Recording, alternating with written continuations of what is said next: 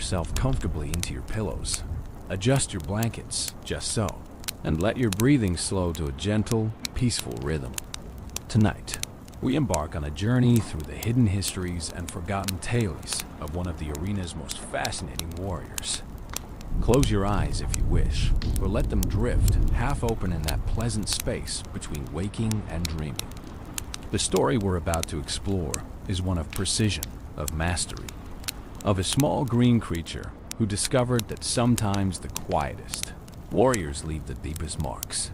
This is the story of the Dark Goblin Dot in the vast and chaotic world of Clash Royale, where giants shake the earth with every footstep, where wizards hurl bolts of arcane energy, where dragons breathe fire across entire battlefields. There exists a humble figure who has carved out his own legendary status through means far more subtle. He doesn't tower over his enemies. He doesn't announce his presence with thunderous roars or explosive spells. Instead, he stands at a distance, barely larger than the grass beneath his feet, and with methodical precision. He sends dart after dart whistling through the air with deadly accuracy. The Dark Goblin measures just over 2 feet tall when standing at his full height, though he rarely stands still for long. His skin carries that distinctive goblin green, a shade that seems to absorb and reflect the arena's light in equal measure, making him blend with foliage one moment and stand out starkly the next. But it's not his stature that captures the eye, not his size that commands respect from seasoned warriors and strategists alike. It's what he wears and what he carries that tells his true story. Upon his face rests a voodoo mask, carved from wood that has been hardened through processes known only to the deepest goblin traditions. The mask's eyes glow with an inner light, red as embers in the darkness, peering out from carved sockets that have witnessed countless battles. The mask isn't merely decoration or protection. It's a statement, a connection to powers and knowledge that most goblins never access. Behind the mask, rope and leaves dangle in team colors, swaying with every movement, marking him as a warrior who's chosen his allegiance while maintaining his connection to more ancient loyalties. His face paint, applied with careful ritual each morning before battle, bears the colors of his team. Whether blue or red, the paint is never haphazard, never casual. Each stroke follows patterns that have meaning, that tell stories to those who know how to read them. The paint speaks of victories earned, of skills mastered, of a journey from novice to expert that was neither quick nor easy. And then there's his weapon, the blowgun he cradles with the same reverence that a knight might show his sword, the same care that a wizard lavishes on his staff. It's not a complex device, this blowgun. It's bamboo, hollowed and smoothed, lighter than it looks, but sturdy enough to have survived countless deployments into the heat of arena combat. The simplicity of the weapon is deceptive, though. In the hands of someone who hasn't spent years mastering its use, a blowgun is nearly useless. In the hands of the Dark Goblin, it becomes an instrument of precision warfare, capable of striking targets at ranges that leave most opponents baffled and frustrated. The darts themselves are small, almost delicate things, each one carefully balanced, each tip treated with compounds that make even glancing blows meaningful. He carries these darts in a quiver fashioned from materials he's gathered across years of service, each one checked before battle, each one selected with the kind of attention that master craftsmen give to their finest work. This attention to detail, this obsessive care for his equipment and his craft, defines everything the Dark Goblin is and everything he has become. But we're getting ahead of ourselves. To truly understand the Dark Goblin, to appreciate how a small green creature armed with a bamboo tube and tiny projectiles became one of the most respected and feared units in the entire Clash Royale arena, we need to go back. We need to understand not just who he is, but where he came from. We need to explore the deep history of goblinkind, the traditions and secrets that flow through his veins like the very blood that keeps him moving, keeps him fighting, keeps him standing at impossible ranges and delivering death through whispers of air and tiny point tips. The story of the dart. Goblin is intimately connected to the story of all goblins. Those small, mischievous, often underestimated creatures who have populated human folklore for centuries. It's connected to the development of goblin warfare, to the ways these diminutive beings learn to survive and thrive in a world filled with creatures much larger and ostensibly much more powerful. It's a story of specialization, of finding your niche and mastering it so completely that you become irreplaceable, invaluable, legendary in your own right. The Dart Goblin arrived in the Clash Royale arena on January 13th, 2017. That date marks his official introduction to the game. The moment when players first had access to this 3 Elixir rare card. Unlockable from the Jungle Arena. But his story, his true story, begins long before that date. It begins in the misty depths of goblin history, in the traditions and knowledge passed down through countless generations. In the moment when one particular goblin looked at a blowgun and saw not just a hunting tool or a toy, but a weapon capable of changing the very nature of arena combat. Tonight, we'll walk through that history together. We'll explore how the Dart Goblin came to be, not just as a game card with statistics and abilities, but as a character, a personality, a warrior with his own motivations and dreams and understanding of the world. We'll examine his relationships with other goblins, his place in the broader goblin society, the respect he commands, and the jealousy he sometimes inspires. We'll delve into the technical aspects of his craft, understanding what makes a master blowgun specialist, and how one achieves such precision at such remarkable ranges. We'll trace his journey through the meta, watching his strategies evolve around him as players discovered optimal ways to deploy him, as balance changes adjusted his power level while maintaining his core identity. We'll witness his transformation into his evolved form. That moment when he stumbled upon ancient secrets in a goblin temple deep underground, finding a poisonous mask that would amplify his already formidable abilities into something even more devastating. And through it all, we'll maintain that gentle, relaxed pace. There's no rush in storytelling, no urgency that can't wait until morning. The Dart Goblin's tale has waited years to be told in full. It can wait a few more hours as we explore every detail, every nuance, every small moment that contributed to making him who he is today. Let your mind drift along with the narrative, following wherever it leads, allowing the images and ideas to form naturally in that space where conscious thought begins to blur into dream. The arena is vast, filled with countless warriors, each with their own stories, their own journeys, their own moments of triumph and defeat. But tonight, this night, we focus on one small figure standing at the back line, taking careful aim through his bamboo tube, releasing a dart that will fly true across impossible distances to strike exactly where he intended. Tonight, we honor the patience, the precision, the quiet mastery of the Dart Goblin dot, so breathe deeply. Let your muscles relax, starting from your toes and working upward, releasing all the tension of the day. Feel yourself sinking deeper into comfort, into that peaceful state where stories can be received fully, where imagination can paint pictures more vivid than any screen could show. The Dart Goblin is ready to share his secrets. The question is whether you're ready to listen, to learn, to understand what it means to be small in a world of giants, yet leave a mark that cannot be ignored or forgotten. The moon rises over the arena. Shadows lengthen and merge. And somewhere in the gathering darkness, a small green figure checks his equipment one more time, ensuring everything is perfect, everything is ready. Because that's what masters do. That's what the Dart Goblin has always done. And that's where our story truly begins.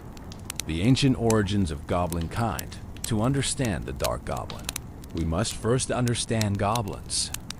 Not the cartoonish caricatures or simplified game pieces, but the rich, complex creatures whose folklore stretches back through centuries of human storytelling, whose characteristics and natures vary wildly depending on which culture's tales you examine, whose very existence seems to occupy that liminal space between the mundane and the magical, the physical and the metaphysical. Goblins first appear in the stories of medieval Europe, though their origins likely stretch back even further into the oral traditions that preceded written records. The word itself carries weight and history, evolving through languages and cultures, picking up new meanings and associations with each retelling.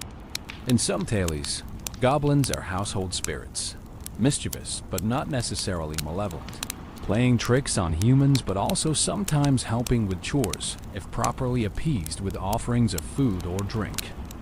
In other stories, they're grotesque monsters dwelling in caves and dark places, stealing children and hoarding treasure, creatures to be feared and avoided rather than merely tolerated. The appearance of goblins varies tremendously across different cultural traditions. Some describe them as small and wizened, resembling diminutive old men with long noses and pointed ears. Others paint them as more monstrous, with green or gray skin, sharp teeth, and eyes that gleam with unsettling intelligence. Some traditions grant them magical abilities, shape-shifting, or illusion, or the power to curse those who cross them. Others portray them as purely physical beings, clever and cunning, but bound by the same natural laws that govern all creatures. What remains consistent across most goblin folklore is their association with cunningness, their tendency toward mischief, and their outsider status. Goblins exist at the edges of human society, never fully part of it, but never completely separate from it either. They're the explanation for missing objects, for crops that fail without apparent reason, for the vague sense of unease that settles over certain places. They represent chaos constrained, danger that can be managed but never fully eliminated. The reminder that not everything in the world operates according to human rules and expectations. In the Clash universe, goblins inherit aspects of all these traditions while forging their own distinct identity. They're small, yes, standing barely over 2 feet tall even in their most impressive specimens. Their skin carries that distinctive green hue, ranging from pale, almost yellow-green to deep emerald, depending on the individual.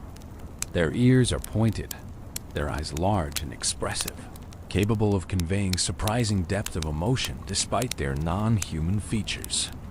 They move with a peculiar combination of clumsiness and grace, seeming to stumble and scramble while actually maintaining perfect control of their movements. Goblin society in the Clash world is complex and often misunderstood by the larger creatures who share their battlefields. To most observers, goblins appear to be simple, almost primitive beings driven by basic impulses and lacking the sophisticated social structures of kingdoms and courts. This perception is deeply, fundamentally wrong. Goblin society is ancient, with traditions and hierarchies that have been refined over countless generations. What appears as chaos to outsiders is actually carefully maintained social order, with rules and expectations that every goblin understands from birth. The goblin community is built around clans, extended family groups that often specialize in particular skills or roles. Some clans focus on construction and engineering, producing the barrels, cages, and machines that feature so prominently in goblin warfare. Others specialize in demolition, mastering the use of explosives and understanding structural weaknesses with intuitive genius. Still others dedicate themselves to combat, developing fighting techniques that maximize the advantages of small size and surprising speed. Within each clan, young goblins are educated in both general knowledge and specialized skills. The education is informal by human standards, lacking structured classrooms or formal curricula. Instead, knowledge passes from elder to youth through demonstration, practice, and stories told around evening fires. Young goblins learn by watching, by attempting and failing and trying again, by absorbing the accumulated wisdom of their ancestors through methods that seem casual but are actually remarkably effective. Goblin warfare represents a fascinating study in asymmetric combat. Goblins recognized early that they would never match the raw strength of barbarians, the armored protection of knights, the magical power of wizards. Rather than seeing this as an insurmountable disadvantage, they turned it into opportunity. They developed fighting styles that emphasize speed over strength, numbers over individual power, cleverness over direct confrontation. They became masters of overwhelming enemies through coordinated group attacks, of exploiting weaknesses, of striking from unexpected angles, and retreating before effective counterattacks could be mounted. But within this general goblin approach to warfare, specializations developed. Some goblins favored close combat, wielding knives and daggers with surprising skill, darting in to strike vulnerable points before enemies could bring their superior reach to bear. Others preferred thrown weapons, hurling spears from relative safety, contributing to battles without exposing themselves to the terrible danger of melee combat. And a select few, a very select few, turned to projectile weapons that required years of training to use effectively, but offered advantages that nothing else could match. The blowgun isn't a goblin invention. Archaeological evidence suggests that various human cultures developed blowguns independently, recognizing the value of a silent, accurate projectile weapon for hunting and warfare. What goblins did was adapt the weapon to their own physiology and tactical needs, refining it over generations until it became something uniquely suited to their particular strengths and circumstances. A goblin's lung capacity, proportional to their small body size, is actually quite impressive. Their chests are deeper than their diminutive frames would suggest. Their respiratory systems evolved or adapted to support intense bursts of activity. This gives them the power needed to propel darts through blowguns with surprising force. Their small stature, which might seem a disadvantage, actually provides benefits when using a blowgun. The weapon is easier to conceal, to aim with their lower center of gravity, to maneuver in spaces where larger warriors would struggle. But physical capability alone doesn't create mastery. The path from novice blowgun user to expert is long and demanding. Young goblins who show interest in the weapon, who demonstrate the patience and dedication required, begin training that will consume years of their lives. They start with tubes barely longer than their arms, learning to control their breath, to develop the muscle memory required for consistent aim, to understand how tiny adjustments in angle or breath pressure will affect where their dart strikes. The training progresses through stages, each one building on the last, each one revealing new layers of complexity that must be mastered before advancement is possible. Early training focuses purely on hitting stationary targets at close range. Once basic accuracy is achieved, distances increase gradually. Then moving targets are introduced, requiring students to learn leading their shots, predicting where an enemy will be when the dart arrives rather than simply aiming at where they are now. Advanced training incorporates environmental factors. Wind affects dart flight, requiring adjustments that experienced users make instinctively, but beginners must learn consciously. Temperature and humidity change how darts fly, how quickly they slow down, how they respond to the breath propelling them. Different darts behave differently, with variations in weight, balance, and tip design all affecting performance. Master blowgun users learn to select the right dart for each situation, adapting their technique to match the specific ammunition they're using. The pinnacle of blowgun mastery, achieved by only a handful of goblins in each generation, involves understanding the weapon at such a deep level that technique transcends into artistry. At this level, users don't consciously think about breath pressure or angle or dart selection. Their bodies know what to do. their muscles and lungs and eyes working together in perfect coordination, producing results that seem almost supernatural to those who don't understand the years of dedicated practice underlying each shot. This is the tradition the Dark Goblin was born into. Not the general tradition of goblin warfare, but the specific rarefied tradition of blowgun mastery. His path to expertise wasn't unique in its broad strokes. Many young goblins attempt to learn the blowgun. Most give up when they realize how demanding the training is. How many years must be invested before even basic competence is achieved? Those who persist face a grueling journey that tests not just physical skill, but mental fortitude, patience, and the ability to learn from failure without becoming discouraged. What made the Dark Goblin different? What allowed him to not just complete this training, but to excel, to become one of the acknowledged masters of his generation, was a combination of natural talent and obsessive dedication that bordered on mania. He didn't just practice because he was supposed to. He practiced because he couldn't imagine doing anything else.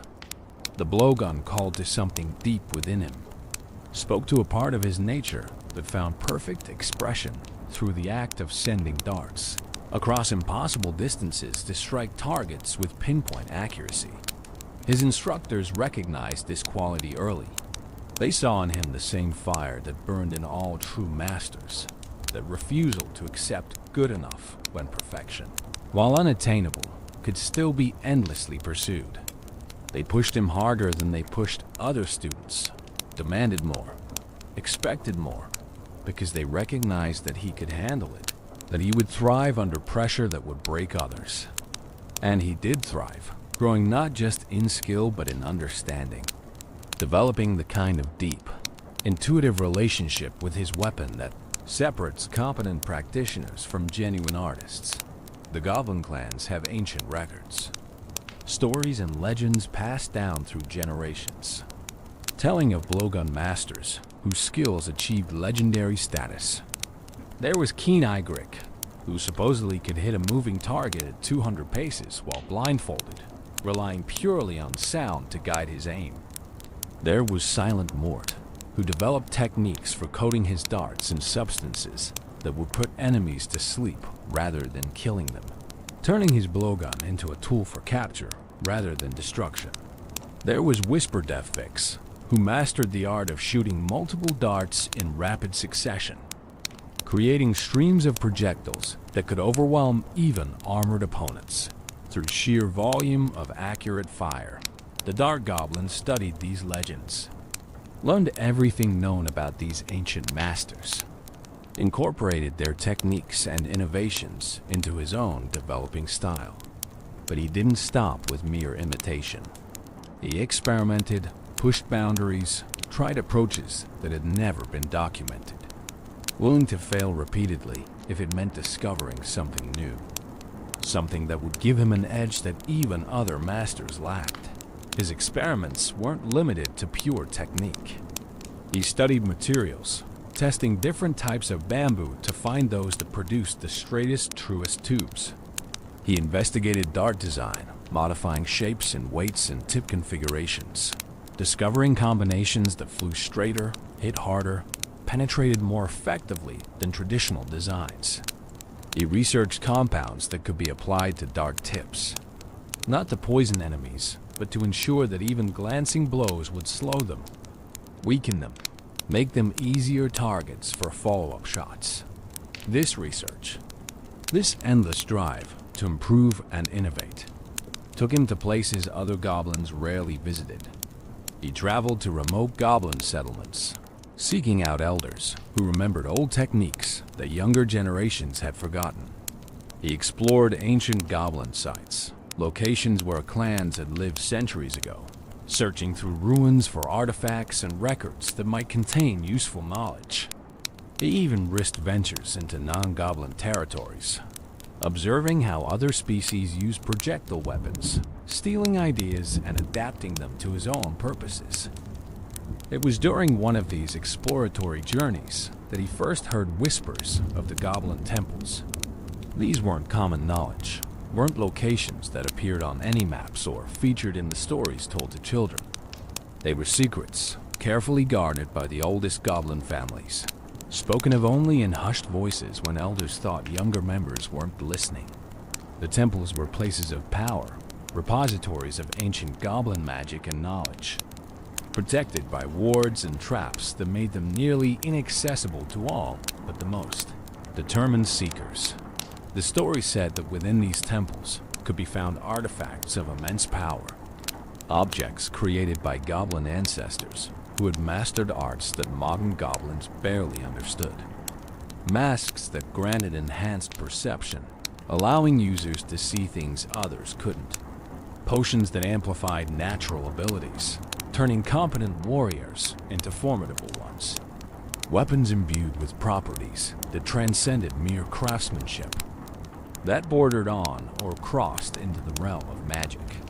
The Dark Goblin filed these stories away, cataloging them alongside all the other knowledge he accumulated during his journeys. He didn't particularly believe them. Ancient treasures and magical artifacts sounded like the stuff of children's tales, exaggerations built from small truths into grand fictions. But he remembered them nonetheless, because a good student of any craft learns to never completely dismiss anything, to keep even unlikely possibilities in mind, because sometimes, just sometimes, the unlikely proves true. He couldn't know, during those early years of training and travel, that those half-believed stories would eventually lead him to a transformation that would elevate him from mere master to something approaching legend. He couldn't predict that his path would lead him deep underground, into a miner's tunnel, and from there into a temple that shouldn't exist but did, where a mask waited that would change everything he thought. He knew about his capabilities and his destiny, but that revelation lay in the future, in a moment that we'll explore in its proper place in this narrative. For now, in this moment of his story, the Dark Goblin was still climbing toward mastery through conventional means, still honing his skills through practice and study, still believing that excellence came from discipline and dedication alone. He had no idea that forces older than he could imagine were already at work, guiding his steps toward a convergence of past and present, of ancient power and modern skill, that would reshape not just his own destiny, but the role of all blowgun specialists in the conflicts to come. The birth of a specialist. How the Dark Goblin came to be. Every master has an origin story, a beginning that seems humble, perhaps even unpromising, when viewed from the comfortable distance of hindsight. The goblin who would become known throughout the arena simply as the Dark Goblin began his life with no particular indication that he was destined for greatness. He was born into a mid-sized goblin clan, neither particularly prestigious nor especially poor. The kind of family that had survived for generations through competence rather than exceptional talent, through steady reliability rather than flash or innovation. His early years followed the patterns common to most young goblins. He learned to walk and run in that characteristic goblin scramble, all speed and apparent chaos, concealing actual coordination. He played the rough games that goblin children favor, learning to dodge and weave, to work together with others, to compete without creating genuine animosity. He sat around evening fires listening to the stories elders told, absorbing the history and values of his people, learning what it meant to be a goblin in a world populated by creatures both larger and smaller, stronger and weaker, more and less dangerous than his kind. The first hint that he might be different came when he was quite young, barely old enough to be trusted with any kind of implement that could be used as a weapon. The clan was engaged in one of their periodic hunts, seeking small game to supplement their food stores. Most young goblins his age would be left behind during these hunts, considered too inexperienced and too likely to accidentally cause problems.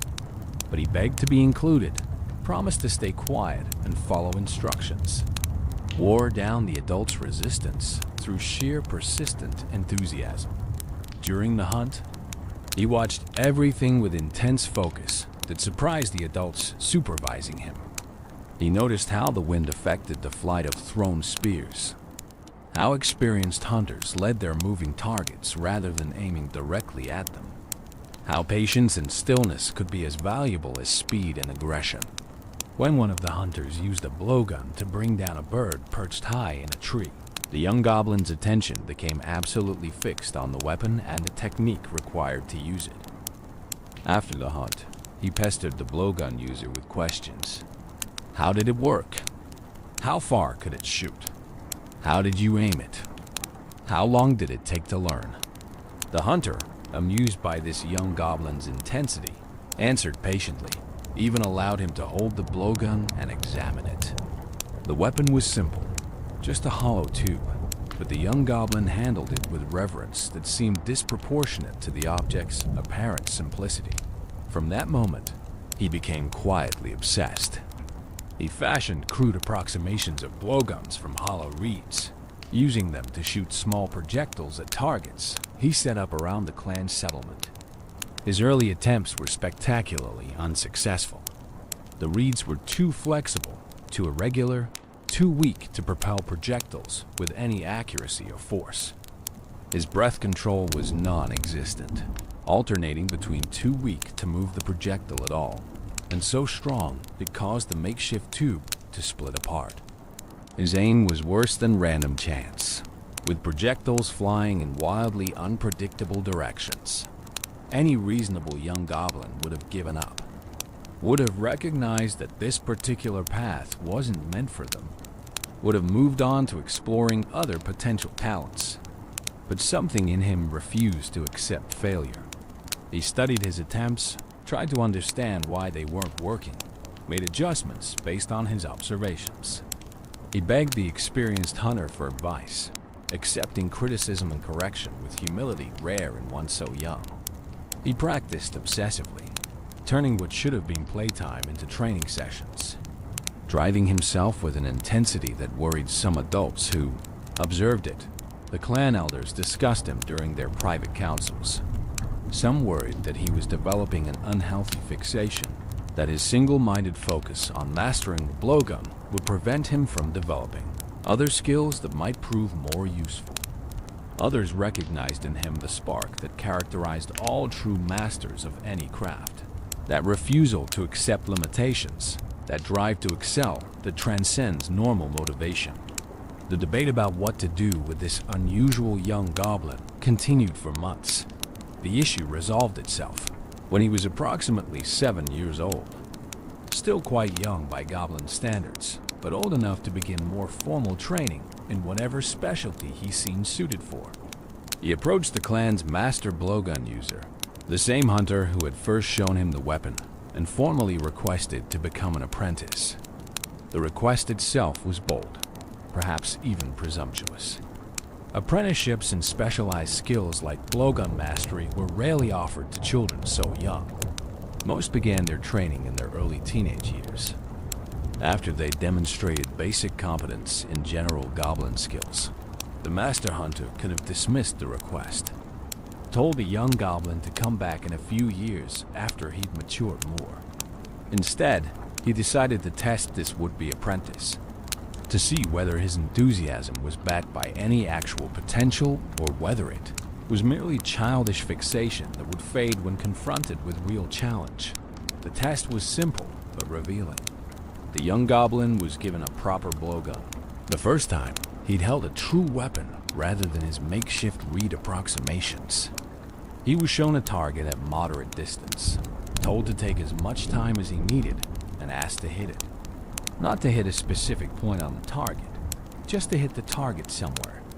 The master hunter expected him to fail, or at best to succeed, only after many, many attempts. Failure would be fine, would be natural, would simply indicate that he needed more basic development before attempting serious training. Thought the young goblin approached the test with seriousness that seemed almost comical in one so small and young.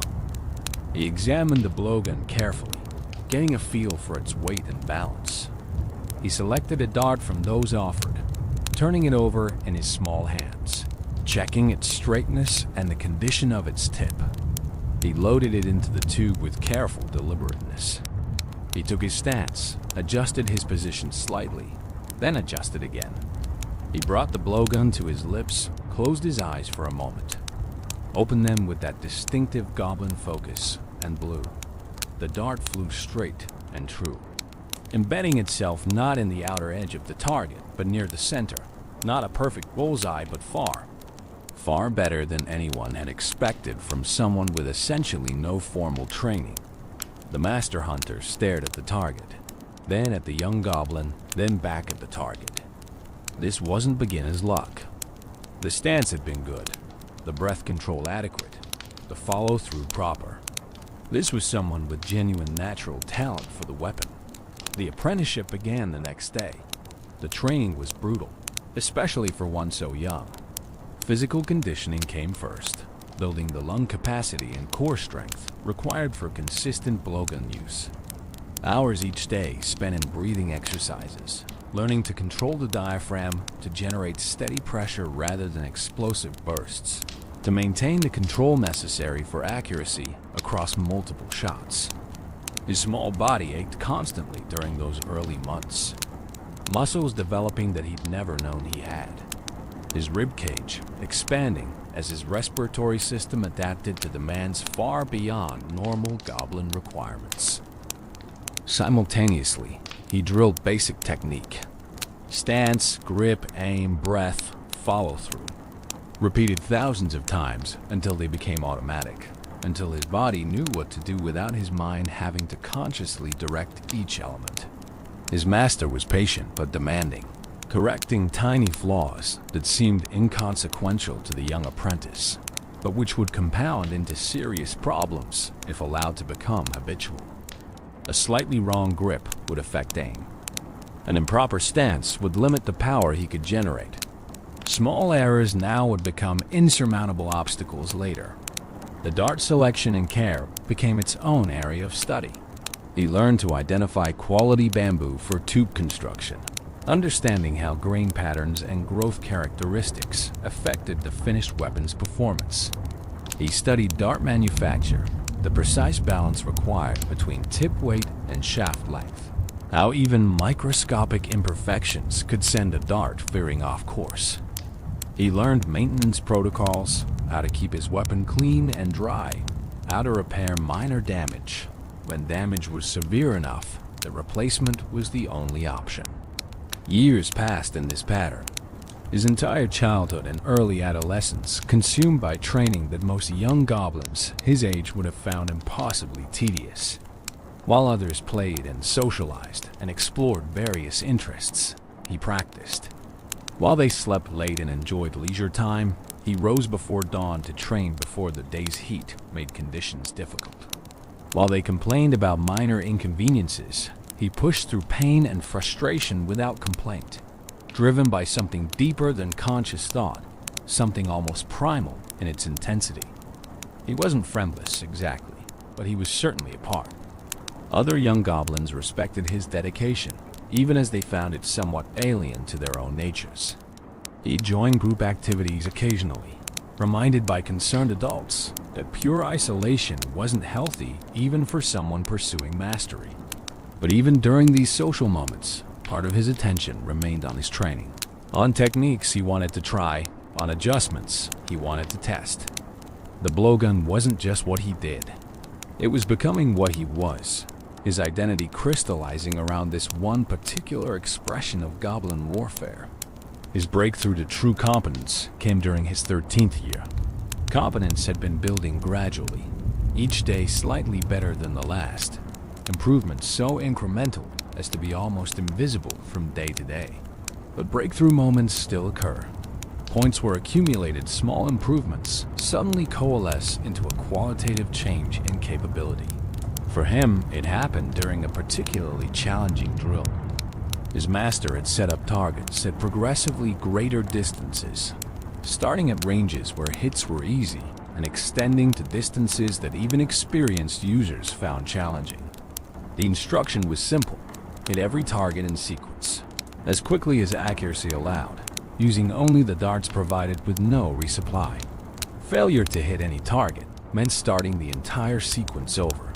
He'd attempted this drill dozens of times over previous weeks, never succeeding.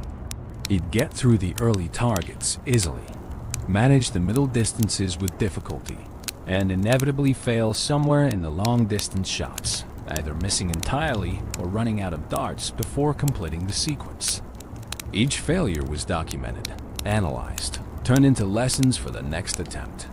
But success had remained frustratingly out of reach. On this attempt, something was different. He felt it before the first dart left his tube, a sense of alignment, of everything working together rather than fighting against itself. His breathing was perfect, his stance solid, his mind clear of doubt and expectation. He moved through the sequence in a kind of flow state, each shot seeming to happen by itself, his conscious mind observing rather than controlling, trusting the training to guide his body through actions that had been practiced so many thousands of times. Target after target fell. Close range, medium range, long range. Stationary targets and the few moving ones his master had included. Each dart flying true, finding its mark, the satisfying thunk of impact barely registering consciously as his attention was already moving to the next shot, the next target. And then suddenly, unexpectedly, he was done. Every target hit. Darts remaining unused. The drill completed. Finally, after so many failures. His master had been watching from a distance, not interfering, letting the apprentice work through the drill independently. Now he approached with an expression that mixed pride and something more complex, perhaps a touch of sadness. Pride because his apprentice had achieved something significant, had crossed a threshold that separated novices from practitioners. Sadness because this success meant their relationship was changing, that the days of simple master and apprentice hierarchy were ending, that the young goblin was becoming something that demanded different respect. After that day, the training shifted. It was no longer about building fundamental skills, but about refinement, about pushing already competent capabilities toward excellence and beyond. The targets became smaller, the distances greater, the conditions more challenging. He practiced in wind and rain and darkness, in situations designed to simulate the chaos of actual combat. He learned to shoot while moving, while dodging, while under pressure from multiple simultaneous demands on his attention. His reputation within the clan grew. He was no longer just the obsessed young goblin who did nothing but practice with his blowgun. He was becoming recognized as genuinely skilled, someone whose abilities exceeded what most clan members had ever witnessed. When hunting parties went out, they began specifically requesting his inclusion, knowing that his presence increased their success rate dramatically. When demonstrations of goblin capabilities were given for visitors or allies, he was trotted out to show what blowgun masters could achieve. But recognition within his clan wasn't enough for him, wasn't the endpoint of his journey. He wanted more, needed more, craved the kind of challenge and validation that only came from proving himself against the best in the world, rather than just the best in his immediate community. He began seeking opportunities to test himself more broadly, to see how his skills measured against those of other specialists. This drive led him to compete in inter-clan contests, events where goblins from multiple clans would gather to demonstrate and compete across various specialties.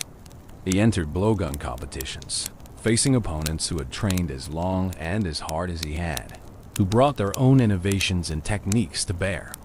These competitions were revealing, humbling, educational. He won more often than he lost, but he did lose, discovering that his mastery, while impressive, wasn't yet at the absolute pinnacle of what was possible. Each loss taught him something. He studied the techniques of those who bested him, incorporated their innovations where they improved his own approach, discarded what didn't fit his style. He made connections with other specialists, forming relationships that transcended clan boundaries, building a network of peers who shared his obsessive dedication to their craft. From these peers, he learned that mastery was never finished, that there was always another level, always another refinement possible. It was during one of these inter-clan gatherings that he first heard the term others were beginning to use for him. Not his birth name, not his clan affiliation, but simply the Dark Goblin. The name had apparently started as informal shorthand, a way for other competitors to refer to that one goblin who's really good with darts.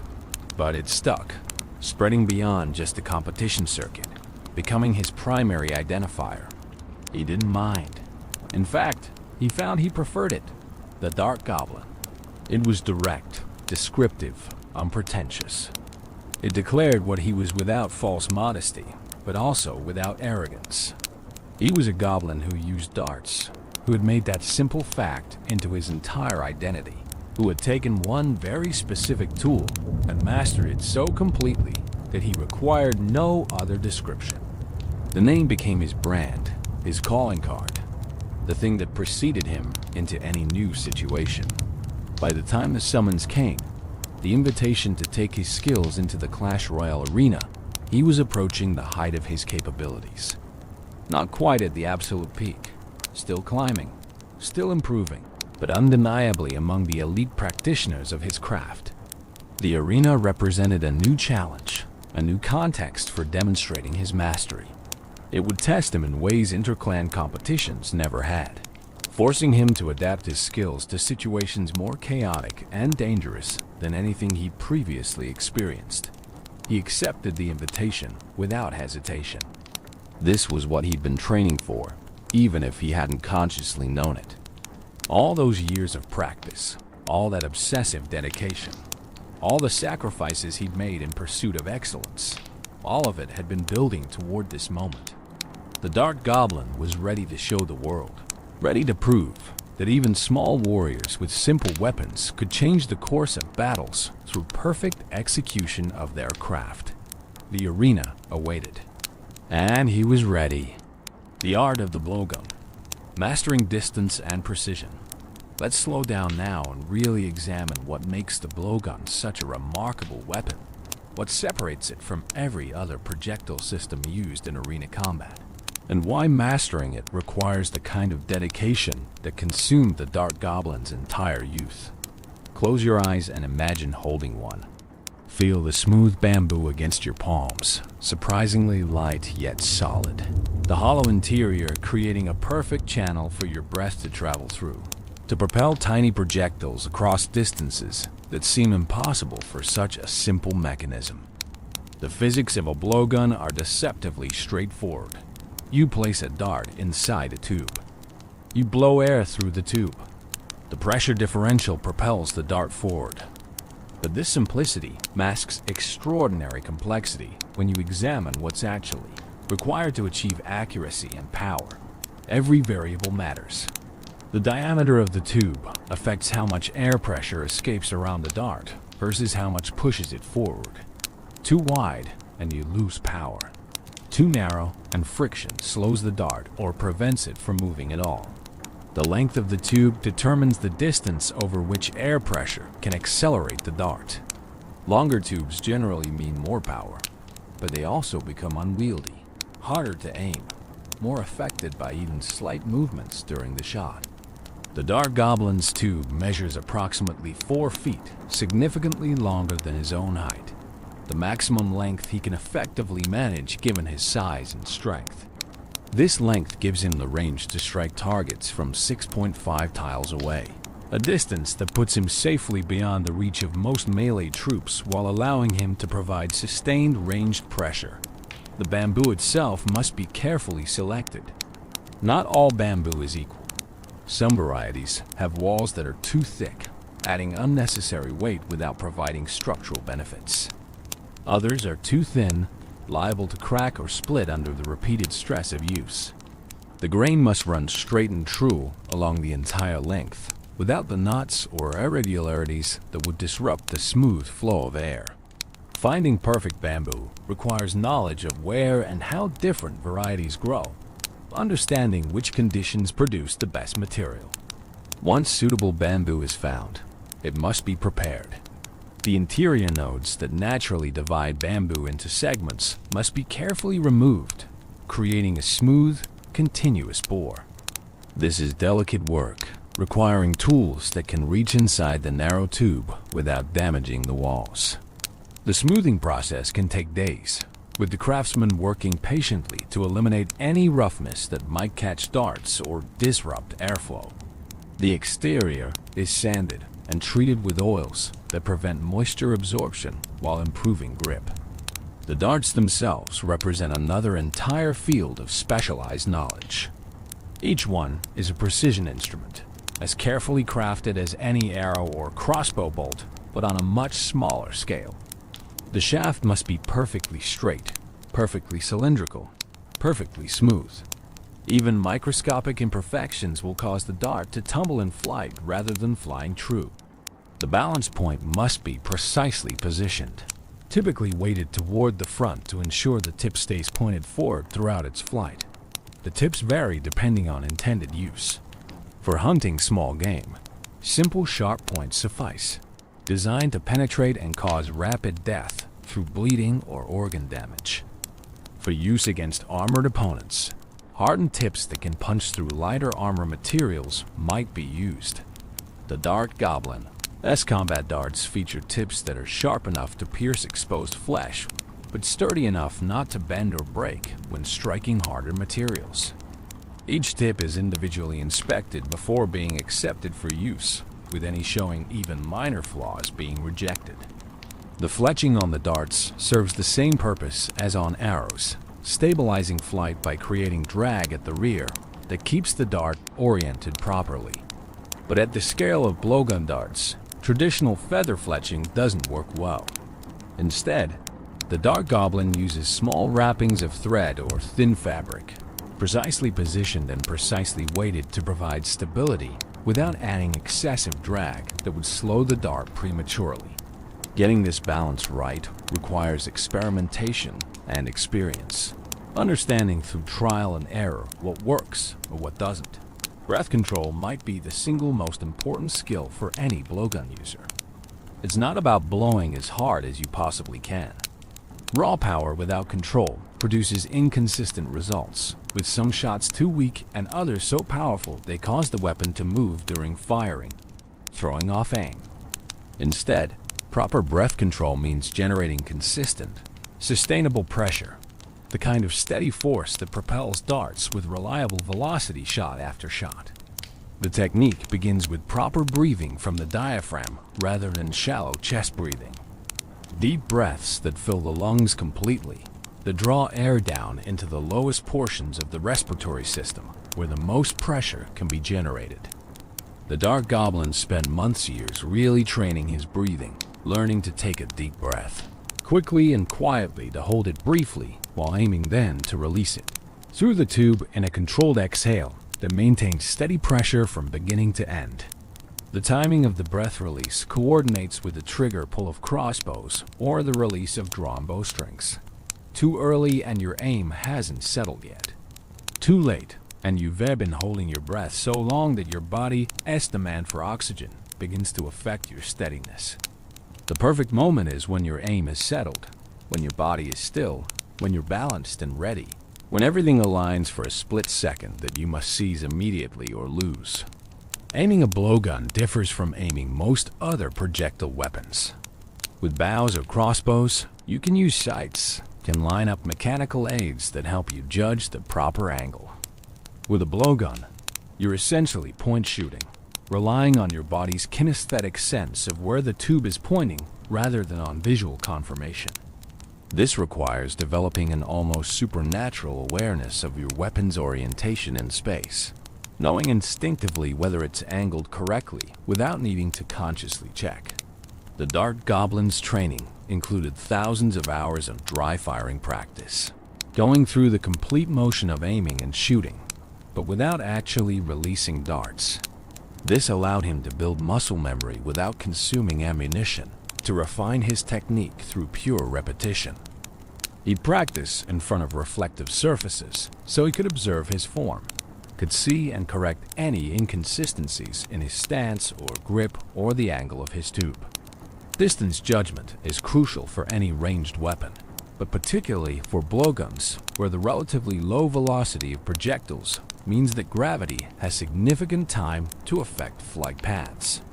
A dart aimed directly at a distant target will drop below the point of aim, falling progressively more as distance increases.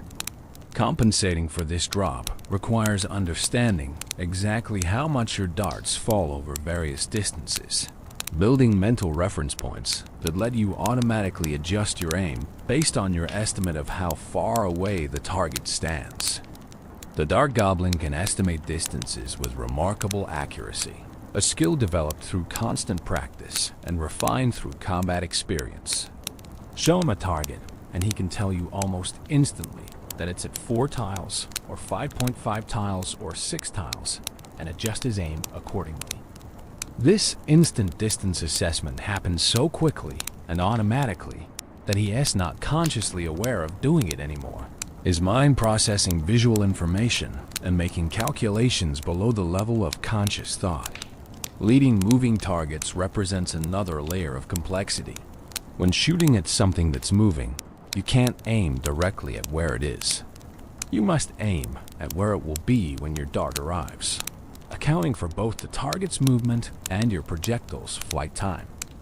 This requires not just distance judgment but velocity judgment, estimating how fast the target is moving, predicting whether it will maintain that speed or change direction, calculating the intercept point where dart and target will meet. The math involved is complex, involving variables like relative angles, acceleration curves, and the three-dimensional nature of arena combat where targets might be moving toward you, away from you, or at angles that change their effective speed relative to your position. The Dart Goblin doesn't consciously calculate any of this.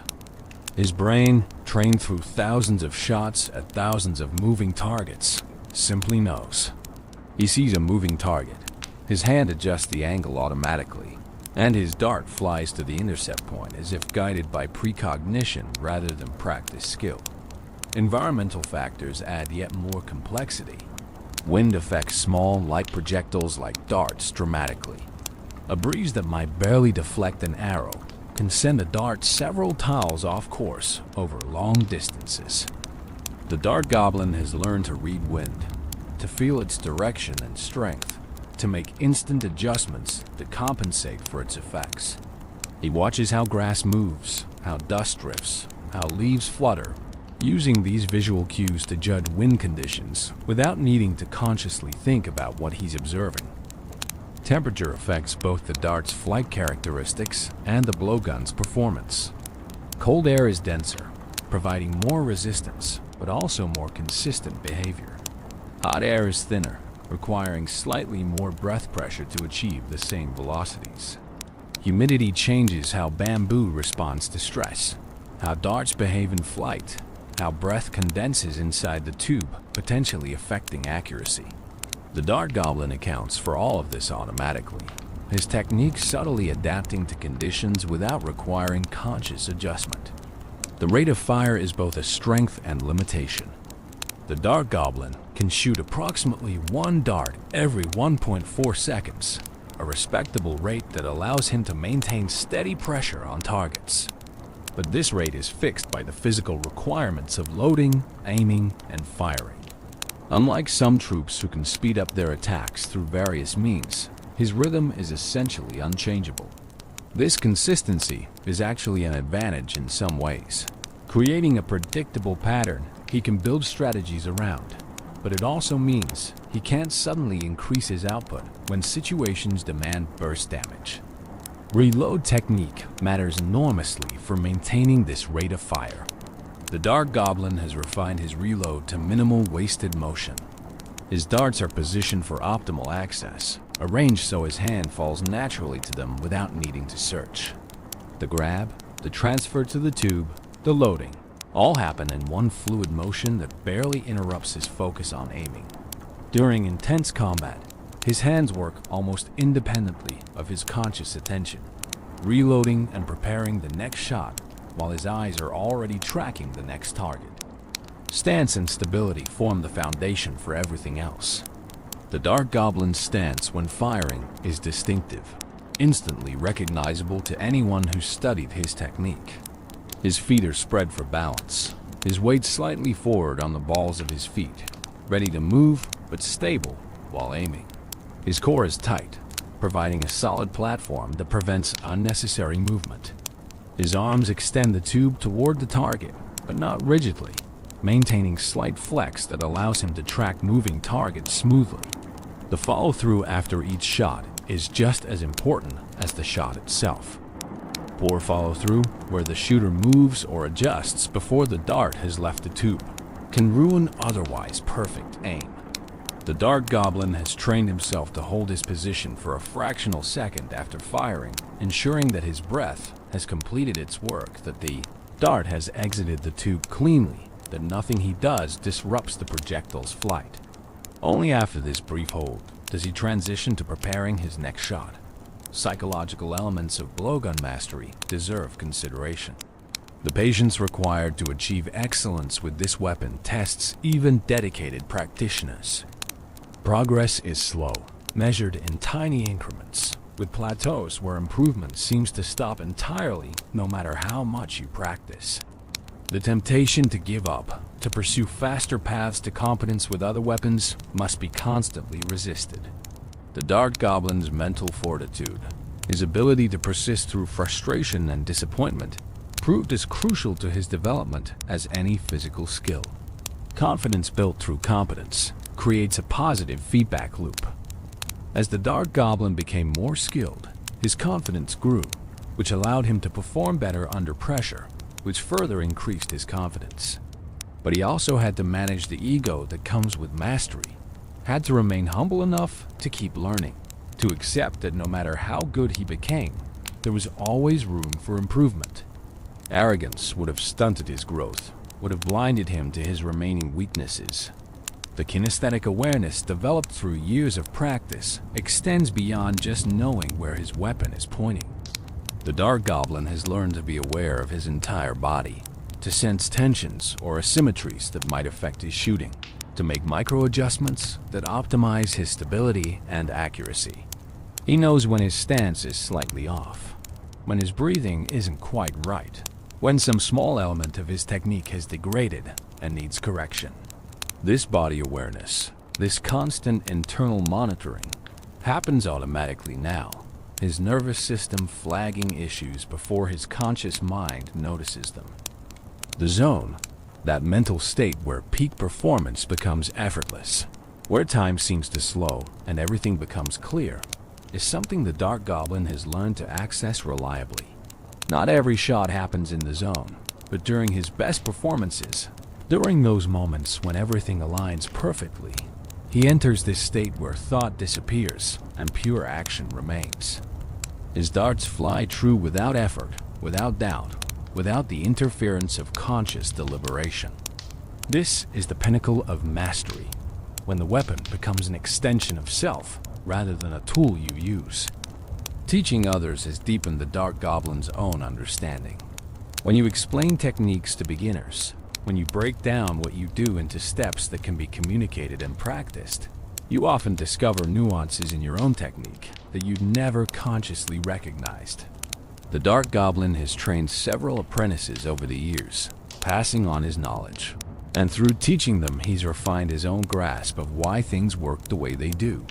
Each student's questions force him to articulate principles that he previously only understood intuitively. The philosophy underlying his approach to the weapon is one of perfect execution over flashy technique. He doesn't do trick shots, doesn't pursue impressive but impractical skills. Everything he practices has direct application to combat effectiveness. This pragmatic focus has made him extraordinarily effective in actual battle, where consistency and reliability matter more than spectacular highlights. He might not be the most entertaining blowgun user to watch, but he's among the most dangerous to face. The blowgun's silence is a tactical advantage that shouldn't be overlooked.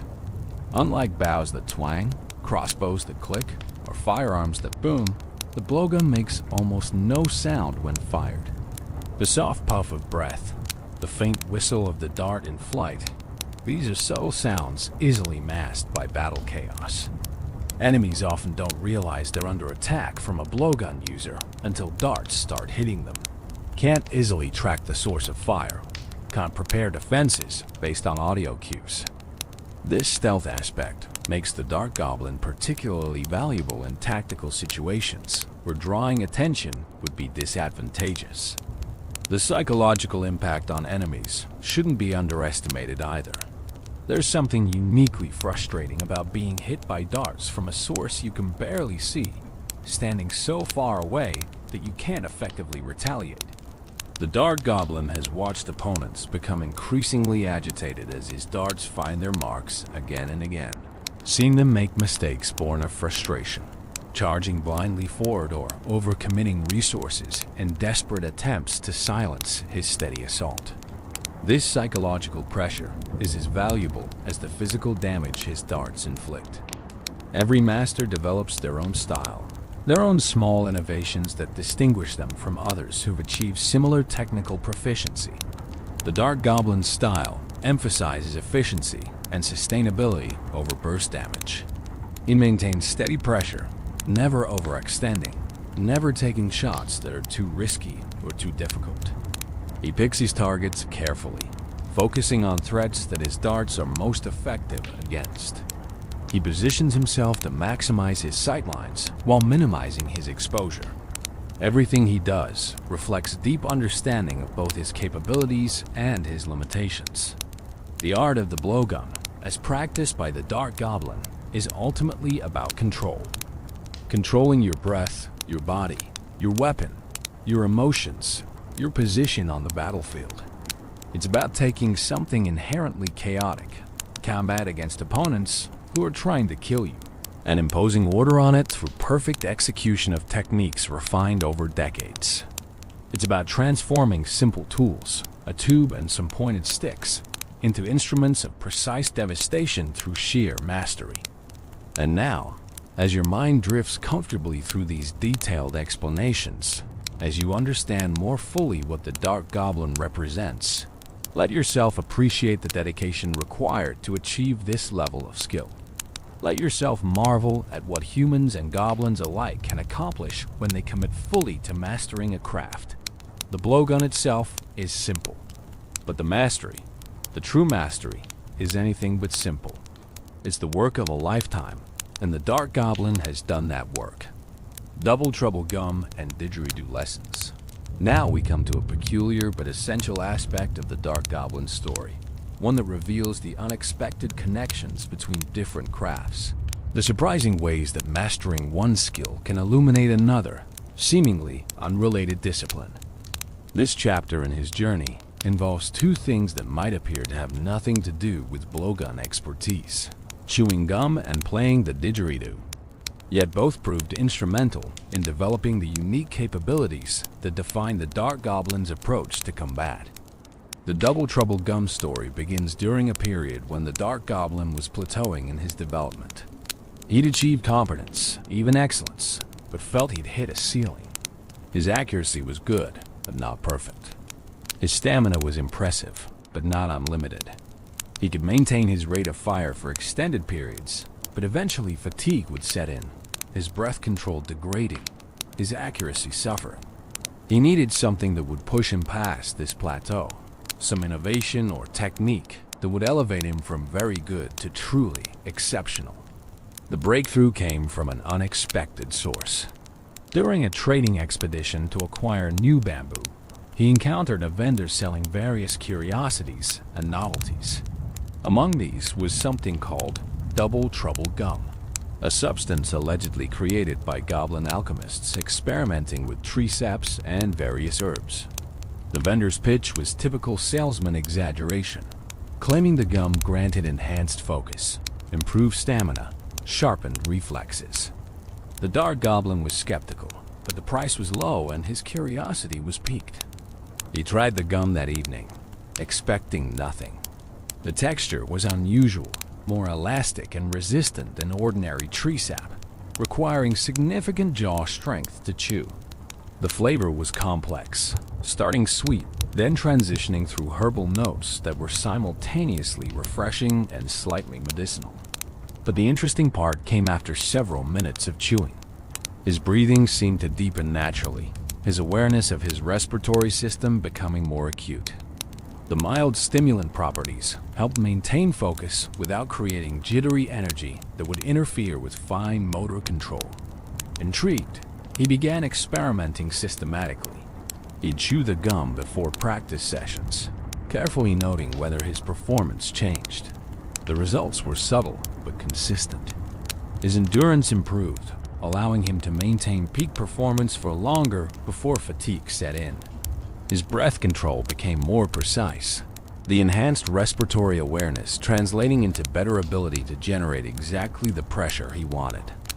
Most surprisingly, the act of chewing itself seemed to help, the rhythmic jaw movement somehow centering his focus, creating a meditative state conducive to peak performance.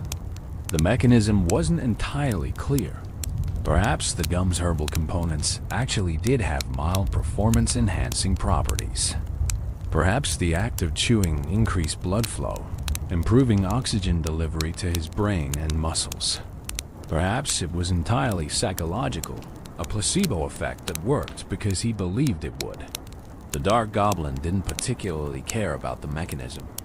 What mattered was that it worked, that chewing this peculiar substance before and during practice sessions seemed to help him push past previous limitations.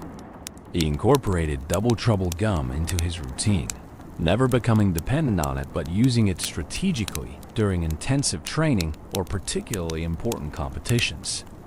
Other blowgun specialists noticed his improvement, asked about his methods. Some dismissed the gum story as superstition or placebo.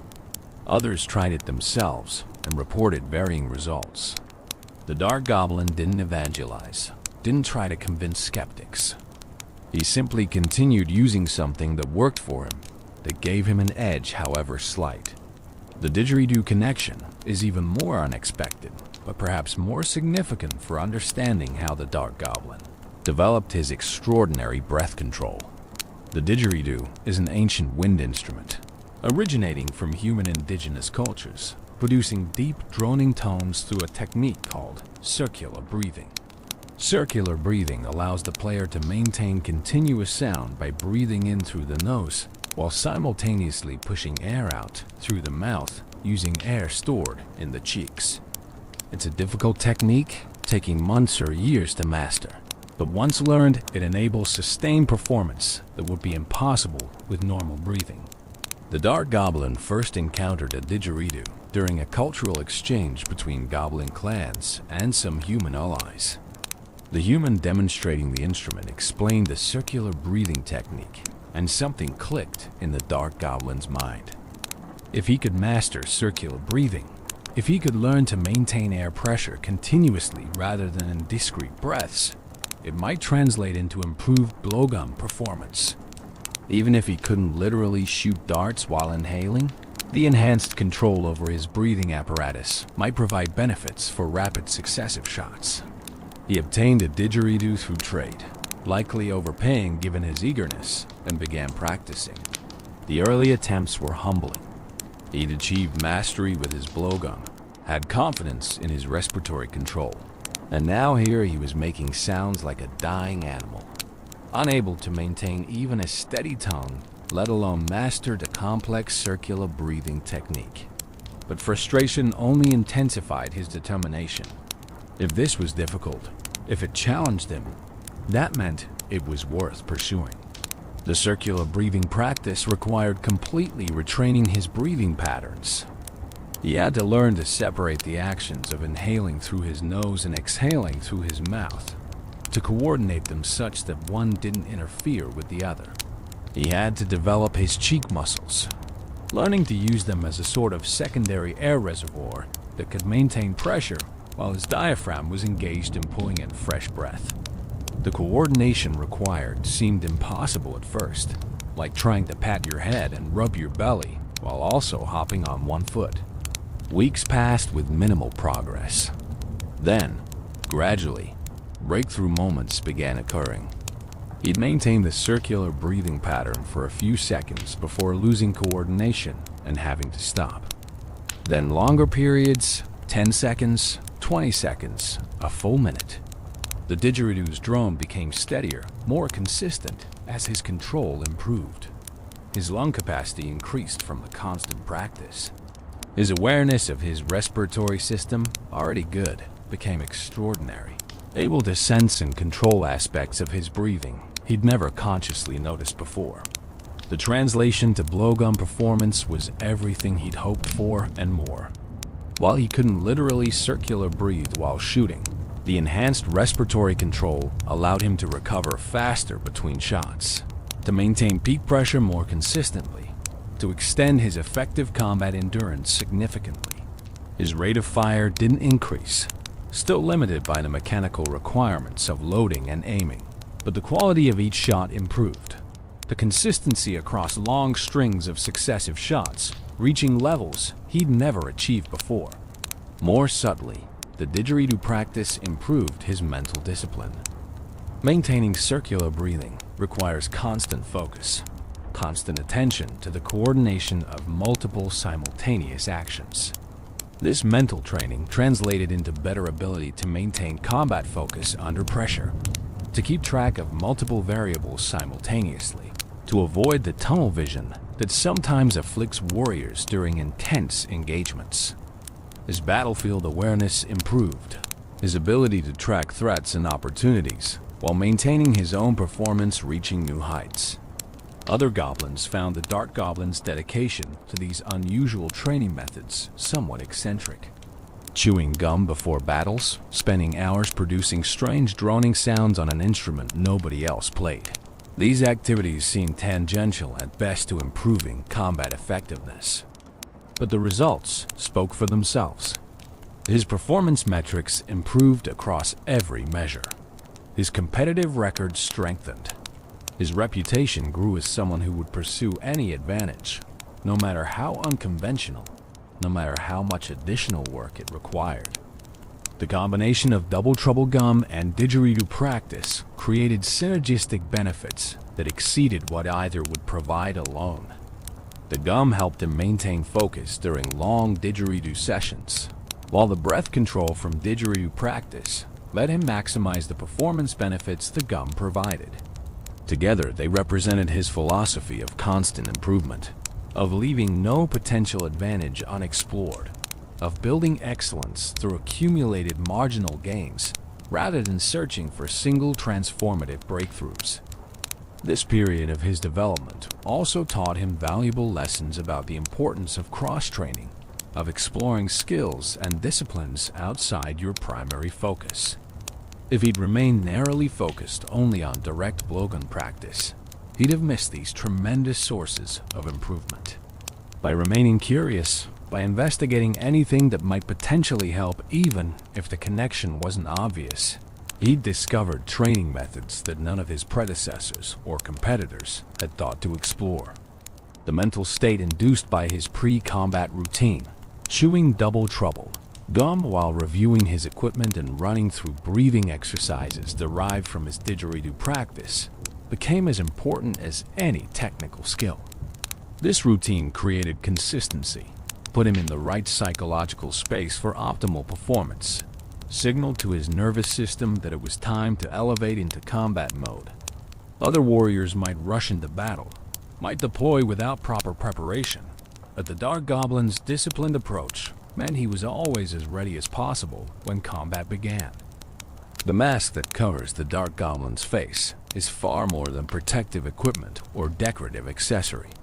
It's a profound statement about his identity, his connection to Goblin spiritual traditions, and his relationship with the forces that govern life and death in the arena.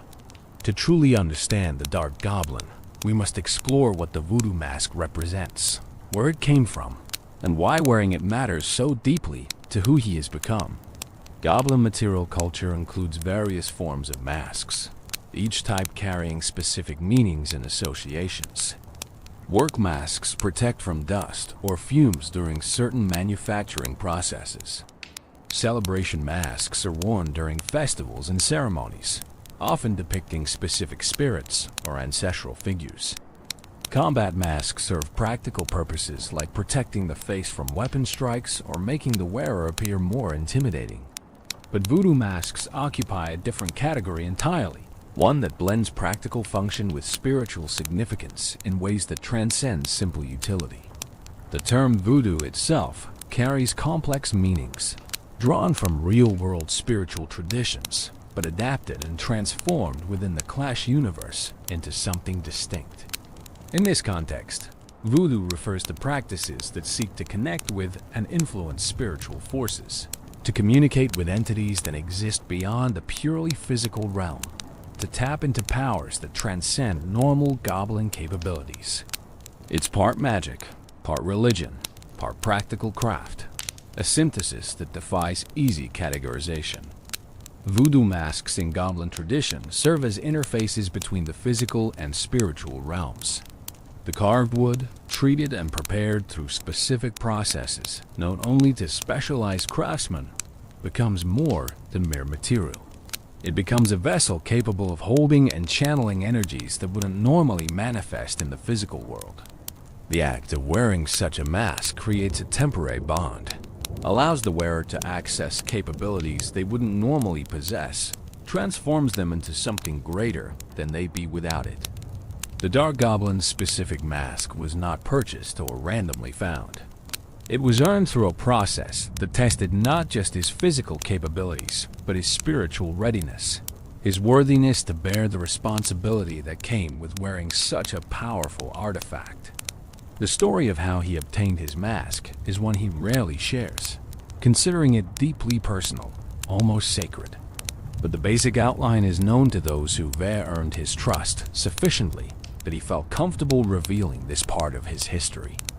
The quest began when he'd achieved initial mastery of the blowgun, recognized as competent by his instructors and peers, but feeling that something was missing, that he hadn't yet reached his full potential.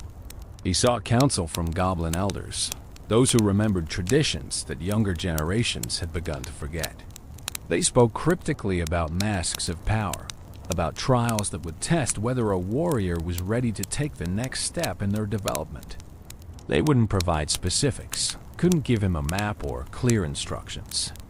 The path had to be discovered rather than followed. He spent months researching, gathering fragments of information from various sources. Old stories that mentioned masks with special properties. Legends about warriors who'd achieved impossible feats while wearing them. Hints about where such masks might be found or created. Gradually, a picture emerged. There were craftsmen, rare and secretive, who knew the ancient techniques for creating voodoo masks. These craftsmen didn't advertise their services, didn't take commissions from just anyone. You had to find them, had to convince them you were worthy of their work, had to undergo tests they devised to prove your readiness. The search led him to remote locations, areas where goblin civilization was thin, and the old ways still held more influence than modern practices. He encountered communities that lived as goblins had centuries ago, maintaining traditions that most clans had abandoned or significantly modified. He learned that what he sought wasn't simply a physical object, but a transformative experience, that obtaining a true voodoo mask would change him in ways he couldn't fully predict or control. When he finally found a mask craftsman willing to work with him, the process began with evaluation. The craftsman examined him physically, assessing his build and capabilities. But more importantly, the craftsman studied him spiritually, using methods the Dark Goblin didn't fully understand to evaluate his character, his intentions, the strength and alignment of his inner self. This spiritual assessment took days, during which the Dark Goblin meditated, fasted, underwent various trials designed to reveal his true nature. The craftsman finally declared him worthy, but warned that the mask he would create would be specifically attuned to the Dark Goblin's particular nature and needs. It would enhance what was already strong within him, while providing support in areas where he was weaker. But it would also demand things, would require him to maintain certain standards of behavior and focus, would bind him to responsibilities that came with wielding spiritual power. The Dark Goblin accepted these conditions without fully understanding what they meant, trusting that he'd learn through experience. The creation process took weeks. The craftsman selected wood from specific trees, harvested according to ritual protocols that honored the tree spirits and ensured the material would properly accept the spiritual energies it needed to hold. The carving happened in sacred space, with the craftsman entering trance states that allowed him to perceive the spiritual dimensions of his work, shaping the physical wood while simultaneously shaping its metaphysical properties. The Dark Goblin was required to be present during much of this process, meditating nearby, adding his own spiritual energy to the work, creating the bond between mask and wearer that would make the artifact functional rather than merely decorative. He witnessed the craftsman painting intricate patterns, each stroke imbued with intention, each color chosen for specific spiritual properties. He watched as small objects, fetishes, and charms were affixed to the mask, each one serving as an anchor for particular energies or capabilities. The eyes of the mask received special attention. These weren't merely carved openings that allowed the wearer to see. They were windows that would enhance perception, allow the wearer to detect things normal senses might miss. The craftsman embedded small crystals within the eye sockets, materials that would catch and focus spiritual energies related to vision and awareness.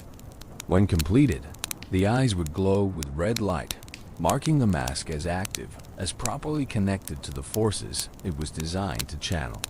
The completion ritual occurred at night, under conditions the craftsman had determined were spiritually optimal.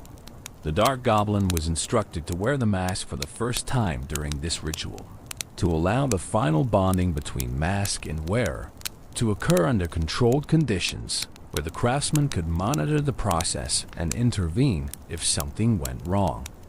The Dark Goblin placed the mask on his face, feeling the wood settle against his skin, the interior surfaces shaped to fit him perfectly. The sensation was overwhelming. Energy flowed into him through the mask, spiritual force that made his nerves sing and his blood race. His vision expanded, not just seeing further or more clearly, but perceiving dimensions of reality he'd never accessed before. He could sense the spiritual presences around him, the craftsman's powerful aura, the lingering spirits of the trees that had provided the wood, the vast web of spiritual connections that linked all living things. The experience lasted only moments before the craftsman gently removed the mask, but those moments changed him fundamentally, showed him possibilities he'd never imagined. The craftsman explained that acclimation would take time, that he should wear the mask in gradually increasing durations, allowing his spirit to adjust to the energies it channeled. Pushing too hard, too fast, could damage him spiritually, could create imbalances that would be difficult or impossible to correct. The Dark Goblin followed these instructions carefully, building his tolerance slowly, learning to control the flood of enhanced perception rather than being overwhelmed by it. As he adapted to the mask, its benefits became increasingly apparent. His already impressive distance judgment became supernatural. He could estimate ranges with accuracy that seemed impossible, could detect minute changes in distance as targets moved toward or away from him. His awareness of wind and environmental factors expanded, allowing him to account for conditions that would normally be too subtle to consciously perceive. Most importantly, his focus deepened, distractions falling away, his consciousness able to maintain perfect concentration, even in the chaos of arena combat. But the mask also imposed obligations, as the craftsman had warned. He found he couldn't lie while wearing it, the spiritual energies disrupting any attempt at deception. He had to maintain certain ethical standards, found himself unable to attack obviously helpless targets or pursue tactics that violated his core values. The mask was guiding him, shaping his behavior in subtle ways, ensuring that its power served purposes aligned with deeper spiritual principles.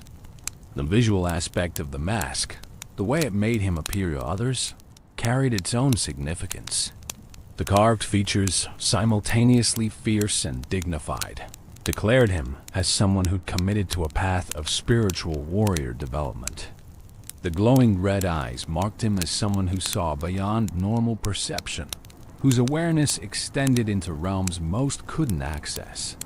The decorations dangling from the mask, rope and leaves in team colors, show his integration of ancient spiritual tradition with modern arena service. Other goblins who understood voodoo traditions recognized what his mask represented, accorded him additional respect, based not just on his combat capabilities, but on his spiritual achievement.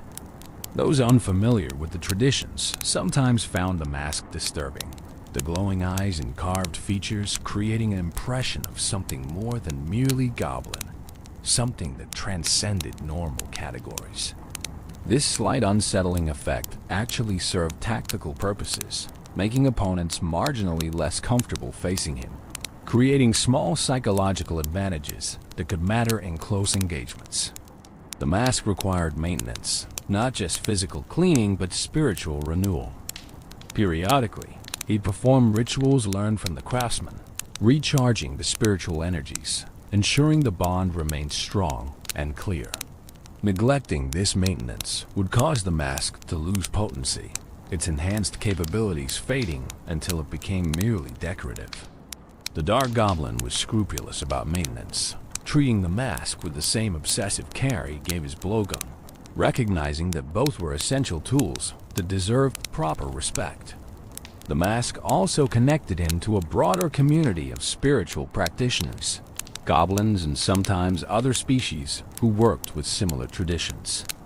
He'd occasionally encounter others wearing masks of power, would exchange subtle signs of recognition, would sometimes share knowledge or experiences during these chance meetings. This hidden network existed beneath the surface of arena culture, rarely visible to outsiders but providing support and resources to its members. His relationship with the mask evolved over time, the bond deepening as years of use strengthened the connections between mask and wearer. It began to feel less like wearing a separate object and more like expressing an aspect of his true self, the spiritual warrior he'd become. The distinction between masked and unmasked states blurred somewhat, the enhanced perceptions and focused mindset becoming increasingly accessible even when he wasn't physically wearing it, though they remained strongest when mask was in place. Now, as you drift through these explanations of mask and meaning, of spiritual tradition and practical power, let yourself appreciate how something as simple as a carved piece of wood can become something so much more significant. The mask represents the Dark Goblin's commitment to not just physical mastery, but spiritual development. His recognition that true excellence requires more than technical skill, that the greatest warriors integrate all aspects of themselves into unified wholeness. The voodoo mask is who he is, worn on the outside but reflecting inner truth. Arena debut, January 2017, and the Meta Revolution, the 13th day of January 2017. Mark this date in the annals of Clash Royale history, for this was when everything changed for ranged combat in the arena. The Dark Goblin made his debut, and the meta would never quite be the same again. Let's slow down and really explore what this introduction meant, how it unfolded, and why a small green figure with a bamboo tube became one of the most impactful additions the game had seen in months. Before the Dark Goblin's arrival, the ranged support meta had settled into comfortable patterns. Players understood their options. 3 elixir bought you 2 archers, reliable damage dealers with decent range and the ability to split into separate lanes. 4 elixir got you a musketeer, higher single target damage and respectable health. 6 elixir brought the wizard with his area damage capabilities. Each option had clear use cases, clear strengths and limitations. Deck builders knew how these pieces fit together, had optimized compositions that had been tested through thousands of battles. The announcement that a new ranged troop was coming generated immediate interest in the community. Supercell revealed details gradually, building anticipation. A goblin with a blowgun, 3 elixir cost, making him compete directly with archers for deck slots. Rare rarity, more accessible than epic or legendary cards, but requiring more effort to upgrade than commons. Unlockable from Jungle Arena, meaning players would need to progress reasonably far before accessing him, but not so far that he'd be limited to only the most dedicated players. The revealed statistics were intriguing, but didn't immediately convey how revolutionary he'd be. His range of 6.5 tiles exceeded that of archers and musketeer, matching only the princess among troops available at the time. His damage per hit was moderate, lower than musketeer, but higher than individual archers. His hit speed of 1.4 seconds meant he could pump out consistent damage over time. His health was low, vulnerable to many spells and focused fire, but not so fragile that he'd be useless. What the bare statistics didn't communicate was how these elements would combine in actual gameplay. The range advantage seemed nice, but not necessarily game-changing. The damage and hit speed looked solid, but not spectacular. Most players expected him to be a decent, but not dominant addition, something that might find niche use, but probably wouldn't revolutionize anything. They were wrong. The first players to unlock and deploy the Dark Goblin in actual arena combat discovered immediately that something special had arrived. The range wasn't just slightly better than alternatives. It was transformatively better, allowing him to attack from positions that were simply unreachable for most troops. He could stand safely behind Prince's towers and attack enemy troops or buildings without ever exposing himself to counterattack from most melee units. He could provide sustained pressure on enemy towers while remaining far enough back that opponents could uneasily threaten him without committing significant resources. The hit speed, combined with his range, created a rhythm of constant pressure that opponents found incredibly difficult to deal with. Unlike troops that attacked slowly, giving opponents time to respond between strikes, the Dark Goblin just kept firing. Dart after dart after dart, a relentless stream of projectiles that accumulated into serious damage if not addressed. Players quickly learned that ignoring a Dark Goblin was never an option. He had to be countered, had to be eliminated or at minimum distracted, or he would simply dismantle your tower through sustained fire. His role as a defensive powerhouse became apparent within days of his release. Deployed reactively against enemy pushes, he could eliminate supporting troops with remarkable efficiency. His fast hit speed meant he brought down minions and bats quickly. His range let him attack enemy troops while staying safely behind your own tanks or defensive structures. He excelled at cleaning up after big spells had weakened enemy formations, finishing off damaged troops before they could reach your towers. A 4 elixir investment could stop 8 or 9 elixir pushes if the Dark Goblin was positioned correctly and given time to work. The Prince's comparison was inevitable and immediate. Both had 9-tile range, though data miners quickly discovered the Dark Goblin actually had 6.5 tiles rather than the full 9 that Princes enjoyed. Both cost 3 elixir. Both provided sustained ranged pressure, but the differences were equally significant. Princes had splash damage, threatening grouped units in ways the Dark Goblin couldn't match. She could force responses through chip damage on towers from complete safety. But she had extremely low health, dying to log and other spells instantly, making her a risky investment against prepared opponents. The Dark Goblin's higher health changed the calculation significantly. He survived log, forcing opponents to use more expensive answers like arrows or commit troops to eliminate him. This made him more reliable in many situations, less vulnerable to the instant removal the Princess constantly risked. Competitive players began experimenting with running both Princess and Dark Goblin, creating dual sniper compositions that forced opponents to have multiple answers ready or accept constant chip damage from at least one source. The impact on popular deck archetypes was immediate and profound.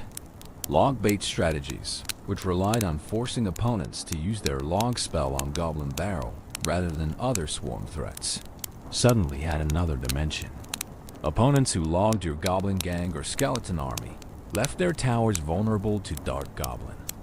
The cycling rhythm of bait decks, playing cheap cards rapidly to return to your win condition, suited the Dark Goblin perfectly, since his 3 elixir cost fit smoothly into cycle patterns. Siege decks discovered the Dark Goblin was perhaps their greatest defensive asset. X-bow and mortar strategies that needed to protect their siege buildings from enemy counterattacks found that the Dark Goblin provided exactly the kind of defensive support they required. He could eliminate swarms that would normally overwhelm siege buildings. He could provide sustained damage against tanks trying to reach and destroy the X-bow. He could be placed to cover the siege building while maintaining safe distance from most threats, surviving long enough to fulfill his protective role. Spell bait strategies evolved significantly with the Dark Goblin's introduction.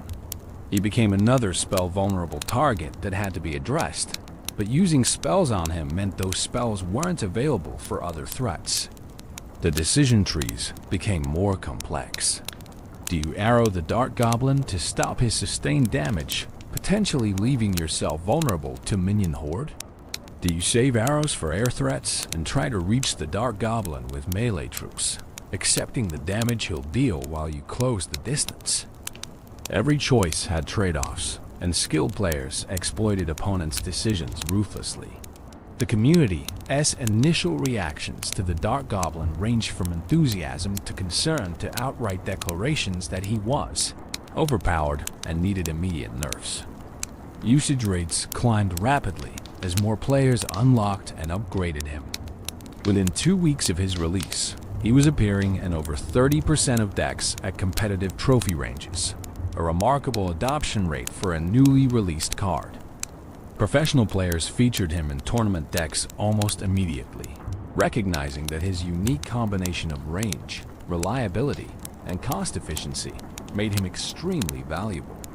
Balanced discussions dominated forums and social media. Some players insisted he was perfectly balanced, that his low health and vulnerability to many spells created sufficient counterplay. Others argued that his range was simply too oppressive, that allowing a troop to attack from such safety while providing such consistent damage fundamentally broke the game's design principles. The debates were passionate, sometimes contentious, reflecting how significant the Dark Goblin's impact had been on the established meta. Supercell monitored usage and win rate data carefully, as they always did with new releases. The statistics told a complex story. The Dark Goblin's win rate was strong, but not broken, sitting in a healthy range that suggested good balance. But his usage rate was extremely high, indicating he might be too universally effective, too good in too many situations. This combination of metrics, good but not excessive win rate alongside very high usage rate, suggested he was probably slightly too powerful, but not catastrophically so. The first balance adjustment came in February 2017, just weeks after his release. His hit points were reduced by 6%, from 231 to 218 at tournament standard levels. This wasn't a massive nerf, but it shifted certain interactions. He became more vulnerable to chip damage from various sources, died slightly faster when opponents committed troops to eliminate him. The change was enough to bring his usage rate down modestly without destroying his viability. Exactly the kind of surgical adjustment that good balanced design requires. Players adapted quickly to the nerf, adjusting their placement and support strategies to account for his slightly reduced survivability. The fundamental strengths that made him valuable remained intact.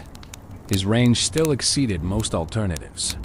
His damage output over time was still impressive.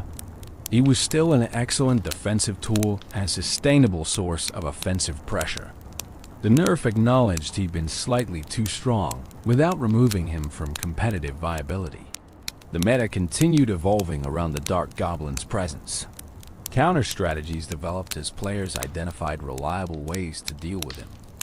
Rush strategies that closed distance quickly, overwhelming him before his sustained damage could accumulate. Spell timing strategies that waited for him to be deployed, then immediately answered with arrows or fireball. building placement strategies that blocked his line of sight or forced him to move into vulnerable positions. The community's collective intelligence found answers, as it always does, preventing any single strategy or card from remaining dominant indefinitely. But even as counters developed, the Dark Goblin maintained relevance.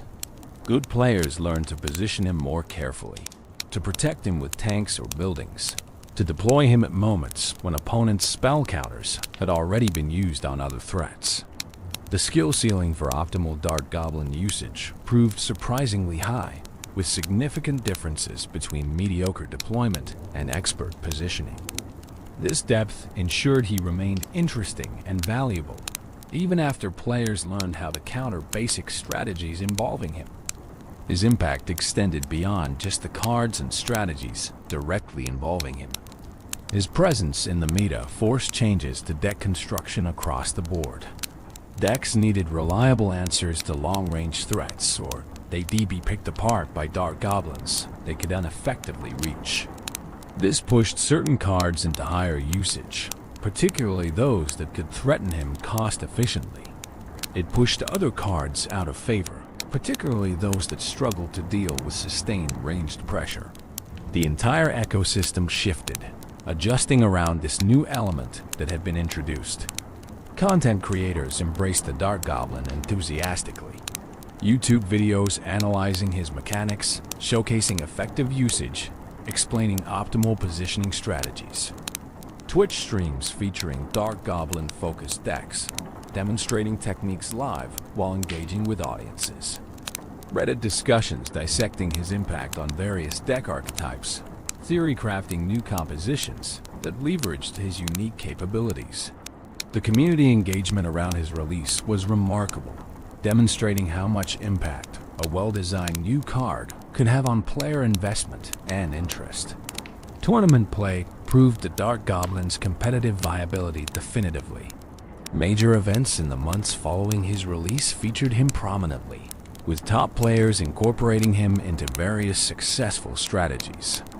Championship matches came down to crucial Dark Goblin positioning, with subtle placement differences determining whether pushes succeeded or failed. Professional players praised his design, noting that he added strategic depth without breaking the game, created interesting decisions without being frustrating to play against. The January 2017 release established the Dark Goblin as a permanent fixture in the Clash Royale landscape. He wasn't a gimmick that would fade after initial novelty wore off. He wasn't a niche pick that only worked in specific situations. He was a legitimate, versatile troop that could contribute effectively across multiple deck archetypes and playstyles. His debut marked the beginning of a journey that would see him become one of the game's most iconic and enduring cards, respected by players of all skill levels for his unique combination of accessibility and depth. The psychology of range. 6.5 tiles of dominance there. That's something profound happening when the Dark Goblin stands at his maximum effective range, something that transcends simple mechanical advantage and enters the realm of psychological warfare. That 6.5 tile distance creates dynamics that affect not just gameplay mechanics, but player mentality, decision-making under pressure, and the fundamental experience of both using and facing this small green sniper. Let's explore the psychology of range, understanding why distance matters so much beyond the obvious tactical advantages it provides. Range in combat, whether digital or physical, represents safety. The farther you can attack from, the less exposed you are to counterattack, the more control you have over engagement terms. But it's not just about safety. Range represents power, the ability to affect enemies who cannot affect you, to shape the battlefield from a position of relative invulnerability. This power creates psychological effects that are as important as the physical damage dealt. When facing a Dark Goblin, opponents experience a specific form of frustration that range uniquely generates. You can see him standing there, can watch the darts flying toward your troops or towers, can calculate the damage accumulating, but you can't immediately do anything about it. If you're playing melee troops, You have to close what feels like an enormous distance before you can engage, all while taking damage from his uninterrupted fire. If you're playing shorter range troops, you're in an awkward position where you can almost reach him, but not quite, creating the maddening experience of being so close, yet still helpless. This frustration can lead to poor decision-making. Players become fixated on eliminating the Dark Goblin, committing more resources than his 3 elixir cost justifies, overextending in their eagerness to silence his assault. They make predictable moves, rushing troops forward without proper support, dropping spells impatiently without setting up maximum value. The Dark Goblin's range creates mental pressure that causes opponents to deviate from optimal play, and skilled players exploit these pressure-induced mistakes ruthlessly. The targeting priority decisions that range forces on opponents create interesting psychological dynamics. When the Dark Goblin is attacking, when those darts are steadily picking away at your troops or tower, you face uncomfortable choices. Do you address him immediately, potentially overcommitting resources? Do you ignore him and push the opposite lane, accepting his damage while trying to deal more in return? Do you try to tank his shots with high health troops while your damage dealers work elsewhere? None of these options feel fully satisfying, and the discomfort of choosing between imperfect options creates cognitive load that affects overall play quality. For the player using the Dark Goblin, the psychology is entirely different. There's a sense of safety, of being able to contribute without risking immediate retaliation. This safety allows for calmer decision-making, clearer tactical thinking unmuddied by the fear that characterizes frontline combat. You can observe the battlefield more comprehensively, can track multiple simultaneous threats, can make more measured decisions because you're not constantly in immediate danger. But this safety comes with its own psychological traps. The temptation to become passive, to simply sit back and fire without actively seeking better positions, can reduce effectiveness. The comfort of range can make players complacent, less vigilant about threats that can reach them, less prepared when opponents do successfully close distance. Optimal Dark Goblin play requires maintaining active engagement mentally, even while maintaining physical distance, remaining alert and adaptive rather than settling into passive comfort. The positioning decisions that range enables become exercises in spatial reasoning that engage different cognitive processes than melee combat. You're not thinking about being in the thick of action, about timing dodges or managing immediate threats. You're thinking about sightlines, about angles of fire, about maintaining optimal distance from various threats while maximizing your own coverage. This requires visualization skills, the ability to mentally map the battlefield and predict how different positions will affect what you can attack and what can attack you. The psychological advantage of first strike cannot be overstated. The Dark Goblin's range means he's often attacking enemies before they can attack him, landing several hits before opponents close distance or reposition to threaten him. This first strike advantage creates momentum, puts opponents in reactive mode from the start of engagements, forces them to respond to damage already taken rather than proactively controlling engagement terms. The player controlling the Dark Goblin enjoys the psychological benefit of initiative, of being the actor rather than the reactor. Target selection psychology becomes interesting at range. The Dark Goblin can often choose between multiple potential targets, each with different threat levels and values. Do you focus fire on the low health troop you can eliminate quickly, removing a threat and creating an elixir advantage? Do you attack the higher health tank, slowly wearing it down even if you can't eliminate it before it reaches your defenses? Do you ignore deployed troops entirely and chip away at enemy towers, trading your attention for guaranteed damage? These decisions happen continuously, and making them well requires not just tactical understanding, but psychological discipline to resist tempting but suboptimal targets. The patience that effective range use requires tests many players psychologically. It's tempting to advance, to close distance, to get more involved in the action. But optimal Dark Goblin play often means staying back, maintaining distance, accepting that you'll be dealing damage more slowly than flashier troops, but more safely and sustainably.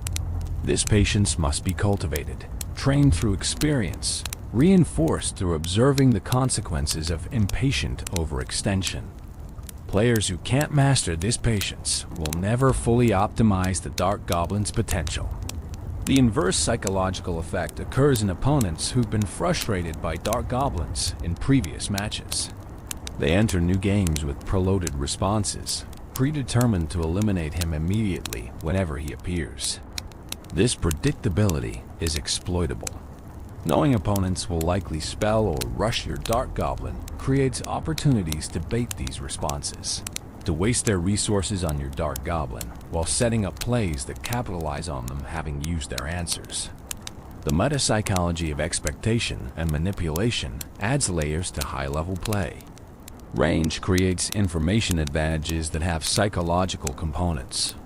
From his distant position, the Dark Goblin often has comprehensive view of the battlefield, can observe enemy deployments and patterns. The player controlling him gains information about opponents' deck composition, their tendencies, their likely responses to various situations. This information accumulation creates confidence, allows for increasingly accurate predictions of what opponents will do, enables pre-positioning and preparation that looks like precognition but is actually informed anticipation. The sustainability of ranged pressure creates psychological attrition. Unlike burst damage that happens once and ends, the Dark Goblin represents continuous, unending pressure if not addressed. This continuity wears on opponents mentally, creates a sense of being under siege, makes every second he remains active feel increasingly urgent. The longer he survives, the more damage accumulated, the more the psychological pressure builds until opponents feel forced to respond, often less optimally than they would if they could maintain calm detachment. The satisfaction of perfect positioning, of finding that ideal spot where you can attack everything important while remaining safe from everything dangerous, creates positive psychological feedback for the player controlling the Dark Goblin. This satisfaction reinforces good habits, makes players want to seek optimal positions rather than accepting convenient but suboptimal ones. The feeling of being perfectly placed, of having mastered the spatial puzzle the battlefield presents, is rewarding in ways that transcend mere mechanical effectiveness. Conversely, the frustration of poor positioning, of realizing you've left your Dark Goblin exposed or unable to effectively contribute, creates powerful negative feedback that promotes learning. The stark difference between optimal and suboptimal positions becomes obvious quickly through consequence, teaching through pain what analysis alone might not convey. Players learn to feel good positioning versus bad positioning kinesthetically, developing intuitive sense for where the Dark Goblin should be. The range disparity between the Dark Goblin and many of his targets creates a predator-prey dynamic psychologically. He's the hunter, patient, and methodical, picking off targets who cannot effectively fight back. This role reversal, where the small goblin becomes the predator and larger threats become prey, is psychologically satisfying for players who enjoy asymmetric combat, who find cleverness and positioning more interesting than straightforward tests of strength. For opponents, being prey is frustrating and can provoke emotional responses that degrade play quality. Anger at being unable to effectively retaliate stress from continuous damage accumulation, embarrassment at being dominated by a mere 3 elixir troop. All of these emotions can cloud judgment. Recognizing and managing these emotional responses separates emotionally mature players from those who tilt easily, who let frustration override strategy. The team color coordination of the Dark Goblin's mask decorations creates subtle psychological team identity reinforcement. Whether the rope and leaves are blue or red, they mark him as part of your team specifically, not just any generic unit. This visual connection strengthens the psychological bond between player and troop. makes victories feel more personal, defeats more meaningful. The aesthetic elements that seem purely cosmetic actually serve important psychological functions in creating investment and engagement. The sound design of the Dark Goblin contributes to the psychological experience significantly. The soft puff of air as darts launch, the subtle whistle as they fly, the small impact sounds when they hit, all create audio feedback that's satisfying without being overwhelming. This audio design makes using him pleasant sensorily, reinforces the fantasy of being a precise sniper, contributes to the overall experience in ways that pure visual feedback couldn't achieve alone. The learning curve psychology is particularly interesting with the Dark Goblin. He's straightforward enough that beginners can use him effectively immediately, can understand his basic function without extensive study. But the skill ceiling is high, with expert players extracting vastly more value through superior positioning and timing. This accessibility combined with depth creates healthy psychological progression, where players always feel like there's more to learn, more improvement possible, without ever feeling like the baseline competence is unattainable. The social proof psychology of the Dark Goblin's popularity cannot be ignored. Seeing professional players use him effectively, watching streams where he dominates, observing his high usage rates, all of this creates psychological validation for choosing to play him. He's not some weird niche pick that might work, but probably won't. He's mainstream, proven, accepted, which makes players more comfortable investing resources in upgrading him, more confident in including him in their decks. Ultimately, the psychology of range that the Dark Goblin represents is about control versus chaos. Range provides control, allows for measured, deliberate play even in chaotic circumstances. The 6.5 tiles of distance creates psychological space where clarity remains possible even when the battlefield descends into frantic action. For players who value this control, who find satisfaction in methodical precision over frantic improvisation, the Dark Goblin offers psychological fulfillment that extends beyond mere mechanical effectiveness into the realm of playstyle alignment with personal preference and temperament. Evolution's Call, the discovery of the poisonous mask. Now we come to a pivotal moment in the Dark Goblin's story. A transformation that would elevate him from master to legend, from expert to something approaching mythic. The discovery of the poisonous mask didn't happen through chance or luck. It was the culmination of years of searching, driven by whispers of ancient power and the same obsessive dedication that had defined his entire journey toward mastery. Close your eyes and imagine descending into darkness, into tunnels that wind beneath the earth, towards secrets that have waited centuries for someone worthy to uncover them. The story begins with fragments of legend, pieces of a puzzle that the Dark Goblin had been collecting for years without fully understanding what they meant or where they pointed. During his travels as a young warrior seeking to perfect his craft, he'd heard elders speak in hushed tones about goblin temples, places of ancient power hidden deep underground where artifacts of tremendous potency were kept. These weren't common knowledge, weren't locations marked on maps or discussed openly. They were secrets, carefully guarded by those few who remembered that such places existed. The temples were said to have been built by goblin ancestors who demastered arts that modern goblins barely understood, who worked with forces that went beyond mere physical craft into realms of magic and spiritual power. Within these temples, protected by wards and traps and the simple difficulty of finding them, artifacts waited. Masks that granted enhanced abilities, weapons imbued with properties beyond normal craftsmanship, potions that could transform those who drank them.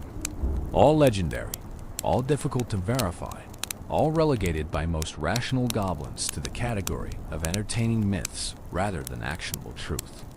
But the Dark Goblin had never been content dismissing possibilities just because they seemed unlikely.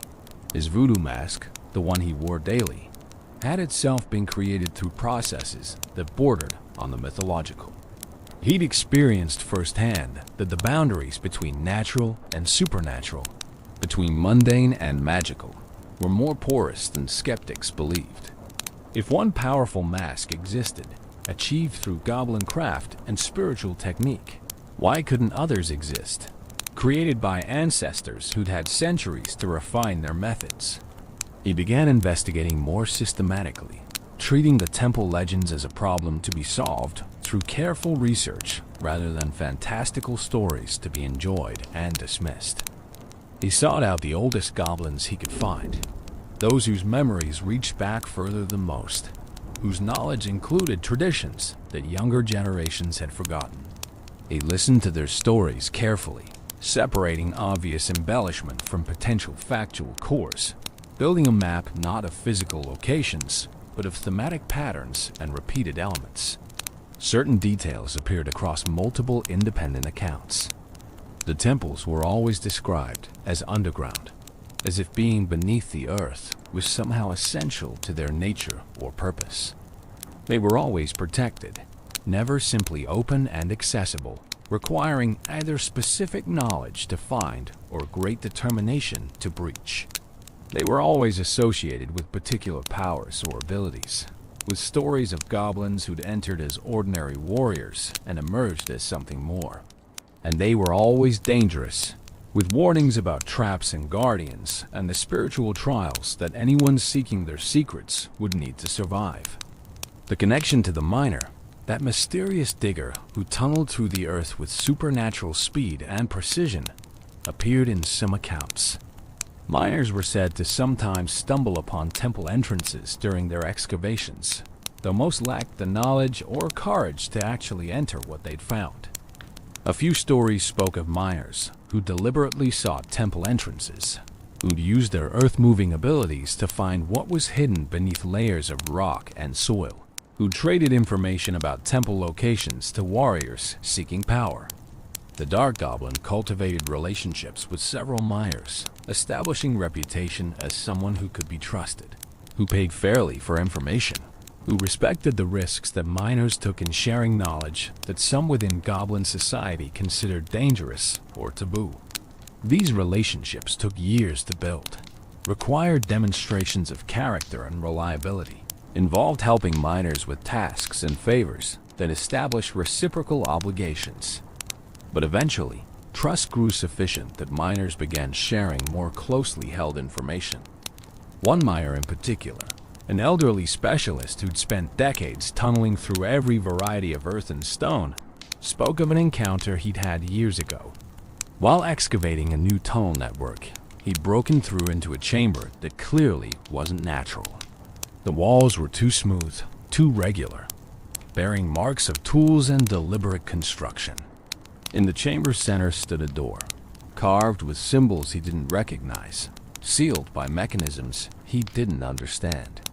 The air in the chamber had felt different, charged with something that made his instincts scream danger. He'd sealed the chamber again, marked its location in his private records, and never returned. But he remembered. And now, in his old age, feeling his working years drawing to a close, he was willing to share what he'd found. The Dark Goblin listened with intense focus as the miner described the location, the depth, the distinctive geological markers that would allow the chamber to be found again. He offered payment, but the miner waved it away. Instead, he asked only that if the Dark Goblin found what he sought, if the temple proved real and beneficial. He remembered the old miner who'd made it possible. The Dark Goblin agreed solemnly, recognizing the gift he was being given. The expedition to find the chamber took weeks of preparation. He needed supplies for extended underground travel, equipment for navigating tunnels, tools for potential excavation if the original entrance had collapsed or shifted. He needed to arrange his arena obligations, ensuring his absence wouldn't leave his team understaffed. Most importantly, he needed to prepare mentally and spiritually, understanding that what he sought wasn't just physical treasure, but something that would test him at every level of his being. The descent into the earth began on a date he decalculated based on Goblin spiritual calendars as particularly auspicious for undertaking transformative journeys. The miner had provided detailed directions, but following them in the dark. Winding complexity of underground tunnel networks proved challenging despite the precision of the instructions. Days passed in near total darkness, navigating by feel and the dim light of his lamp, eating sparingly from his supplies, sleeping fitfully in cramped tunnel spaces. He found the chamber exactly where the miner had described it. The door stood before him, covered in symbols that he recognized from his spiritual studies as ancient goblin sacred writing, though the specific meanings of many symbols were lost to him. The door was wood, impossibly preserved, despite what must have been centuries underground, treated by processes that had protected it from rot and deterioration. He approached slowly, respectfully, aware that he was in the presence of something created by craftsmen who deep possessed knowledge and skill that made his own. Considerable abilities seemed modest in comparison. The door had no obvious lock, no handle or keyhole, but examination revealed pressure points, subtle indentations that corresponded to specific symbols carved into the wood. The puzzle was clear, if not simple. Press the right symbols in the right sequence, and the door would open. Press incorrectly, and he could only guess what defensive mechanisms might activate. He studied the symbols for hours, reviewing everything he'd learned about ancient goblin spiritual traditions, searching for patterns that would suggest a sequence. The breakthrough came when he stopped trying to read the symbols literally and instead felt for their spiritual resonance. His voodoo mask, worn throughout this journey, enhanced his perception in ways that normal senses couldn't achieve. He could sense which symbols carried stronger spiritual charges, which sequences created harmonious energy flows versus discordant ones. He began pressing symbols based not on intellectual analysis but on spiritual intuition, trusting the enhanced perception his mask provided. The door opened silently, swinging inward to reveal a tunnel that descended even deeper into the earth. The air that flowed out was cold and dry, carrying scents that spoke of incredible age, of spaces that had been sealed for longer than living memory. He stepped through the doorway, pausing on the threshold to offer a prayer to whatever goblin ancestors had created this place, asking permission to enter, declaring his intentions to seek knowledge and power in service of worthy goals rather than selfish corruption. The tunnel was carved with the same precision as the door, walls bearing additional symbols and pictographs that told stories he could only partially understand. He moved slowly, checking for traps, aware that places this sacred would certainly be protected. The first trap activated when he stepped on a particular floor stone, triggering a mechanism that shot darts across the passage where an incautious person's chest would be. He'd been careful, had been testing each step, and the trap triggered without harming him. He noted its position and continued. Additional traps revealed themselves as he progressed, each testing different aspects of awareness and skill. Pressure plates that triggered falling stones, tripwires that released poisonous gas if disturbed, concealed pits that would drop the unwary into darkness. The Dark Goblin navigated these dangers through a combination of caution, skill, and the enhanced perception his voodoo mask provided. What would have been lethal to most became merely challenging to someone prepared and spiritually attuned. The tunnel eventually opened into a larger chamber, clearly the heart of whatever temple complex this place represented. The space was circular, walls covered in elaborate murals depicting goblin warriors engaged in various activities, telling visual stories about the development of goblin combat arts and spiritual traditions. Torches set in wall sconces ignited spontaneously as he entered, magical flames that had waited in readiness for however many centuries the chamber had remained sealed. In the center of the chamber stood a pedestal, and on that pedestal rested a mask. Even from across the chamber, the Dark Goblin could sense its power, could feel the spiritual energies radiating from it in waves that made his own mask hum in response. This mask was similar in overall design to his own, but distinctly different in specific details. Where his mask was carved with symbols of perception and precision, this one bore symbols of poison and decay. Where his mask's eyes glowed red with spiritual fire, this mask's eyes glowed a sickly green, the color of corruption and toxin. He approached slowly, reverently, aware that taking the mask would be the culmination of years of searching, but also the beginning of new responsibilities and challenges. Inscriptions on the pedestal, written in ancient goblin script that he could barely decipher with his mask's help, explained what the artifact was and what it offered. This was a mask of poisonous power, created by ancient goblin alchemists who'd mastered the transformation of natural toxins into spiritual weapons. A warrior who wore this mask would find their attacks imbued with poisonous properties, each strike delivering not just physical damage, but corruption that would continue damaging targets over time. But the inscriptions also warned of costs and requirements. The poison mask demanded absolute commitment, would not tolerate being set aside casually once bonded to a wearer. It would affect not just combat effectiveness, but the wearer's very nature, introducing elements of toxicity into their spiritual essence that could corrupt if not properly managed through discipline and continued spiritual practice. It was not for everyone, not for most goblins actually, intended only for those whose commitment to their path was total and whose spiritual foundations were strong enough to integrate poison without being consumed by it. The dark goblin stood before the pedestal for long minutes, considering whether he should take the mask. He'd searched for this kind of power, had dedicated enormous effort to finding it. But now, confronted with the reality of what accepting it would mean, he needed to be certain. Could he handle the responsibilities it would impose? Would the enhanced power be worth the costs in terms of changed nature and increased spiritual burden? Was this truly his path, or was he being tempted by power for its own sake rather than as a tool for serving worthy purposes? He thought about his journey, about everything he'd sacrificed and achieved in pursuit of mastery. He thought about the arena and the role he played there, defending allies and eliminating threats. He thought about the goblin traditions he represented, the craft he devoted his life to perfecting. And he realized that accepting the poison mask wasn't about gaining power. It was about taking the final step in a journey he'd been on his entire life, about achieving the fullest possible expression of what a blowgun specialist could become. He reached out and took the mask from the pedestal.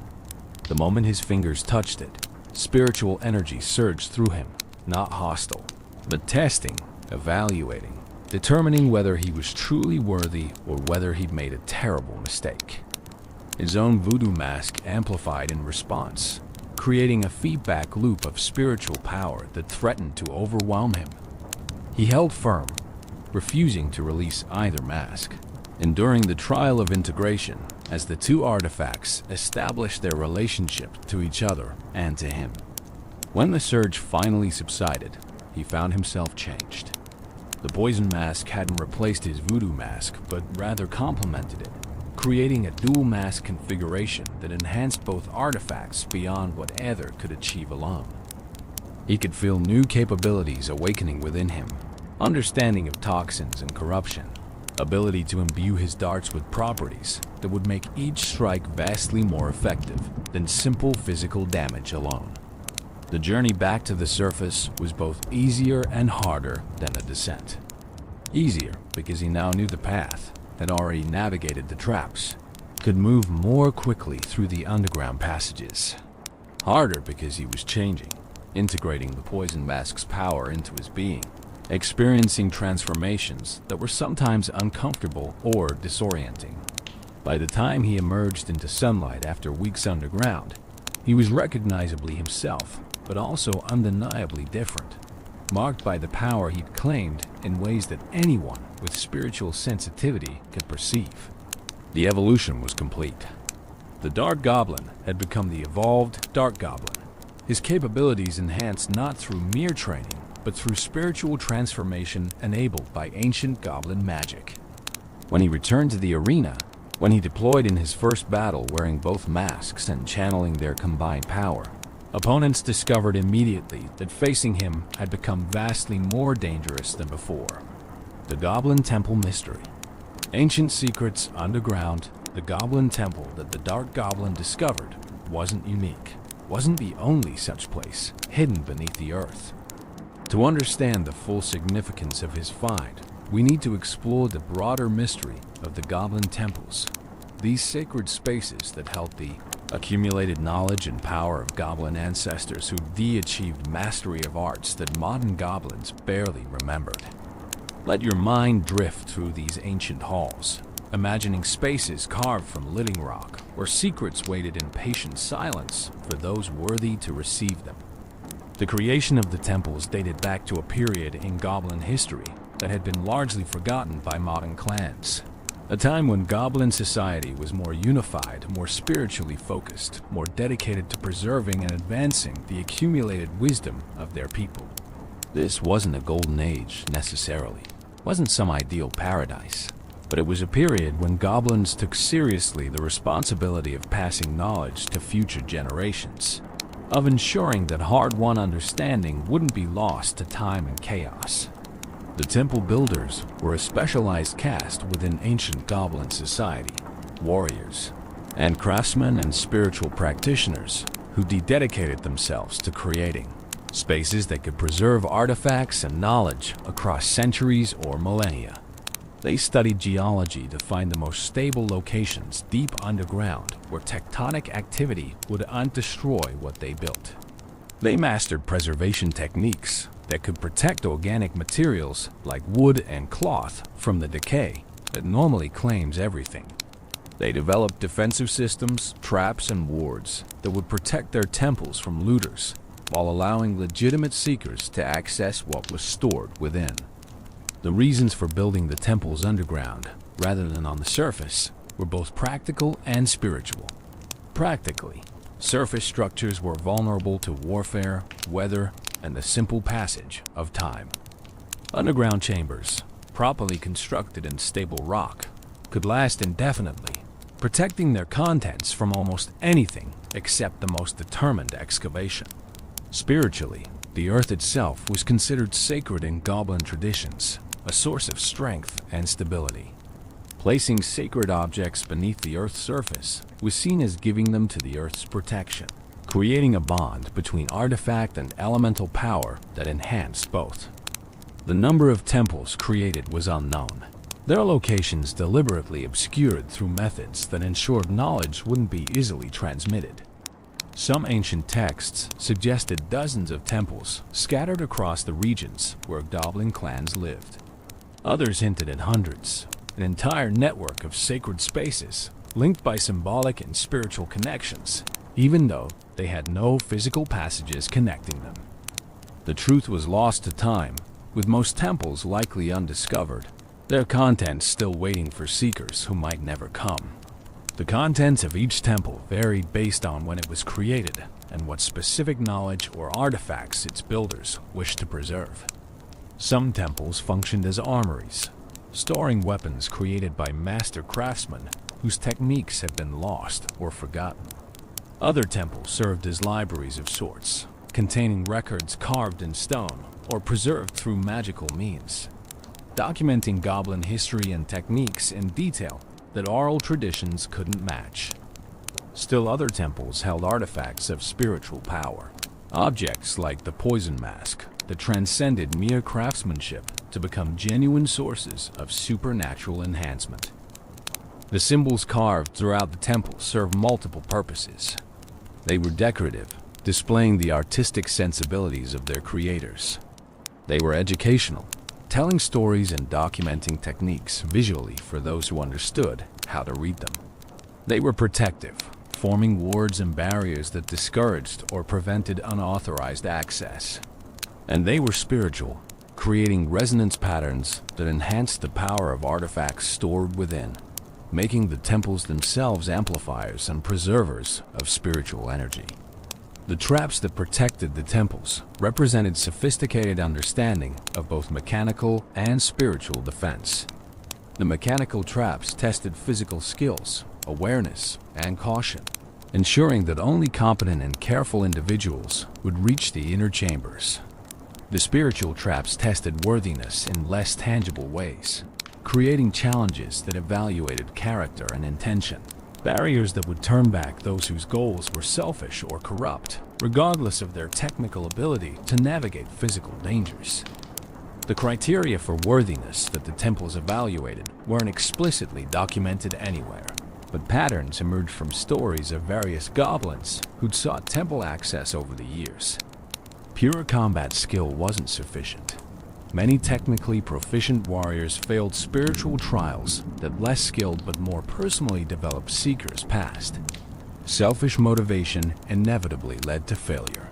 The temple was somehow sensing when someone sought power for ego rather than service. Patience and respect were essential. Those who rushed or approached the temples casually finding that even simple traps became insurmountable obstacles. The specific temple that contained the poison mask had been built during a period when goblin alchemists had achieved remarkable understanding of toxins and their applications. The builders had been part of a tradition that viewed poison not as cowardly or evil, but as a legitimate tool, a force of nature that could be understood, controlled, and channeled toward worthy purposes. They'd created multiple poison-related artifacts, masks and weapons and potions, each designed to enhance a warrior's ability to deliver toxins effectively in combat.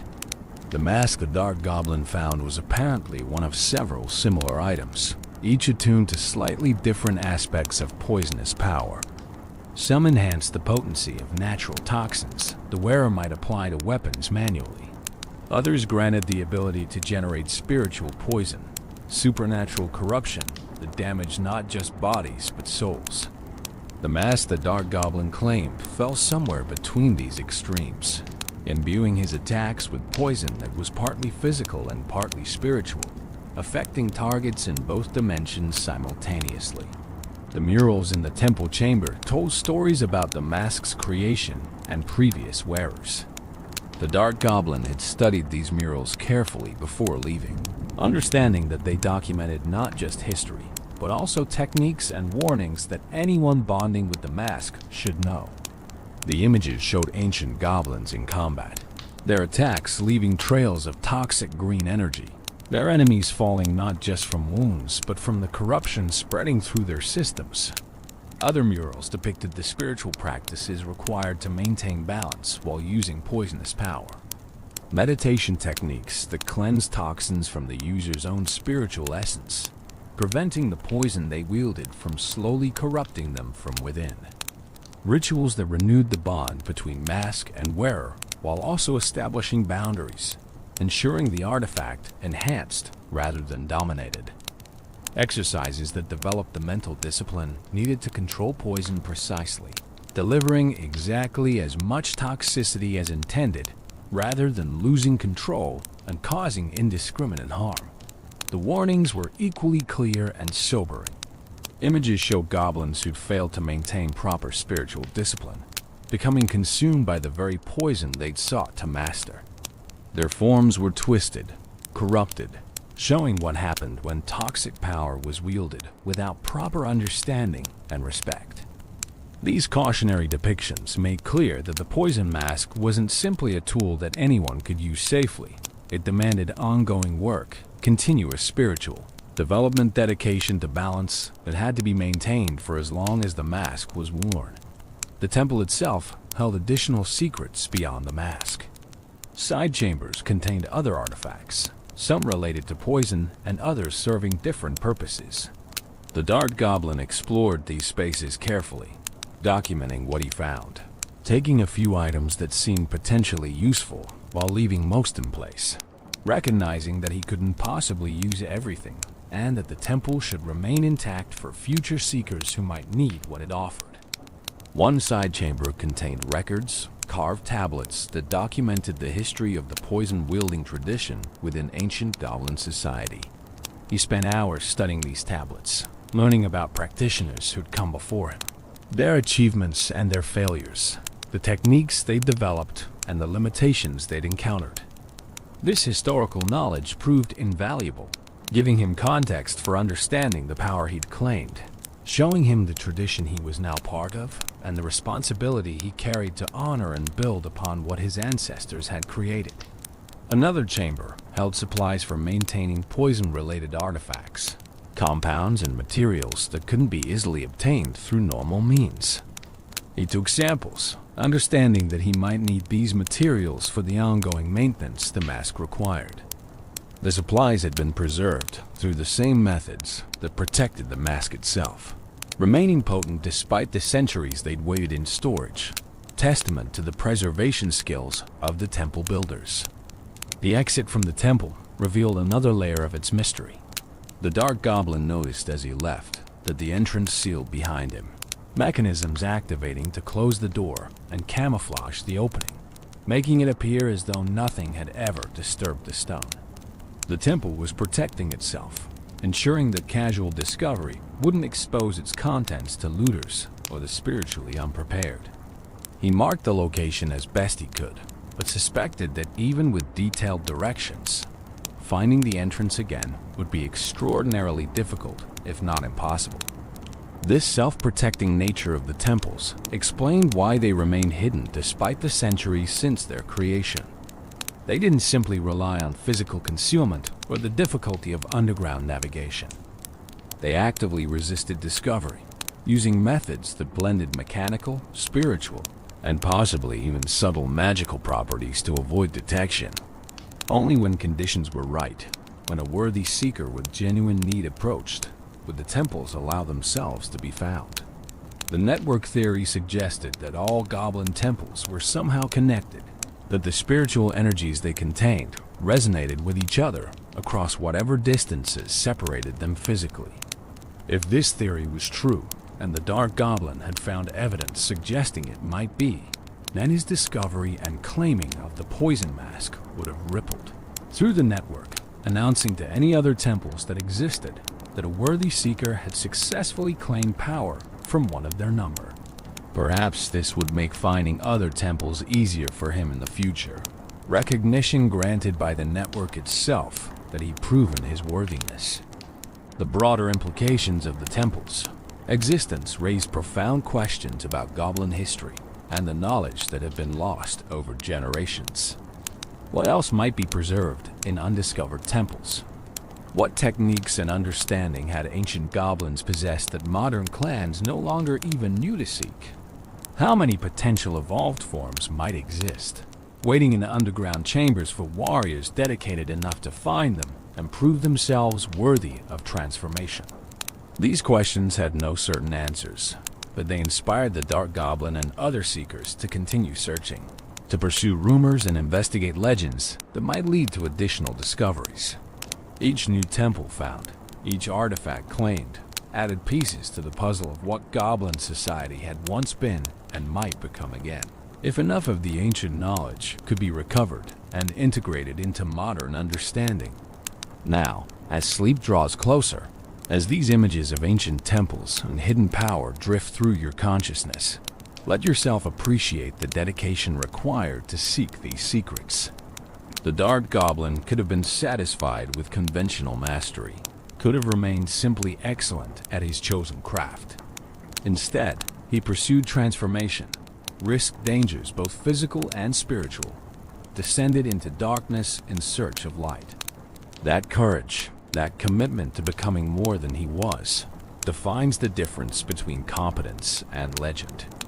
Toxic mastery, understanding the poison evolution, the transformation that occurred when the Dark Goblin claimed the poison mask fundamentally altered not just his combat effectiveness, but his entire relationship with his craft. The evolution wasn't merely an upgrade in statistics, though those improvements were significant. It represented a philosophical shift, a new understanding of what his darts could accomplish, a revelation that opened tactical possibilities he'd never previously imagined. Let's explore what the poison evolution means mechanically, spiritually, and strategically, understanding how toxicity became art in the hands of a master. The basic function of the evolved poison darts is elegantly simple. When a dart strikes a target, it delivers its normal physical damage, the sharp tip penetrating and causing immediate harm. But simultaneously, the poison infused into the dart through the mask's power begins its work, corrupting the target's system, dealing additional damage over time that continues even after the initial strike. This damage over time effect transforms each dart from a single moment of harm into an ongoing threat, pressure that builds with each successive hit. The poison damage accumulates. A target hit by one dart takes poison damage over several seconds. A target hit by multiple darts takes proportionally more damage as the toxins compound in their system.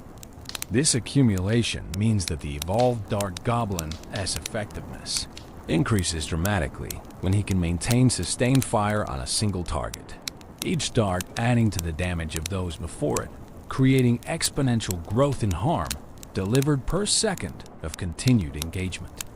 The visual feedback of the poison is distinctive and satisfying. Targets affected by the poison show visible corruption, greenish energy radiating from their wounds, indicating that they're suffering ongoing damage. This visual clarity serves important gameplay functions, allowing both the player using the evolved Dart Goblin and their opponents to track which targets are poisoned and how many stacks of poison they are carrying. But it also reinforces the fantasy, making the poison feel real and dangerous rather than just an abstract numerical modification. The strategic implications of poison damage ripple through every aspect of how the evolved Dart Goblin is deployed and utilized. Against single high-health targets like tanks or mini-tanks, the poison dramatically increases his effectiveness. Where the base Dart Goblin would chip away slowly through physical damage alone, the evolved version melts through health bars as poison accumulates. Tanks that would normally shrug off his darts find themselves unexpectedly vulnerable, corruption spreading faster than they can advance, sometimes dying before even reaching defensive positions. Against swarms, the poison's effect is somewhat different but equally valuable. Each small unit takes physical damage plus poison damage, and since swarm units typically have low health pools, the added damage often means they die in fewer hits than they would against base Dart Goblin. This allows the evolved version to clear swarms more quickly, reducing the time enemies spend attacking your defenses, minimizing the damage they deal before being eliminated. The efficiency gain might seem small per individual unit, but compounds significantly over the course of a full battle. The elixir trading dynamics shift with evolution. The base Dart Goblin at 3 elixir provided good value, able to trade favorably against many 4 or 5 elixir threats through proper positioning. The evolved version strengthens these trades, often securing positive trades against even more expensive threats. When your 3 elixir troop can eliminate or severely damage 6 or 7 elixir investments through sustained poison fire, the economic advantage becomes overwhelming over the course of a match. The tactical deployment patterns for evolved Dart Goblin maintain similarities to base deployment but with important modifications. He's still primarily a defensive troop, best used to counter enemy pushes rather than as a primary offensive threat. But the increased killing power from poison means he can be deployed more aggressively in certain situations positioned further forward than would be safe for base Dart Goblin because he can eliminate threats quickly enough that they don't have time to close distance and threaten him. The poison S application through dart impact rather than requiring special activation or resource management makes the evolved Dart Goblin remarkably user-friendly.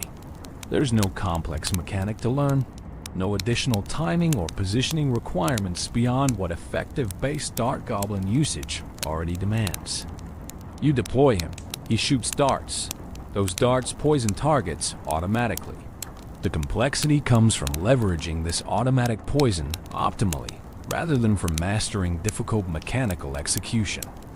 The spiritual dimension of wielding poison cannot be ignored, though it operates more in the realm of lore and character than gameplay mechanics.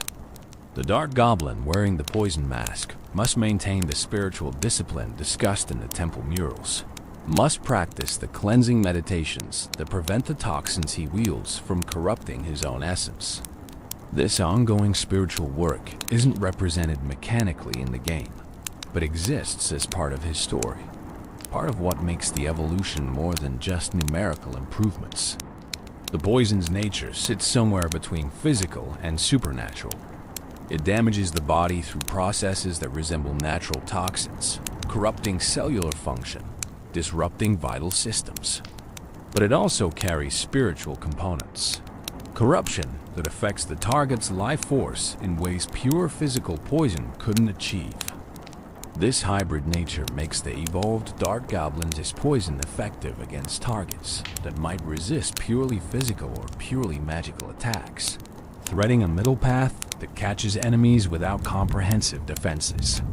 The ethical considerations of using poison have long been debated in human warfare, with many cultures considering it dishonorable or cowardly.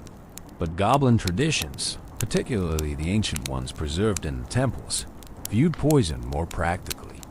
It's a tool, like any other, neither inherently honorable nor dishonorable. What matters is the purpose for which it's used and the character of those wielding it.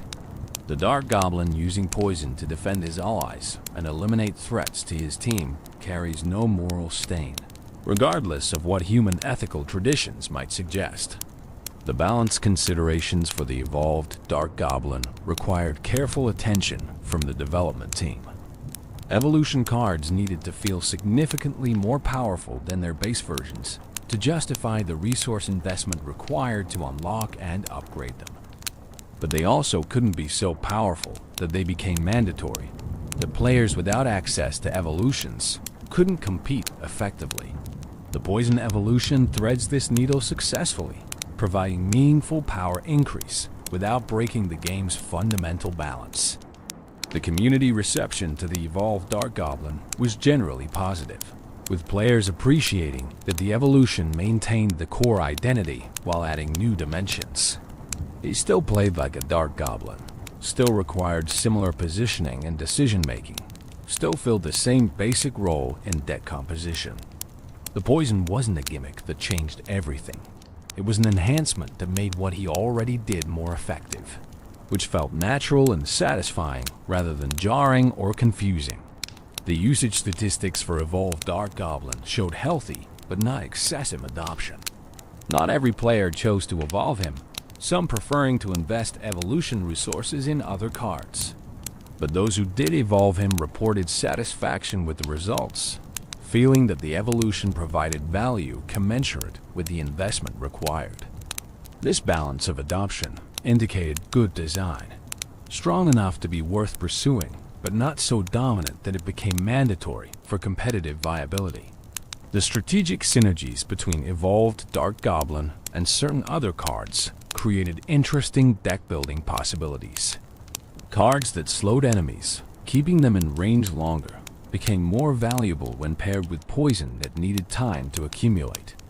Cards that distracted or tanked for the Dark Goblin gained increased value, since they enabled more sustained fire that maximized poison stacking. The evolution didn't exist in isolation, but as part of a broader tactical ecosystem that clever players could exploit. The poison's interaction with healing effects created counterplay dynamics that added strategic depth. Healing spells or troops that restored health could partially counter poison damage, extending target survival time, potentially allowing them to complete their objectives before dying. This created decision points for both players. Should the Dark Goblin user target the healer first to prevent them from countering poison, or focus on the primary threats? Should the opponent save healing for poison-afflicted troops or use it proactively before poison accumulates? These decisions added texture to matches. The visual evolution of the Dark Goblin himself reinforced the poison theme beautifully. The poison mask worn over his voodoo mask created a distinctive dual mask appearance that immediately communicated enhanced status. The green glow replacing or supplementing the red of his normal mask's eyes marked him as different, dangerous in new ways.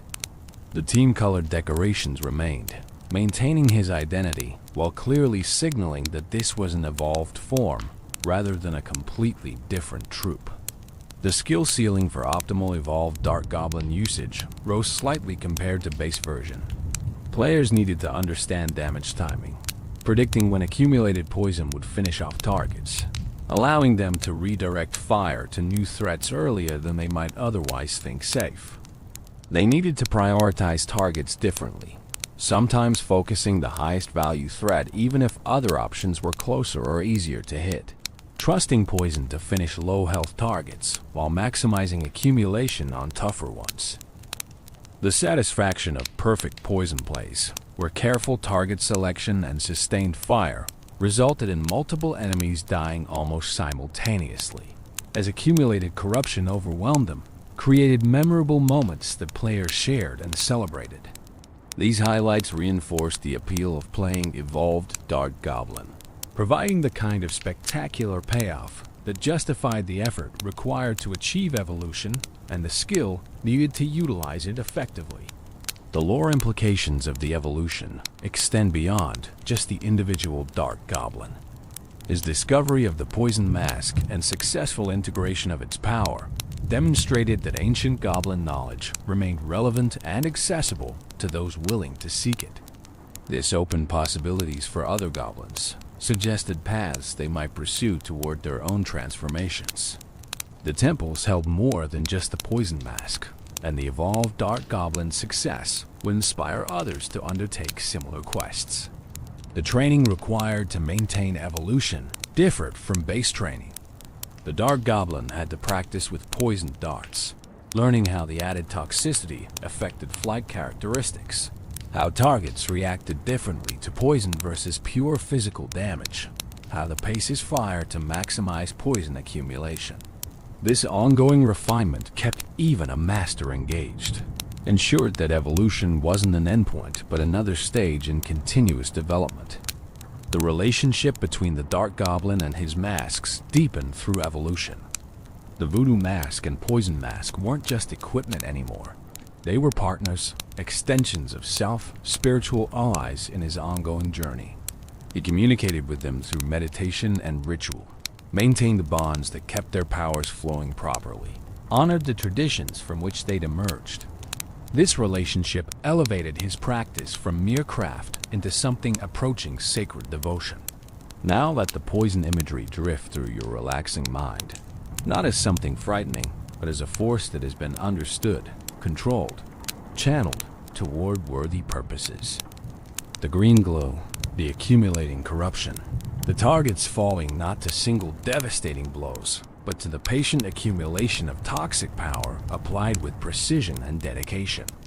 This is mastery of a different sort mastery that embraces aspects others might fear that finds strength in sources. Others might avoid that proves expertise isn't about the tools you choose, but about how completely you understand and utilize whatever tools you wield. Strategic genius, deck building, and tactical applications. To fully appreciate the Dark Goblin, we must examine how he fits into the broader strategic landscape of Clash Royale, understanding not just what he does in isolation, but how he functions within carefully constructed decks, how he synergizes with other troops, how skilled players extract maximum value through positioning and timing that transforms a good card into a devastating one. Let your thoughts drift through these strategic considerations, understanding the chess-like complexity that underlies what might appear to be simple gameplay. The fundamental strategic value of the Dark Goblin lies in his efficiency.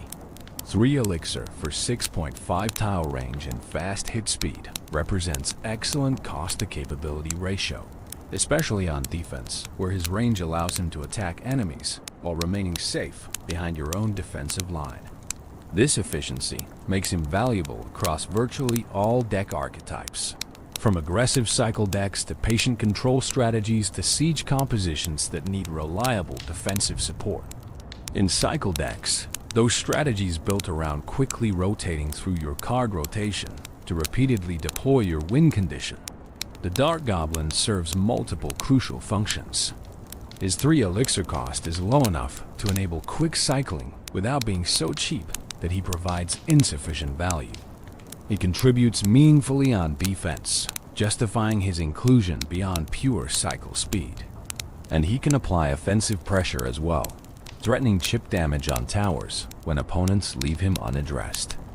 Classic 2.6 Hog Cycle decks sometimes included Dark Goblin, leveraging these properties to create devastating pressure.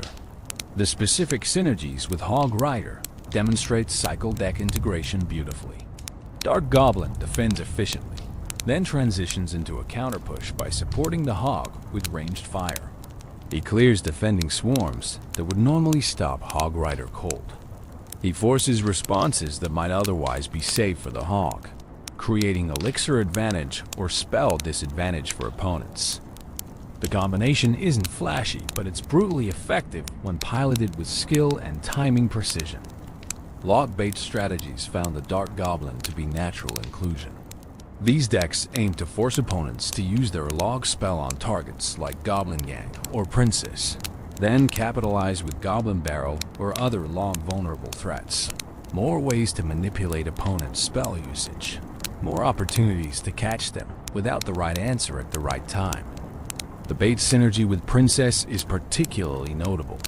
Princess and Dark Goblin both provide long-range pressure that demands responses, but they die to different spells. Princess falls the log but survives zap. The tutorial value of the Dark Goblin for teaching new players about range, positioning, and target prioritization shouldn't be underestimated. New players who unlock and experiment with him learn fundamental strategic concepts through his mechanics. Understanding that range provides safety, that positioning determines effectiveness, that target selection affects outcomes, all of these lessons emerge naturally from using the Dark Goblin thoughtfully. He's educational without being patronizing, teaches while entertaining, provides depth for experts while remaining accessible to novices. The cosmetic options available for the Dark Goblin, though limited compared to some other troops, allow players to express their dedication and personalization. Tower skins, emotes, and other cosmetic elements let players show off their affection for this particular card. While these elements don't affect gameplay, they contribute to the sense that the Dark Goblin is more than just mechanical function, that he's a character worth celebrating and personalizing. The professional player testimonials about the Dark Goblin reveal respect that transcends his statistical power level. Pro players praise his reliability, his consistent performance, his versatility across matchups. They note that he's the kind of card you can always count on, that rarely feels like a dead draw, that contributes positively in most situations you might deploy him. This professional validation reinforces his position as genuinely good card, rather than just popular or fun, proving that expert analysis confirms what casual experience suggests. The balance history of the Dark Goblin shows restrained development philosophy.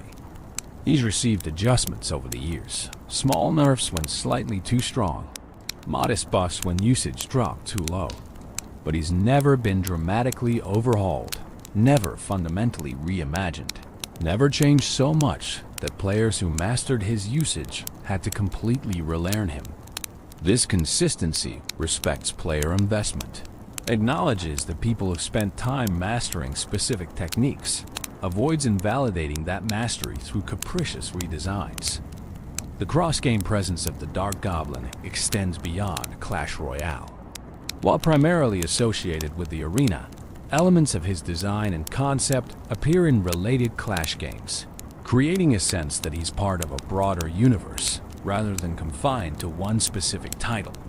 This cross-pollination enriches the entire Clash ecosystem, creates recognition and continuity across different games in the franchise, suggests that his impact extends beyond just one game's community.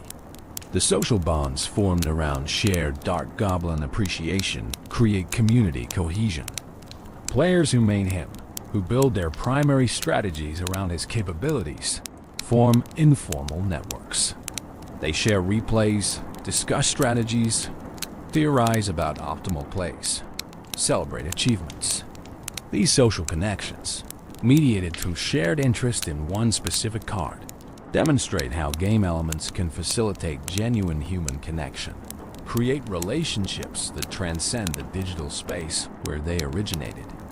The inspirational aspect of the Dark Goblin's journey from concept to icon offers lessons beyond gaming.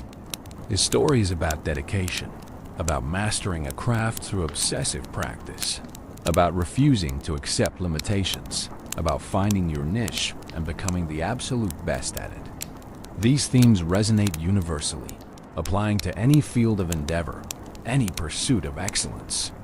Players who connect with his narrative might find themselves inspired to pursue their own passions with similar dedication, to refuse to settle for mediocrity, to understand that mastery is possible for those willing to do the work.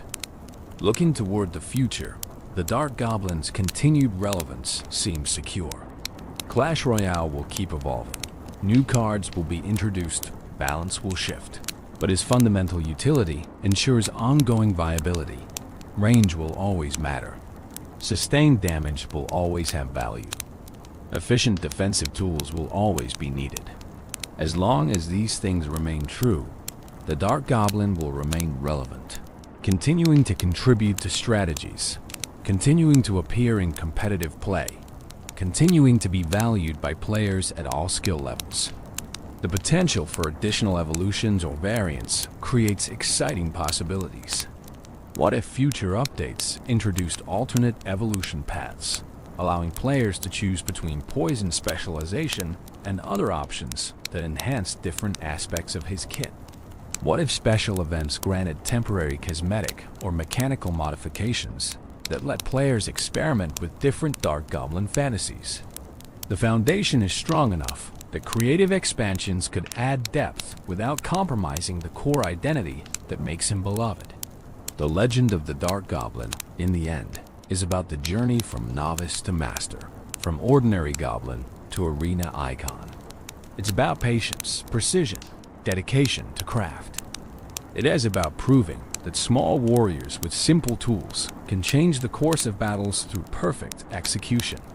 It's about finding your place in a complex world, carving out a niche where your specific talents provide maximum value, becoming irreplaceable through mastery rather than might. And so we reach the end of our journey through the Dark Goblin's lore, having explored his origins, his training, his transformation, his impact. As your breathing slows, as sleep draws ever nearer, let these final thoughts drift gently through your consciousness, settling softly like dust after a long day's journey. The Dark Goblin stands at the back line, checking his equipment one final time. His blowgun is clean, properly maintained, ready for action. His darts are carefully arranged, each one inspected and found worthy. His masks, both the voodoo and the poison, rest comfortably on his face, their energies flowing through him in patterns he has grown so familiar with that he barely notices them consciously. He is ready. He is always ready. This is what mastery means. As you drift into sleep, perhaps you'll dream of distant targets and whispered projectiles, of patience rewarded and precision perfected. Perhaps you'll see yourself standing with the Dark Goblin, learning his craft, feeling the bamboo tube in your hands, experiencing the satisfaction of darts flying true across impossible distances. Perhaps you'll understand, in that space between waking and dreaming, what it means to commit fully to excellence, to refuse to accept anything less than your absolute best. The arena grows quiet as night deepens. Battles have paused, warriors rest. The eternal conflict enters one of its rare moments of peace. The Dark Goblin sits alone, cleaning his blowgun with careful attention, preparing for tomorrow's challenges while reflecting on today's accomplishments. He doesn't sleep much, this small green sniper. There's always something to practice, some technique to refine, some detail to perfect. This is his life, his choice, his joy. If you've enjoyed this deep exploration of Dark Goblin lore, this journey through the story of a master craftsman who became legend through dedication and skill, consider leaving a like on this video. Subscribe to the channel for more comprehensive dives into Clash Royale character stories. for more explorations of the personalities and histories that make the arena come alive. Share your own Dark Goblin experiences in the comments, your favorite plays, your thoughts on his design, your appreciation for what he represents. Until next time, may your darts fly straight, your positioning be perfect, and your dedication to mastery never waver. Sleep well, dream deeply, and remember that excellence in any field comes not from natural talent alone, but from the willing choice to pursue improvement relentlessly, day after day, year after year, until what once seemed impossible becomes routine, and what once was routine becomes art. Good night, and good drinks. Welcome, friends. Tonight, we're going to journey through the complete story of one of gaming's most iconic warriors, the Hog Rider, that distinctive battle cry you know so well, that fearless charge across the battlefield, that hammer swinging with devastating purpose. Tonight, we'll discover everything about this legendary character, from his very first appearance to his lasting impact on millions of players worldwide. So settle in, get comfortable, and let the story of the Hog Rider wash over you like a gentle wave. This is a tale of courage, of an unbreakable bond between warrior and beast, of a character who transcended his game to become a cultural phenomenon. Let's begin at the very beginning, with the echo that started it all. The calling. There's something magical about a battle cry. Not just any shout or yell, but that one perfect sound that captures the essence of a warrior spirit. For the Hog Rider, that sound is unmistakable. High-pitched, exuberant, almost joyful in its intensity. Hog Rider. It echoes across battlefields, through arena walls, and into the hearts of players everywhere. This isn't just noise. This is announcement. This is declaration. When you hear that cry, you know exactly what's coming. A muscular warrior astride his faithful hog, hammer raised high, charging toward your defenses with single-minded determination. No walls will stop him. No towers will deter him. He has one purpose, and that purpose drives him forward with relentless energy. The cry itself has become more than just a sound effect in a game. It's evolved into something larger, something that exists in the collective consciousness of the gaming community. Players can perfectly mimic it.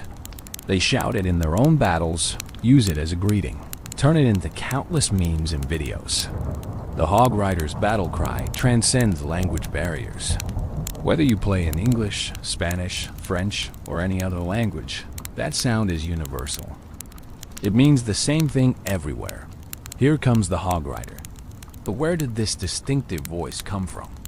Interestingly, in the original Clash of Clans game, the Hog Rider had much deeper, more aggressive sounds, similar to the barbarians.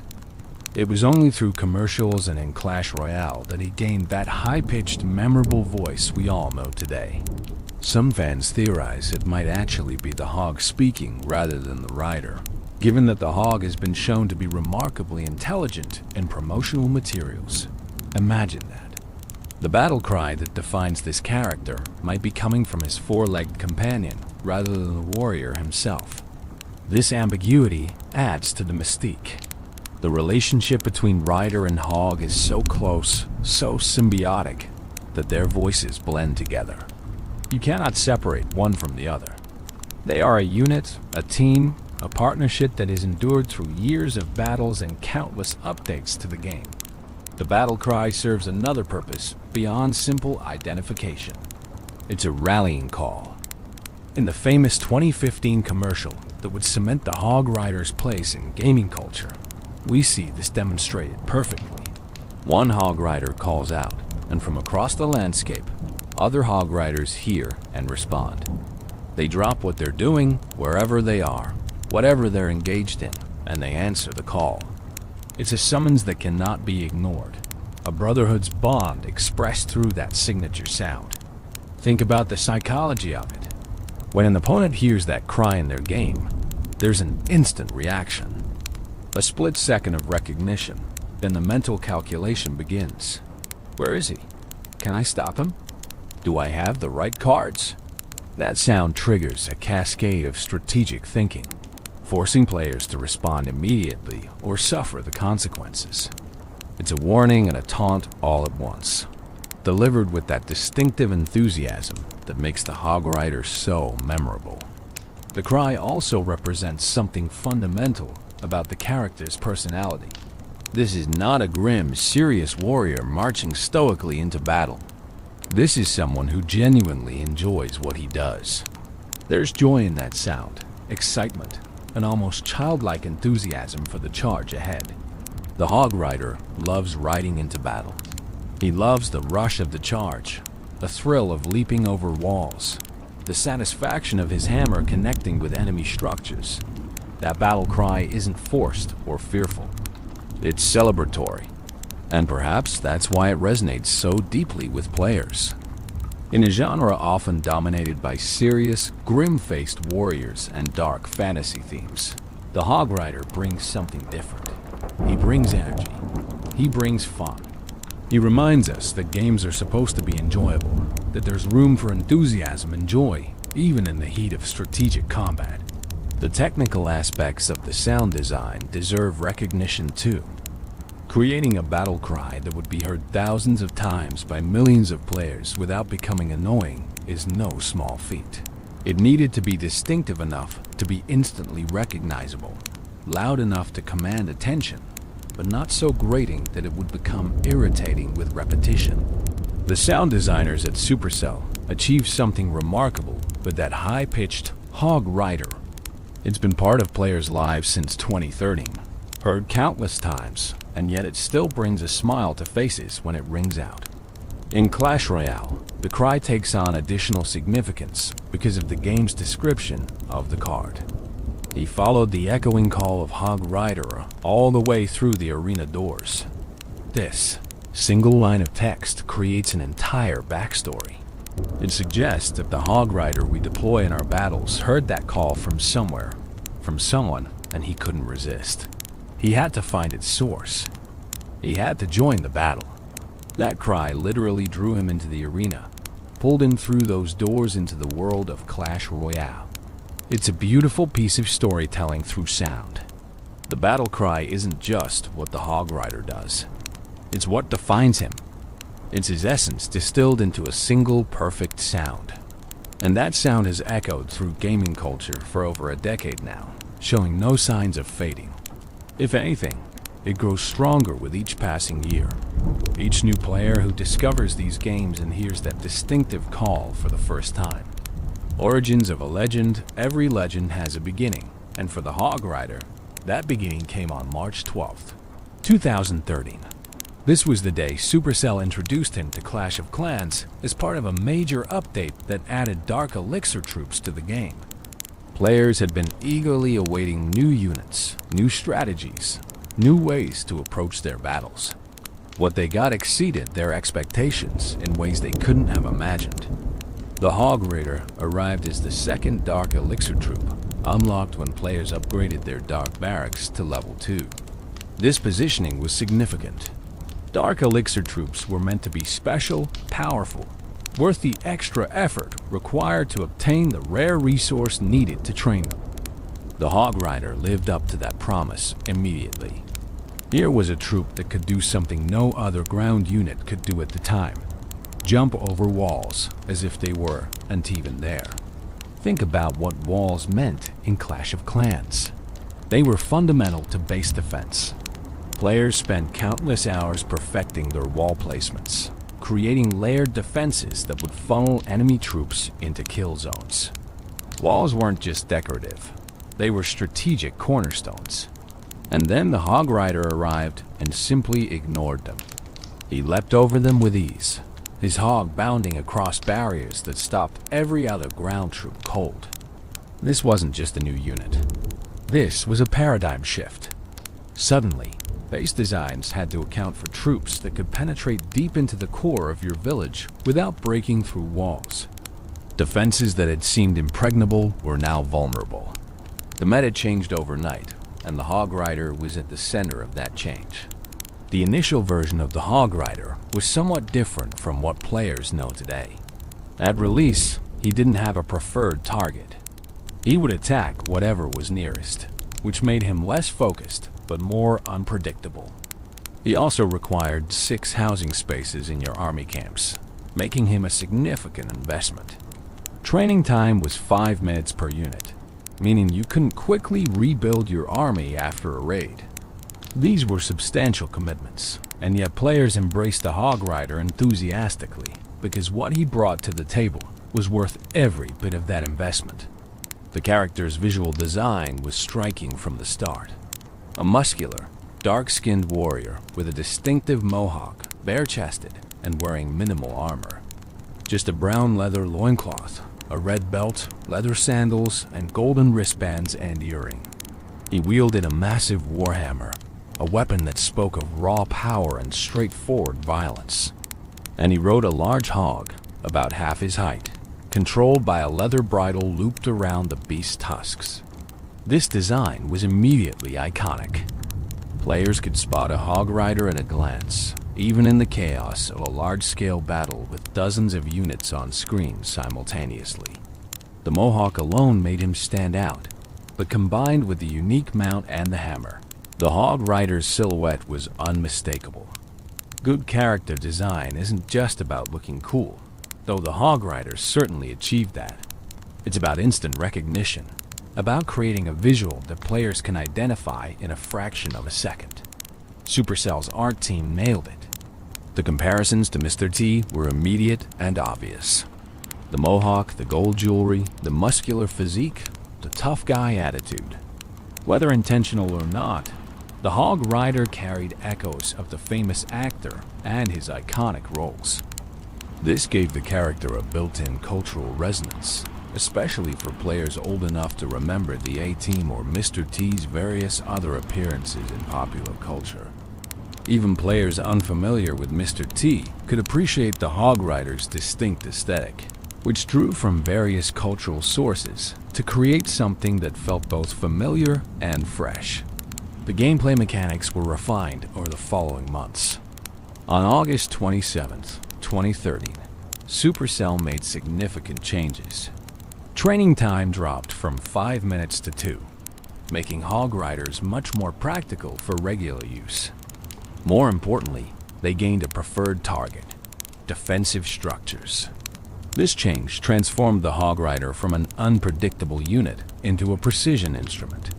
He would bypass everything else on the battlefield, driving straight for enemy defenses with single-minded focus. Walls, buildings, even enemy troops attacking him couldn't distract him from his purpose. He had a job to do, and nothing would stop him until every defense was destroyed or he fell trying. This created the strategic framework that still defines Hog Rider usage today. He's not a general-purpose troop. He's a specialist, a surgical tool designed for one specific task: eliminating enemy defenses. This specialization made him incredibly powerful in the right hands and relatively useless if deployed carelessly. Skill mattered. Strategy mattered. Simply having Hog Riders wasn't enough. You needed to know when to deploy them, where to deploy them, what spells to bring to support them. The learning curve was steep, but players who mastered Hog Rider strategies found themselves winning battles they had no right to win. A well-executed Hog Rider attack could dismantle bases that seemed impenetrable. Players discovered synergies with healing spells, keeping their hogs alive as they charged through heavy fire. They learned to scout for giant bombs, the Hog Rider's greatest weakness, and trigger them with sacrificial units before sending in their main force. An entire subgenre of Clash of Clans strategy content emerged around Hog Rider attacks, with players sharing their techniques, their base analysis, their spell timings. The Dark Elixir requirement added another layer to the Hog Rider's identity. This wasn't just any resource. Dark Elixir was rare, harder to obtain than regular elixir or gold. Players had to work for it, protect it from raiders, make tough decisions about how to spend it. Choosing to train Hog Riders meant not using that Dark Elixir for other purposes, for upgrading heroes or unlocking other dark troops. This scarcity added weight to every Hog Rider deployment. You couldn't be wasteful. Every unit represented significant investment, and losing them carelessly hurt in a way that losing cheaper troops didn't. But the flavor text accompanying the Hog Rider added something special to his identity. Having tamed the fierce leaping hog, the Hog Rider punishes those who hide behind their puny walls. Fueled by dark elixir, these warriors have never known defeat. That last line is particularly significant. Never known defeat. It's a bold claim, establishing the Hog Rider not just as effective, but as dominant. Unbeatable. Every player who chose to train Hog Riders was buying into that identity, claiming for themselves a piece of that undefeated legacy. Of course, in practice, Hog Riders could be defeated.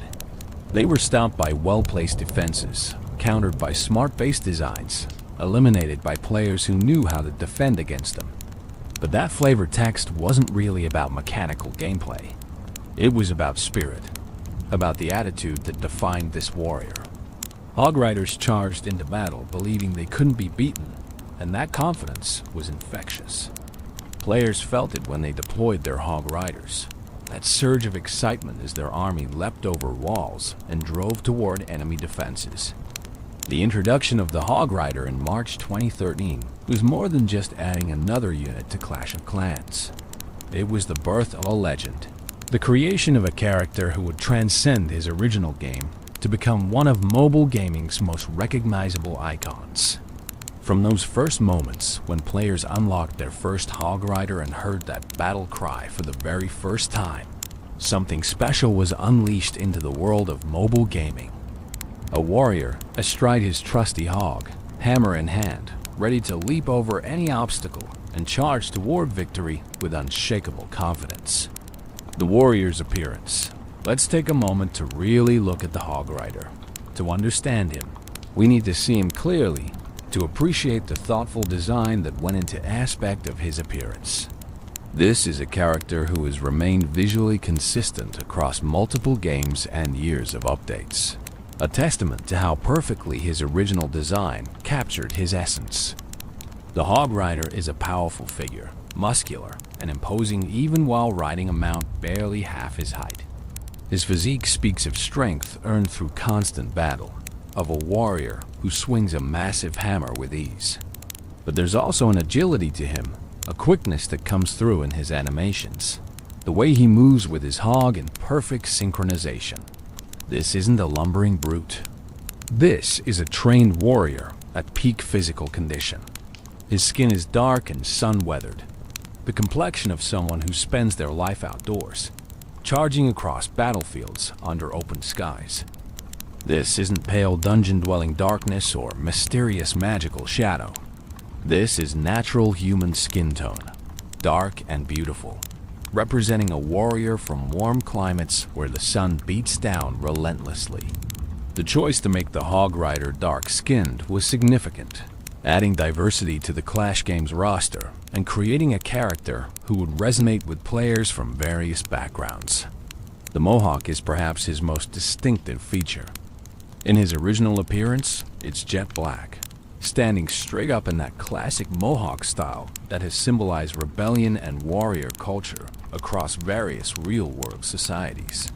This isn't some carefully styled modern Mohawk with gel and precision cuts. This is rough, practical, the kind of hairstyle a warrior maintains between battles.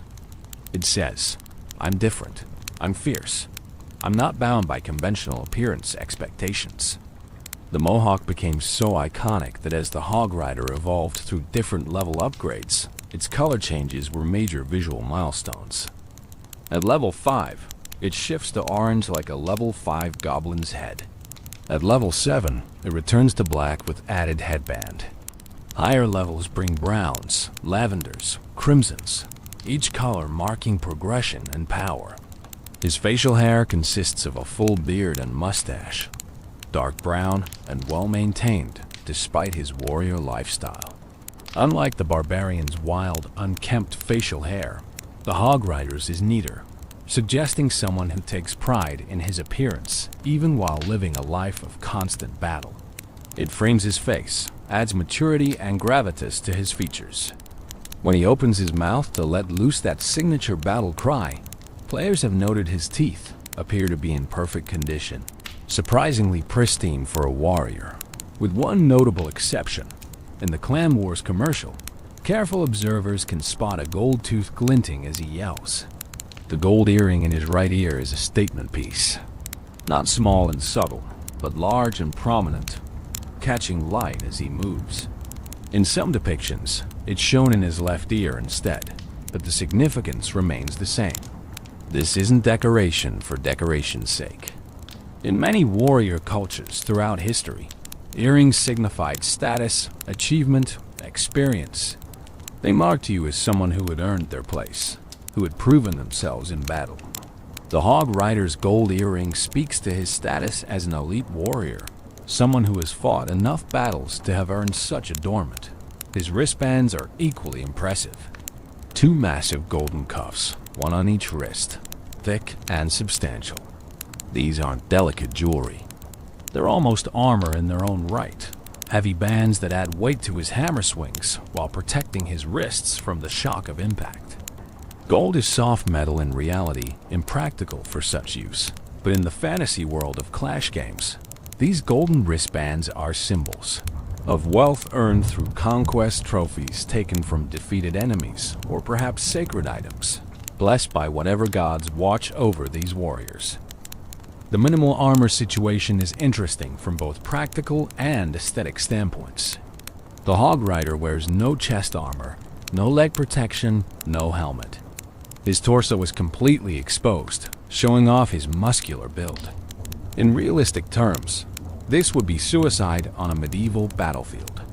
But the Hog Rider exists in a world where magic and fantasy reign, where confidence and skill matter more than conventional protection. His lack of heavy armor emphasizes his speed and agility. He's not meant to stand and take hits. He's meant to move fast, strike hard, and rely on his mount's ability to carry him out of danger. The brown leather loincloth is simple and functional, held in place by that distinctive red belt. The belt adds a splash of color to his otherwise minimal attire, drawing the eye and breaking up the brown and gold tones that dominate his appearance. It's practical clothing for riding, allowing freedom of movement that heavier pants or robes would restrict. The leather sandals complete the outfit, basic footwear that wouldn't interfere with his ability to grip his mount with his legs. These are warrior's clothes, practical and no nonsense, free of unnecessary embellishment beyond the gold jewelry that marks his status. His weapon deserves special attention. The Warhammer is massive, a 2-handed weapon that the Hog Rider swings one-handed because of his tremendous strength. In its base form, it has a large hammerhead with 2 brass-colored bands wrapped around it. As the Hog Rider levels up, this hammer transforms dramatically. At level 3, it grows larger and turns black, the brass bands disappearing. Higher levels add golden spikes, glowing edges, colorful plating that matches different town hall themes. The hammer becomes increasingly elaborate and magical looking as it upgrades, transforming from simple tool of destruction into legendary weapon that practically radiates power. But the hammer isn't just for show. Its design is perfect for its purpose, smashing buildings. The broad, flat striking surface delivers maximum impact. The long handle provides leverage for devastating swings. When the Hog Rider connects with an enemy structure, you can practically feel the impact through the screen. The animators gave real weight to those swings, making each hit look and sound satisfying. That crunch of hammer on stone, the way buildings crack and crumble under repeated strikes, it all sells the fantasy of being an unstoppable force of destruction.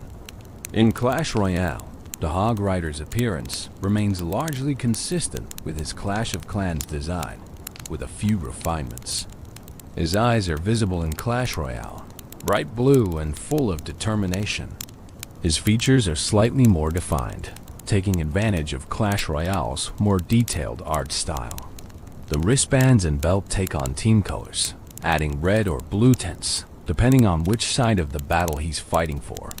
It's a small touch that increases visual clarity in the heat of battle, making it instantly obvious which hog rider belongs to which player. The ribbon tied at the bottom of his hammer in Clash Royale is another team-colored element, streaming behind him as he charges. It adds dynamic motion to his appearance, emphasizing his speed. When the hog rider is sprinting toward your tower, that ribbon whipping in the wind sells the sense of momentum, of unstoppable force bearing down on your defenses. What's remarkable about the hog rider's design is its timelessness. Created in 2013, he still looks fresh and relevant over a decade later. Good character design transcends trends, creates something that feels right regardless of what's currently popular in gaming aesthetics. The hog rider achieves this through a combination of strong silhouette, distinctive colors, and memorable details. You could reduce him to a simple black shape, and he'd still be instantly recognizable. That's the mark of truly excellent design. His appearance also tells a story without words. This is someone who has embraced the warrior's path completely. No heavy armor, because he trusts his skill and his mount to keep him safe. Minimal clothing, because he values speed and mobility over protection. Gold jewelry, because he's earned it through countless victories. A massive hammer, because subtle isn't his style. Everything about his appearance reinforces his identity as a bold, confident warrior who charges straight at problems and smashes through them with raw power. The consistency of his design across different games and years of updates has helped cement his iconic status. Players know exactly what to expect when they see a hog rider. That familiarity breeds affection. He's like an old friend, unchanged in all the ways that matter despite the years passing by. In an industry where characters are constantly being redesigned, updated, modernized, the hog rider remains true to his roots, and players love him for it. The Hog Companion. We cannot discuss the hog rider without giving proper attention to his faithful companion, the hog itself. This isn't just a mount, a simple vehicle to carry the warrior into battle. The relationship between rider and hog is something deeper, a partnership built on trust and mutual understanding. The hog is as much a character as the warrior riding him, with its own personality and presence that shines through in animations, commercials, and gameplay. The species of hog the hog rider has tamed is believed to be Falkyrie africanus, the common warthog. This is a real species native to Africa, and the choice is brilliant for multiple reasons. Warthogs are smaller than the massive boars found in some fantasy settings, but they're also more agile. This explains the hog rider's impressive speed, his ability to move quickly across the battlefield while other mounted units lumber along. Warthogs are surprisingly fast animals in reality, capable of reaching speeds up to 30 miles per hour in short bursts. They're tough, adaptable, and possess those distinctive tusks that the game's hog displays prominently. Those tusks serve a practical purpose in the design. They provide a natural attachment point for the leather bridle the hog rider uses to control his mount. Looped around the tusks, the bridle gives the rider control without requiring bit and reins like a horse would need. It's a detail that shows thought went into how this partnership would actually function. The tusks also add to the hog's intimidating appearance, making it clear this is no domestic pig, but a wild, powerful animal that has been tamed through the warrior's skill and determination. The size relationship between rider and hog is interesting. The hog is described as being about half the height of the rider, which sounds small until you remember. Warthogs in reality stand about 2 to 2.5 feet at the shoulder and can weigh up to 250 pounds. That's a substantial animal, certainly capable of carrying a human rider, though the hog rider's impressive physique suggests he's no lightweight. The bond between them must be incredibly strong for the hog to bear his weight battle after battle, charging into danger at his command. What truly sets the hog apart as a character, though, is the personality Supercell has given it through various commercials and media appearances.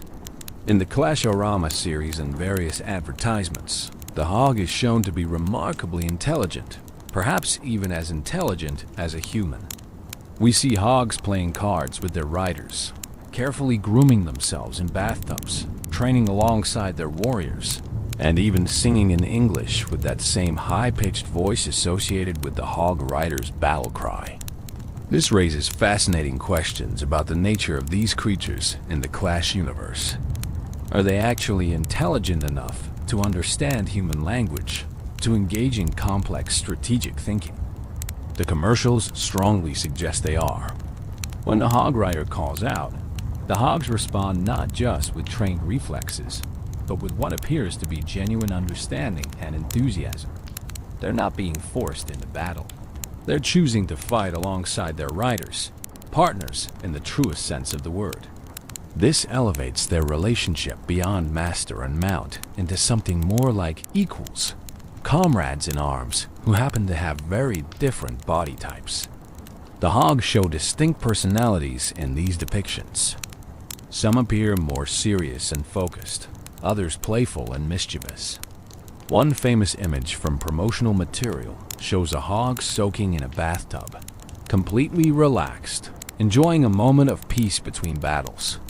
Another shows hogs engaged in what appears to be a card game, studying their hands with the concentration of seasoned gamblers. These aren't mindless beasts. They have inner lives, preferences, personalities that make them characters rather than mere accessories.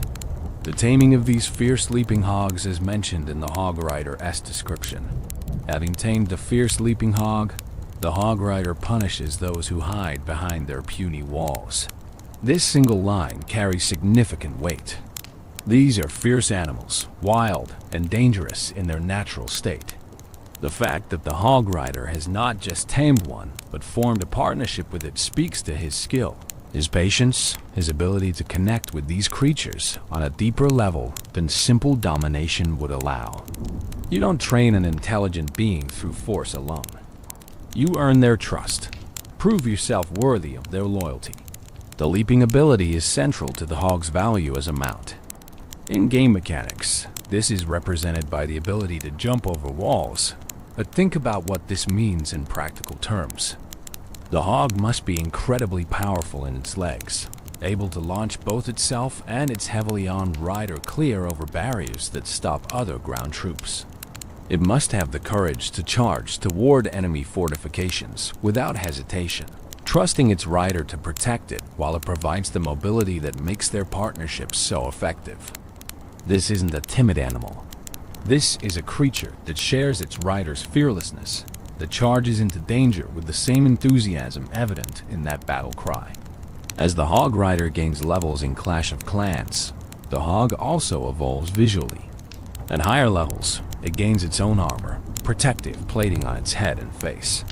The armor is gold or team-colored, depending on the level, matching the increasingly elaborate transformations of the rider's hammer. But even with armor, the hog retains its essential character.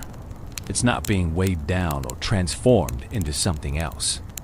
It's being enhanced, protected, given tools to survive longer in increasingly dangerous battles, while maintaining the speed and agility that define it. The relationship between specific hog riders and their hogs isn't really explored in the games themselves, but promotional material and fan interpretations have filled this gap. Each hog is unique, with its own relationship to its rider. Some pairings might be new, a young warrior just beginning to bond with his mount. Others might span years or even decades. Veteran partnerships where rider and hog know each other so well they can anticipate each other's moves without any visible signals. There's something beautiful about this partnership that resonates with players. Humans have formed bonds with animals throughout our history, using horses, dogs, birds, and countless other species as partners in various endeavors. The Hog Rider and his hog tap into that ancient tradition while adding fantasy elements that make it even more compelling. This isn't a horse carrying its rider out of trained obedience. This is an intelligent being choosing to charge into battle alongside its warrior companion, sharing the danger and the glory. The Hog's jumping animation in both games deserves special mention. It's not a simple hop. It's a powerful launch, the Hog gathering itself and springing into the air with visible force. When it lands on the other side of a wall, there's weight to the impact, the Hog absorbing the landing through its powerful legs before immediately resuming its charge.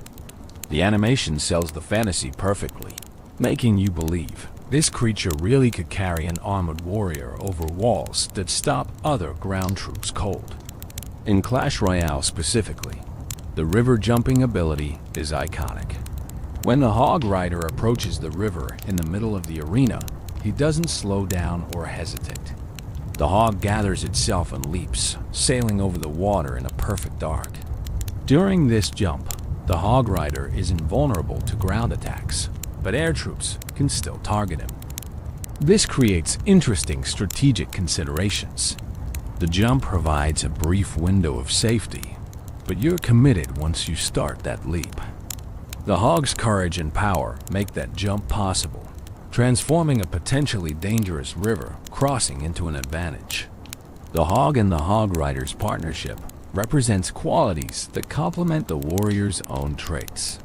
Where the warrior brings strength and skill with his hammer, the Hog brings speed and mobility. Where the warrior provides strategy and determination, the Hog provides unwavering courage and trust. Together, they form something greater than either could be alone. That's the essence of a true partnership, and it's why the Hog Rider character feels so complete.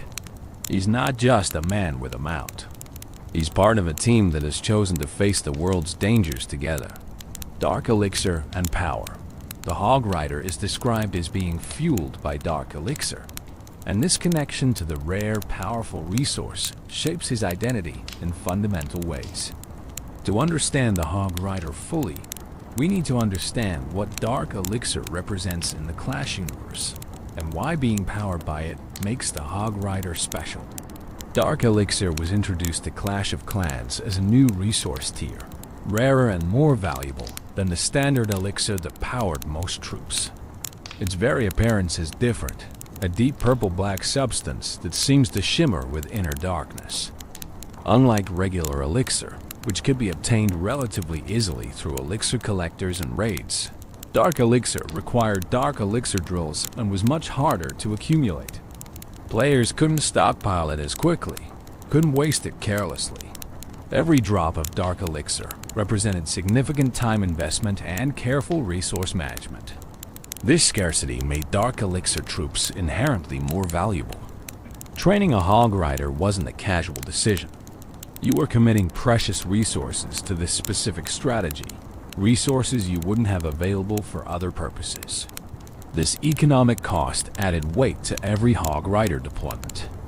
Losing them wasn't just a tactical setback. It was a waste of resources that would take time to replace. Players learned to deploy their dark elixir troops carefully, to support them properly, to maximize the value they got from each unit. But dark elixir isn't just mechanically valuable. It carries implications about the power it provides. The name itself suggests something beyond ordinary, something touched by darker forces or deeper magic. Dark doesn't necessarily mean evil in the Clash universe, but it implies power that comes from sources more mysterious and potent than the bright, clear regular elixir. The Hog Rider, fueled by this substance, draws strength from these deeper wells of power. What does it mean to be fueled by dark elixir? The description suggests it's not just payment for training, like hiring a mercenary. The dark elixir actively powers these warriors, provides them with capabilities beyond normal human limits. The Hog Rider's incredible strength, his ability to swing that massive hammer repeatedly without tiring, his seemingly endless stamina as he charges across battlefields. All of this comes from the dark elixir flowing through him. Consider the physical feats the Hog Rider regularly accomplishes. He swings a warhammer that should require 2 hands to wield effectively, and he does it one-handed while maintaining balance on a charging hog. He absorbs impacts from defensive structures, taking hits that would pulverize normal humans. He fights through conditions that would exhaust anyone else, continuing his assault until either he succeeds or falls. This isn't normal human endurance. This is enhanced capability. The Dark Elixir providing supernatural stamina and resilience. The connection between Dark Elixir and the Hog Rider's fearlessness might run deeper than simple courage. Dark Elixir could be affecting his psychology, his emotional state, removing or suppressing the natural fear responses that would cause most warriors to hesitate. When the Hog Rider charges toward heavily fortified positions, he does so with absolute confidence. No second guessing, no moment of doubt. That could be training and experience, or it could be the Dark Elixir, burning away uncertainty, leaving only pure determination. The description states these warriors have never known defeat. This bold claim becomes more understandable when you consider the Dark Elixir factor. These aren't just skilled warriors with good mounts. They're enhanced individuals, their natural capabilities amplified by this mysterious dark substance. They've never known defeat because the Dark Elixir makes them effectively undefeatable in their mindset. Even when they fall in battle, they respawn and charge again. The Dark Elixir ensuring they never truly experience the psychological weight of defeat. Interestingly, the Dark Elixir connection also explains the Hog Rider's targeting behavior. His single-minded focus on defensive structures, his ability to ignore distractions even when taking damage from other sources, suggests the Dark Elixir might be programmatically directing his actions to some degree. It's enhanced his natural warrior instincts, sharpened them to laser focus, eliminating the confusion and chaos that normally clouds battlefield decision-making. He knows exactly what he needs to do, and the Dark Elixir ensures he has the clarity and drive to do it. The visual effects in Clash Royale subtly reinforce this connection. Though there's no obvious Dark Elixir glow around the Hog Rider during normal gameplay, his eyes in that game are remarkably bright and intense. That could be artistic choice, or it could represent the Dark Elixir's influence, providing an inner fire that manifests in his gaze. When he charges, there's an energy to his movements that seems almost supernatural, an intensity that goes beyond normal physical action. The cost structure of the Hog Rider in Clash of Clans reinforced the Dark Elixir connection mechanically. At lower levels, training a Hog Rider required 40 Dark Elixir per unit. At maximum level, that cost rose to 100 Dark Elixir. These weren't trivial amounts, especially in the earlier years of the game when Dark Elixir was even harder to accumulate than it is today. Every Hog Rider represented a significant investment, a conscious choice to channel your precious Dark Elixir into this specific unit, rather than saving it for hero upgrades or other dark troops. This created interesting strategic dynamics. Players had to manage their Dark Elixir carefully, balancing the desire to use Hog Riders in attacks with the need to save Dark Elixir for long-term progression. Successful Hog Rider attackers often targeted bases with Dark Elixir storages, using their Hog Riders to steal the very resource needed to train more Hog Riders. It was a self-sustaining cycle if you were skilled enough. Use your Hog Riders to steal Dark Elixir. Use that Dark Elixir to train more Hog Riders. Repeat. Players who mastered this loop could maintain large Hog Rider armies without depleting their reserves. The Dark Elixir connection also ties the Hog Rider into the broader lore of the Clash universe. Dark Elixir powers other significant units: minions, Valkyries, golems, witches, lava hounds. These are all powerful, somewhat mysterious troops with capabilities that go beyond normal warriors. The Hog Rider belongs in this company, a Dark Elixir elite whose powers set him apart from ordinary troops. He's not just another soldier. He's a dark-powered champion, fueled by forces that most warriors never touch. In Clash Royale, the Dark Elixir connection becomes more metaphorical since that game doesn't use Dark Elixir as a resource. But the character carries that identity forward. The Hog Rider in the arena is still that same Dark Elixir-fueled warrior from Clash of Clans. He brings that intensity, that enhanced capability, that unbeatable spirit with him through the arena doors. The 4 elixir cost to deploy him in Clash Royale is a bargain compared to his capabilities. A reflection, perhaps, of the Dark Elixir enhancement, making him more cost-effective than normal troops. The relationship between the Hog Rider and his Dark Elixir fuel raises philosophical questions about identity and agency. Is the Hog Rider's fearlessness truly his own, or is it chemically induced by the Dark Elixir? Does it matter? If the Dark Elixir removes his ability to feel fear, is he still courageous for charging into battle? These are interesting questions without clear answers, adding depth to what could have been a simple, strong warrior on a Hog character. One interpretation is that the Dark Elixir doesn't create the Hog Rider's qualities, but amplifies what was already there. The warrior was brave before the Dark Elixir. The enhancement just removes the physical and mental limitations that would normally restrict his courage. He was strong before, but Dark Elixir lets him express that strength fully. He was determined before, but Dark Elixir ensures nothing can shake that determination. In this reading, the Dark Elixir is revelatory rather than transformative. It shows who the Hog Rider truly is beneath human limitations. The never-known defeat line becomes particularly interesting through this lens. If Dark Elixir removes the psychological impact of defeat, then even when the Hog Rider falls in battle, he genuinely doesn't process it as defeat. He tried his best, he gave everything, and now he'll respawn and try again. There's no shame, no discouragement, no way to failure. Each battle is fresh, untainted by previous setbacks. That's a powerful advantage, perhaps more valuable than enhanced strength or speed. The ability to approach every battle with complete confidence, unweighed by past failures, makes the Hog Rider psychologically unbeatable, even when he's tactically defeated. This connects to the broader community experience with Hog Rider gameplay. Players who master Hog Rider strategies often talk about the mindset required. You can't play tentatively. You can't second guess. You have to commit fully to the attack, trust your skill and your supporting troops, and charge forward with confidence. It's almost as if using Hog Riders successfully requires players to channel that same Dark Elixir-enhanced mentality.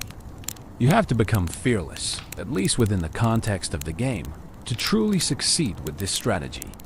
The Dark Elixir connection also explains why Hog Riders work so well together. In the commercials and in mass Hog Rider attacks, we see groups of these warriors operating with perfect coordination. The Dark Elixir might provide a kind of shared consciousness, or at least enhanced mutual understanding. Warriors fueled by the same dark substance naturally work together, their movements synchronized, their purposes aligned.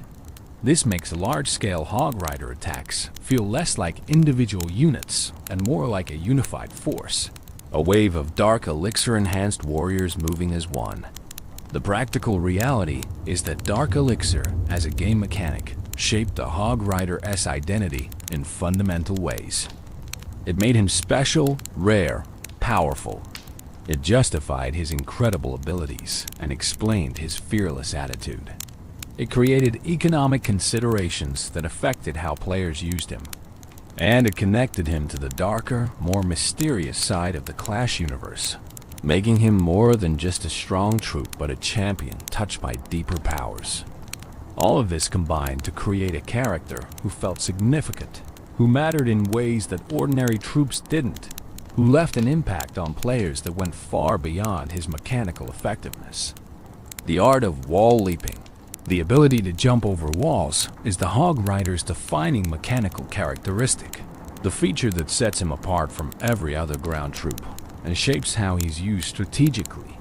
But beyond the simple game mechanics, wall leaping represents something profound about the Hog Rider's character and approach to obstacles. Where others see barriers, he sees minor inconveniences. Where others must go around or break through, he simply goes over. This mentality defines everything about how the Hog Rider engages with the world. Think about what walls represent in fortress design. both in games and throughout human history. Walls are the fundamental element of defense. They create separation between inside and outside, safe and dangerous, protected and vulnerable. Good walls mean safety. Strong walls mean security. For thousands of years of human warfare, walls were the primary means of protection for settled populations. Cities were defined by their walls. Castles were built around walls. Entire military strategies revolved around either defending walls or breaching them.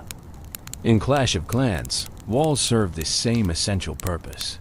Players spend enormous amounts of resources upgrading their walls, progressing through multiple levels from basic wooden barriers to powerful gold, crystal, and even lava-themed walls at the highest levels. Wall placement is a fundamental skill in base design. Creating compartments, funneling enemy troops into kill zones, protecting key structures behind multiple wall layers. These are core defensive strategies. Walls matter. They're not just decorative. They're the foundation of base defense. And then the Hog Rider arrives and completely ignores them. He doesn't break them down like wall breakers. He doesn't slowly destroy them like other troops might. He simply leaps over them as if they aren't even there. The first time players experienced this mechanic, it was revelatory. Here was a completely different approach to the wall problem that had defined Clash of Clans strategy. You didn't need to bring wall breakers if you had Hog Riders. You didn't need to create a funnel to guide your troops through open wall sections. You just deployed your Hog Riders and let them find their own path, jumping over whatever barriers stood in their way. The animation of the wall jump is crucial to selling this mechanic. The hog gathers itself, crouches slightly, then launches into the air with visible power. The Hog Rider leans forward in the saddle, balancing himself as his mount sails over the wall. There's a brief moment of hang time, the pair suspended in the air, completely vulnerable, but also completely unstoppable. Then they land on the other side, the hog absorbing the impact through its powerful legs, and they immediately resume their charge without missing a beat. The whole sequence takes perhaps a second, but it's smooth and dynamic enough to feel epic every single time. This jumping ability isn't unlimited or without conditions. The Hog Rider only jumps walls when they're directly in his path to his target. He won't jump walls just for fun or to take shortcuts that don't lead toward defensive structures. This creates interesting pathing situations where the Hog Rider might take routes that seem inefficient to reach a wall he can jump, simply because his programming knows that jumping that wall will get him closer to his actual target. Understanding these pathing quirks is essential for both attacking with Hog Riders and defending against them. The wall jumping also has strategic implications for spell usage. Healing spells become more effective with Hog Riders because you can predict where they'll be.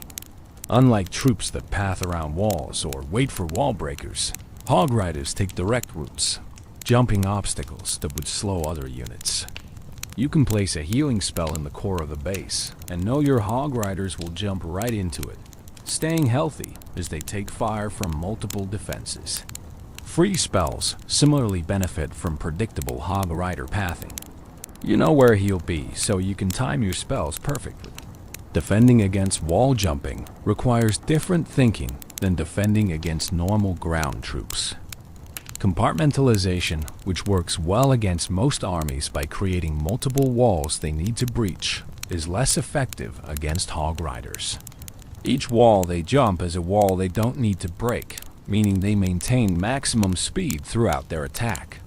This led to defensive base designs specifically meant to counter Hog Riders, incorporating features like centralized Teslas carefully placed, giant bombs to catch jumping hogs, and multiple layers of defensive structures that would wear down even the toughest Hog Rider attack. The giant bomb became the Hog Rider's nemesis because of the jumping mechanic. When a Hog Rider jumps a wall, he lands in a specific, predictable spot on the other side.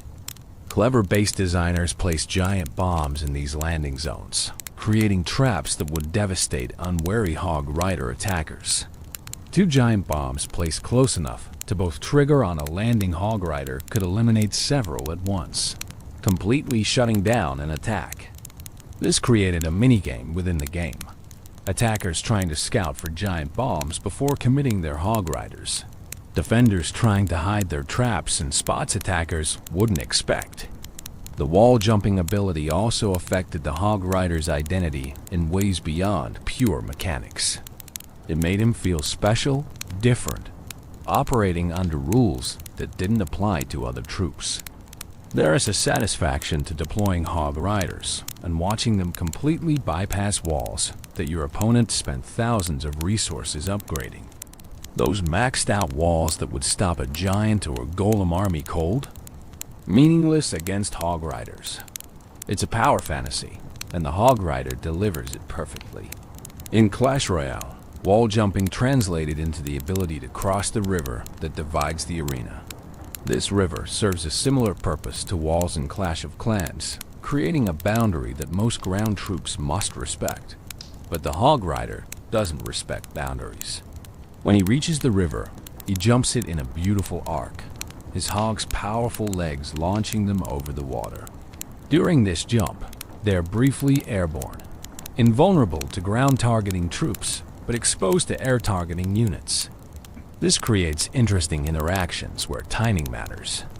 Deploy a mini PEKKA just as the Hog Rider jumps, and it'll miss him. Deploy it just after he lands, and it'll catch him perfectly. The river jump also serves as a psychological barrier breaker.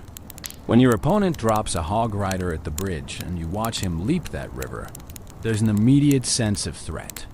He's coming, and normal defensive positioning won't fully protect you. The river that should slow him down doesn't. The distance that should give you time to build a defense isn't as long as it seems because he crosses that gap effortlessly. Good Hog Rider players understand this psychological element and use it to pressure opponents, forcing hasty defensive decisions that might not be optimal. The wall leaping ability has symbolic significance too. Walls represent limitation, boundaries that restrict movement and possibility. The Hog Rider's ability to leap over these limitations makes him a symbol of freedom and determination. He doesn't accept the constraints that bind others. He doesn't let obstacles stop him. This resonates with players on a level beyond game mechanics. We all face walls in our lives, barriers that seem insurmountable. The Hog Rider reminds us that sometimes the solution isn't to break through or go around, but to find a way over, to refuse to let obstacles define what's possible. Technically, the wall jumping also showcases excellent game design. It's a unique mechanic that's immediately understandable, visually clear, and creates interesting strategic depth. Players don't need a tutorial to understand what the Hog Rider does. They see him jump a wall once, and they get it. That clarity is valuable in game design, where complex mechanics can confuse or frustrate players. The Hog Rider's wall jumping is elegant in its simplicity, while being profound in its implications for strategy. The evolution of base design in Clash of Clans can partly be tracked through how builders adapted to Hog Rider threats. Early bases, designed before Hog Riders existed, were completely vulnerable. As Hog Riders became popular, bases evolved to include anti-Hog Rider features. Then, as those defenses became standard, Hog Rider strategies evolved to overcome them, prompting further defensive innovations. This back and forth, this eternal arms race between Hog Rider attackers and defenders trying to stop them, kept the game fresh and engaging for years. In competitive play, wall jumping elevated the Hog Rider to top-tier status.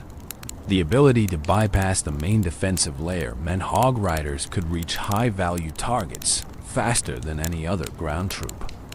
In war attacks where every second mattered, or getting to that last percent needed for a 3-star was crucial. The Hog Rider's wall jumping could mean the difference between victory and defeat. Professional players mastered the timing, placement, and supporting troops needed to maximize Hog Rider effectiveness, creating attack strategies that became famous in the community. The wall jumping mechanic also allowed for creative plays that delighted both players and spectators. Jumping into an opponent's core to eliminate a critical defense, leaping over carefully designed channeling walls that would have funneled other troops into traps reaching town halls or clan. Castle troops that seemed perfectly protected these moments. Created stories, players shared highlights that got posted to YouTube, legendary attacks that entered community memory. The Hog Rider's wall jumping wasn't just mechanically effective. It was dramatically satisfying in ways that made every successful Hog Rider attack feel like a minor triumph. Evolution through levels. The Hog Rider's journey from level 1 to maximum level is a visual story of growth and increasing power. With each level upgrade, he transforms, gaining new colors, enhanced armor, more impressive weapons, and an overall presence that communicates his growing strength. This progression gives players something to work toward, a visible reward for their investment in upgrading this troop. Let's walk through this evolution, level by level, examining how the Hog Rider changes as he grows in power. At level 1, the Hog Rider appears in his most basic form. The warrior is bare-chested with his signature mohawk standing straight and black. His hammer is relatively simple, with those brass-colored bands wrapped around the head. The hog beneath him is unarmored, showing its natural hide. This is the Hog Rider at the start of his journey. Raw potential not yet refined. He's effective even at this level, capable of the wall jumping and building targeting that defines his role. But he's clearly just beginning. There's room for growth, room for improvement, room for this warrior to become something greater.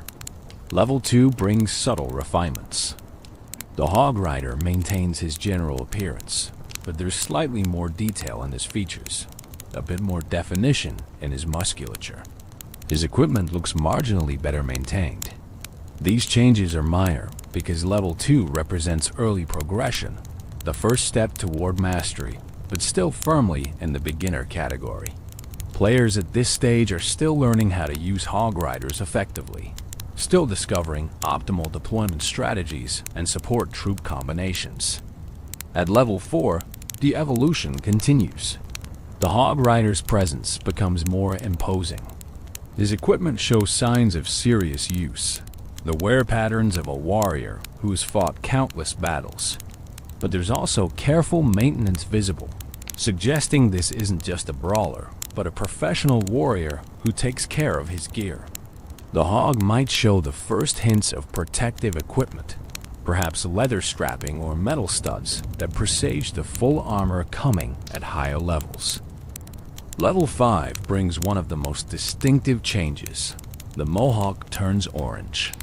This color shift is significant, matching the orange hair of level 5 goblins and creating a visual connection between these dark elixir troops. It suggests that dark elixir enhancement at this level causes physical changes, affecting hair pigmentation in consistent ways across different troop types. The orange mohawk makes level 5 Hog Riders instantly identifiable, even in the chaos of a large-scale battle. The hammer at this level gains additional detailing, possibly metal bands or decorative elements that indicate this warrior has earned some prestige. Level 6 continues the orange mohawk theme while adding further refinements to equipment and armor. The Hog Rider's physical presence seems to increase, his muscles more defined, his stance more confident. This is a warrior who has survived countless battles and learned from each one. His hammer might gain spikes or bladed edges, transforming from a simple crushing weapon into something more versatile and deadly. The hog's armor becomes more substantial, better protecting the mount during its charges into enemy territory. At level 7, the mohawk returns to black, but now the Hog Rider gains a white headband. This accessory adds a touch of sophistication to his appearance, suggesting he's reached a level of mastery that goes beyond simple barbarian fury. The headband might represent rank or achievement within Hog Rider society, a visual marker that this warrior has proven himself worthy of special recognition. The hammer continues to evolve, possibly gaining golden accents or glowing elements that indicate magical enhancement beyond simple physical improvements. Level 8 maintains the black mohawk with white headband combination while pushing the visual enhancements further. The Hog Rider's armor becomes more elaborate, his weapons more ornate. There's a sense that he's moving beyond mere mortal warrior into legendary champion territory. The Hog's armor now fully protects its head and vital areas, colored to match the Hog Rider's theme and creating a unified visual that emphasizes their partnership. Level 9 through 11 continue this progression, with the mohawk cycling through various colors. Brown at level 9, lavender at level 10, dark cyan at level 11. Each color represents a different stage of dark elixir enhancement, the substance continuing to transform the warrior as he absorbs more of its power. The hammer at these levels becomes truly legendary, possibly glowing with energy, featuring elaborate decorative elements, clearly magical in nature. This is no longer just a weapon. It's an artifact of power, worthy of a champion. At level 12, the final form emerges with the mohawk turning crimson. This red coloring matches Town Hall 15's theme, creating a visual link between the Hog Rider's maximum potential and the highest level of base development. The crimson mohawk, combined with his fully enhanced armor and glowing legendary hammer, creates an intimidating presence. This is the Hog Rider at his absolute peak, having absorbed maximum dark elixir enhancement, carrying the best equipment, representing the pinnacle of what this warrior can become. Throughout these transformations, certain elements remain constant. The Hog Rider's basic silhouette doesn't change. He's always recognizable as a Hog Rider regardless of level. The mohawk, the hammer, the mounted posture, these signature elements persist through all variations. This consistency is important for gameplay clarity. Players need to be able to identify troops instantly, and the Hog Rider's core design ensures this is possible even as visual details change dramatically. The Hog's evolution parallels its rider's progression. Starting as a natural warthog, it gradually gains armor and protective equipment that matches the Hog Rider's aesthetic. By maximum level, the Hog is fully kitted out with golden armor plating on its head, face, and flanks, turning it from simple mount into armored warbeast. Yet even with all this armor, the Hog retains its essential character, its aggressive stance and powerful build clearly visible beneath the protective gear. These visual progressions serve multiple purposes in game design. They reward players for investing resources in upgrades, providing clear visual feedback that their investment has resulted in tangible improvement. They create aspirational goals, with lower-level players seeing high-level Hog Riders and wanting to upgrade their own troops to achieve those impressive appearances. They add variety to the battlefield, preventing visual monotony by ensuring Hog Riders from different players at different progression levels look distinctly different from each other. The color changes in the mohawk also serve practical purposes. In clan wars or friendly battles where multiple players might be using Hog Riders, the different colors help distinguish whose troops are whose. A level 5 Hog Rider with orange mohawk is clearly from a less developed player than a level 10 with lavender mohawk, allowing observers to track battle developments more easily. From a lore perspective, these visual transformations suggest the Hog Rider is being fundamentally changed by dark elixir enhancement. The hair color changes indicate this isn't just external equipment improvement, but internal transformation. The dark elixir is altering him at a cellular level, changing his very biology as it enhances his capabilities. By maximum level, the Hog Rider might be more dark elixir enhanced being than baseline human, transformed into something greater through repeated exposure to this mysterious substance. The hammer's evolution from simple tool to legendary weapon mirrors classic hero's journey narratives. The young warrior starts with basic equipment, but through experience, achievement, and progression, He earns access to increasingly powerful weapons until finally wielding something that borders on mythical. That maximum level hammer, glowing with power and covered in ornate decoration, is fit for a legend. It's the weapon a hog rider earns through countless battles, countless walls jumped, countless defenses destroyed. In Clash Royale, the hog rider appears at what would essentially be his maximum level from Clash of Clans, representing the pinnacle version of this troop.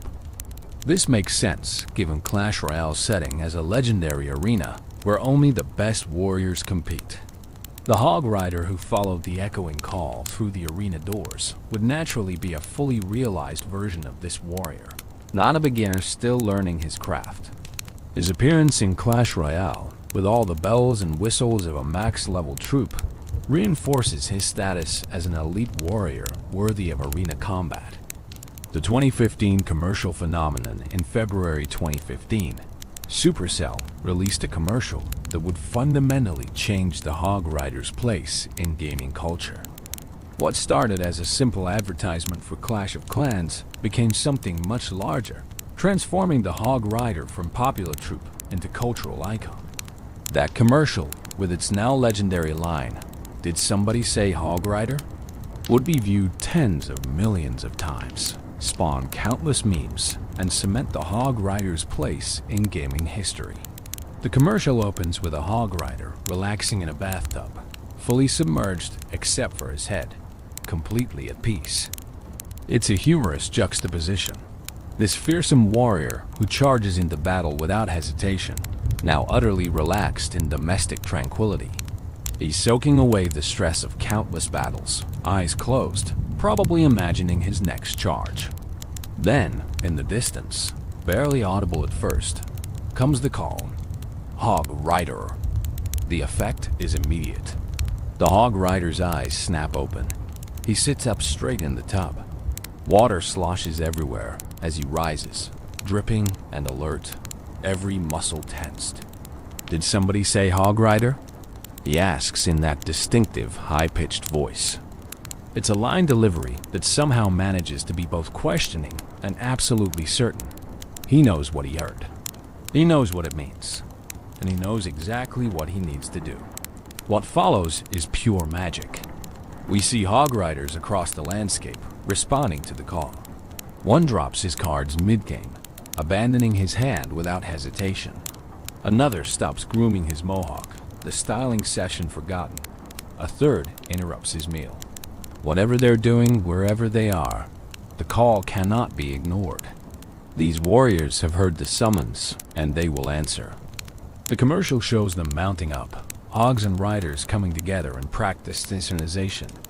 There's no fumbling, no awkward mounting process. These partnerships are so well established that the motion is fluid, natural, rider and hog moving as one from standby to full battle readiness in seconds. Then they ride, charging across the landscape toward the source of the call. Hammers raised, battle cries echoing, a brotherhood answering their summons. The genius of this commercial lies in multiple layers. On the surface, it's funny. The bathtub opening is inherently humorous. The idea of a fearsome warrior doing something as mundane as bathing. The high-pitched voice asking, "Did somebody say hog rider?" in that specific tone became instantly memorable. The over-enthusiastic response to what might just be someone mentioning hog riders in casual conversation plays on the warrior's supposed single-minded obsession. But deeper than the humor is the characterization. This commercial established personality for the hog rider beyond what the game itself provided. We see that these warriors have lives outside battle. They relax, play cards, groom themselves. They exist as complete beings with hobbies and downtime, not just soldiers waiting for deployment. Yet when the call comes, everything else becomes meaningless. The brotherhood bond is so strong that a single hog rider-esque call brings all others running without question. The commercial also showcased the intelligence and personality of the hogs themselves. We see them responding to their riders, moving with purpose and awareness. These aren't dumb beasts being directed. They're willing participants, Partners who understand what the call means and are just as ready to answer it as their riders. The synchronization between rider and mount shown in the commercial reinforced the idea that this was a true partnership, not simple animal handling. The production values were impressive. The animation was smooth and dynamic, showing hog riders in motion across varied terrain. The sound design was perfect, with that signature battle cry cutting through all other noise, impossible to ignore. The pacing built from the quiet bathtub scene through the gathering momentum of multiple hog riders converging, creating genuine excitement about what these warriors would do once they assembled. Did somebody say hog rider? Line became instant meme material. The specific delivery, the questioning tone combined with unmistakable certainty, the high-pitched voice that was so distinctive, all of it combined to create a phrase that players couldn't stop repeating. It spread beyond Clash of Clans players to the broader gaming community, and even beyond gaming entirely. People who had never touched Clash of Clans knew that line, could mimic that delivery, understood the reference when they heard it. This phenomenon is rare in mobile gaming advertising. Most game commercials, even successful ones, don't create cultural moments that transcend their original purpose. They might drive installs, might increase engagement among existing players, but they don't become part of the broader cultural conversation. The Hog Rider commercial did exactly that. It broke out of the mobile gaming niche and became something people referenced in completely unrelated contexts. The commercial's impact on player engagement was substantial. Search interest in Hog Rider spiked dramatically after the commercial's release. Players who hadn't been using Hog Riders suddenly wanted to try them, inspired by the commercial's portrayal of these enthusiastic warriors. The commercial made Hog Riders feel fun in a way that pure gameplay couldn't quite capture.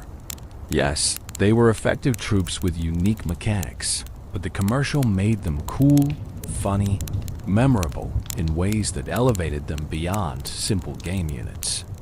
Supercell recognized what they had and leaned into it. The Hog Rider became a central figure in their advertising, appearing in subsequent commercials and promotional materials far more frequently than his in-game usage rates alone would justify. He became the face of Clash of Clans in many ways, the character they put forward when they wanted to represent their game. This was smart branding, building on the organic enthusiasm players had for this character. The commercial also influenced how players thought about their Hog Riders in-game. Deploying them wasn't just a strategic decision anymore. It was participating in that brotherhood shown in the commercial. You weren't just using a game mechanic. You were answering the call, joining the charge, becoming part of that Hog Rider army, thundering toward enemy defenses. The commercial added a layer of fantasy and role-playing to what had been purely mechanical gameplay. Fan content exploded after the commercial's release. Players created their own versions, remixing the audio, creating parodies, adapting the concept to other games and contexts. The "Did Somebody Say" format became a meme template applicable to countless situations. Artists drew their own interpretations of the bathtub scene and the gathering charge. The commercial gave creators material they could work with, a shared reference point that resonated with millions of players. The voice acting deserves special recognition. Whoever provided that distinctive "Did somebody say Hog Rider?" line absolutely nailed it. The delivery was perfect, walking the line between genuine questioning and unmistakable certainty. It was enthusiastic without being obnoxious, memorable without being irritating. That's incredibly difficult to achieve, and the voice actor's performance was crucial to the commercial's success and longevity in meme culture. The commercial also demonstrated Supercell's understanding of their community. They knew players loved the Hog Rider. They knew the troop had become iconic. Rather than playing it safe with generic advertising, they created something that celebrated what made the Hog Rider special. That amplified his character, that gave players a reason to love him even more. It was advertising that felt like a gift to the community rather than a sales pitch. even though it was absolutely designed to drive engagement and revenue. Years later, did somebody say Hog Rider? Remains instantly recognizable to anyone who was part of the Clash community during that era. New players discover the commercial and are initiated into the meme. It has staying power that most advertising can only dream of achieving. That 30-second commercial created a cultural touchstone that has remained relevant through multiple years and countless game updates. Journey to Clash Royale. When Supercell announced Clash Royale in early 2016, players immediately wondered which troops from Clash of Clans would make the transition to this new arena-based game. The Hog Rider was an obvious choice, but his journey into Clash Royale would involve adaptations and changes that transformed him from his Clash of Clans roots while preserving his essential identity. Clash Royale launched globally on March 2nd, 2016, and from day one, the Hog Rider was present. He was available as a rare card, findable in chests starting from Arena 4 PEKKA's Playhouse. This positioning was significant. Rare rarity made him accessible, but not too common, maintaining some of his premium status from Clash of Clans, while ensuring dedicated players could obtain and use him relatively easily. Locking him behind Arena 4 meant newer players had to progress through the game before accessing this powerful unit, creating an aspirational goal. The card description gave him a new backstory that tied into the Clash Royale setting specifically. Fast melee troop that targets buildings and can jump over the river. He followed the echoing call of Hog Rider all the way through the arena doors. This single sentence created an entire narrative. It referenced the famous 2015 commercial directly, suggesting that the Hog Rider in Clash Royale heard that same call that brought other Hog Riders together. But for him, it led to something different. It led to the arena, to competitive combat, to a new form of battle entirely. This description implies choice and agency. The Hog Rider wasn't assigned to the arena or forced through its doors.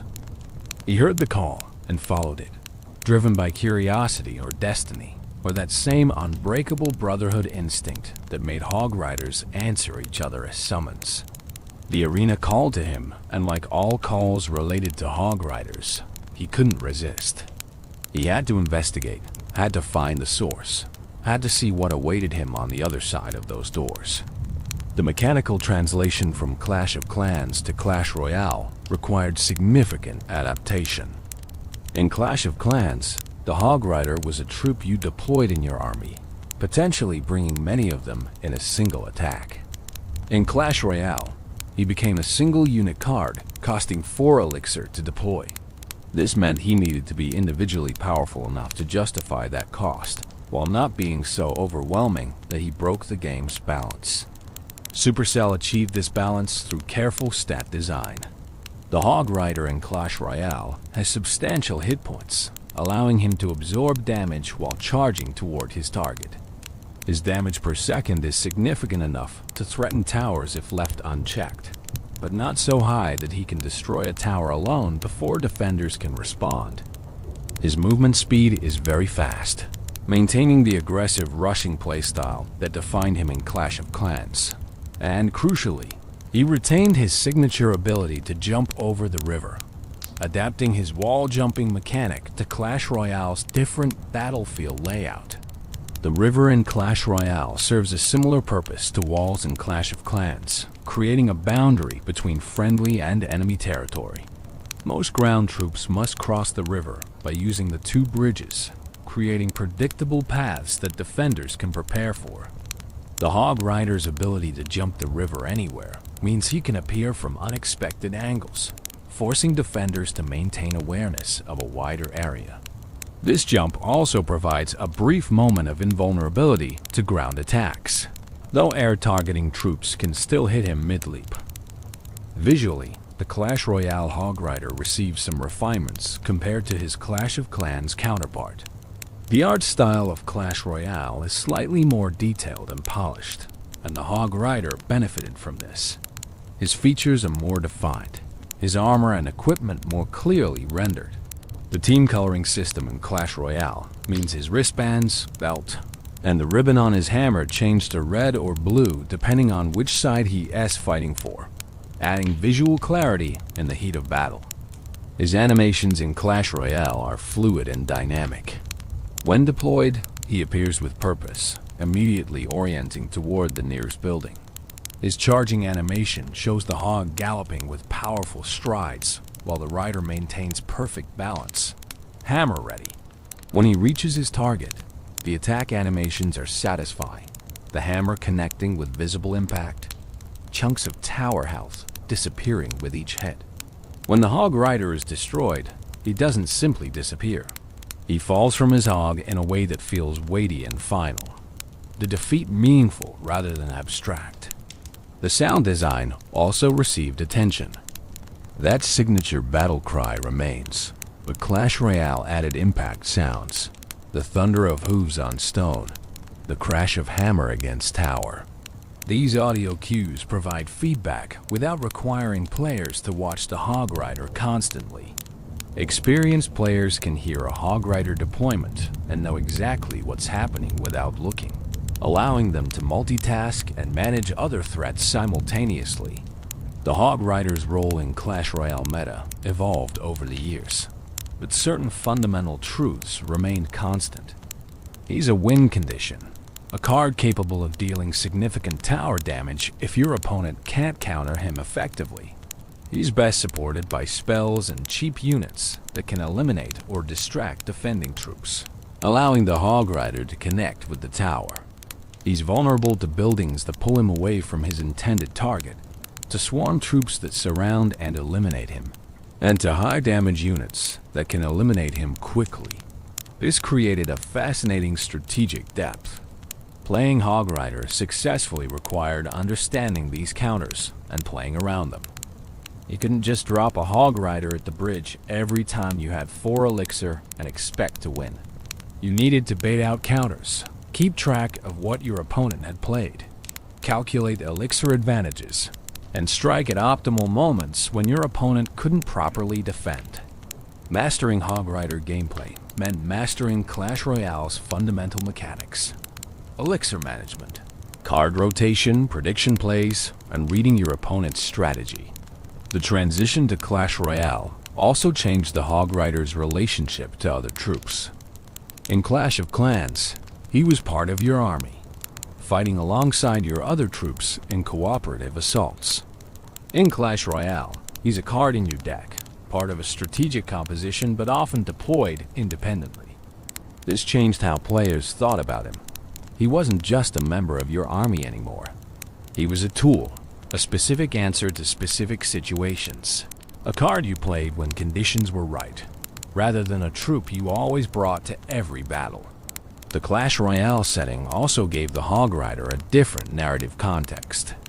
In Clash of Clans, he was raiding villages, attacking bases built by other players. There was an implied story of conflict between clans, of territorial disputes, of resource competition. In Clash Royale, the arena setting suggests something different. This is sport competition, warriors testing themselves against each other in structured combat. The Hog Rider heard the call and found himself in this gladiatorial setting, a place where his skills could be tested against the best warriors from across the Clash universe. This shift from raider to competitor adds an interesting dimension to his character. The Clash of Clans Hog Rider was a conqueror, attacking enemy villages to steal resources and earn trophies. The Clash Royale Hog Rider is an athlete, a professional warrior competing in organized matches. He still has that same aggressive charging energy, still targets buildings with single-minded focus, but the context has changed. He's not destroying defenses to breach bases anymore. He's destroying towers to win matches, to climb ranks, to prove himself in the arena. The card leveling system in Clash Royale created a different progression path than Clash of Clans. Instead of upgrading through laboratory research, the Hog Rider levels up through collecting cards and spending gold. This made progression feel more personal. Each Hog Rider card you collected brought you incrementally closer to the next level. Opening a chest and seeing multiple Hog Riders felt rewarding in immediate, tangible ways. And because Clash Royale uses a card collection system, the Hog Rider became something you accumulated, built up over time, invested in through dedicated play. Trading added another dimension to this. Players could request Hog Rider cards from clanmates or trade duplicates for the cards they needed. This created a social element around progression, with clans coordinating donations and trades to help members level up their preferred decks. The Hog Rider, being a popular card, was frequently requested and traded, making him a currency of sorts within clan economics. The journey from Clash of Clans to Clash Royale represented both continuity and change for the Hog Rider. His core identity remained intact: fast, aggressive, building targeting, obstacle jumping. But the new setting, new mechanics, and new strategic context transformed how players experienced and understood him. He wasn't just the same character in a different game. He was a character who had evolved, who had answered a call that led him to new challenges, new opponents, new ways of expressing his warrior spirit. The fact that Supercell chose to include the Hog Rider in Clash Royale from launch day, to make him accessible at Arena 4, where many players would unlock him relatively early, speaks to their recognition of his importance to the Clash franchise. He wasn't just another troop to include. He was an ambassador, a familiar face that would help Clash of Clans players feel at home in this new game, while also serving as an iconic character that new players could discover and embrace. Master of the Arena in Clash Royale, the Hog Rider found his true calling. Where Clash of Clans had established his mechanical identity and cultural status, Clash Royale refined him into one of the game's most enduring and versatile win conditions.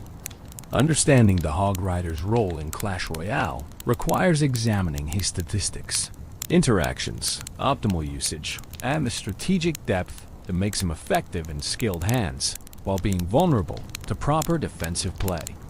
At tournament standard, which is level 11 for rare cards, the Hog Rider has 1,592 hit points.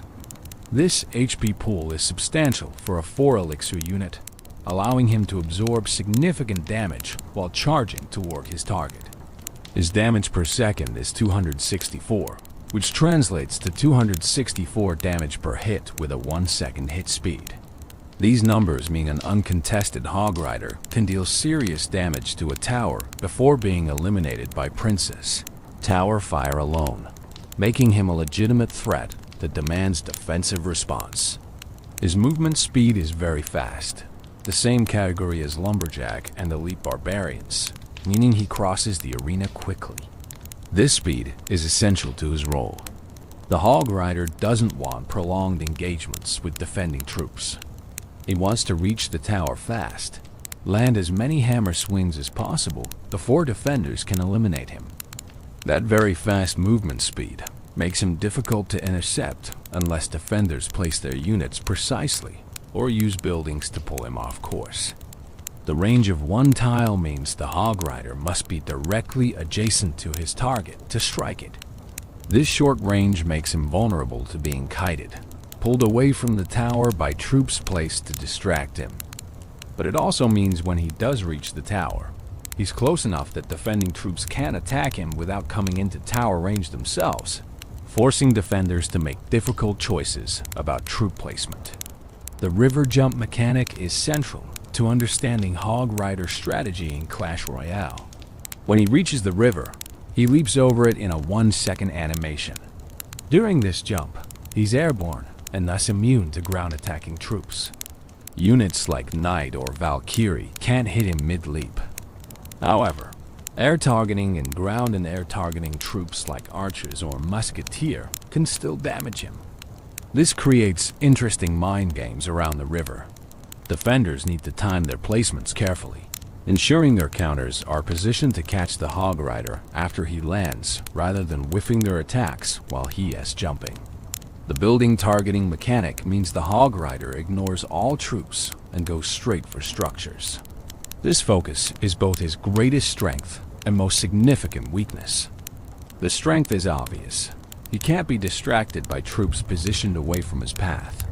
You can't pull him toward your king tower with a troop placement like you can with some other win conditions. He's going to attack the nearest building, period. The weakness is equally clear.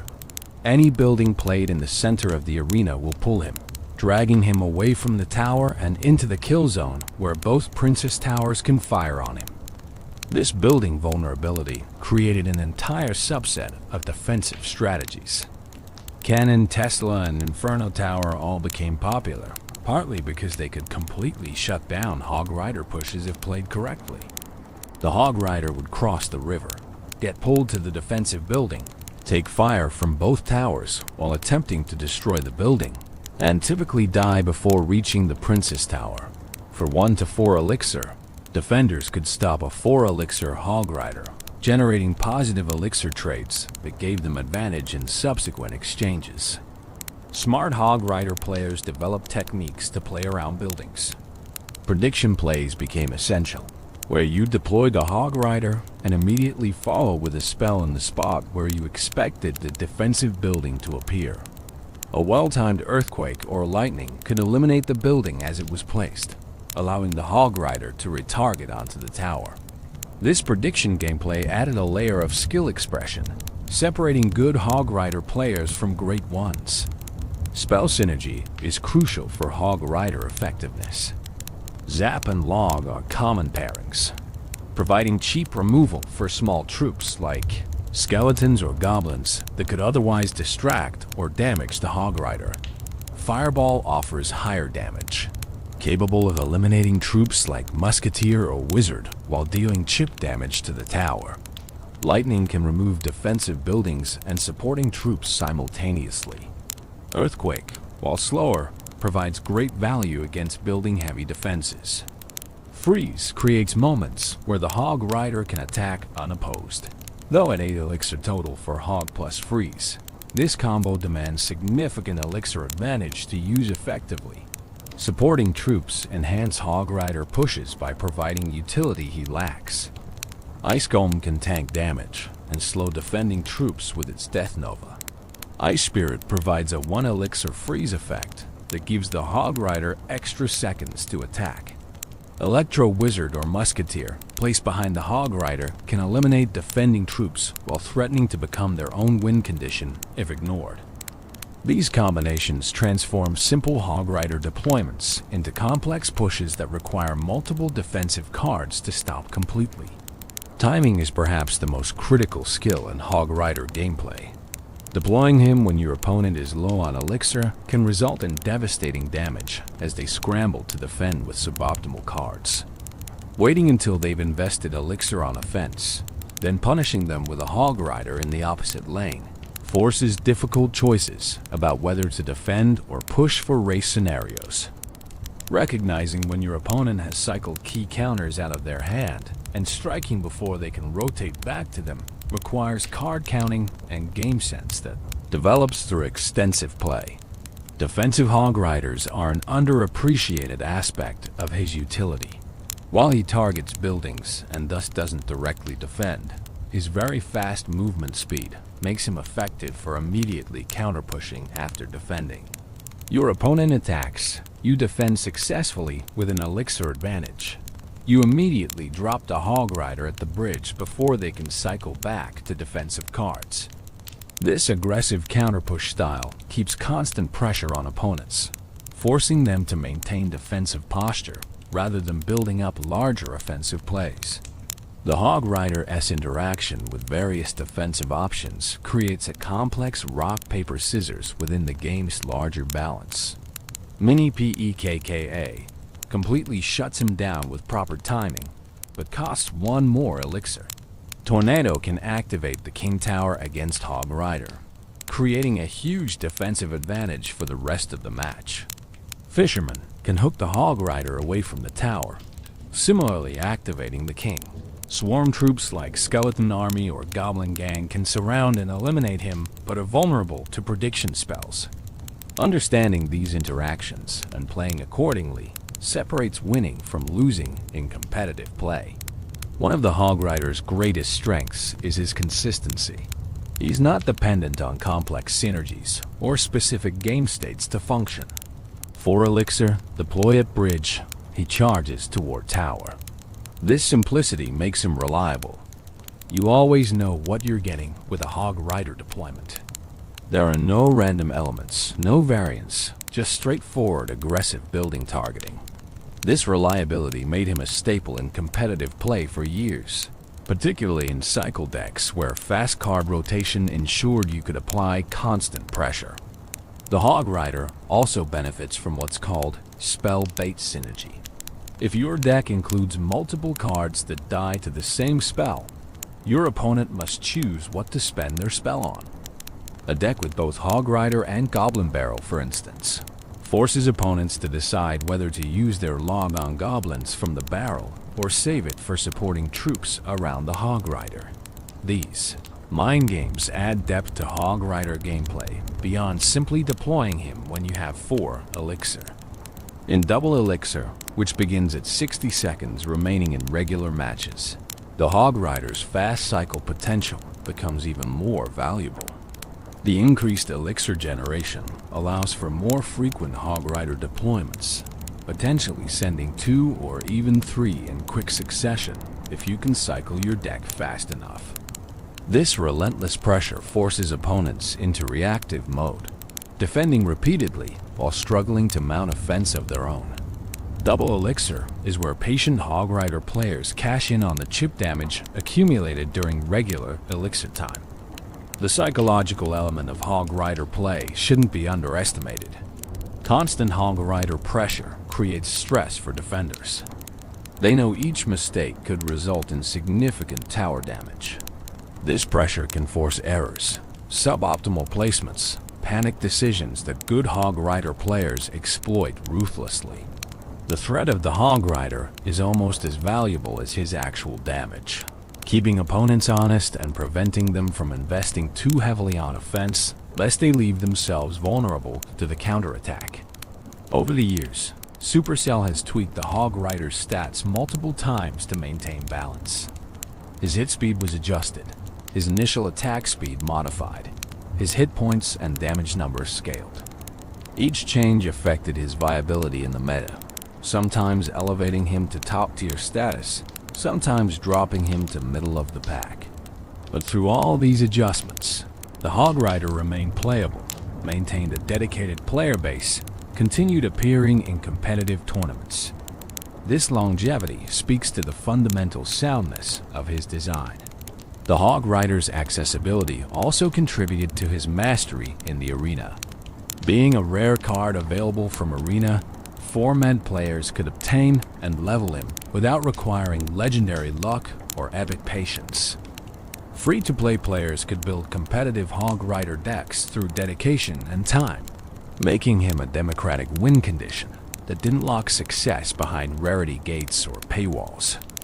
This accessibility helped cement his popularity and ensured a large player base continuously refined optimal Hog Rider strategies. The 2.6 Hog Cycle legend among all the decks in Clash Royale's history. Few have achieved the legendary status of 2.6 Hog Cycle. This deck composition, featuring Hog Rider as the primary win condition supported by incredibly cheap cards, became one of the most famous and enduring deck archetypes in the game. Understanding 2.6 Hog Cycle means understanding not just the cards involved, but the philosophy behind the deck and the skill required to pilot it successfully.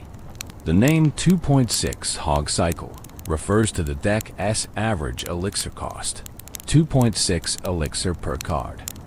This incredibly low average means the deck cycles faster than almost any other viable composition. You play through your 8 cards and get back to your Hog Rider more quickly than your opponent can rotate back to their best counters. This speed is the deck's fundamental advantage, applying constant pressure through sheer card rotation velocity. The classic 2.6 Hog Cycle composition includes Hog Rider as the win condition, Musketeer as versatile range support and defense, Ice Golem as a tank and slow effect provider, Cannon as a defensive building, Skeletons as the cheapest cycle card, Ice Spirit for low-cost freeze utility, Fireball for spell damage and medium troop removal, and Log for small troop elimination and knockback. Each card serves specific purposes, and the synergy between them creates a deck greater than the sum of its parts. The deck's philosophy centers on defense and counterattack. You don't build up large pushes like beatdown decks do. You defend efficiently using cheap cards and precise placements, then immediately counterpush with Hog Rider while your opponent is low on elixir. The fast cycle means you can apply pressure constantly, never giving opponents breathing room to build up their own offensive plays. It's death by 1,000 cuts, steady Hog Rider chip damage accumulating over time until towers fall. Piloting 2.6 Hog Cycle requires exceptional mechanical skill. Every placement matters. A cannon placed one tile wrong can result in it failing to pull threats properly. An ice golem deployed too early or too late can waste its value. Musketeer positioning determines whether she survives to provide counterpush support or gets eliminated by spells. The deck has no room for error because every card is essential, and wasting even one elixir can result in being overwhelmed on defense. The skill ceiling of 2.6 Hog Cycle is among the highest in Clash Royale. Mastering it requires learning countless interactions, how to defend against every major archetype, optimal placement patterns for different threats, spell timing to maximize value, when to cycle aggressively versus when to be patient. Professional players who specialized in 2.6 Hog Cycle became celebrities within the community. Their gameplay studied and emulated by aspiring players seeking to master this demanding deck. One famous 2.6 player was Oyasu, a Japanese competitor who demonstrated incredible skill with the archetype.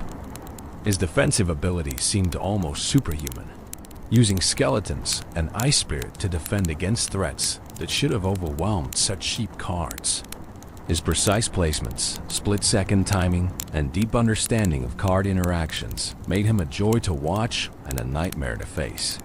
He proved that in sufficiently skilled hands, 2.6 Hog Cycle could compete with any deck regardless of rarity or average elixir cost. The defensive capabilities of 2.6 Hog Cycle are remarkable considering the deck's low elixir commitment. Cannon serves as the primary building for pulling and tanking damage. Ice Golem kites threats while providing death damage and slow. Musketeer offers high damage per second from safe distance. Skeletons provide incredible value for their 1 elixir cost, capable of surrounding and eliminating or heavily damaging units worth many times their cost. Ice Spirit adds a brief freeze effect that is often just enough to prevent defending units from connecting with your tower. Against different archetypes, 2.6 Hog Cycle adapts its defensive strategy. Against beatdown decks with tanks like Golem or Lava Hound, the focus is on defending efficiently with minimal elixir, then punishing their large investments with opposite lane Hog Rider pressure that forces them to defend rather than building up unstoppable pushes. Against bridge spam, the deck's cheap cards allow for rapid response to threats in both lanes. Against other cycle decks, the faster rotation speed usually provides advantage in the race to chip down towers. The Fireball in 2.6 Hog Cycle serves multiple purposes. Offensively, it hits the tower alongside Hog Rider damage, increasing chip potential. It eliminates or damages troops defending against the Hog Rider, particularly 3 Musketeers or grouped units. Defensively, it resets Inferno Towers and Inferno Dragons that would otherwise melt through tanks. It removes support troops behind enemy tanks. The versatility of Fireball makes it irreplaceable in the deck, despite its relatively high 4 elixir cost. Log provides similar versatility at 2 elixir. It clears small troops like goblins or skeletons that could surround and eliminate Ice Golem. It pushes back threats, buying precious seconds for your defenses to work. It chips the tower for modest damage that accumulates over long matches. The knockback effect can interrupt charges or attacks, providing utility beyond simple damage. Between Fireball and Log, 2.6 Hog Cycle has answers for most defensive setups opponents might employ. The Ice Golem is perhaps the most underrated card in 2.6 Hog Cycle. For 2 Elixir, it provides so much utility. It tanks damage for the Hog Rider, absorbing hits that would otherwise reduce the Hog's HP before reaching the tower. Its Death Nova slows enemy troops, giving your defensive units more time to work. It can kite troops away from your towers, drawing melee threats across the arena while your prince's towers destroy them. It can tank for Musketeer on counter pushes, protecting her long enough to deal significant damage.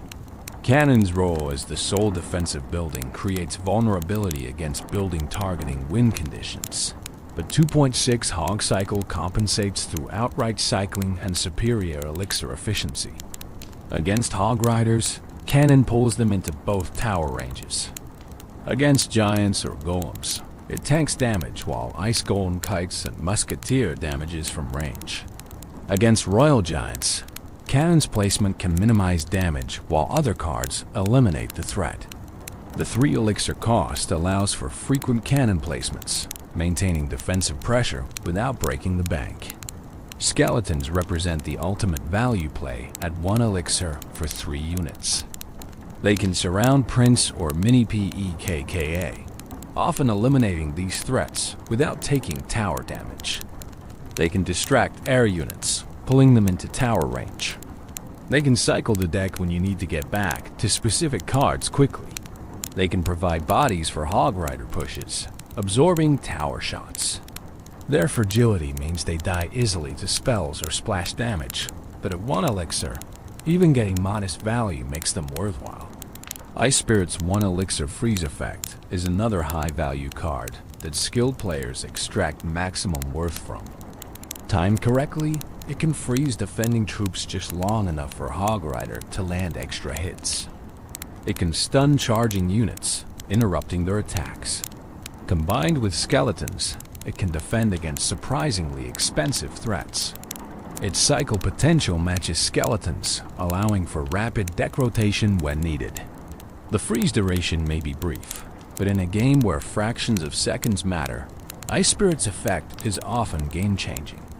Musketeer serves as the deck's most expensive card at 4 elixir, matching the Hog Rider's cost.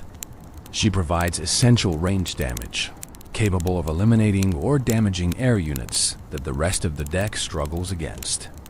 It faces challenges against Earthquake decks that destroy the cannon and weaken the Hog Riders simultaneously. It can struggle against X-Bow and Mortar decks that outcycle it and provide building-to-building interactions.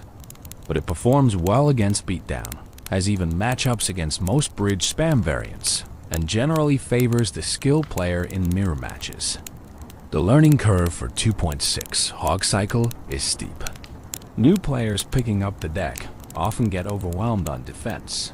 Their cheap cards eliminated easily by opponents who can afford to spend more elixir.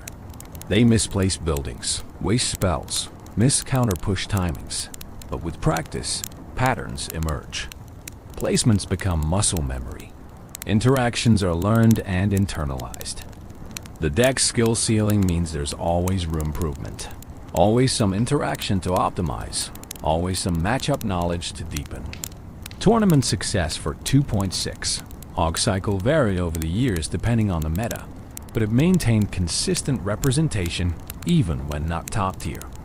Players who mastered the deck could compete against theoretically unfavorable matchups through superior skill.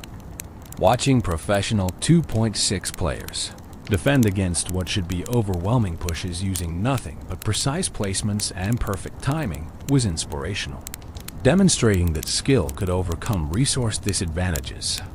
The deck's longevity is remarkable. 2.6 Hog Cycle has remained viable in some form for years, surviving numerous balance changes, meta shifts, and new card releases. Its fundamental strategy of fast cycling and efficient defense proved resilient against whatever the game threw at it. New players continued discovering and mastering the deck, keeping its legacy alive through multiple generations of the Clash Royale community. 2.6 Hog Cycle represents the Hog Rider at his finest, a focused, aggressive win condition supported by efficient cards that maximize his potential. The deck embodies principles of skill expression, card knowledge, and precise execution that define competitive Clash Royale at its highest level. It's more than just a deck composition.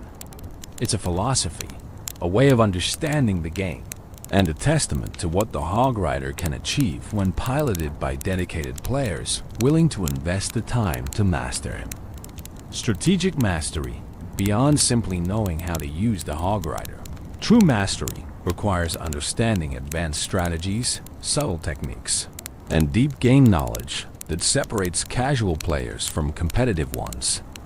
Let's explore the strategic depth that makes Hog Rider gameplay endlessly rewarding for those willing to study and improve. Pressure management is fundamental to Hog Rider strategy. The Hog Rider isn't just about dealing damage. He's about creating pressure that forces defensive responses. Even when your Hog Rider dies without touching the tower, if he forced your opponent to spend 5 or 6 elixir defending, you've generated positive elixir trade that can be exploited. Understanding this economic aspect transforms how you think about Hog Rider deployments. Sometimes the goal isn't massive damage, but forcing inefficient defensive spending that creates opportunities later. Opposite lane pressure is an advanced technique that many decks employ, but it's particularly effective with Hog Rider due to his speed and immediate threat. When your opponent commits significant elixir to an attack in one lane, dropping a Hog Rider in the opposite lane forces impossible choices. Do they commit more elixir to defend, potentially overextending? Do they ignore it and race for tower damage? Do they split their remaining elixir between both lanes, defending poorly in both? These decisions must be made in seconds, and the pressure often causes mistakes you can capitalize on. Spell prediction is where true Hog Rider mastery shines. Average players react to what opponents play. Good players predict what opponents will play and preemptively counter it. Against defensive buildings, this means deploying Hog Rider and immediately sending Earthquake or Lightning to the predicted building placement. Get this right, and you eliminate their defense before it can function. Miss, and you've wasted elixir and spell value. The risk-reward calculation requires reading your opponent, understanding their patterns, and having the confidence to commit to predictions. Building placement is a subcategory of prediction worth exploring independently. Experienced players know the common spots where defensive buildings get placed. Cannon in the center, Tesla slightly offset, Inferno Tower deeper in their territory. Learning these positions allows for more accurate predictions. But the metagame goes deeper. Smart defenders vary their placements to avoid predictions, forcing you to adapt. Recognizing when an opponent is mixing up building positions and adjusting your predictions accordingly separates great players from good ones. King Tower activation is a consideration that affects all Hog Rider players. Certain defensive techniques allow opponents to activate their King Tower against Hog Rider pushes, creating a significant disadvantage for the rest of the match. Tornado and Fisherman are primary culprits, hooking or pulling the Hog Rider into positions where he attacks the King Tower, activating it permanently. Once active, the King Tower provides additional firepower that makes all subsequent defenses easier. Careful play around these cards. Using Ice Golem or other units to alter the Hog Rider's path can prevent King activation and maintain better matchup dynamics. Elixir counting is essential for competitive Hog Rider play. You need to track approximately how much elixir your opponent has at any given moment. They played Mega Knight? That's 7 elixir they don't have for defending your Hog Rider. They're at 2 elixir? Perfect time to pressure them while they can't mount full defense. This mental math happens continuously throughout matches, informing every deployment decision. Better elixir tracking leads to better timing, leads to more successful Hog Rider connections. Card rotation tracking takes elixir counting further. Not only do you need to know your opponent's elixir, You need to know what cards are in their hand versus cycled out. If they just use their best hog counter, that's your window to strike before they can rotate back to it. If they haven't played a certain card in a while, it's probably in their hand, so you need to play around it. This mental tracking is demanding, but absolutely crucial for high-level play. Understanding matchups goes beyond knowing which decks counter yours. It's about knowing specific win conditions within matchups. Against golem decks, you typically want to pressure opposite lane when they commit to golem, forcing them to defend instead of building unstoppable pushes. Against X-Bow, you need to pressure constantly, preventing them from establishing their siege position comfortably. Against Graveyard, saving your cheap troops to counter the graveyard while using Hog Rider for counter pressure creates favorable dynamics. Each matchup has optimal strategies that experience teaches you. Chip damage accumulation is often more important than attempting high damage pushes. A Hog Rider that lands 2 hits on a tower has dealt over 500 damage at tournament standard. Do that 5 times over a match, and you've destroyed the tower without ever landing a massive push. Consistent, modest damage is more reliable than gambling on large investments that might get fully defended. Patient Hog Rider players understand this. Content to chip away methodically rather than forcing big plays that might backfire. Overtime strategy changes the calculus. In overtime, towers have reduced hit points and both players generate elixir faster. This benefits Hog Rider due to his fast cycle potential. You can send multiple Hog Riders in quick succession, overwhelming defenses through sheer repetition. The reduced tower HP means each connection is more valuable, potentially taking towers with fewer hits. Playing for overtime when you have life total advantage can be correct strategy. Knowing your Hog Rider's speed and cycle potential give you edge in sudden death scenarios. Defensive Hog Riders, as mentioned earlier, deserve deeper exploration. The very fast movement speed means Hog Rider can cross the arena and threaten towers within seconds of being deployed. After successfully defending an attack with positive elixir trade, immediately counter-pushing with Hog Rider capitalizes on their low elixir state. They just spent 6 elixir attacking. You defended for 4 and immediately deploy Hog Rider. They have only 2 elixir to defend with, virtually guaranteeing damage. This aggressive counter-push style maintains initiative, never giving opponents comfortable positions to mount offense. Bait strategies with Hog Rider involve including cards that force out specific counters, then exploiting their absence. If your deck has both Hog Rider and Battle Ram, both target buildings, and have similar counters, force out the defensive building with Battle Ram, then send Hog Rider before they can cycle back to another building. If your deck includes Goblin Barrel alongside Hog Rider, force out Log with the barrel, then send Hog supporting troops that would die to Log. These synergies create situations where optimal defenses become impossible. Placement nuances matter more than many players realize. Deploying Hog Rider at the bridge is standard, but sometimes placing him in your own territory and letting him walk to the bridge is better. This gives time for supporting troops to catch up, creating more cohesive pushes. It also makes timing harder for opponents, as they can't predict as easily when the Hog will cross the river. Against certain defensive setups, this delayed approach avoids giving them perfect value with their counters. Ice Golem placement relative to Hog Rider determines effectiveness. Too far ahead, and it crosses the river first, triggering defensive building pull before the Hog arrives.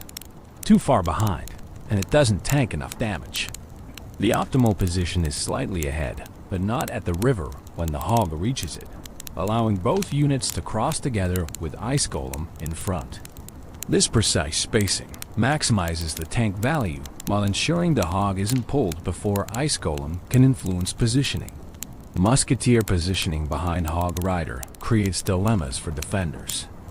They need to address both threats, but eliminating Musketeer requires committing troops or spells that might be needed for the Hog. If they focus on stopping the Hog and ignore Musketeer, she deals significant tower damage. If they commit to killing Musketeer, the Hog connects for multiple hits.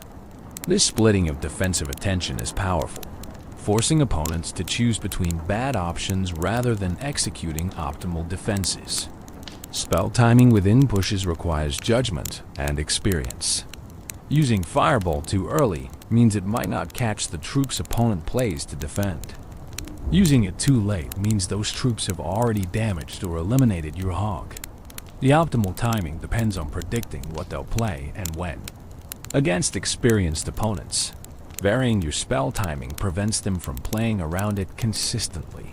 Sometimes you spell preemptively, sometimes reactively, keeping them guessing.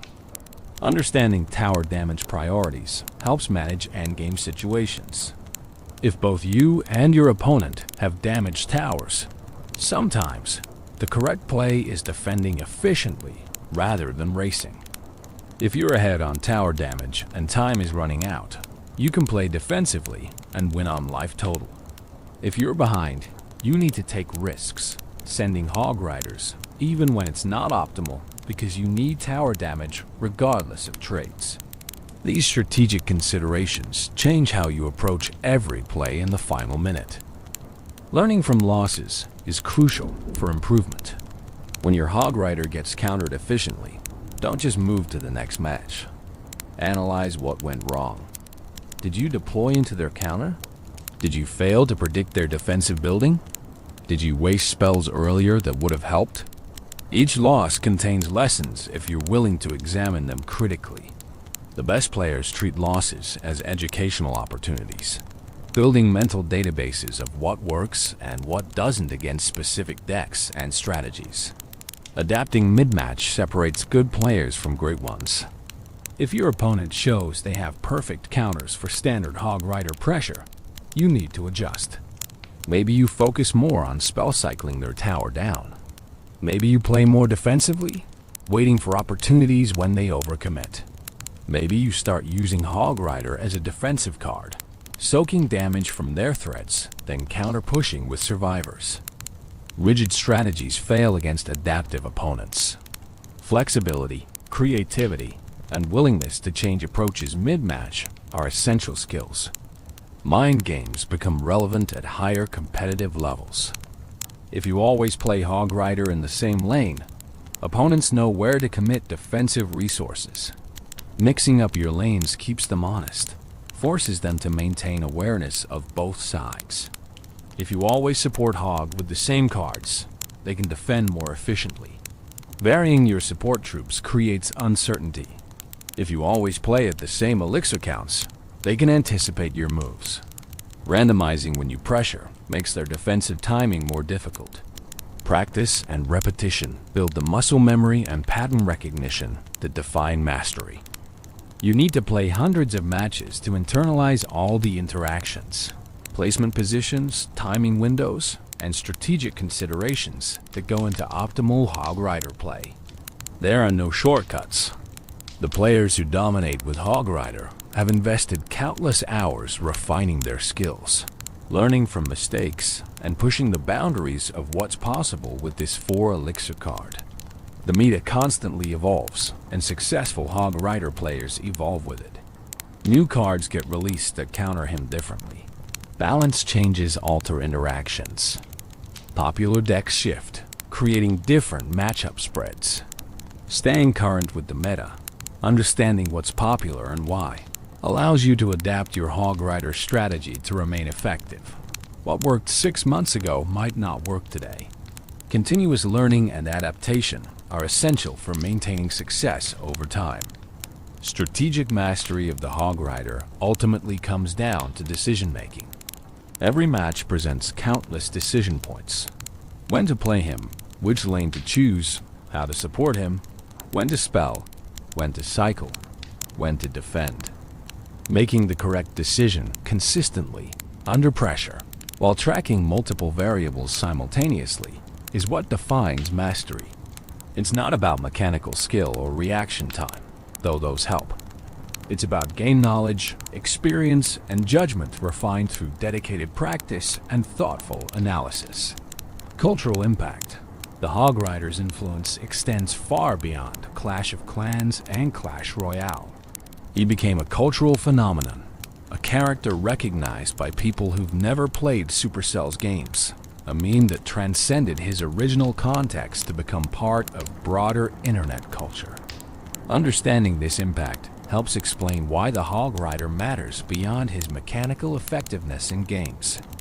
The meme status began with that 2015 commercial, but expanded dramatically from there. The phrase Hog Rider itself became a cultural touchstone, something people would yell in completely unrelated contexts. Gamers streaming different games would randomly shout Hog Rider, and their audiences would immediately understand the reference. It became a greeting, an exclamation, a way of expressing enthusiasm or announcing your presence. The specific cadence and pronunciation from the commercial was what made it work. It wasn't just saying the words. It was the delivery, the high-pitched enthusiasm, the specific rhythm that made it memorable. Copypasta, those long text blocks that get copied and shared repeatedly across internet forums and chat rooms, featured the Hog Rider prominently. The most famous one describes the Hog Rider in exhaustive detail. Starting with the Hog Rider card is unlocked from the Spell Valley, Arena 5, and continuing through multiple paragraphs of game mechanics, statistics, and strategic considerations. This copypasta spread across Reddit, Discord servers, YouTube comments, and countless other platforms. People would post it randomly, completely unrelated to the discussion at hand, as a form of internet humor. The length and specificity of the copypasta made it perfect for this purpose. It was absurd to post such detailed game information in random contexts, and that absurdity was the joke. The copypasta evolved over time, with variations adding to or modifying the original text. Some versions included exaggerated statistics, turning the Hog Rider into an impossibly powerful character. Others added narrative elements, creating stories about the Hog Rider's adventures. The flexibility of the format allowed for endless creativity while maintaining the core recognition factor. People knew what you were doing when you posted Hog Rider copypasta, and that shared understanding created community and connection. YouTube became a major platform for Hog Rider content. Countless videos featured Hog Rider strategies, gameplay, montages, and memes.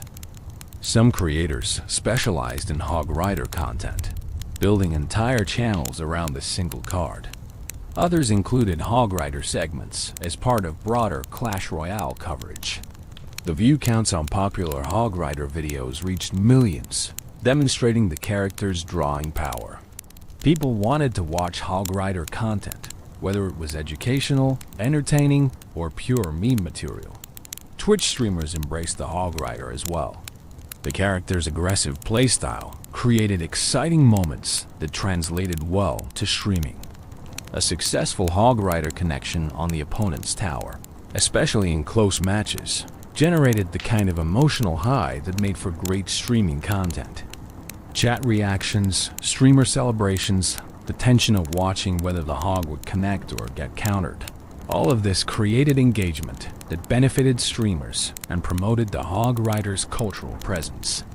Fan art flourished around the Hog Rider.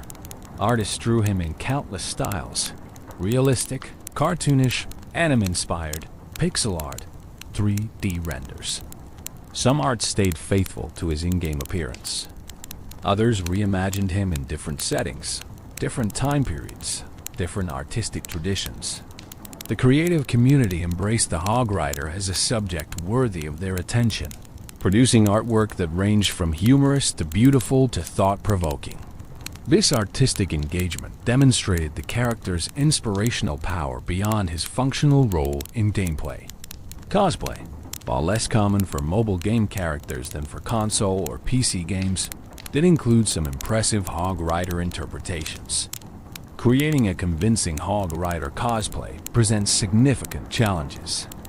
You need the mohawk, the physique, the hammer, and ideally some representation of the hog itself. Despite these difficulties, Dedicated cosplayers brought the character to life at gaming conventions and community events. Seeing a physical hog rider, hammer raised, perhaps riding some creative hog representation, brought smiles and recognition from convention attendees who immediately understood the reference.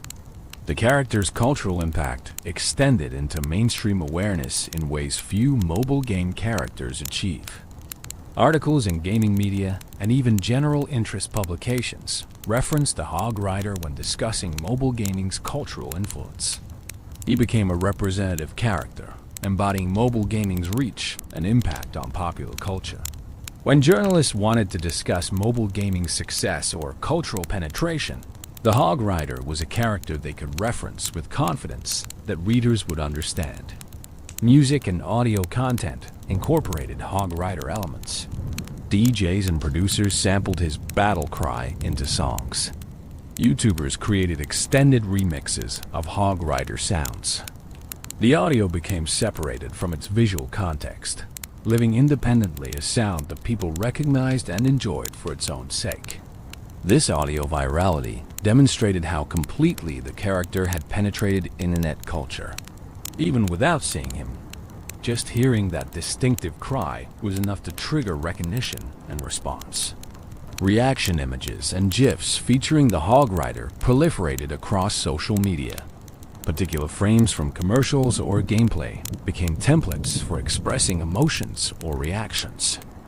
The bathtub scene from the 2015 commercial provided multiple useful reaction image formats: confusion, realization, sudden alertness, determination.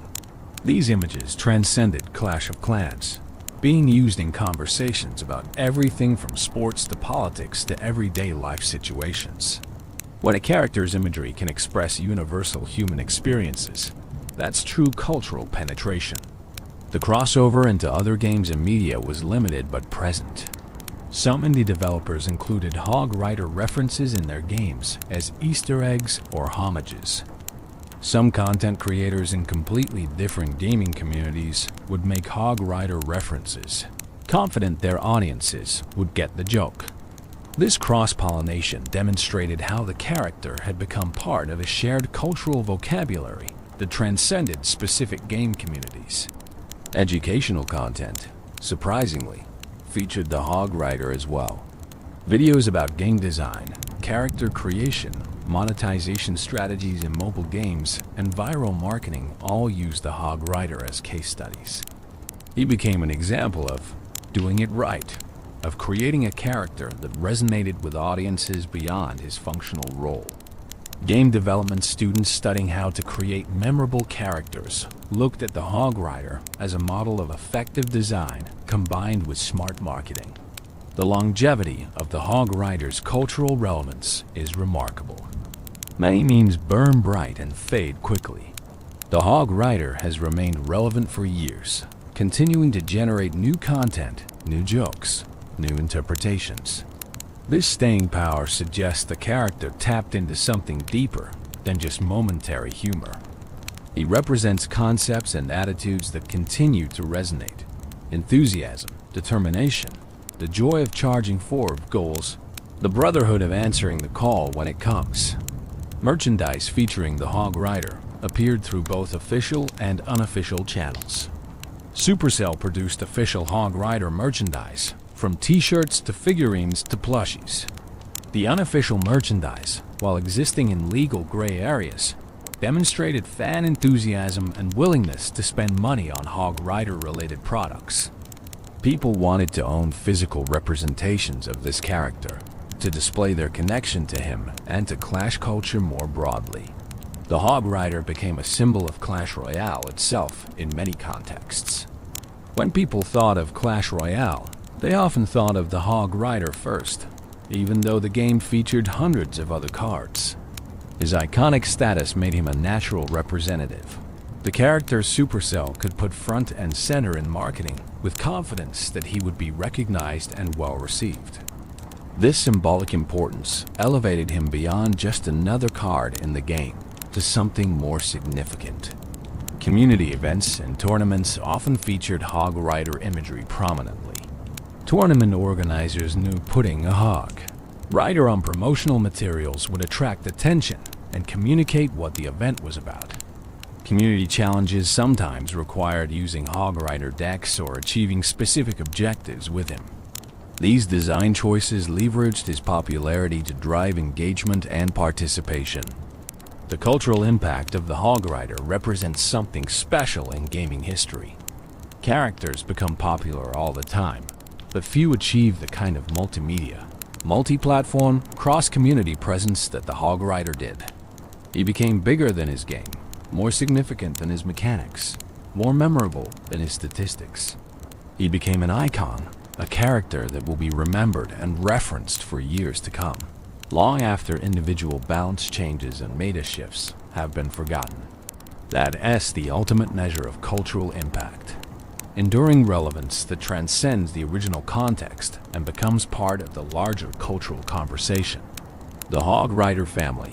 While the original Hog Rider remains the most famous, Supercell introduced several variations and related characters over the years that expanded the concept and created a broader family of hog-riding warriors.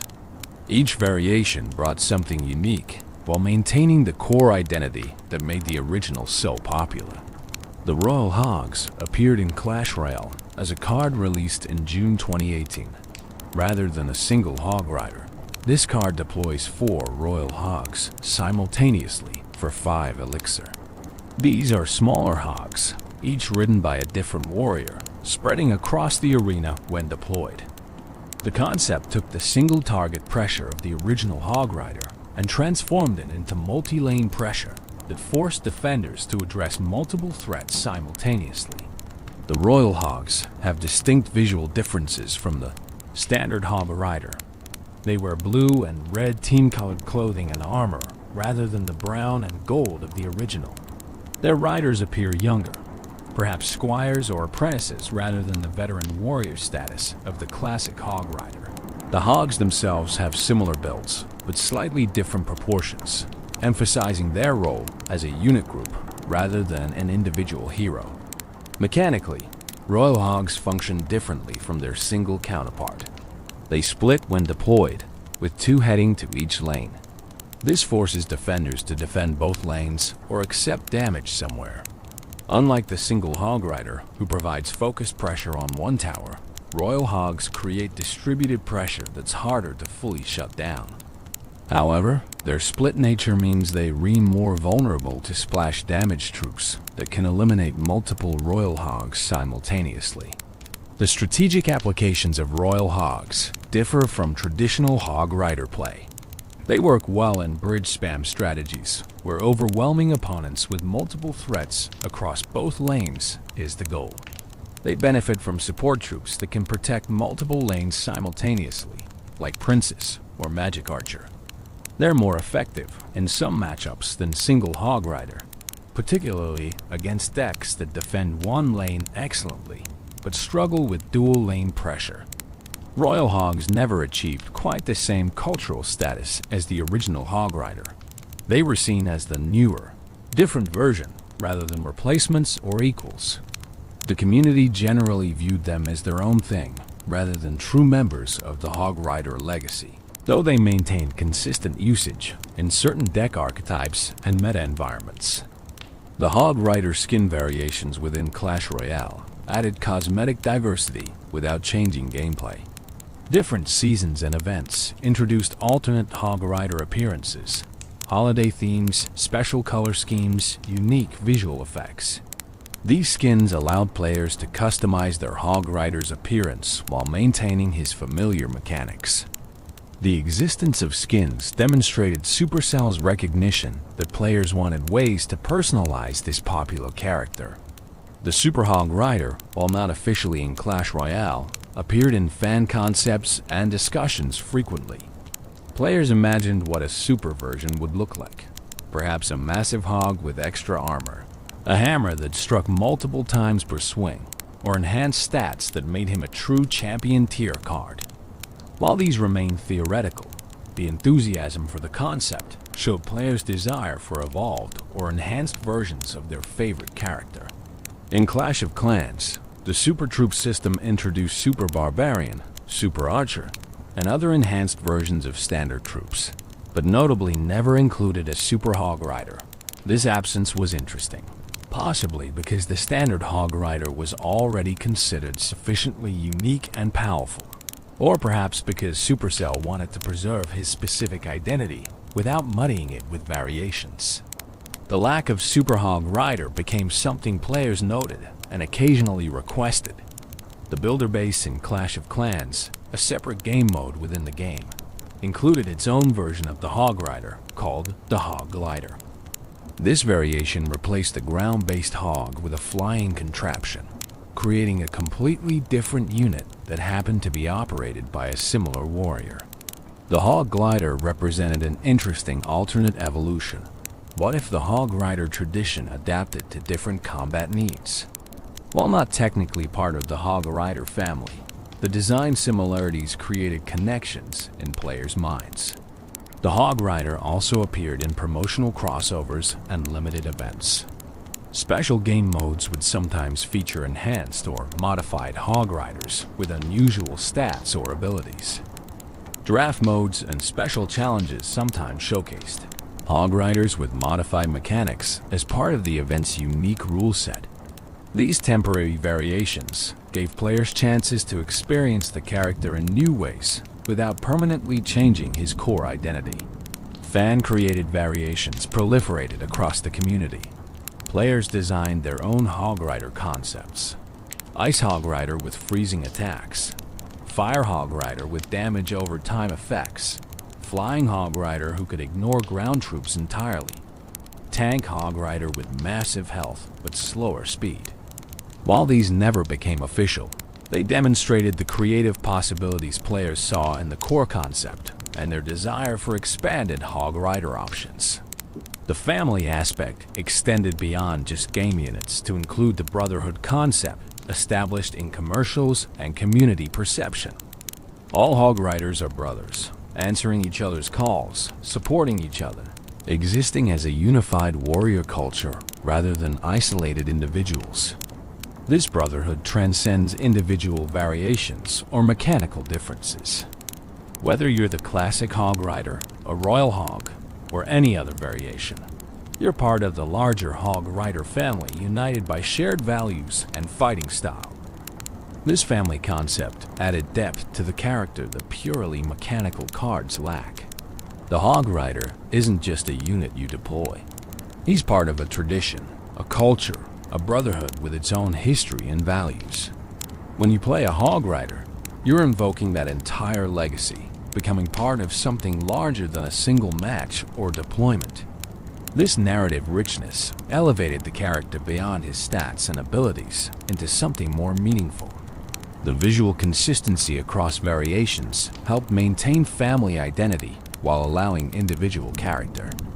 All Hog Rider variants share certain design elements: the riding posture, the hammer weapon type, the aggressive charging animation, the distinctive battle cry. These consistent elements create immediate recognition, while variations in color, armor, exact appearance, and slight mechanical differences create variety within the family structure. Supercell's careful management of the Hog Rider brand, creating variations that expanded the concept without diluting it, demonstrated sophisticated character management. They could have oversaturated the market with dozens of Hog Rider variants, but instead they introduced new versions sparingly, ensuring each one felt special rather than just another copy. This restraint preserved the original Hog Rider's iconic status while giving players additional options. The Hog Rider family, in all its official and unofficial forms, represents the character's versatility and enduring appeal. The core concept of a warrior on a hog, charging at buildings, proved adaptable to different contexts, different gameplay needs, different visual styles. This adaptability ensured the Hog Rider remained relevant to changing metas and evolving game design philosophies. He could be single-target or multi-target, standard or modified, classic or themed, and still retain that essential Hog Rider spirit that players loved. Tournament glory, In competitive Clash Royale, the Hog Rider achieved legendary status through countless tournament performances, championship victories, and memorable plays that defined eras of professional play. Examining his tournament history reveals how a 4-elixir rare card became one of the most feared and respected win conditions in competitive gaming. The early competitive Clash Royale scene, from 2016 through 2017, saw Hog Rider as a dominant force. His reliability, relatively low cost, and straightforward gameplay made him ideal for tournament settings where consistency mattered more than flashy plays. Professional players could execute Hog Rider strategies with precision, minimizing risk while maximizing damage output. Top players like Surgical Goblin, Orange Juice, and others showcased Hog Rider mastery, winning tournaments and establishing deck archetypes that the community would study and emulate. The Crown Championship, Clash Royale's premier esports event, featured Hog Rider prominently throughout its various iterations. In multiple seasons, championship-winning decks included Hog Rider as the primary win condition. The card's performance on the biggest stages, under maximum pressure with significant prize money on the line, proved his competitive viability wasn't just theory, but battle-tested reality. When professionals chose Hog Rider for championship matches, they trusted him to deliver under the highest stakes. Specific memorable moments defined the Hog Rider's tournament legacy. Last-second Hog Rider connections that won matches. Prediction earthquakes that eliminated defensive buildings at crucial moments. Defensive Hog Riders that transitioned into game-winning counter-pushes. These highlight reel plays became part of Clash Royale esports lore. Clips that got shared and rewatched. Moments that new players studied to understand what peak Hog Rider play looked like. The 2.6 Hog Cycle deck specifically became synonymous with high-skill competitive play. Watching professional players pilot this demanding archetype was educational and entertaining. Their defensive perfection, using cannon and ice golem and skeletons to defend against pushes that should have been unstoppable, showcased game knowledge that seemed superhuman. Their offensive precision, finding tiny windows of opportunity to slip Hog Riders through for chip damage, demonstrated patience and discipline that defined professional-level play. Regional differences in Hog Rider usage emerged as the competitive scene matured. Asian tournaments saw different Hog Rider deck compositions than European or American events. Cultural and meta preferences meant that while the Hog Rider appeared globally, the specific supporting cards and strategic approaches varied. This diversity kept competitive Clash Royale interesting, with international events featuring clash of different Hog Rider philosophies as much as clash of different players. Balance changes affected tournament viability dramatically. When Supercell adjusted Hog Rider stats, professionals had to adapt immediately. Tournament players couldn't wait weeks to adjust like casual players could. They needed to immediately recalculate matchups, adjust placements and timings, sometimes completely rebuild decks. The top players distinguished themselves through their adaptation speed, continuing to succeed with Hog Rider even when balance changes made it more difficult. Team tournaments added another dimension to Hog Rider's competitive presence. In formats where teams drafted decks or where multiple players on a team needed different win conditions, Hog Rider's versatility made him valuable. He could be the aggressive option on a team with defensive players or the cycle option on a team with beatdown specialists. His flexibility ensured he remained relevant across different team compositions and strategic approaches. The prize money earned by Hog Rider players ran into hundreds of thousands of dollars across all competitive Clash Royale history. Top professionals who specialized in Hog Rider strategies earned significant portions of the millions. Supercell distributed through their esports program. This financial success validated the character's competitive viability and provided real-world evidence that mastering the Hog Rider could be literally lucrative. Coaching and educational content around competitive Hog Rider play became its own industry. Professional players created courses, guides, and coaching services teaching optimal Hog Rider gameplay. Students paid for this education, hoping to improve their own tournament results. The existence of this educational ecosystem around a single card demonstrated his complexity and the value players placed on mastering him. Learning from champions who had won with Hog Rider provided aspirational pathways for competitive-minded players. Tournament statistics revealed interesting patterns. Hog Rider's win rate at the highest competitive levels sometimes differed significantly from his ladder win rate. Professional play emphasized different skills than ladder grinding did. The predictive, precise play that defined top-tier competition suited Hog Rider's strategic depth. He rewarded game knowledge and disciplined execution in ways that benefited professionals more than casual players. The decline and resurgence cycles in Hog Rider's tournament presence created narratives within the competitive scene. When new cards or balance changes pushed him out of the meta, analysts would declare him dead. Then a creative player would find a new deck composition or strategy that brought him back. These comeback stories became part of competitive Clash Royale mythology, with the Hog Rider repeatedly proving that counting him out was premature. Qualifier tournaments, where players competed for spots in major events, saw even higher Hog Rider usage than championships themselves. Players trusted his consistency for the pressure-filled matches where a single loss could end their championship dreams. The psychological comfort of playing with a familiar, reliable win condition mattered immensely in these high-stakes situations. Better to play your practiced Hog Rider deck than try something theoretically better but less comfortable. Spectator appeal was another factor in Hog Rider's tournament success. He created exciting moments that translated well to streaming and broadcasts. Casters could build drama around whether a Hog Rider would connect, making each deployment a moment of tension. The fast pace of Hog Rider matches kept viewers engaged. Long, slow matches could bore spectators, but Hog Rider's aggressive tempo created constant action that made for good viewing. The legacy of tournament Hog Rider play influenced the broader community significantly. Ladder players watched tournament games and tried to replicate professional strategies. Meta shifts often started at the tournament level before trickling down to casual play. When a professional won a major tournament with a specific Hog Rider deck, you could track the spread of that deck through the ladder over subsequent weeks as players copied the championship winning formula. Analysis content breaking down tournament matches featuring Hog Rider educated the community about high-level play.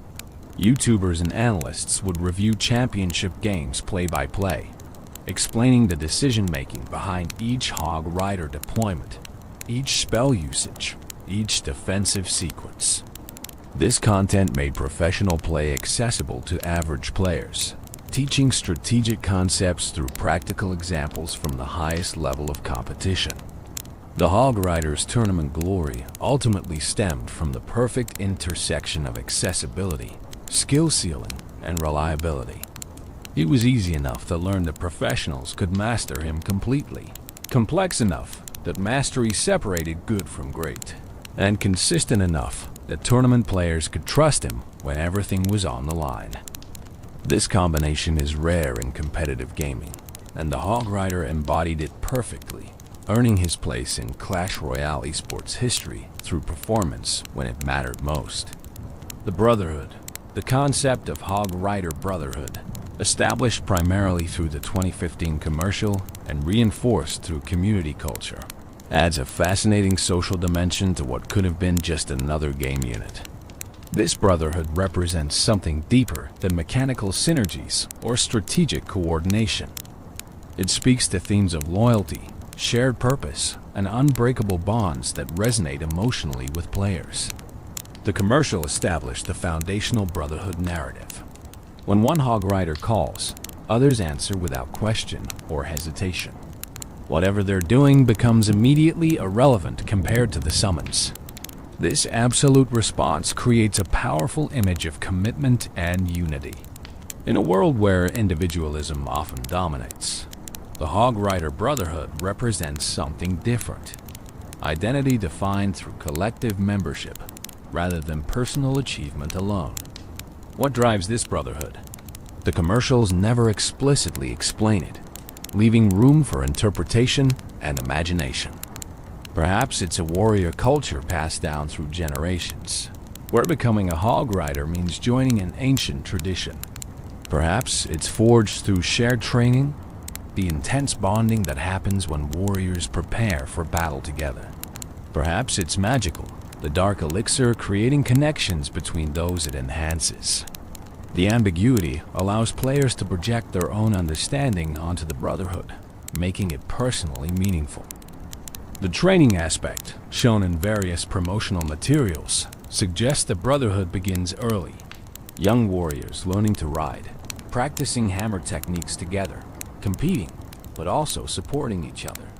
This training period would create deep bonds, the kind forged through shared struggle and achievement. By the time they're battle-ready, they're not just individual warriors who happen to use similar tactics. They're brothers who have grown together, learned together, and now fight together. The communal activities shown in commercials reinforce the Brotherhood outside of battle context. Hog riders playing cards together, grooming together, relaxing in shared spaces. These moments of peaceful coexistence create the foundation that makes their battle unity possible. They're not just battle brothers, but life brothers, sharing the full spectrum of warrior existence from the mundane to the momentous. The hogs themselves might be part of what creates brotherhood among their riders.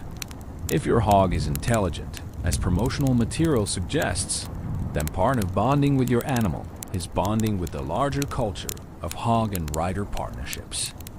You're not just learning to ride your specific hog. You're joining a tradition of humans partnering with these fierce, loyal animals.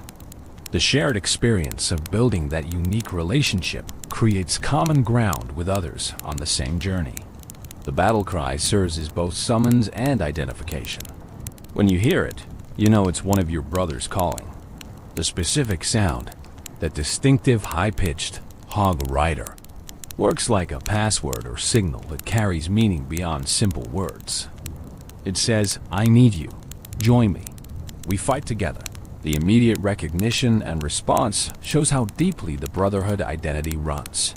You don't question the call. You don't hesitate. You answer, because that's what brothers do. The geographic spread of hog riders, implied by how they converge from different locations in the commercial, suggests the Brotherhood transcends individual clans or villages. You might be stationed in different locations, serving different tactical purposes, living separate daily lives. But when the call comes, distance becomes meaningless. The Brotherhood pulls you together regardless of physical separation, creating a network of warriors connected by something stronger than geography. The hierarchy or lack thereof within the Brotherhood is interesting to consider. The commercials don't show obvious leaders or followers. When hog riders gather, they seem to operate as equals. This egalitarian structure suggests the Brotherhood values each member equally, regardless of experience, skill, or achievement. You don't earn brotherhood through superior performance. You earn it through commitment to the collective, through answering the call consistently, through embodying the values that define what hog riders are. The emotional weight of brotherhood manifests in how players talk about and relate to the hog rider. Players don't just use the hog rider card.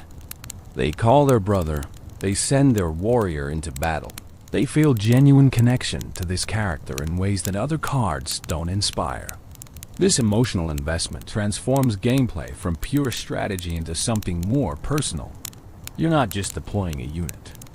You're sending your brother to fight on your behalf, and his success or failure matters on an emotional level.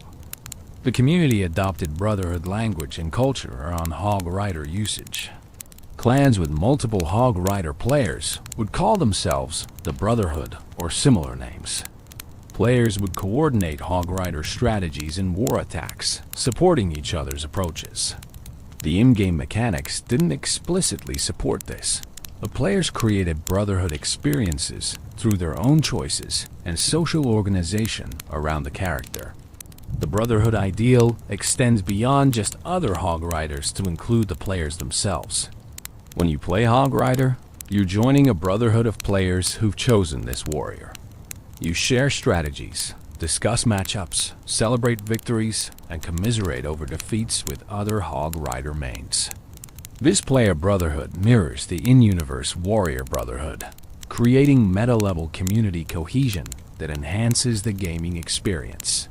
The loyalty implicit in brotherhood appears in how dedicated Hog Rider players stick with the character through meta changes. When balance patches make him weaker, when new cards counter him effectively, when the competitive meta shifts away from him, true Hog Rider players remain loyal. They adapt their strategies, find new deck compositions, persist through difficult times because of that brotherhood connection. You don't abandon your brothers when things get tough. You fight harder, adjust, overcome together. The brotherhood concept also creates interesting tensions and dynamics with opposing players. When you face an opponent also playing Hog Rider, are you fighting a mirror match or facing a brother? The competitive context creates conflict, but the shared choice of character creates connection. Some players report feeling strange about fighting mirror matches, as if there's an implied kinship that makes the conflict bittersweet. You respect your opponent's choice of brotherhood, even as you fight to defeat them. The generational aspect of brotherhood deserves consideration. New players joining the Hog Rider ranks are adopted into an existing brotherhood with established traditions and culture.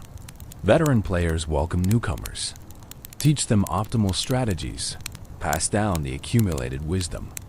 This knowledge transfer creates continuity, ensuring the brotherhood strengthens over time rather than fragmenting into isolated individuals who happen to use the same card. The brotherhood mythology, while largely created by Supercell's marketing and embraced by the community, provides a narrative framework that enriches the gameplay experience. It transforms the Hog Rider from simple game unit into member of a living tradition, part of something larger and more meaningful than individual matches or statistics. This narrative depth creates emotional investment that keeps players engaged, long after mechanical interest might have waned. The impact of brotherhood extends to how players perceive their own in-game identity.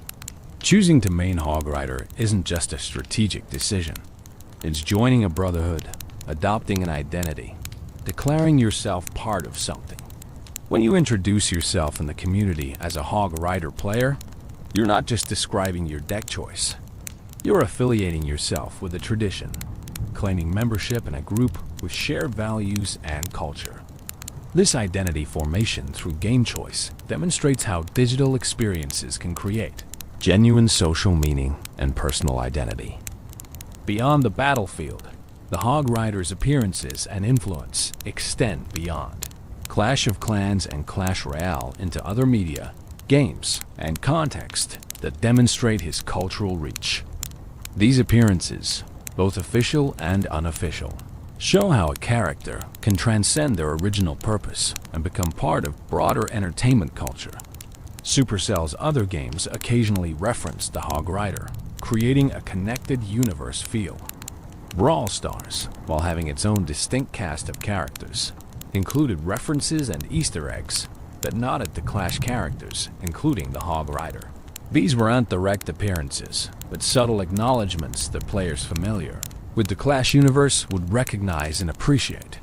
Such cross-game references rewarded longtime Supercell fans while creating narrative cohesion across their portfolio. The Clash-orama animated series, produced by Supercell in partnership with animation studios, featured the Hog Rider prominently across multiple episodes. These short animated segments explored the Clash universe with humor and personality, giving characters depth and relationships beyond what the games themselves provided. The Hog Rider appeared as both protagonist and supporting character. His personality expanded through dialogue, expressions, and situations that revealed him as more than just a charging warrior. In Clash-orama, we saw domestic Hog Rider life, Episodes showed him dealing with everyday problems, interacting with other troops, navigating the social dynamics of the village. His relationship with his hog was explored with genuine warmth and humor, showing the partnership as a true friendship rather than just rider and mount. The hog's intelligence and personality shone through in these animated segments, confirming what commercials had implied. These were thinking, feeling beings with their own desires and motivations. The animated series also explored the broader hog rider culture. We saw groups of hog riders training together, competing in riding contests, celebrating victories, and supporting each other through defeats. These episodes built out the brotherhood concept, showing how it functioned in daily life rather than just battle situations. Young viewers especially connected with these characterizations, seeing the hog rider not just as a game piece, but as a relatable character with personality and depth. Fan-created content expanded the hog rider's presence into countless contexts. Animation, comics, fan fiction all explored different aspects of the character. Some creators imagined backstories, origin tales explaining how particular hog riders joined the Brotherhood. Others created alternate universes, placing hog riders in different settings, from fantasy to science fiction to contemporary reality.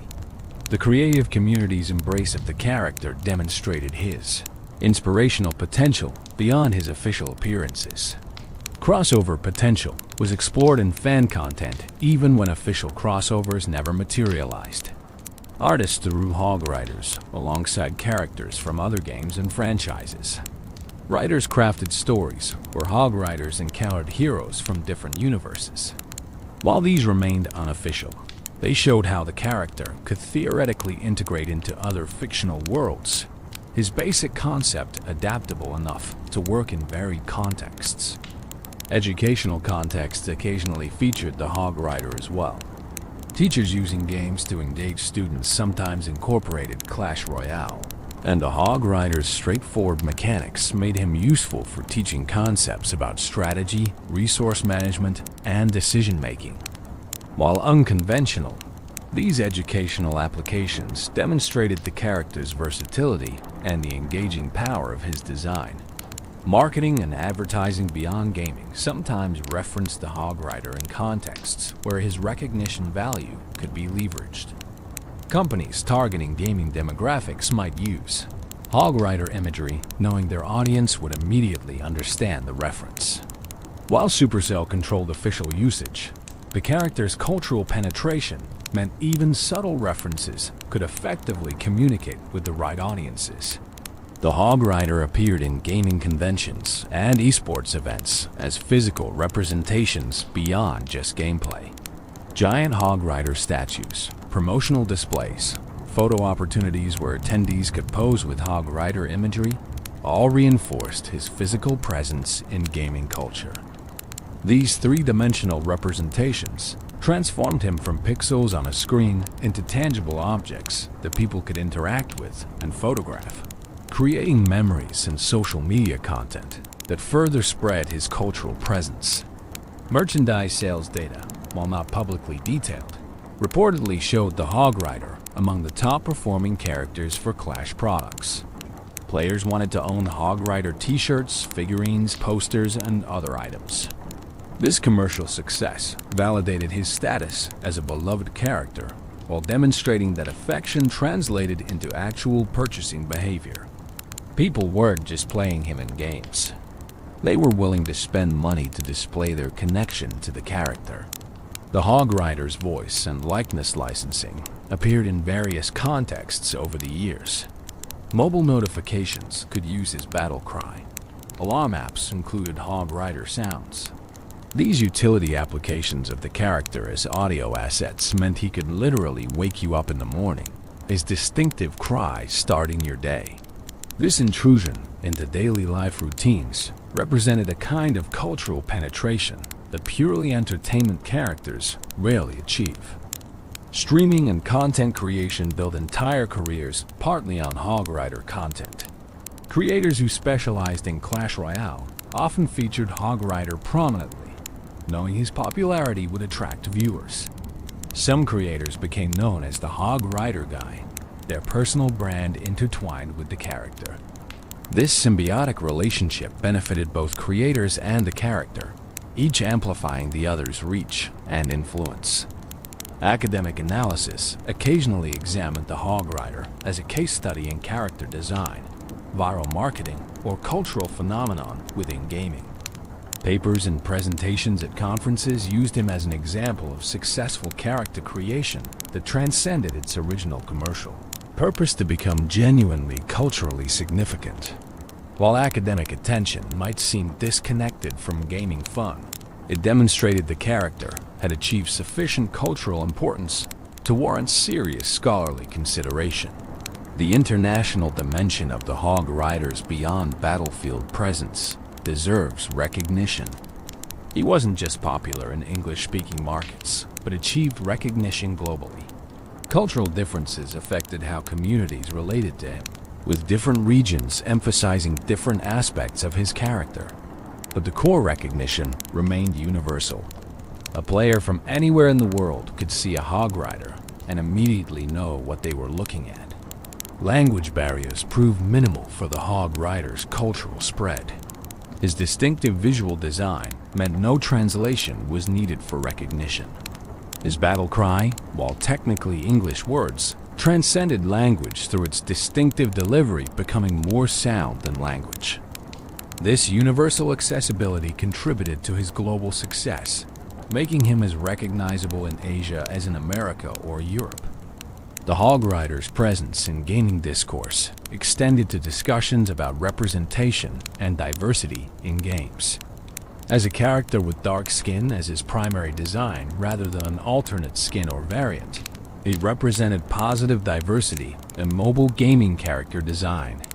While some discussions around representation can be contentious, the Hog Rider generally received positive recognition for being a prominent, popular character whose racial identity was simply part of who he was, rather than being tokenized or made into an issue.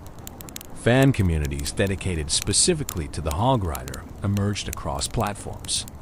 Reddit communities, Discord servers, Facebook groups all focused specifically on this character. These communities shared strategies, celebrated victories, created content, and built social connections around their shared affection for the Hog Rider. The existence of character-specific communities demonstrated depth of engagement that went beyond casual enjoyment into genuine fandom. The Hog Rider's evolution from game unit to cultural icon represents a journey that few characters complete successfully. Most game characters, even popular ones, remain confined to their games and immediate fan communities. The Hog Rider broke through those boundaries to become recognized by people who've never played his games, referenced in contexts completely unrelated to mobile gaming, and integrated into the broader cultural conversation about gaming and internet culture. This transcendence is the ultimate beyond the battlefield achievement, proving the character's appeal and staying power in the competitive attention economy of modern entertainment. The legacy continues as we approach the present day and look toward the future. The Hog Rider's legacy remains strong and continually evolving. More than a decade after his introduction, he maintains relevance in ways that demonstrate genuine lasting power rather than momentary popularity. Understanding his continued legacy means examining both his current status and the potential paths forward. In current Clash Royale meta, as of the most recent balance changes, the Hog Rider remains viable, though his exact tier placement fluctuates. He's never completely dominated to the point of being oppressive, nor has he fallen so far as to be unplayable. This balance represents successful character management by Supercell, maintaining his accessibility and playability through countless updates and meta shifts. Players who love the Hog Rider can continue using him competitively, while he doesn't warp the entire game around his existence. New players continue discovering the Hog Rider, experiencing that first connection when they unlock him in Arena 4 and hear his battle cry for the first time. For these players, the character is fresh and new despite his decade-plus existence. The constant influx of new players ensures the Hog Riders fanbase continuously renews itself, preventing stagnation and keeping community discourse active and engaged. Content creators maintain steady Hog Rider coverage, producing strategy guides, gameplay videos, and entertainment content featuring him.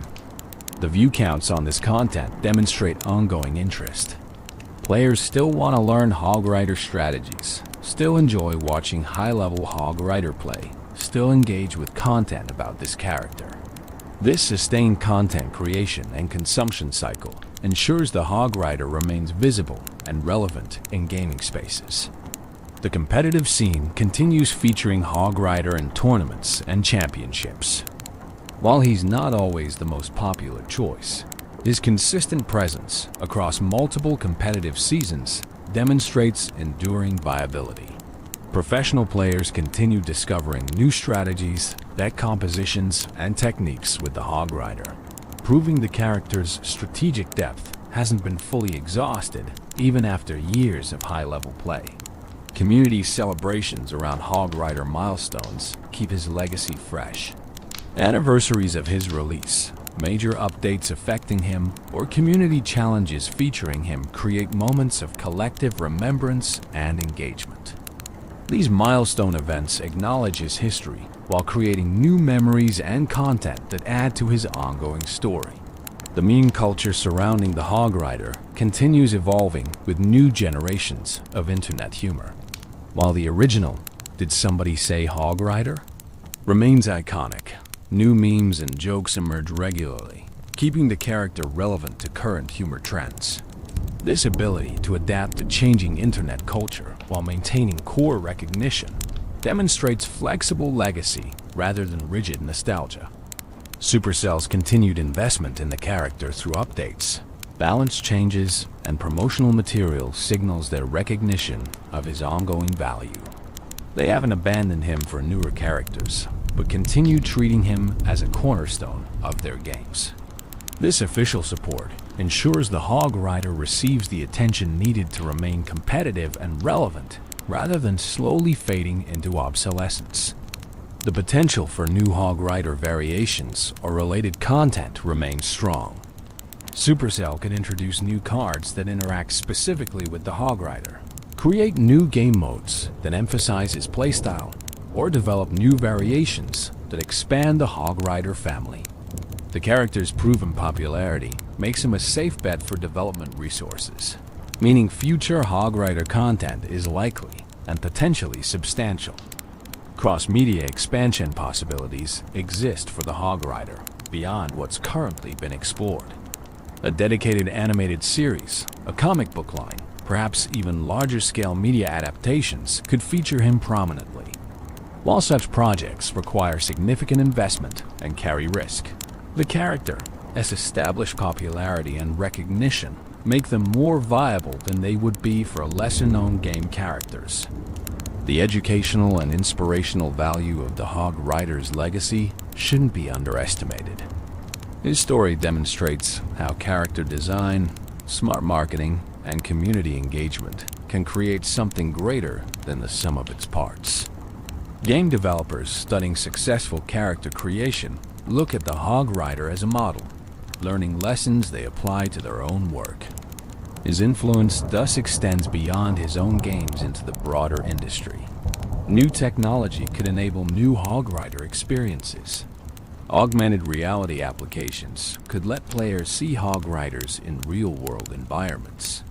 Virtual reality could provide immersive experiences of being the Hog Rider, feeling the charge from first-person perspective. Voice assistants could use his distinctive sounds. As technology evolves, opportunities emerge for the character to inhabit new spaces and provide new experiences. The social bonds created through shared Hog Rider appreciation continue strengthening. Players who connected over their mutual love of the character years ago maintain those friendships, their shared history creating lasting connections. New players join these communities, continuing the cycle. The Hog Rider thus facilitates genuine human connection that transcends the game itself, creating social value that ensures his legacy matters beyond entertainment. The financial success the Hog Rider has generated for Supercell over the years is substantial, though exact figures aren't publicly detailed. His popularity drove game downloads, in-app purchases, and sustained engagement that translated directly to revenue. This commercial success creates strong incentive for Supercell to continue supporting and promoting the character, ensuring resource allocation for his ongoing development. The Hog Rider's position in gaming history is now secure. He'll be remembered as one of mobile gaming's most iconic characters, a figure who demonstrated the medium's potential for creating culturally significant characters that rival those from traditional gaming platforms. Future retrospectives on mobile gaming's golden age will inevitably feature him prominently, his image and story representing this era of gaming history. Preservation efforts by the community ensure that even if official support someday wanes, the Hog Rider's legacy will persist. Fan sites archive his history, preserve old commercials and content, document strategies and memorable plays. This community-driven preservation creates redundancy that protects his cultural legacy from being lost if official sources ever disappear. The emotional connections players have formed with the Hog Rider over the years represent perhaps his most important legacy. For many players, he was their first favorite character in mobile gaming, their introduction to competitive strategy games, or simply a source of joy during difficult times. These personal meanings cannot be measured in statistics or revenue, but represent genuine impact on individual lives that makes the character significant beyond commercial or cultural metrics. As we look toward the future, the Hog Rider's legacy seems secure and continually evolving.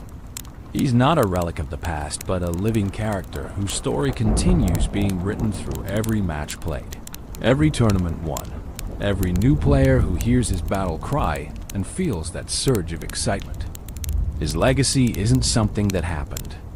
It's something that's happening continuously, as long as players continue choosing him, communities continue celebrating him, and his distinctive cry continues echoing across digital arenas worldwide.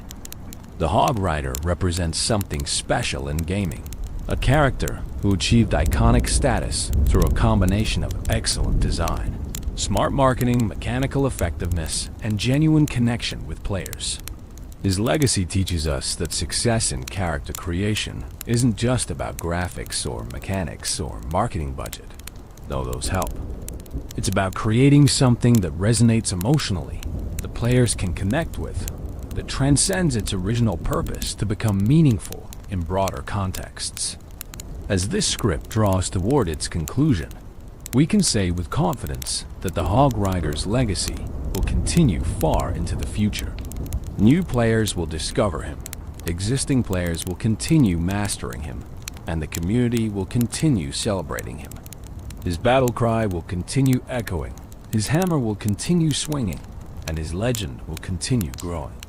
Because the Hog Rider isn't just a character in a game. He's an icon, a legend, a brother to millions of players worldwide who heard his call and answered it, just as he answered the echoing call that led him through the arena doors all those years ago. The call that started it all. Let's return now to where we began, to that call that defines the Hog Rider's existence. Hog Rider. It's more than just a sound effect, more than just a battle cry. It's a summons, an identity, a declaration of purpose that has resonated across the gaming world for over a decade. When players first unlock the Hog Rider in their games, they're not just adding another card to their collection or another unit to their army. They're answering a call themselves, joining that brotherhood, becoming part of a tradition that extends back to 2013 and forward into an unlimited future. Every player who chooses the Hog Rider, who learns his strategies, who feels that satisfaction when his hammer connects with an enemy tower, becomes part of his story. The original commercial's narrative, where Hog Riders across the landscape hear the call and immediately respond, mirrors the player experience. You hear about the Hog Rider through friends, videos, or community discussion. You unlock him and try him out. That first successful push, that first tower destruction, that first victory where your Hog Rider made the difference. And suddenly, you understand the call. You get it, you feel it, and you want to answer it again and again. The card description in Clash Royale captures this perfectly. It followed the echoing call of Hog Rider all the way through the arena doors. This isn't just flavor text. It's the fundamental truth of the character. He couldn't resist the call, and neither can players. Something about that cry, that character, that playstyle draws you in and keeps you engaged. The psychological hooks are subtle but powerful. The aggression satisfies our desire for action and impact. The speed provides immediate gratification. The signature ability of wall jumping or river crossing makes us feel clever, like we're outsmarting opponents. The iconic status gives us cultural connection, making us part of something larger. All of these elements combine to create a character experience that transcends simple gameplay mechanics. The Hog Rider has taught us that games can create genuine cultural moments. A 30-second commercial can become a lasting meme. A 4-elixir card can inspire thousands of hours of strategic discussion. A simple character design can resonate across cultures and languages. These lessons inform how we understand gaming's place in broader entertainment and culture. He's shown us that skill expression matters to players.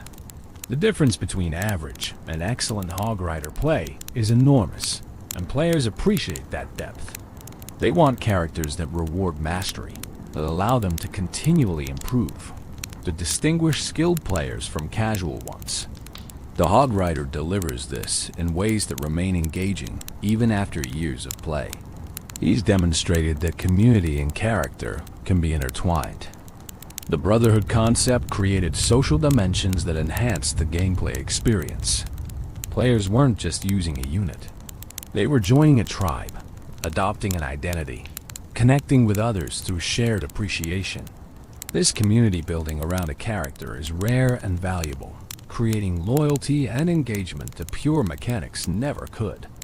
The Hog Rider has proven that mobile gaming can produce iconic characters equal to those from any gaming platform.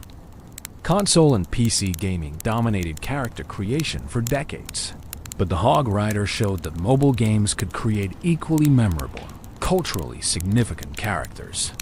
He validated mobile gaming as a serious medium capable of artistic and cultural achievement beyond simple time-wasting diversions. For Supercell, the Hog Rider's success validated their approach to character design and game development. They learned that creating characters with personality, supporting them with quality marketing, and maintaining them through careful balance could generate enormous value. These lessons informed their subsequent games and characters, though few have achieved quite the same lightning-in-a-bottle success. For players, the Hog Rider represents countless memories. That first time, they pulled off a perfect prediction spell. That tournament victory, where Hog Rider carried them. That friendship formed over shared love of this character. That moment of joy hearing his cry after a long day. These individual memories, multiplied across millions of players, represent the true measure of his impact. The emotional journey many players have with the Hog Rider mirrors the hero's journey. Discovery, when you first encounter him. Initiation, when you learn to use him effectively. Mastery, when you truly understand his depths. Teaching, when you help others learn. And appreciation, when you step back and recognize what this character has meant to your gaming experience. Each player travels this path at their own pace, but the destination is the same. Genuine connection with a character who started as pixels and code, but became something more meaningful. As gaming continues evolving, as new technologies emerge, as new generations of players discover these games, the Hog Rider will remain. His battle cry will continue echoing. New players will hear it for the first time and feel that spark of interest. Veteran players will hear it and smile with recognition, remembering their own journey with this character. The call continues, and so does the answering. The beauty of the Hog Rider story is that it's never truly complete. Each new player adds their chapter. Each match creates new moments. Each update brings new possibilities. The story we've explored in this script isn't the definitive final word on the Hog Rider, but rather a snapshot of his ongoing legend. Years from now, players will look back on this era as part of his history. One period in a longer story that continues as long as players keep answering the call. So, when you hear that cry, whether in a match, in a video, or just echoing in your memory, remember what it represents. It's not just announcing a troop deployment or signaling an attack. It's calling you to be part of something larger, to join a brotherhood of players worldwide who found joy, challenge, community, and meaning in this character. It's inviting you to charge forward with confidence, to leap over obstacles, to pursue your objectives with single-minded determination. The Hog Rider's legacy is ultimately about that charge, that forward momentum, that refusal to let barriers stop you. In games and in life, we all face walls that seem insurmountable. The Hog Rider reminds us to find ways over them, to maintain our speed and purpose, to keep swinging our hammers until those barriers fall. It's a simple metaphor, perhaps, but powerful in its simplicity and universality. And so the call continues to echo, across arenas, across time, across the gaming world. Hog Rider! It's a greeting and a challenge, a summons and a celebration, a beginning and a continuation. It's the sound of a character who transcended his original purpose to become a legend, an icon, a brother to millions. And as long as there are players who hear that call and feel that surge of excitement, the Hog Rider's story will continue, his legacy growing, his impact deepening with each passing year. Closing thoughts. We've journeyed through more than a decade of Hog Rider history, from his 2013 debut in Clash of Clans through his evolution into a cultural icon. We've explored his mechanics, his strategies, his cultural impact, his brotherhood, and his enduring legacy. Through it all, one truth remains constant. The Hog Rider represents something special in gaming history. He's more than stats and mechanics, though his design is excellent. He's more than marketing success, though his commercial impact is undeniable. He's more than a meme, though his cultural penetration is remarkable. The Hog Rider is a character who connected with players on a level that transcends all these individual elements, creating something meaningful that has enriched the gaming experiences of millions worldwide. For those who've been with the Hog Rider from the beginning, his story is part of your own story. You remember unlocking him for the first time, learning his intricacies, celebrating victories, and learning from defeats. You've watched the meta evolve, strategies develop, communities grow. The Hog Rider has been a constant presence through years of gaming, a familiar friend in an ever-changing landscape. For those discovering him now, you're joining a tradition with deep roots and vibrant present. The strategies and communities and culture built around this character await your participation. You have the opportunity to make the Hog Rider your own, to find your unique playstyle, to add your voice to the ongoing conversation, to become part of the Brotherhood. The lessons the Hog Rider teaches extend beyond gaming. Persistence in the face of obstacles, the value of skill and practice, the importance of community and shared experience, the joy of charging forward with purpose and confidence. These aren't just gaming lessons. They're life lessons, applicable to challenges far beyond digital arenas. As you drift off to sleep tonight, perhaps you'll dream of charging across battlefields atop a powerful hog, hammer raised high, leaping over walls that can't contain you, striking targets with devastating precision. Perhaps you'll dream of brotherhood and camaraderie, of answering calls and joining charges. Perhaps you'll simply rest peacefully, the story of the Hog Rider having entertained and relaxed you through these hours together. Whatever dreams come, know that the Hog Rider's story continues. Somewhere right now, a player is deploying him for the first time, hearing that distinctive cry with fresh ears, feeling that spark of excitement at something new and special. Somewhere a tournament is being decided by a perfectly timed Hog Rider connection. Somewhere friends are laughing over a Hog Rider meme, their bond strengthened by shared humor and gaming culture.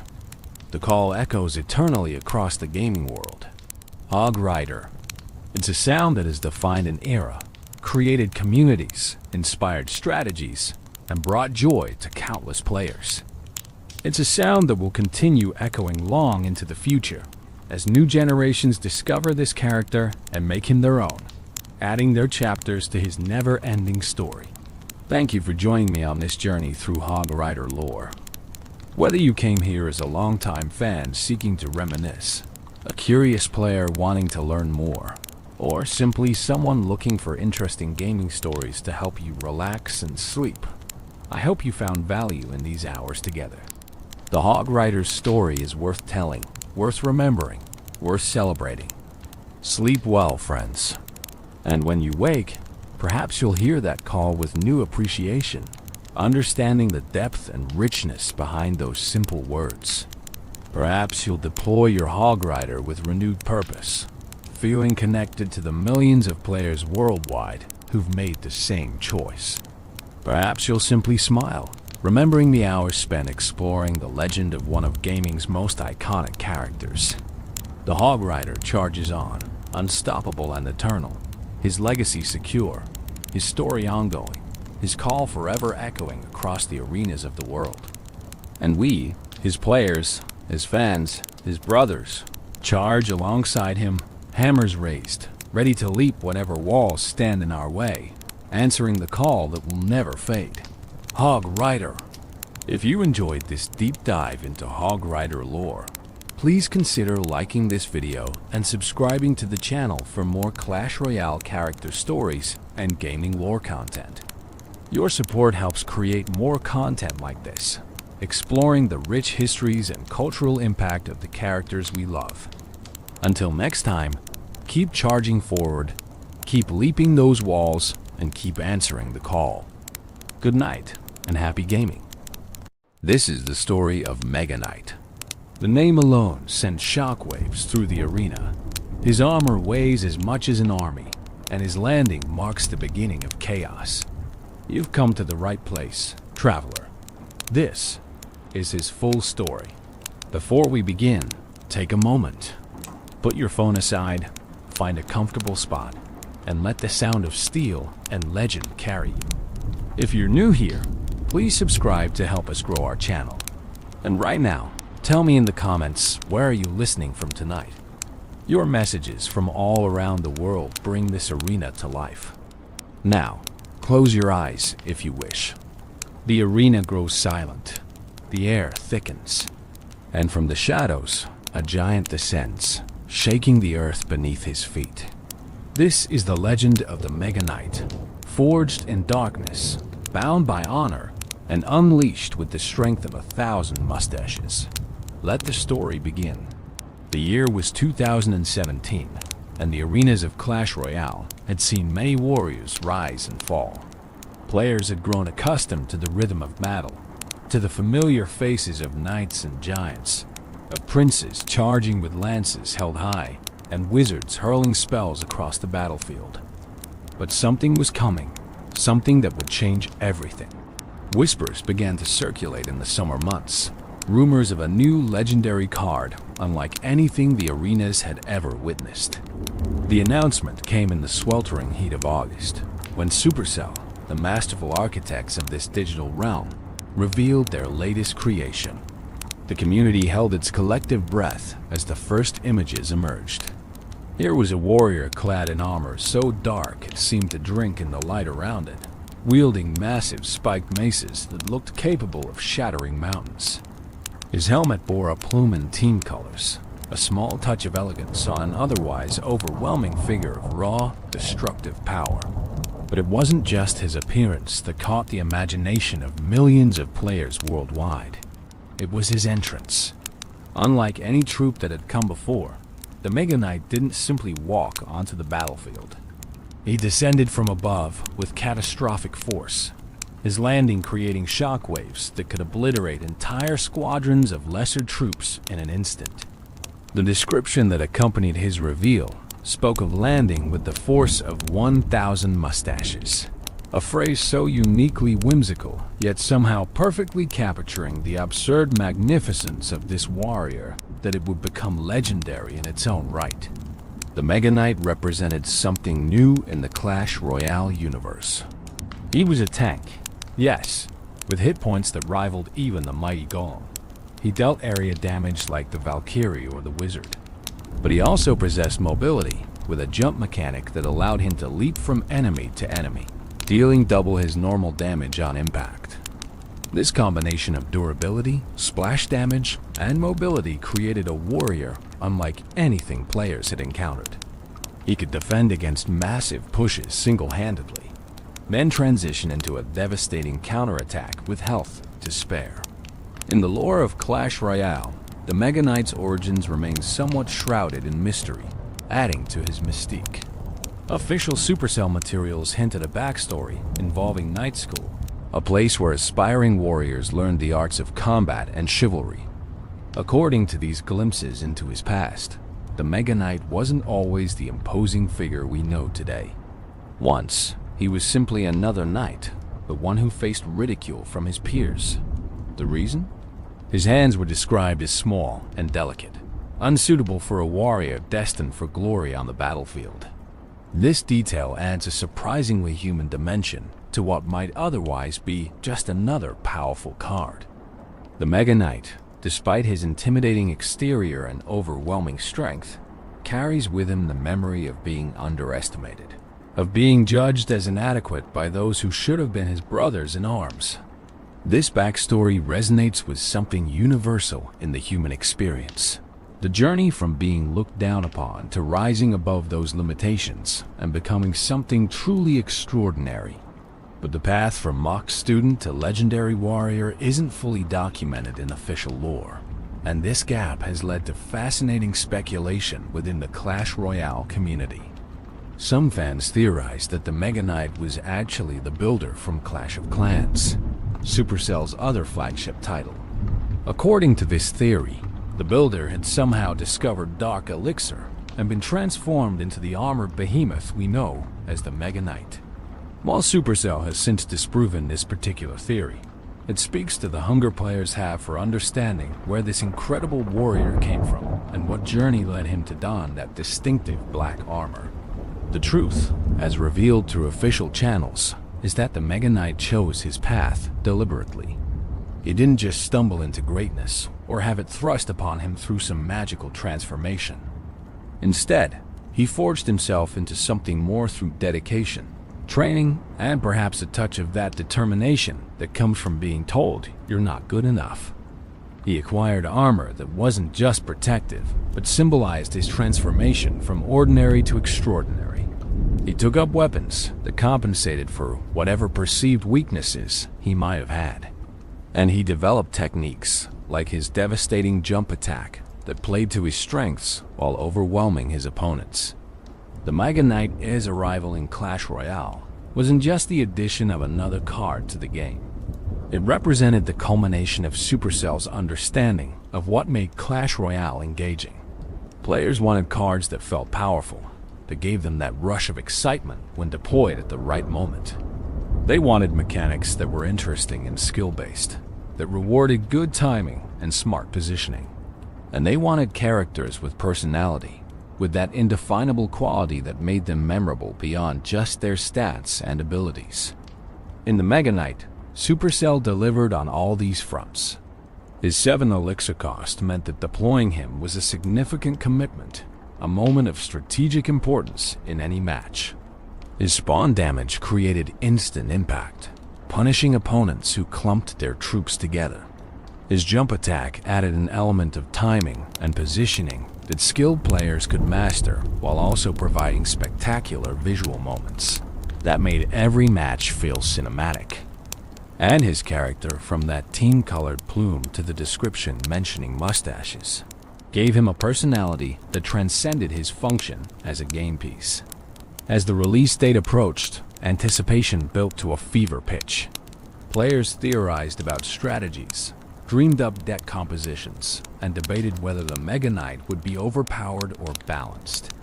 Content creators produced videos analyzing every frame of his reveal trailer, breaking down his statistics and predicting how he would impact the meta. The Clash Royale community, always passionate, became almost obsessive in their focus on this single card. And then, on September 8th, 2017, the Mega Knight officially entered the arenas. The impact was immediate and profound, but that's a story for later. For now, what's important is understanding that the Mega Knight didn't just appear in the game. He arrived with history, with personality, with a design philosophy that made him instantly recognizable and memorable. He came bearing the weight of expectation and the promise of changing how Clash Royale was played. The dawn of the Mega Knight marked a turning point in Clash Royale's evolution. Before him, the game had its legends, its powerful cards, and beloved characters. After him, the standard for what a legendary card could be had been elevated.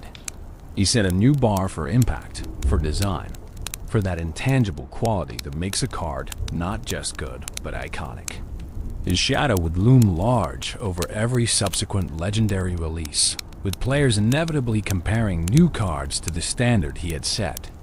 But more than any of that, the Mega Knight represented something aspirational in the game's design. He showed that a character could be powerful without being simple, could have depth without being complex, could feel special without being inaccessible. He balanced being a defensive bulwark with offensive threat, being easy to understand with having a high skill ceiling, being impactful without being impossible to counter. This balance, this perfect storm of design decisions, is what transformed the Mega Knight from just another card into a legend. The armor of legends. If you've ever watched the Mega Knight descend onto the battlefield, you've witnessed one of the most visually striking moments in Clash Royale. But have you ever stopped to truly observe what makes him so imposing? Let's take our time examining every detail of this warrior's appearance, because understanding the Mega Knight's design helps us appreciate why he has become such an iconic figure in the game. The first thing anyone notices about the Mega Knight is his armor, and rightly so. This isn't the polished ceremonial armor of a parade ground knight. This is battle armor, designed for one purpose: to wade into the thickest combat and emerge victorious.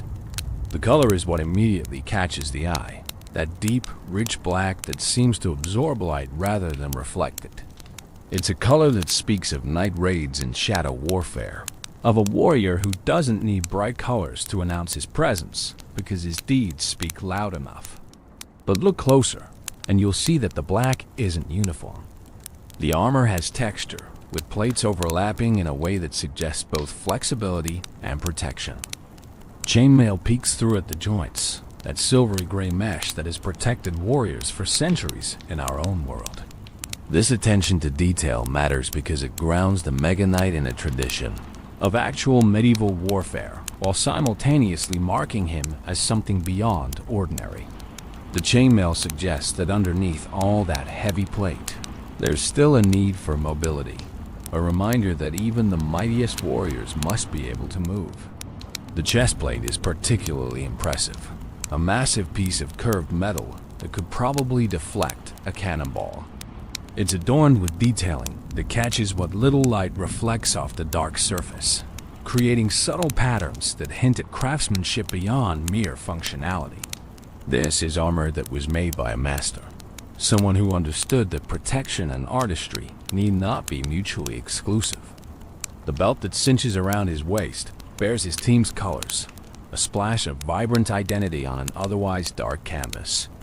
This detail is important because it shows that despite his overwhelming individual presence, the Mega Knight still serves a cause larger than himself. Then there's the helmet, and oh, what a helmet it is.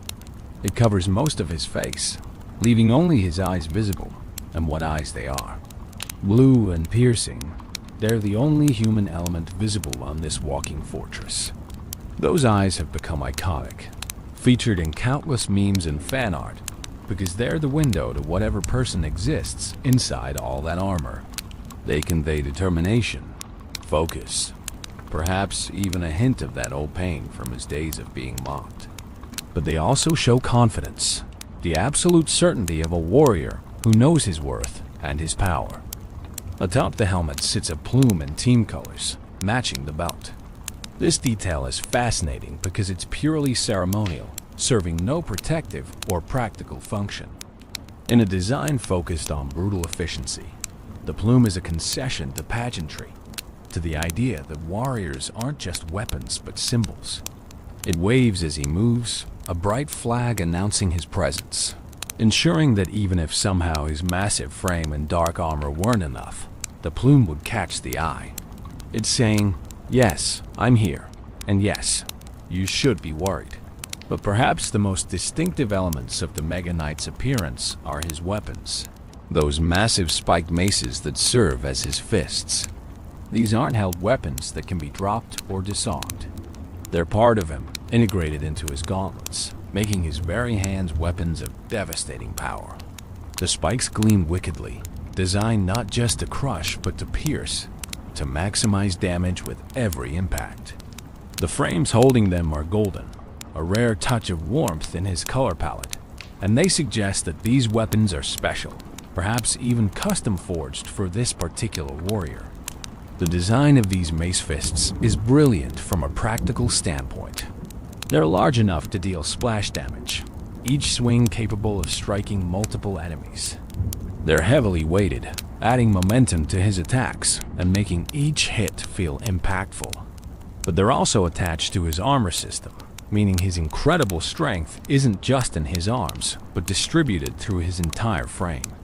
When the Mega Knight punches, he's not just using arm strength, he's using his whole body, all that weight and power channeled through those spiked maces into his unfortunate targets. The overall silhouette of the Mega Knight is what game designers would call readable, even in the chaos of battle. Even when the screen is filled with troops and spells and effects, the Mega Knight's distinctive shape is immediately recognizable. He's broad and tall, with that slight forward lean that suggests coiled power ready to be unleashed. His proportions are just exaggerated enough to feel powerful without being cartoonish, walking that fine line between realistic and stylized that Clash Royale's art direction handles so well. Interestingly, the Mega Knight's design manages to feel heavy without feeling slow. This is a feat of visual communication that many games struggle with. The armor looks like it should weigh him down, should make him ponderous and easy to avoid. But the way he moves, with that medium speed that matches a Mega Minion or regular Knight, creates a dissonance that actually makes him more threatening. He shouldn't be that fast given his size and armor, but he is, and that violation of expectations is part of what makes him feel dangerous. The team-colored elements, the plume and belt, are more important than they might first appear. Clash Royale is a game where you're always fighting for your team, whether that's red or blue. These color touches ensure that even in the heat of battle, players can instantly identify which side a Mega Knight is on. It's a small detail that prevents confusion and frustration, but it's also a statement that the Mega Knight, for all his individual power, is still part of a larger force, still fighting for a cause beyond himself. When the Mega Knight Evolution was released years later, the design team made interesting choices in how to distinguish it from the original. The armor took on an amethyst hue, that rich purple that has long been associated with royalty and power. The eyes changed from blue to magenta with glowing pink sclera, giving him an almost supernatural appearance. The spikes on his maces gained golden frames and handles at their base, and his chainmail developed gold linings. Even his belt was upgraded with golden spikes and the card evolution symbol. These changes maintained the core of what made the original Mega Knight recognizable while elevating him to something even more special, something that literally glowed with power. The beauty of the Mega Knight's design is how it tells a story without words. You can look at him and understand immediately what he does, what he's about. He's a tank, obvious from his massive frame and heavy armor. He deals area damage, suggested by those wide swinging maces. He's aggressive, conveyed through his forward-leaning posture and those intense eyes. And he's legendary, communicated through every carefully chosen detail, from the quality of his armor to that ceremonial plume. But beyond function, beyond gameplay communication, the Mega Knight's design succeeds because it creates an emotional response. When you deploy him, you feel powerful. When your opponent deploys him against you, you feel threatened. That's the mark of exceptional character design, when the visual presentation creates genuine emotional engagement. The Mega Knight doesn't just look cool, he makes you feel something, and that's what elevates him from a well-designed game piece to an icon. The armor, the weapons, the colors, the silhouette, they all work together to create a character that's instantly memorable and endlessly appealing. In a game filled with visually interesting characters, the Mega Knight stands out, and that's no accident. It's the result of careful thought, skilled artistry, and a deep understanding of what makes a design not just functional, but legendary. The force of 1,000 mustaches, let's talk about power. Not just any power, but the kind that reshapes battlefields, that turns the tide of matches in seconds, that makes opponents' hearts sink when they see it deployed against them. Let's talk about the Mega Knight's abilities, and more specifically, let's explore what it means to land with the force of 1,000 mustaches.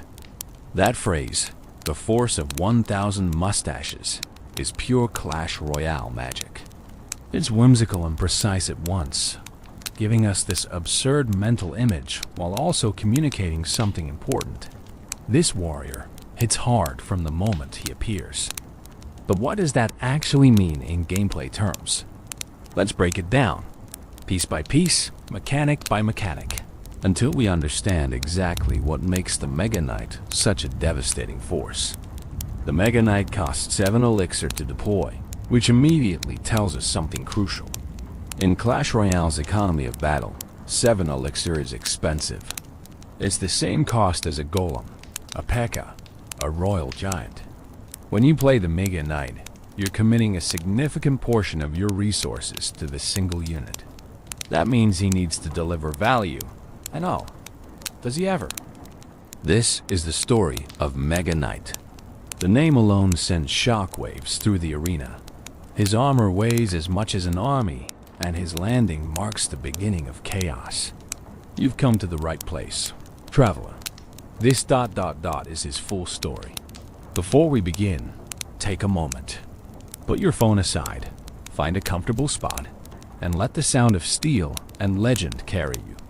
If you're new here, please subscribe to help us grow our channel. And right now, tell me in the comments, where are you listening from tonight? Your messages from all around the world bring this arena to life. Now, close your eyes if you wish. The arena grows silent, the air thickens, and from the shadows, a giant descends, shaking the earth beneath his feet. This is the legend of the Mega Knight, forged in darkness, bound by honor, and unleashed with the strength of 1,000 mustaches. Let the story begin. The year was 2017, and the arenas of Clash Royale had seen many warriors rise and fall. Players had grown accustomed to the rhythm of battle, to the familiar faces of knights and giants, of princes charging with lances held high and wizards hurling spells across the battlefield. But something was coming, something that would change everything. Whispers began to circulate in the summer months, rumors of a new legendary card, unlike anything the arenas had ever witnessed.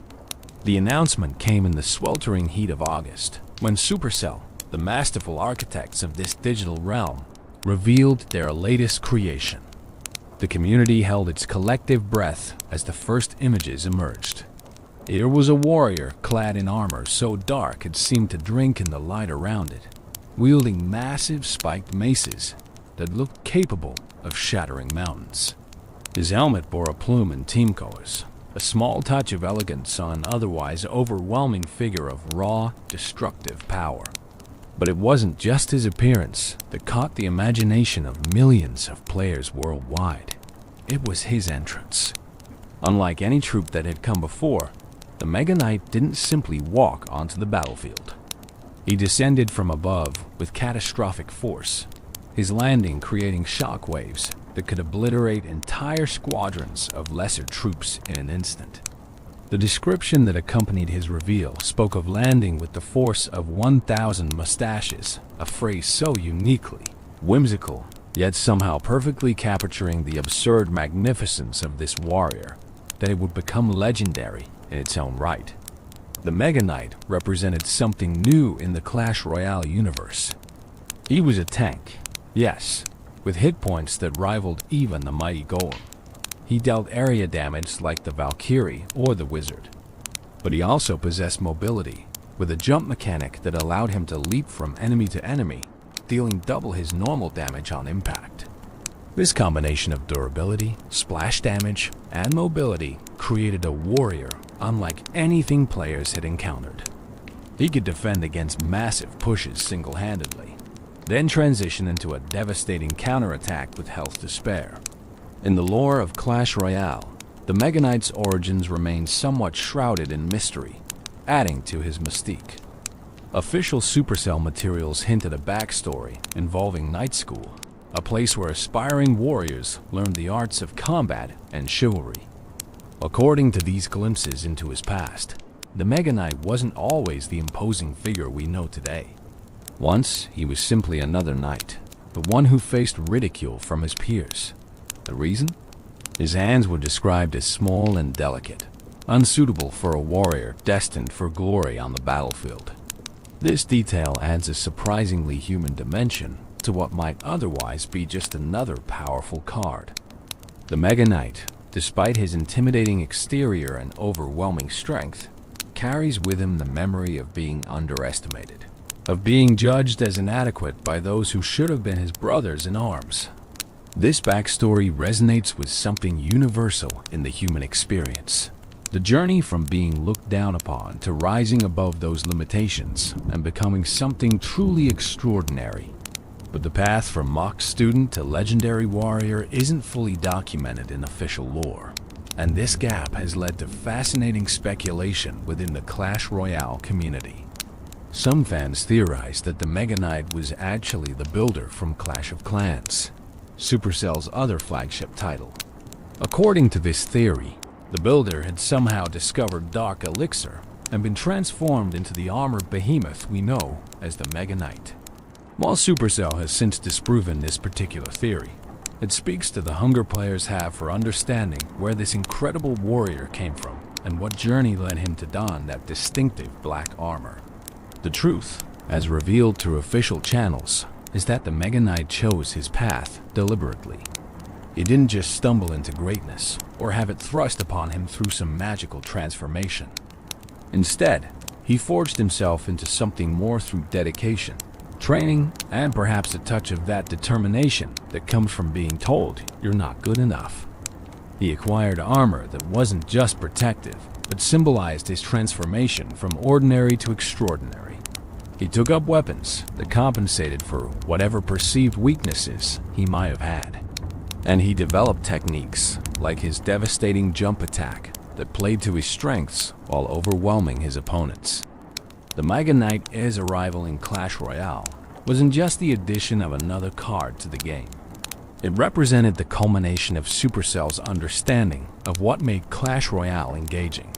Players wanted cards that felt powerful, that gave them that rush of excitement when deployed at the right moment.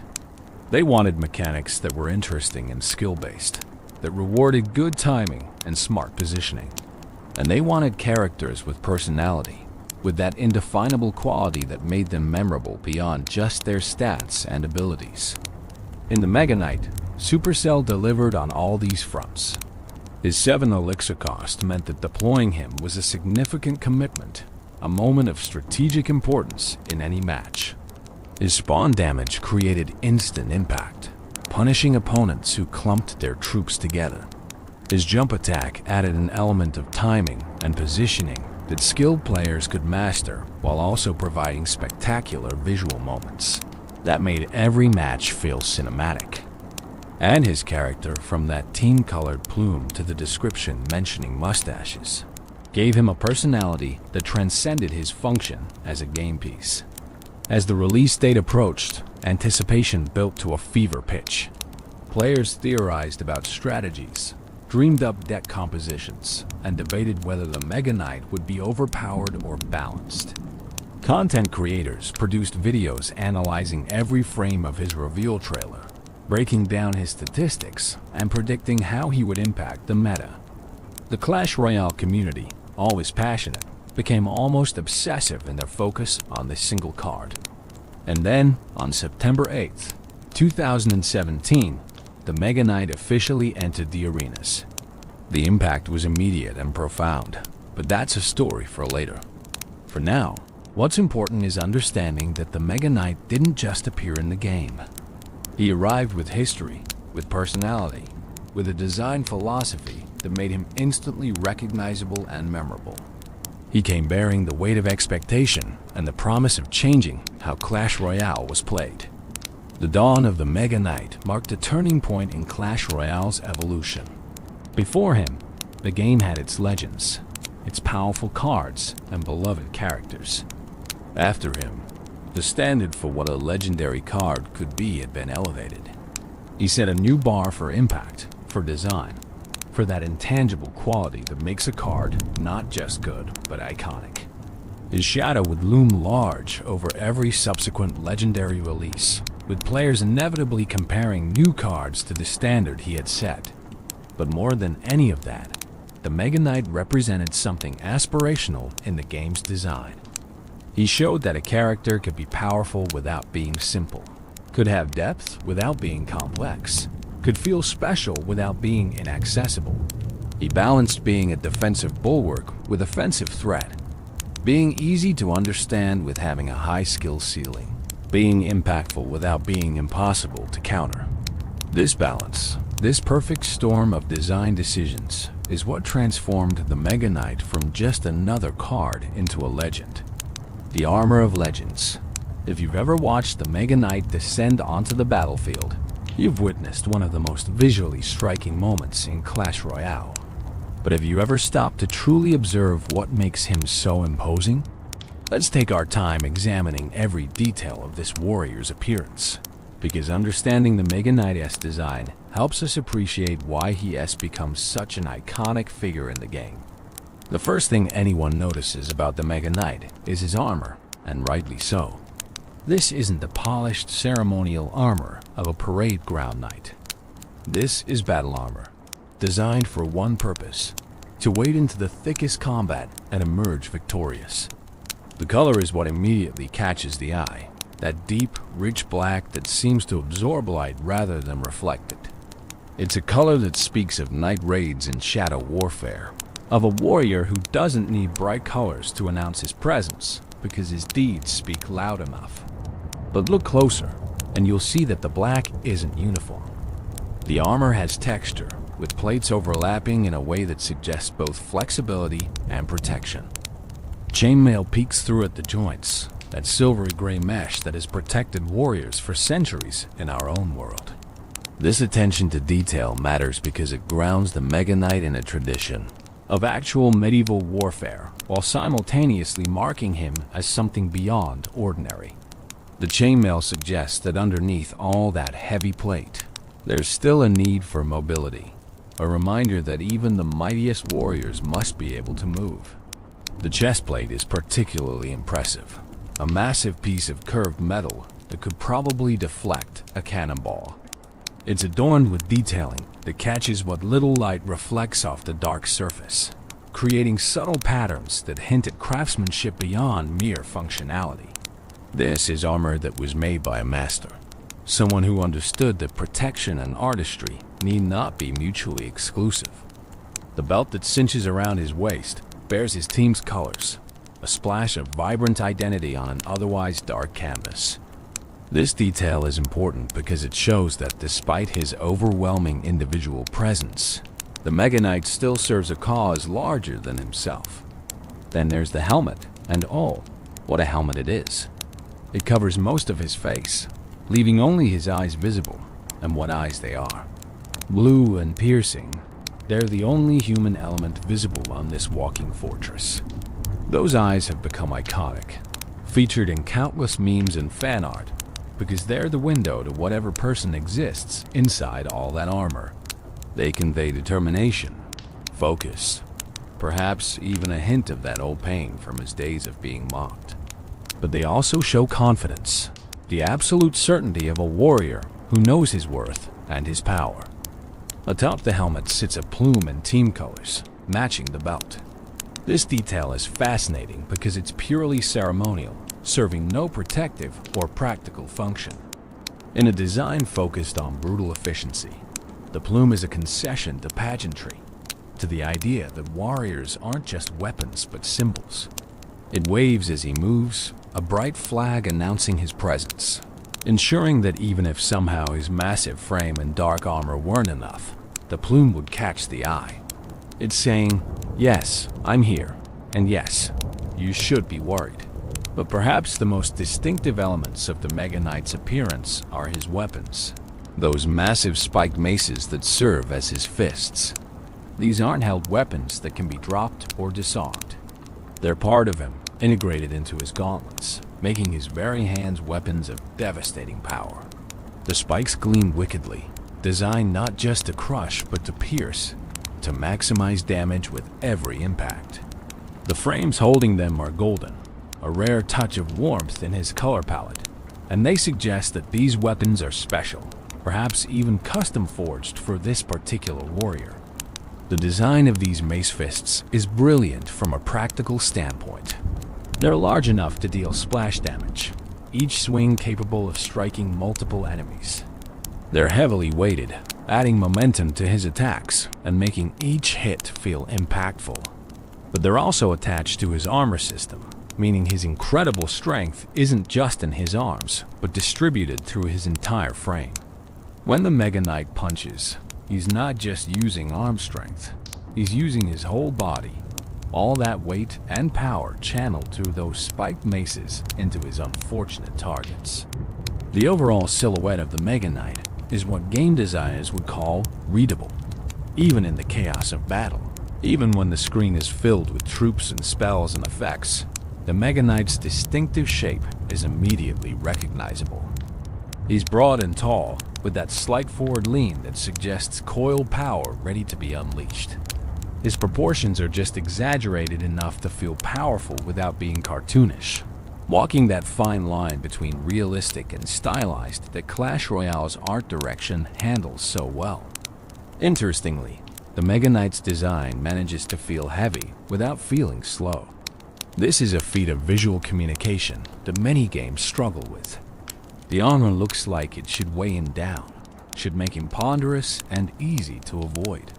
But the way he moves, with that medium speed that matches a Mega Minion or regular Knight, creates a dissonance that actually makes him more threatening.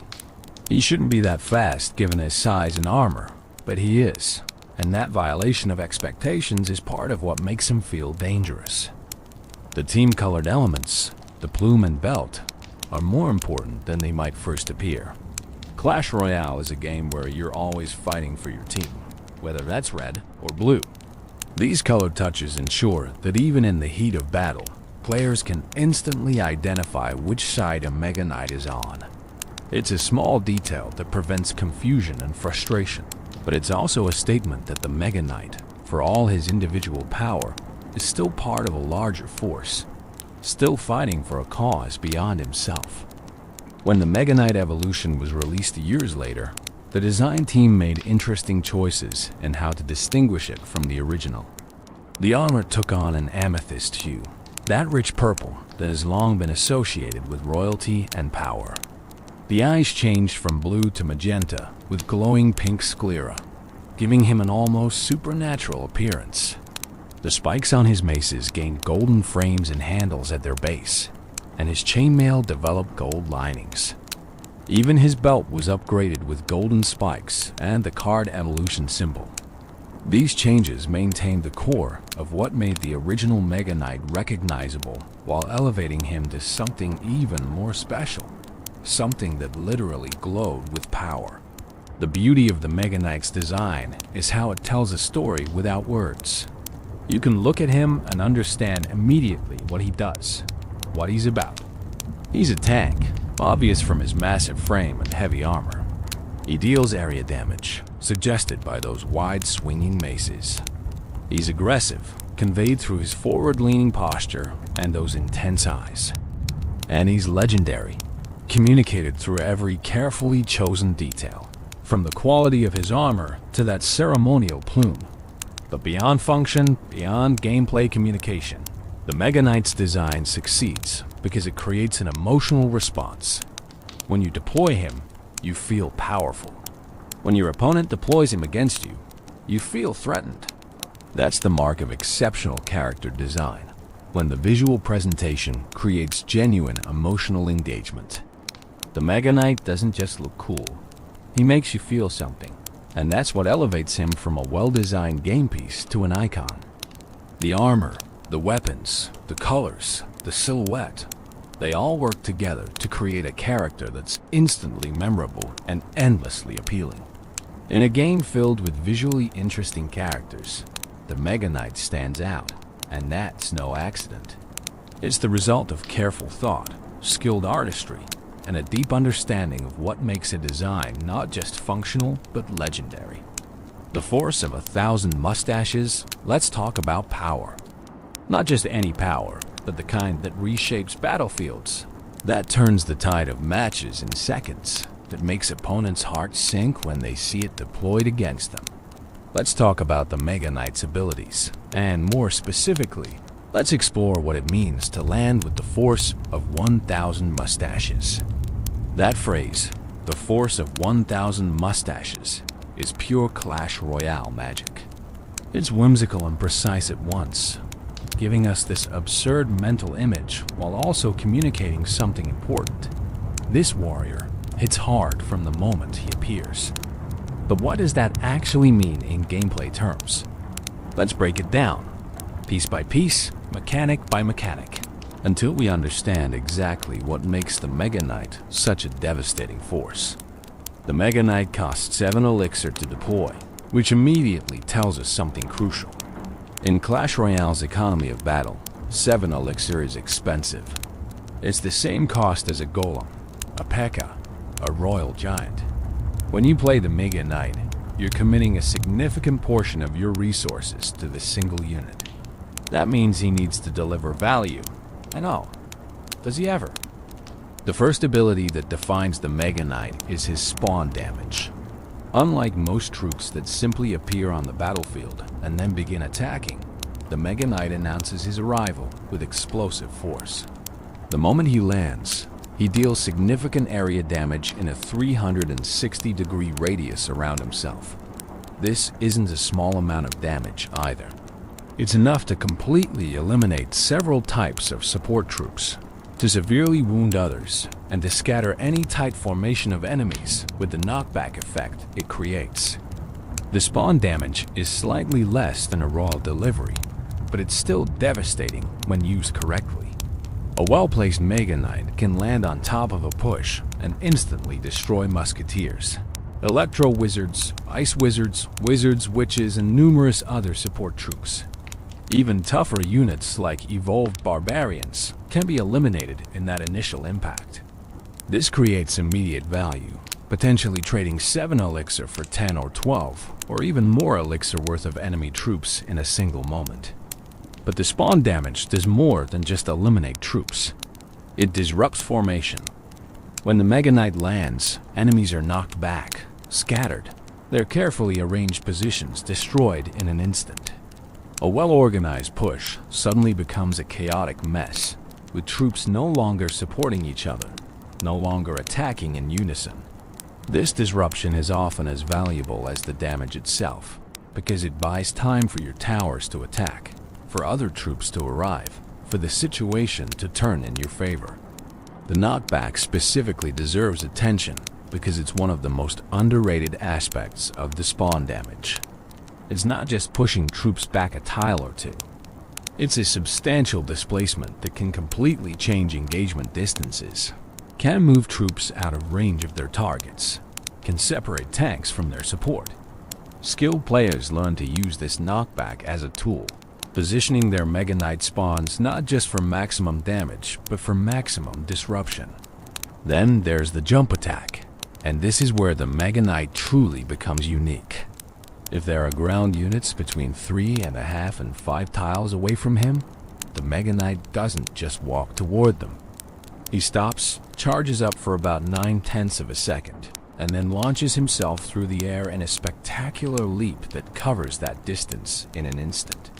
When he lands, he deals double his normal damage in an area, along with knockback once again. The jump attack transforms the Mega Knight from a simple tank into something far more dynamic.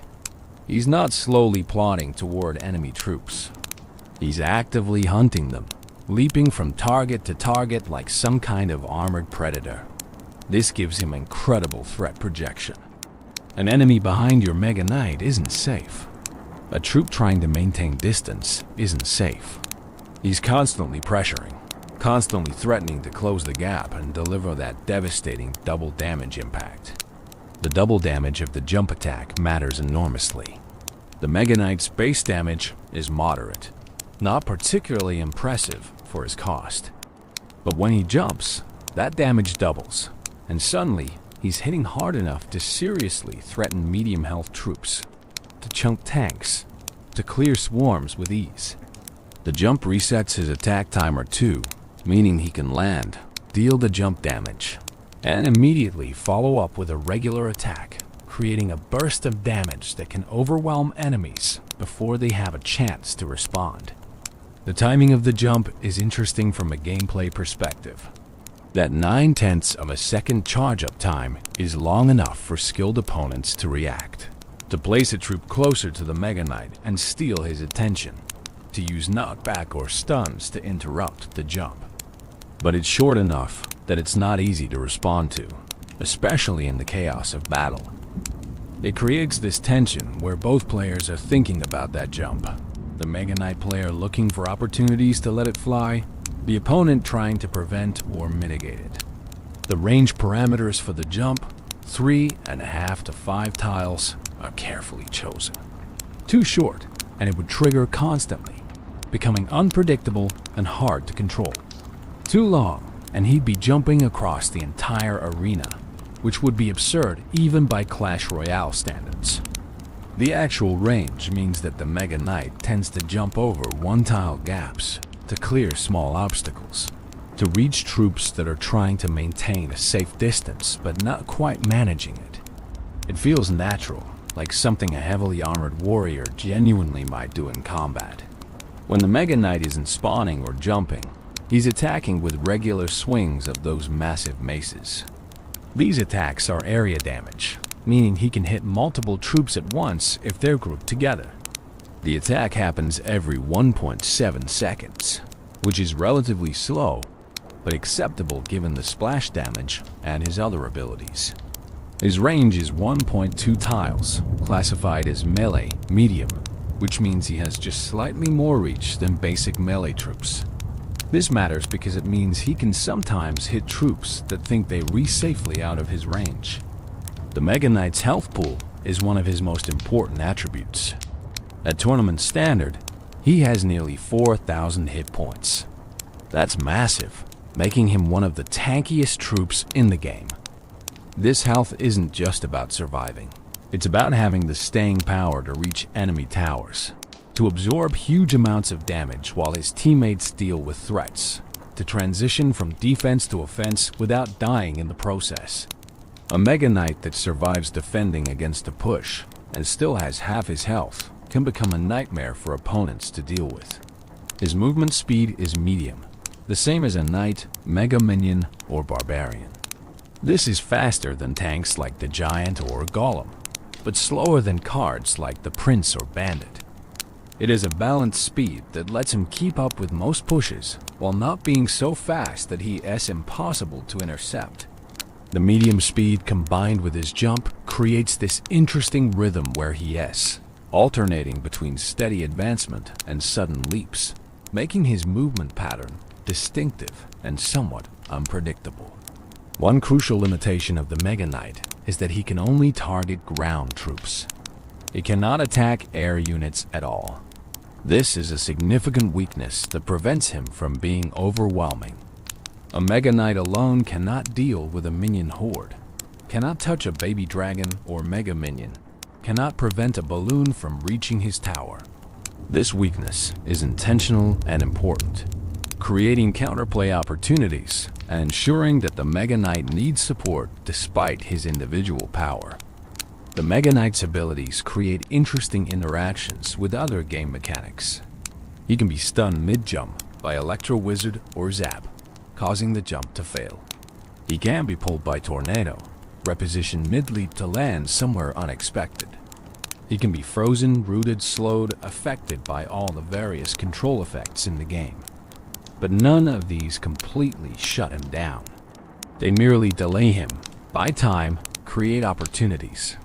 The Mega Knight is resilient in a way that goes beyond his health pool, his multiple abilities ensuring he's always threatening even when countered. When the Mega Knight evolution was released, it added a new dimension to his abilities, the uppercut. With each regular attack, the evolved Mega Knight performs an uppercut that launches the targeted troop back 4 tiles toward the nearest enemy crown tower. This creates a combo with his jump, because those 4 tiles are exactly enough to trigger another jump attack.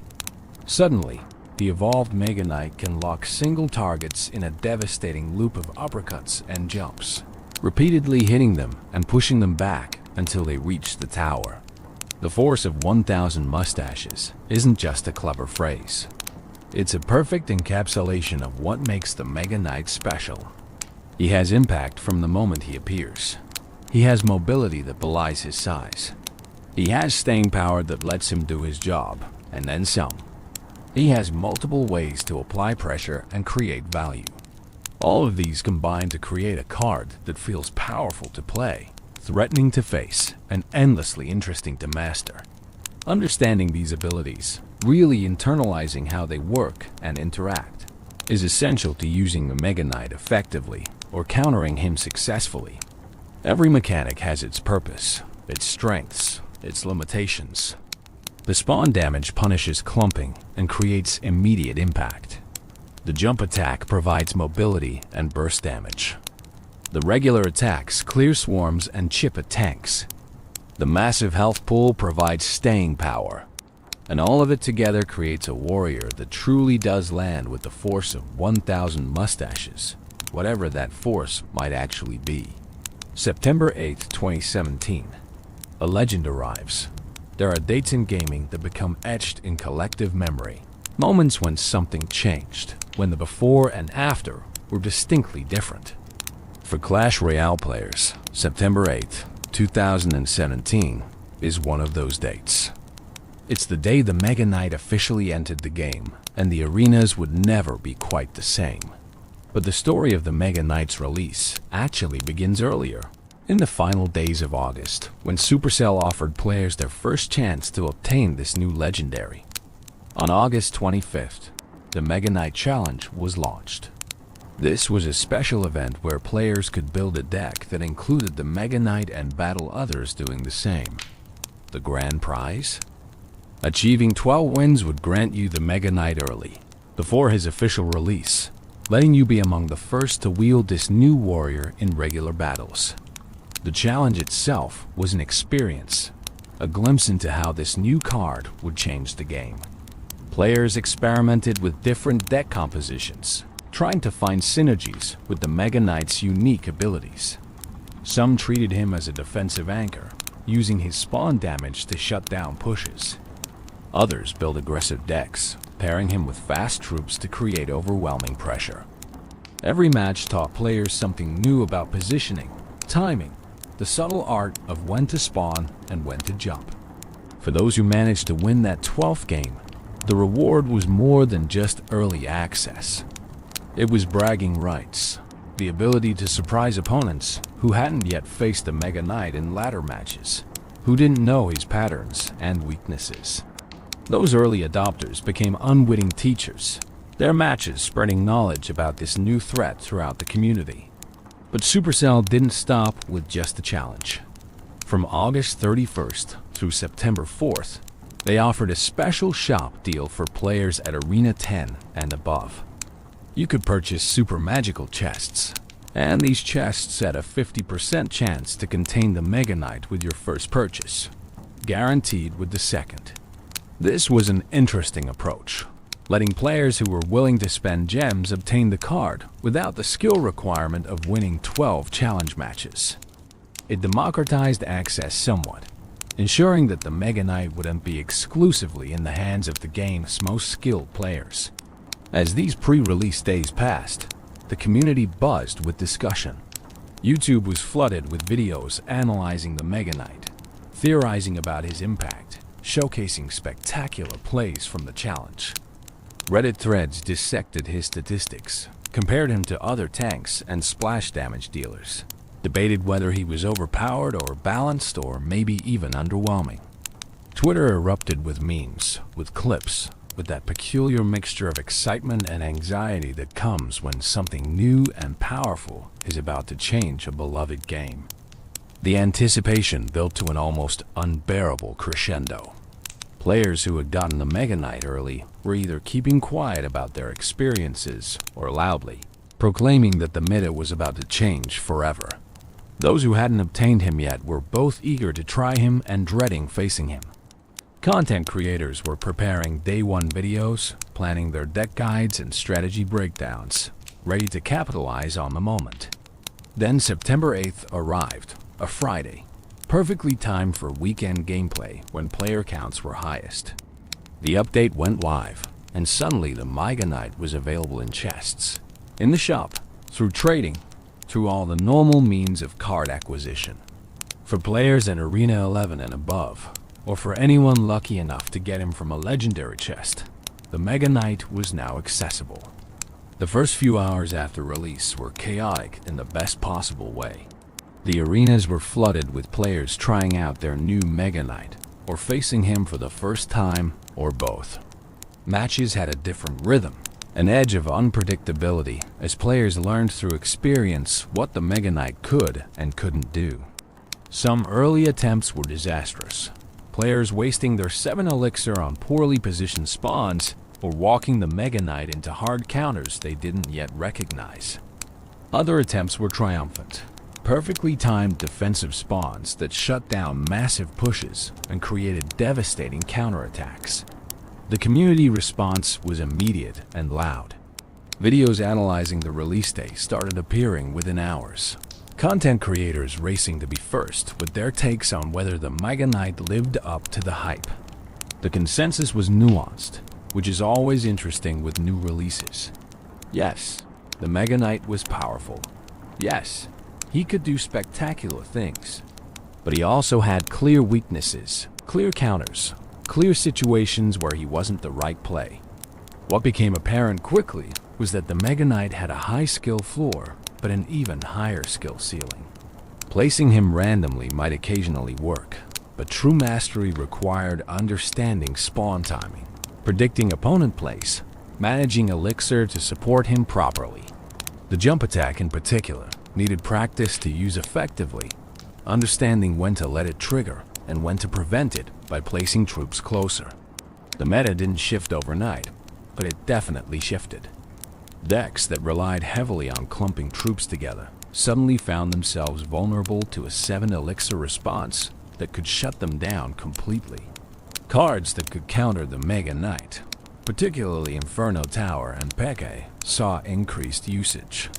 Deck building conversations changed, with how do I deal with Mega Knight becoming a standard question that had to be answered before a deck was considered viable. Within the first week, certain deck archetypes began to emerge. Mega Knight paired with Inferno Dragon became popular, each covering the other's weaknesses. Mega Knight with Miner and Poison formed the core of a control deck that could defend and chip simultaneously. Bridge spam decks added Mega Knight as a defensive piece that could turn into an offensive threat. The guard's versatility meant he fit into multiple strategies, each leveraging different aspects of his kit. but it wasn't all smooth sailing for the Mega Knight. Even on release day, skilled players were finding and exploiting his weaknesses. They learned that single, high-damage units like P.E.K.K.A. and Mini P.E.K.K.A. could duel him effectively. They discovered that pulling him with buildings could waste his jump and make him walk long distances. They realized that air troops were his kryptonite, that a well-played minion horde of Baby Dragon could take him down for a massive positive elixir trade. The first weekend saw an explosion of Mega Knight usage, as expected. He was new, he was exciting, he was powerful. Everyone wanted to try him, to experience that satisfying impact of his spawn damage, that spectacular arc of his jump attack. But as the weekend progressed and then rolled into the next week, usage stabilized. The novelty wore off. Players returned to their preferred deck archetypes or adapted them to include or counter the Mega Knight as needed. One of the interesting aspects of the release was how it validated Supercell's design approach. The Mega Knight was clearly strong, a legendary that felt legendary, but he wasn't breaking the game.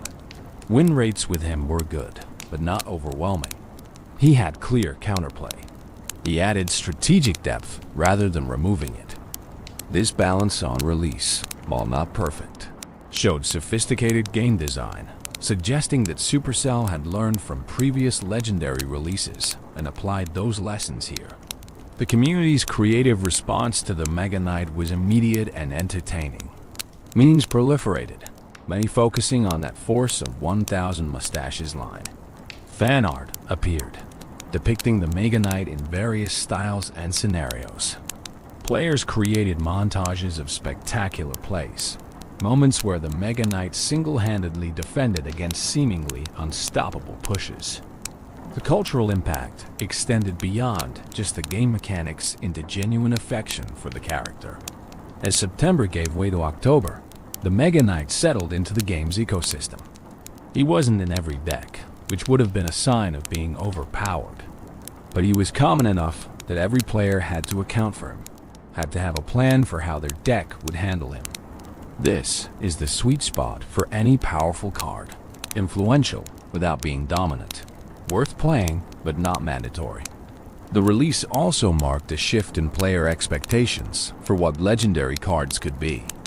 The Mega Knight set a new standard for impact, for spectacle, for that feeling of playing something truly special. Future legendary releases would be compared to him, evaluated against the benchmark he established. Some would fall short, others would meet or exceed it, but none could ignore it. September 8th, 2017 wasn't just the day a new card was released. It was the day Clash Royale demonstrated its maturity as a game, its ability to add complexity while maintaining balance, to create excitement while preserving competitive integrity. The arena shakes, early impact and community reaction. The days following September 8th were a period of discovery, adjustment, and sometimes chaos. The Clash Royale community, millions strong across the globe, was experiencing the Mega Knight phenomenon in real time, and the reactions ranged from delight to despair, from awe to frustration, from strategic fascination to meme-worthy absurdity. In those first weeks, the forums and social media platforms dedicated to Clash Royale were ablaze with discussion. Reddit's Clash Royale subreddit saw post after post analyzing the new card. Some players praised Supercell for creating something genuinely exciting and powerful that lived up to its legendary status. These players appreciated the spectacle of the Mega Knight, the way his arrival could turn a match around, the skill expression in timing his spawns perfectly to maximize value. But not everyone was celebrating. A vocal segment of the community felt that the Mega Knight was overtuned, too strong for his cost. These critics pointed to matches where a single Mega Knight spawn had wiped out 15 or 20 elixir worth of troops, creating massive swing advantages that felt impossible to recover from. They argued that his combination of tankiness, damage, and mobility was too much, that no single card should be able to defend and counterpush so effectively. The dividing community opinion revealed something interesting about Clash Royale's player base and game design in general. Players who had adapted quickly, who had learned the Mega Knight's patterns and incorporated counters into their decks, tended to view him as strong but manageable. Those who were still struggling to deal with him, or whose preferred deck archetypes were particularly vulnerable to him, saw him as a problem that needed addressing. Content creators played a crucial role in shaping community perception during this period. Popular YouTubers and streamers were producing daily content featuring the Mega Knight, and their takes varied widely. Some, like CWA Gaming and Clash with Shane, put out detailed guides on how to use the Mega Knight effectively and, just as importantly, how to counter him. These educational videos help players understand that while the Mega Knight was powerful, he wasn't unbeatable. Other creators leaned into the spectacle, producing highlight reels of the most devastating Mega Knight plays. These videos were entertaining, sometimes hilarious, but they also contributed to a perception that the Mega Knight was unstoppable. When you watch a compilation of perfectly executed Mega Knight spawns, each one obliterating enemy pushes and leading to 3 crown victories, it's easy to forget all the times the Mega Knight was countered or didn't provide value. Memes, as they always do in gaming communities, flourished. The force of 1,000 mustaches line became a running joke, spawning countless variations and images. Players created memes about the panic of seeing a Mega Knight land on their push, about the satisfaction of perfectly timing a spawn, about the specific type of player who immediately added Mega Knight to every deck regardless of synergy. These memes, while humorous, also served as a form of communal processing, a way for the community to collectively work through their feelings about this new addition to the game.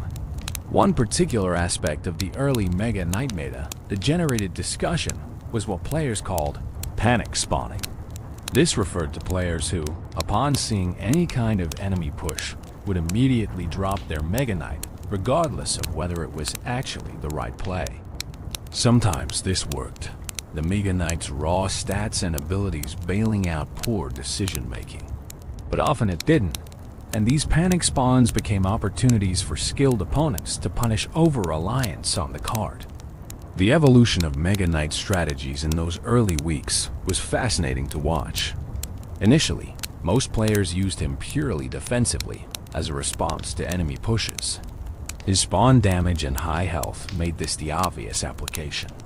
But as players experimented, more nuanced approaches emerged.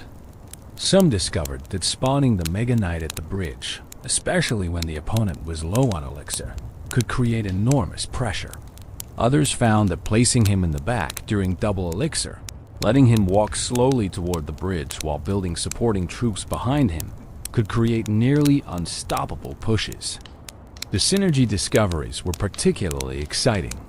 Players realized that cards like Battle Ram and Bandit, which could quickly reach the opponent's tower, created dilemmas when paired with the Mega Knight. Deal with the fast threats and the Mega Knight reaches your tower. Deal with the Mega Knight and the fast threats get through. This type of split pressure strategy became a hallmark of early Mega Knight decks. Inferno Dragon emerged as a favorite partner for the Mega Knight during this period. The pairing made perfect sense. The Mega Knight handled swarms and medium health troops that threatened the Inferno Dragon, while the Inferno Dragon melted the tanks and mini-tanks that could duel the Mega Knight effectively. Together, they covered each other's weaknesses beautifully, creating a defensive core that was difficult to overcome. As the first month progressed, the meta began to adapt. Cards that countered the Mega Knight saw their usage rates climb. Inferno Tower became more common, as it could melt the Mega Knight quickly while keeping him at a safe distance. PEKKA decks gained popularity, as P.E.K.K.A. was one of the few cards that could go toe-to-toe with the Mega Knight and win convincingly. Even lower-cost options like Knight and Mini P.E.K.K.A. found renewed relevance as Mega Knight counters. The adaptation wasn't one-sided, though. As counter cards became more common, Mega Knight players adapted their strategies. They learned to support their Mega Knight with Zap or Lightning to reset Inferno towers. They started carrying air troops to deal with high-damage ground units, trying to solo their Mega Knight. They became more selective about when to play him, recognizing that sometimes holding him as a defensive threat was more valuable than actually using him. This back and forth, this dynamic adaptation and counter-adaptation is what makes card games like Clash Royale endlessly engaging. The Mega Knight wasn't static in the meta. He was a living presence that changed how players approached deck building, how they managed their elixir, how they thought about offensive and defensive positioning. Even players who didn't use the Mega Knight had to think about him constantly, and that's the mark of a truly meta-defining card.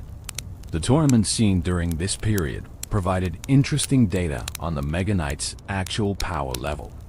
While he was extremely popular in ladder play, whereas high rarity meant he was often overleveled relative to opponents' cards, tournament standard play presented a more balanced picture.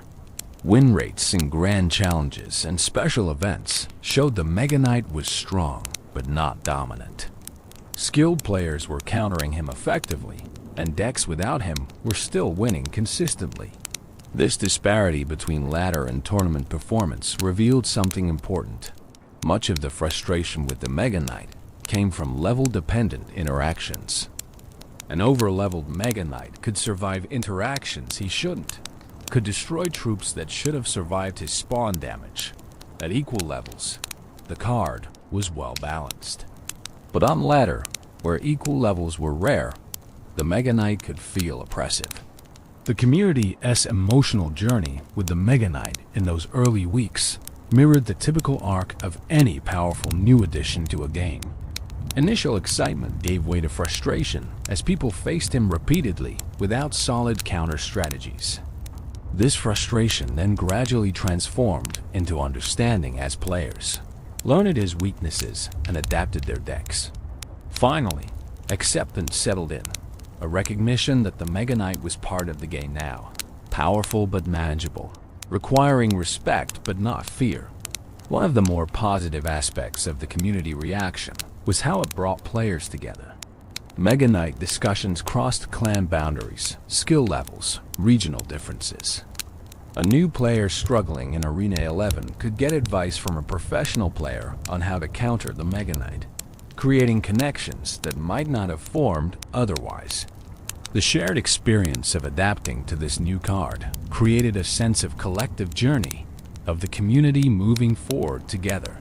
The early impact of the Mega Knight also sparked broader conversations about game balance, about what made a legendary card truly legendary, about the role of powerful cards in keeping a game fresh and exciting. Some argued that legendary cards should be game changers, that they should feel special and powerful, and yes, maybe even a little overpowered. Others felt that balance should trump rarity, that every card should be viable, but none should be necessary. Supercell, for their part, remained relatively quiet during this initial period, choosing to let the meta settle naturally rather than making hasty balance changes. This patience proved wise. The meta did settle, counter strategies emerged, and what initially seemed like an overwhelming card revealed itself to be strong but fair. This hands-off approach showed confidence in their design and respect for the community's ability to adapt. The Mega Knight's early impact extended beyond just gameplay. He influenced how new cards were designed and released going forward. Supercell had learned that big, splashy legendary cards generated excitement and engagement, but they also needed clear weaknesses and counterplay. Future releases would be evaluated against the Mega Knight standard, both in terms of power level and in terms of creating that feeling of playing something truly special. As October turned to November and the Mega Knight approached his 2-month mark in the game, something interesting happened. The complaints quieted, the panic subsided, and in their place came appreciation. Players who had initially hated facing the Mega Knight found themselves enjoying using him. Those who had called him broken recognized that he added strategic depth to the game. The Mega Knight had transitioned from controversial new addition to accepted part of the meta, from disruptor to institution. This journey, from release to acceptance, from novelty to normalcy, is the story of every successful addition to a long-running game. The Mega Knight shook the arena when he arrived, absolutely. But the arena absorbed the shock, adjusted, and found a new equilibrium. The community's resilience and adaptability turned what could have been a game-ruining addition into an enriching one. Proof that players and developers together can navigate the always challenging task of adding power to a balanced game. The Balance Chronicles. In the world of live service games, balance is never truly achieved, only approached. It's a moving target, shifting with every new card release, every strategic discovery, every evolution in how players understand and play the game. The Mega Knight's balance history is a testament to this truth. A chronicle of adjustments, both large and small, each attempting to keep him powerful and exciting while preventing him from becoming oppressive. The Mega Knight launched in a surprisingly well-balanced state, a testament to Supercell's playtesting and design philosophy. However, no card enters the live environment perfectly tuned. The sheer number of players, the diversity of deck compositions, the creative strategies that emerge from millions of minds working on the same problem. These factors reveal balance issues that no amount of internal testing can predict. The first significant balance change came relatively quickly on October 20th, 2017, just 6 weeks after his release. This update reduced the Mega Knight's spawn and jump damage by a modest 6%. The area damage radius of these abilities was also decreased from 3.5 tiles to 3 tiles. These changes might seem small on paper, but they had meaningful impact on gameplay. The damage reduction meant that certain interactions changed. Some troops that previously died to the spawn damage now survived with a sliver of health. This created more uncertainty in how the Mega Knight would perform, more opportunities for opponents to get value from their troops, even when the Mega Knight landed on them. The radius reduction was perhaps even more significant, making it slightly easier for opponents to spread their troops in ways that minimized the Mega Knight's impact. These changes weren't meant to cripple the Mega Knight, and they didn't. He remained a popular and powerful card. But they did reduce his most frustrating aspects. Those moments where he seemed to destroy everything in an impossibly large radius with damage that felt impossible to survive. The adjustments were surgical, targeting the specific elements that were creating negative player experiences without gutting the card's identity or effectiveness. In December of 2017, just 3 months after his release, another balance pass arrived. This one targeted the Mega Knight's regular attack damage, reducing it by 4.5%. This change was interesting because it didn't affect his signature abilities. The spawn and jump damage remained unchanged. Instead, it reduced his sustained damage output, his ability to take down buildings and tanks through repeated regular attacks. This adjustment made sense in the context of how the Mega Knight was being used. He was intended primarily as a defensive card that could counter-push, not as a tank that you built pushes around. But some players had found success using him as a primary win condition, pairing him with support troops and relying on his combination of health and regular attack damage to overwhelm opponents. The damage reduction didn't eliminate this strategy, but it made it less reliable, encouraging players to use the Mega Knight in the role he was designed for. A longer period of stability followed. Throughout 2018 and into 2019, the Mega Knight received no direct balance changes. This doesn't mean he was ignored. His interactions with other cards changed as those cards received buffs and nerfs, and new card releases created new synergies and counters. But his core statistics remained constant, suggesting that Supercell felt they'd found an acceptable balance point.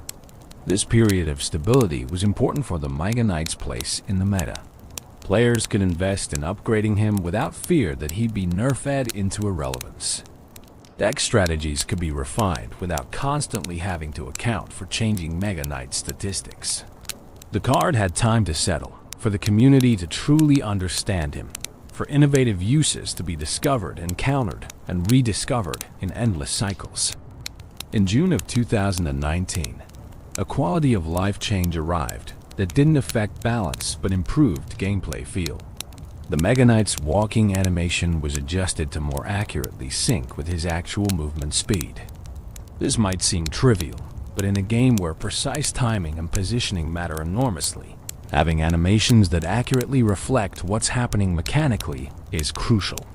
The change made the Mega Knight feel better to play and easier to play against, as visual cues more clearly communicated his position and timing.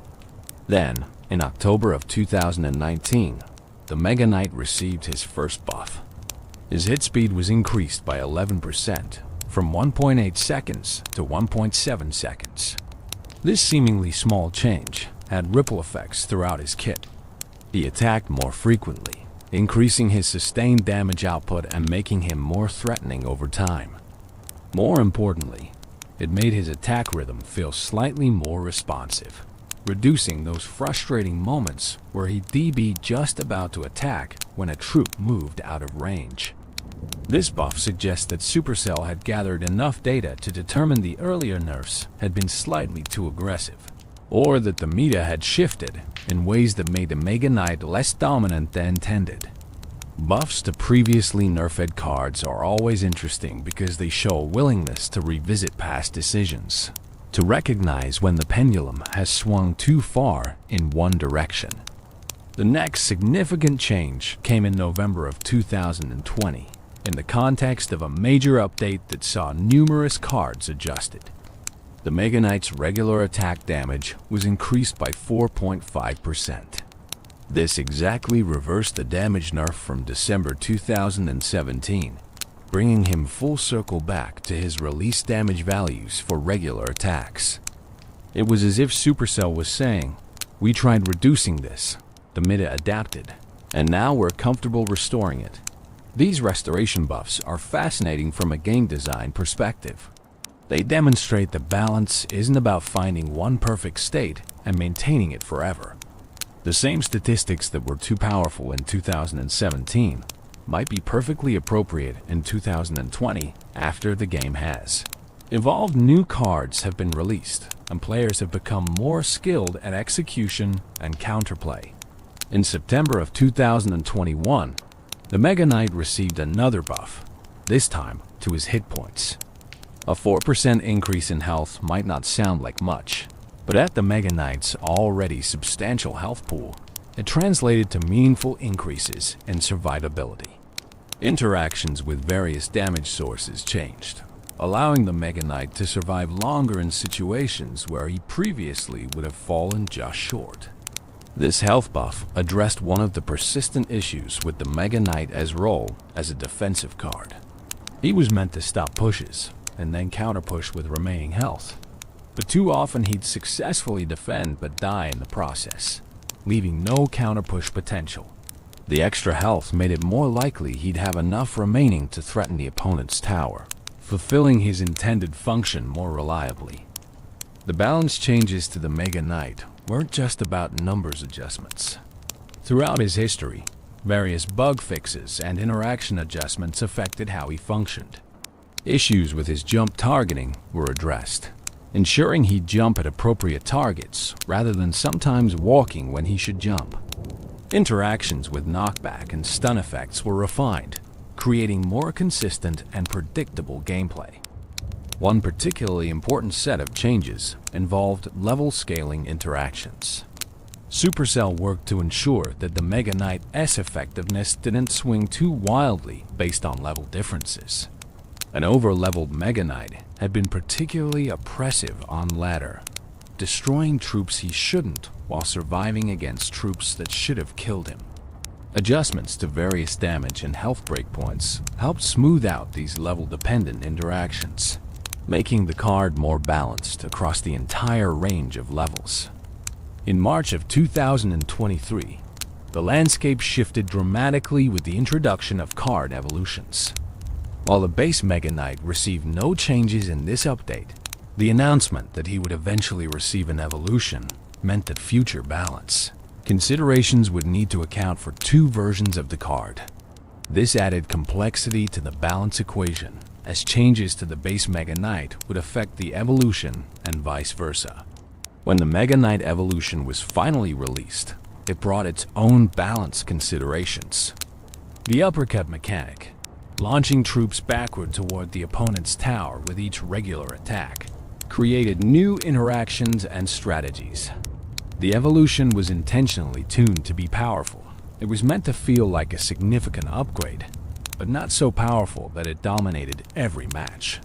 Balancing evolutions while keeping base cards relevant has been an ongoing challenge for Supercell, and the Mega Knight evolution represents one approach to that challenge. Throughout all these changes, certain principles have guided the Mega Knight's balance journey. First, his identity as a defensive card with counter-push potential has been preserved. No changes have transformed him into something fundamentally different. Second, his skill ceiling has been maintained. He is easy to play at a basic level, but rewards mastery of timing and positioning. Third, his weaknesses have been kept clear and exploitable air troops. High DPS, single-target units, and building pulls remain effective counter strategies. The balance history also reveals Supercell's philosophy about legendary cards. They should feel special and powerful, worth the excitement when obtained and worth the investment to upgrade. But they shouldn't be mandatory, shouldn't warp the meta around themselves, shouldn't make other strategies feel invalid. The Mega Knight's journey from slightly overtuned to well-balanced to occasionally underpowered and back to well-balanced shows this philosophy in action. Looking at the complete arc of balance changes, a pattern emerges. The Mega Knight was released slightly too strong, was carefully nerfed to address the most problematic aspects, was left stable for an extended period, and has since received small buffs to keep him relevant as the game evolves around him. This pattern is what healthy balance looks like: responsive, but not reactive, willing to make changes, but not constantly tinkering, respecting both the card's identity and the player's experience. The balance chronicles of the Mega Knight aren't finished, of course. As long as Clash Royale continues as a live game, balance will be an ongoing process. New cards will be released that interact with the Mega Knight in unexpected ways. Strategic innovations will discover overlooked synergies or counter strategies. The meta will shift, ebb and flow like tides, and the Mega Knight's position within it will shift accordingly. But his core identity, carefully crafted through years of thoughtful balance adjustments, will endure. Knight School memories. Every warrior has a beginning, and even the Mega Knight, that imposing figure who descends onto battlefields with the force of 1,000 mustaches, was once something less than legendary. The lore of Clash Royale is often subtle, revealed in card descriptions and flavor text rather than explicit storytelling. But these fragments create a surprisingly rich tapestry when examined closely. The Mega Knight's backstory, centered around Knight School and the mockery he endured, adds depth to a character who could have been merely a collection of stats and abilities.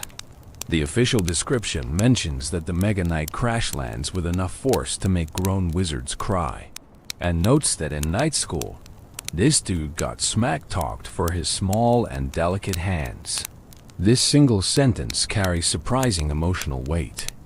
Here was someone training to be a knight, a warrior expected to wield weapons and wear armor and project strength, but he possessed a physical characteristic that made him a target for ridicule. Imagine the scene at Knight School. Young warriors in training, all competing for recognition, all trying to prove themselves worthy of their future role. In such an environment, any perceived weakness becomes a vector for mockery. Small hands, delicate hands. These became not just a physical characteristic, but a symbol of inadequacy in the eyes of his peers. The very tools he'd need for his profession, his hands, were deemed insufficient. This bullying, this mockery, would have been relentless. Knight School wasn't likely a gentle place. It was where future warriors were forged through competition, through testing, through constant comparison to one another. Every time he picked up a sword, someone probably made a comment. Every sparring session where his grip wasn't as strong as others became an opportunity for ridicule. The small hand jokes probably never ended, worn into grooves through repetition until they became a background hum of his existence there. But here's where the story becomes interesting, where the Mega Knight's character reveals itself. He didn't give up. He didn't let the mockery break him or drive him away. Instead, he found a solution, and that solution was brilliant in its directness. If his hands were too small to effectively wield traditional weapons, then he'd create weapons that attached to his armor, that used his whole body's strength rather than just his grip. Those massive spiked maces that define his appearance aren't just weapons. They're a response to limitation, a creative solution to a problem that others used to demean him. The armor itself tells a story too. That heavy, dark plate isn't standard knight issue. It's specialized, custom, designed to support those mace fists and to transform their wearer into something far more than an ordinary knight. Someone who felt inadequate because of small hands chose to encase himself in armor so impressive, so intimidating, that the hands within became irrelevant. The Mega Knight isn't hiding his perceived weakness. He's made it irrelevant through sheer overwhelming presence. There's something deeply human in this transformation narrative, even though the Mega Knight himself is a character in a mobile game. How many people have taken something they were mocked for and turned it into motivation? How many have responded to "you can't because of X" with creative solutions that make X irrelevant? The Mega Knight's story is, at its core, about refusing to accept limitations that others try to impose on you. The jump attack, that signature ability that makes the Mega Knight so distinctive, can be read through this lens too. Traditional knights in Clash Royale walk steadily forward, plant their feet, and swing their weapons. But the Mega Knight leaps, defying expectations of how someone in heavy armor should move. It's as if he's saying, "You thought I couldn't be a proper knight? I'll redefine what a knight is." His whole fighting style is a rejection of traditional forms, a creation of something new that works for him specifically. The name itself, Mega Knight, suggests transcendence of the normal category. He's not just a knight, not even just a super knight. He's mega, beyond, larger than the role itself. This naming could be seen as overcompensation, but it could also be seen as earned. He didn't fit the mold of what knights were supposed to be, so he broke the mold and created his own category. Consider the psychological journey required for this transformation. From mocked student to legendary warrior is a path that requires not just physical training, but mental fortitude. Every time doubt crept in, every time those old voices from night school echoed in memory saying his hands were too small, too delicate, he had to push past them. He had to believe that he could be more than what his critics said he was, more than what his apparent limitations suggested. The story also says something about the culture of night school and warrior training in the Clash universe. That such mockery was apparently common, that physical characteristics became grounds for exclusion or ridicule, suggests a harsh environment. But it also suggests that this environment, for all its cruelty, produced warriors who were driven, who were forced to overcome, who emerged stronger for having faced adversity. The Mega Knight is proof of this. He wouldn't be who he is without that crucible of mockery. There's an interesting parallel between the Mega Knight's story and broader themes in Clash Royale. The game itself is about taking seemingly mismatched troops and creating synergies, about finding unexpected solutions to tactical problems, about creativity within constraints. The Mega Knight embodies these themes in his very backstory. He took a constraint, small hands, and created an innovative solution, mace fists integrated into armor. That made him not just viable, but extraordinary.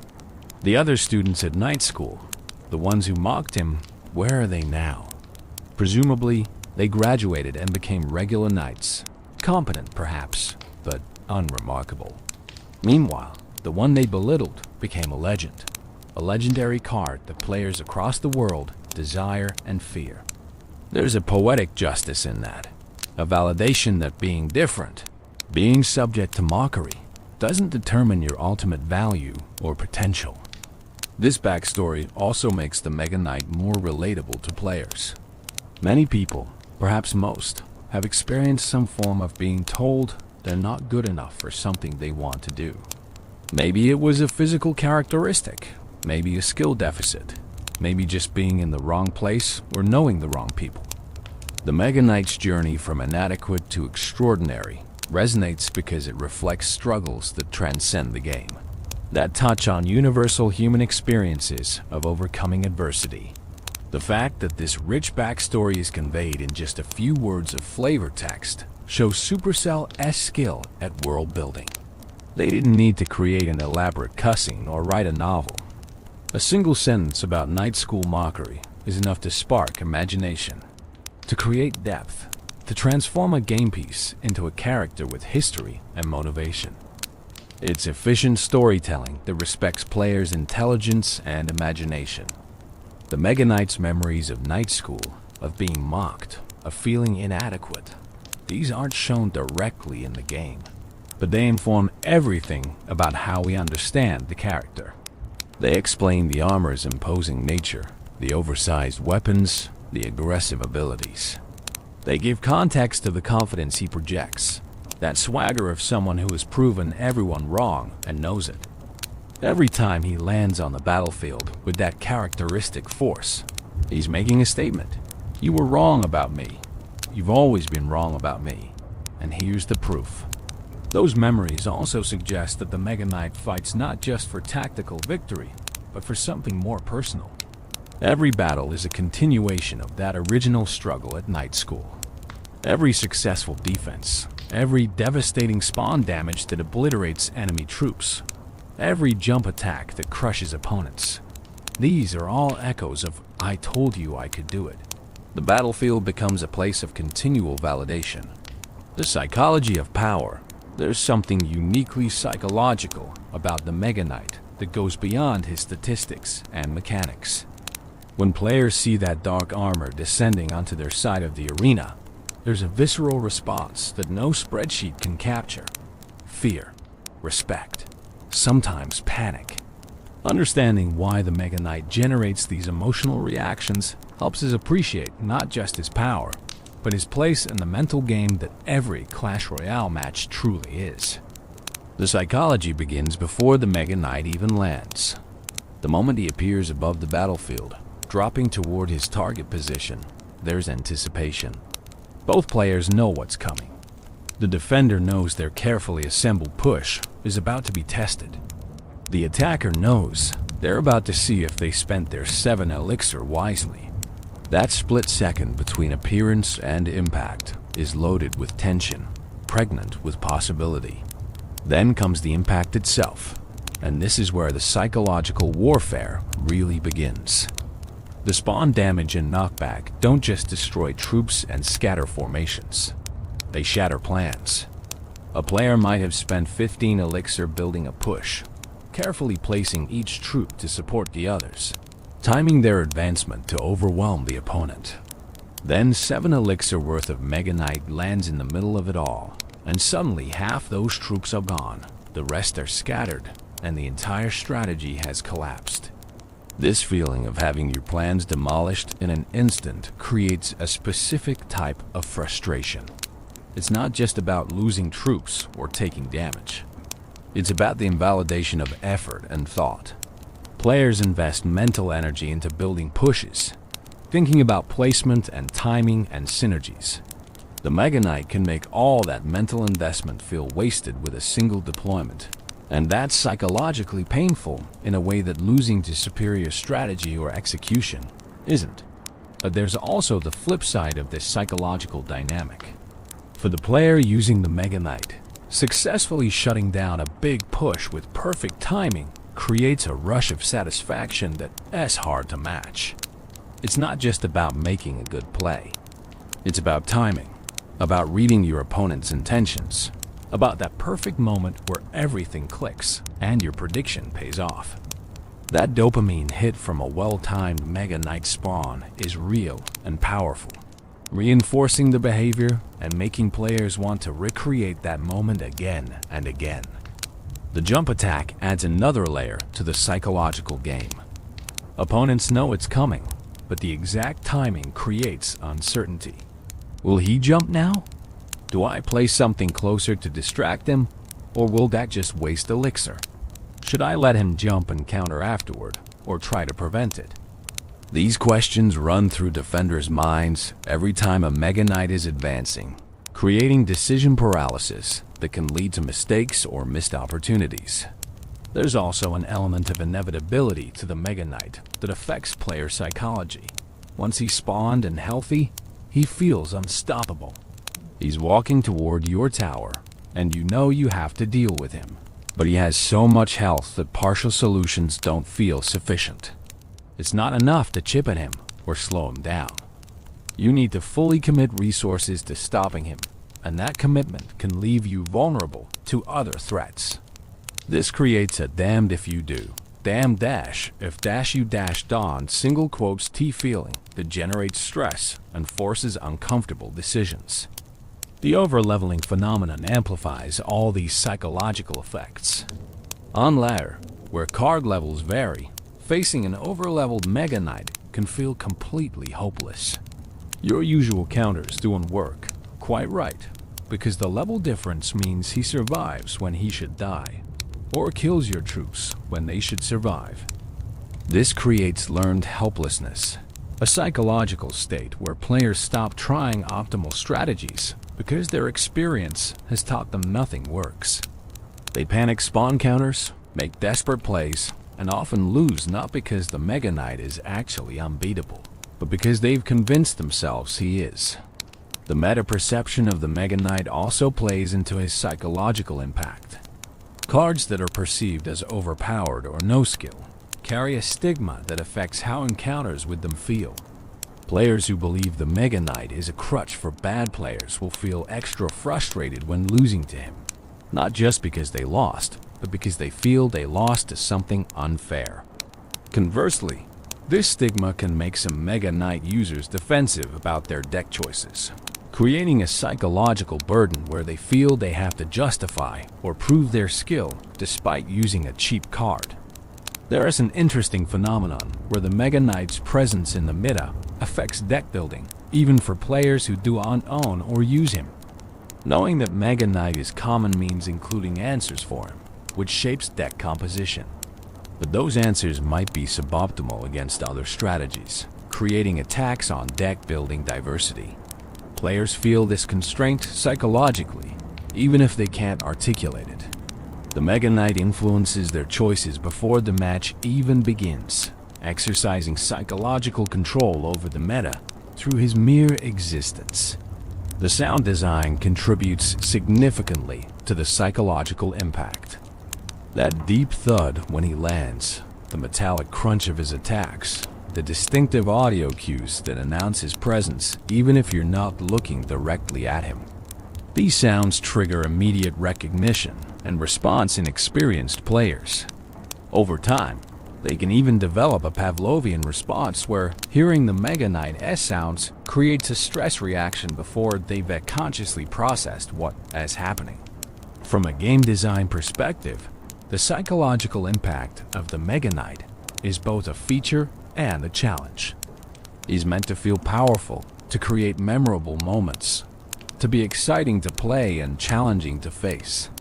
But if the psychological response tips too far into frustration or hopelessness, that's a problem.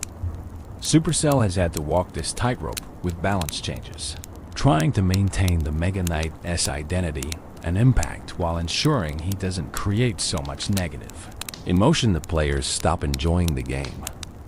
The psychology of power in gaming often relates to agency, the feeling that you have control over outcomes and that skill matters. The Mega Knight challenges agency in specific ways. His spawn damage can feel unavoidable, like you couldn't have done anything differently. His jump attack can feel random, like whether you win or lose depends on targeting decisions you can't fully control. These situations where outcomes feel predetermined or out of your hands are psychologically uncomfortable, creating frustration even when the actual balance might be fair. But experienced players develop a different psychological relationship with the Mega Knight. They learn to predict when opponents are likely to have him in cycle. They position troops anticipating his deployment. They manage elixir specifically to maintain answers. For these players, the Mega Knight becomes less an overwhelming force and more a puzzle to solve, a known quantity that adds complexity without adding stress. This transition from fear to understanding is part of the skill development journey in Clash Royale, and the Mega Knight serves as a significant milestone in that journey. The card also creates interesting psychological dynamics in terms of commitment and investment. Playing the Mega Knight is a 7 elixir commitment, a significant portion of your total elixir at any given time. This creates psychological pressure to make the play count, to get value from that investment. Players might hold the Mega Knight too long, waiting for the perfect opportunity that never comes, or play him desperately, trying to force value when the situation isn't right. This decision fatigue around when to commit such a costly card adds mental load to matches in ways that cheaper cards don't. There's also the trophy pressure psychological effect. At certain trophy ranges, Mega Knight becomes extremely common, and players know this. Climbing ladder means facing him repeatedly, sometimes multiple matches in a row.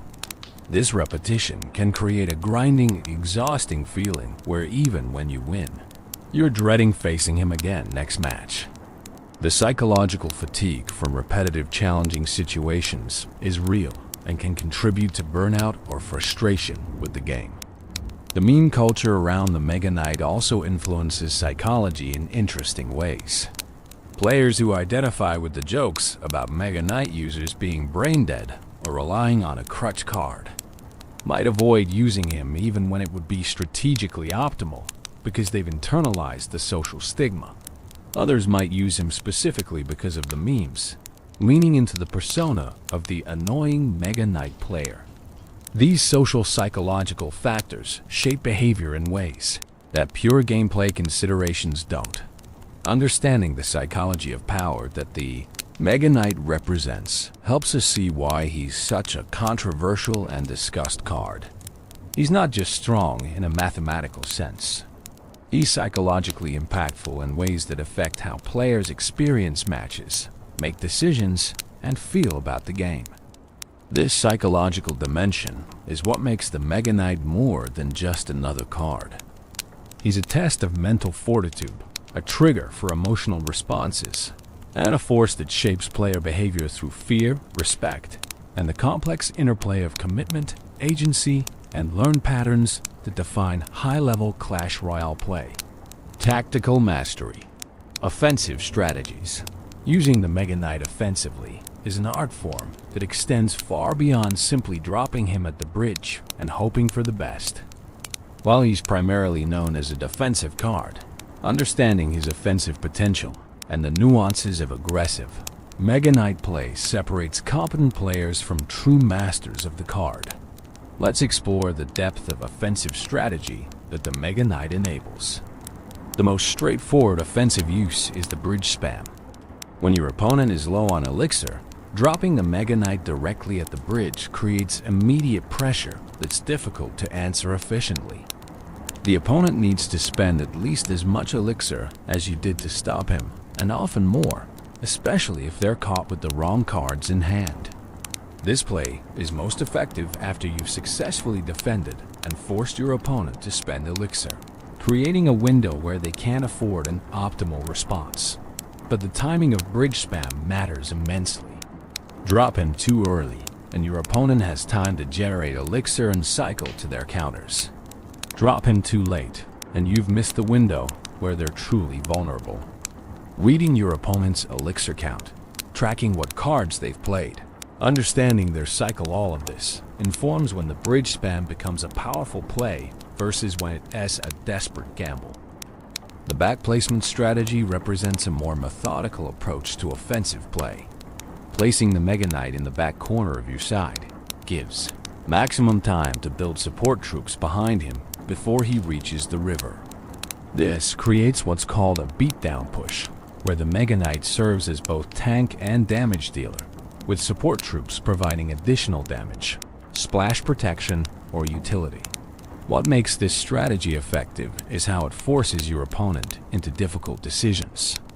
If they rush the opposite lane, trying to race your slow-building push, you have time to defend and still support your Mega Knight.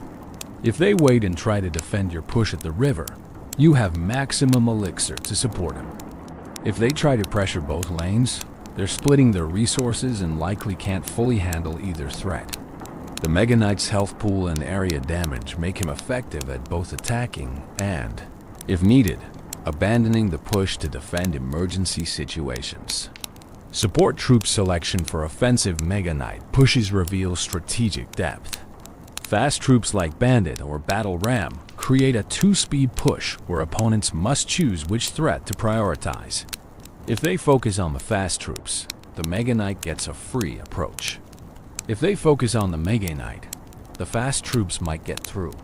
This split pressure approach exploits the fundamental problem in tower defense games. You can't be strong everywhere simultaneously. Flying support troops behind the Mega Knight solve his air weakness while adding extra damage. Minions, Mega Minion, Inferno Dragon, these troops turn the Mega Knight from a ground specialist into a more complete threat. The opponent now needs splash for swarms, high DPS for the Mega Knight, and air targeting for your support. Finding a defensive solution that handles all three becomes significantly more difficult than stopping the Mega Knight alone. Spell support for offensive Mega Knight pushes is crucial at high levels of play. Lightning or Fireball can preemptively eliminate high DPS defenders like Inferno Tower or Mini P.E.K.K.A., clearing the path for your Mega Knight to reach the tower. Zap can reset Inferno effects or stun groups of defending troops, buying precious seconds for your Mega Knight to do his work. The elixir investment is substantial 7 for Mega Knight, 6 for Lightning, for example. But if it takes a tower or forces a massive defensive commitment, the value is there. The cycle consideration for offensive play is often overlooked by newer players. If you're planning an offensive Mega Knight push, you want it to be the evolved version if you're running the evolution. This means tracking your cycles carefully, ensuring that when you're ready to push, you'll get the upgraded version with the uppercut ability. Poor cycle management can result in spending elixir on an offensive push only to realize too late that you've deployed the base version when you needed the evolution.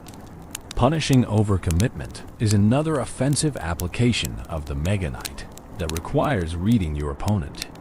When they invest heavily in one lane, say, placing a golem in the back and beginning to build a massive push, the Mega Knight at the opposite bridge creates a problem they're well positioned to handle. They've committed elixir to their push and may not have efficient answers available. This opposite lane pressure can force them to abandon their push to defend, effectively wasting their investment.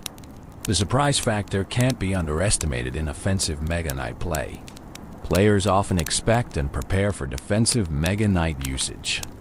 When you use him offensively, especially early in a match before you've revealed him, the surprise can create panic and suboptimal responses. This is particularly true in the first minute, when some players are still developing their elixir advantage and figuring out their opponent's deck archetype. Double elixir time transforms offensive Mega Knight strategy significantly. With elixir generating twice as fast, the cost of the Mega Knight becomes less prohibitive, and you can more easily support him with multiple troops and spells.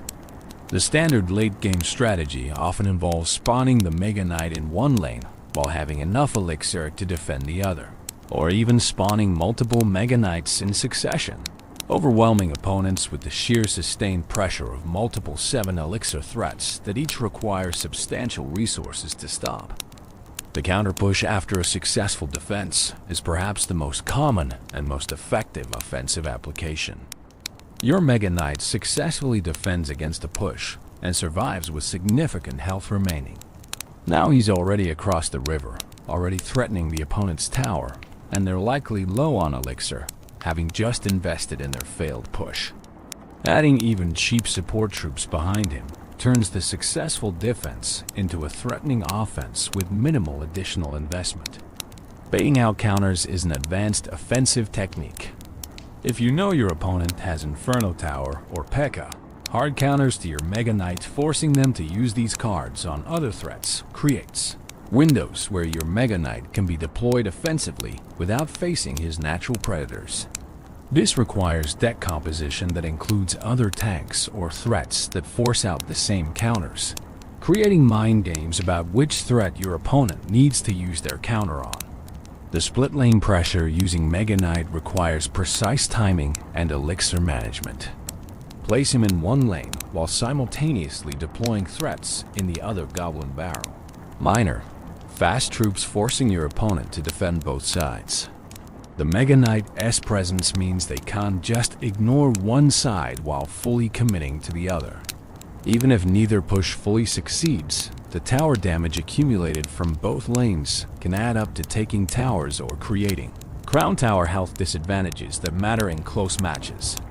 Understanding tower health breakpoints for offensive decision-making separates good from great players. If an opponent's crown tower is low enough that your Mega Knight can take it even through imperfect defense, the offensive spawn becomes less risky. You might accept trading towers, or even losing the match if you can secure the crown tower you retargeting. This requires quick math and strategic thinking to recognize when going all in offensively is correct, even if it means giving up defensive advantages. The evolved Mega Knight's uppercut ability completely changes offensive calculus. The 4-tile knockback that triggers his jump attack means single defenders get locked in a cycle of being pushed back and jumped on, unable to effectively damage the Mega Knight. This makes the evolution version significantly more threatening offensively, capable of pushing through defenses that would stop the base version. Understanding when you have access to the evolution versus the base card dramatically changes offensive strategy. Offensive Mega Knight play in combination with win conditions creates layered attacks that are difficult to defend. If your actual win condition is Hog Rider, deploying the Mega Knight in the opposite lane turns him into a secondary threat that demands attention. Even if the opponent successfully defends both, the elixir expenditure and stress of defending two lanes simultaneously creates advantages in later cycles. The Mega Knight becomes a tool to enable your true win condition, rather than being the win condition himself. Recognizing when not to use the Mega Knight offensively is perhaps as important as knowing when to use him. If your opponent has full elixir, has hard counters in hand, and hasn't shown any vulnerabilities, offensive Mega Knight play is likely to result in getting little value for your significant investment. Learning patience, holding the card for better opportunities, managing the temptation to do something when you re-behind. These discipline elements separate players who use the Mega Knight well from those who waste him. The offensive mastery of the Mega Knight isn't about one dominant strategy, but about having a toolkit of approaches and the game sense to know which applies in each situation. It's understanding matchups, tracking cycles, reading elixir states, predicting responses, and executing with timing that maximizes value.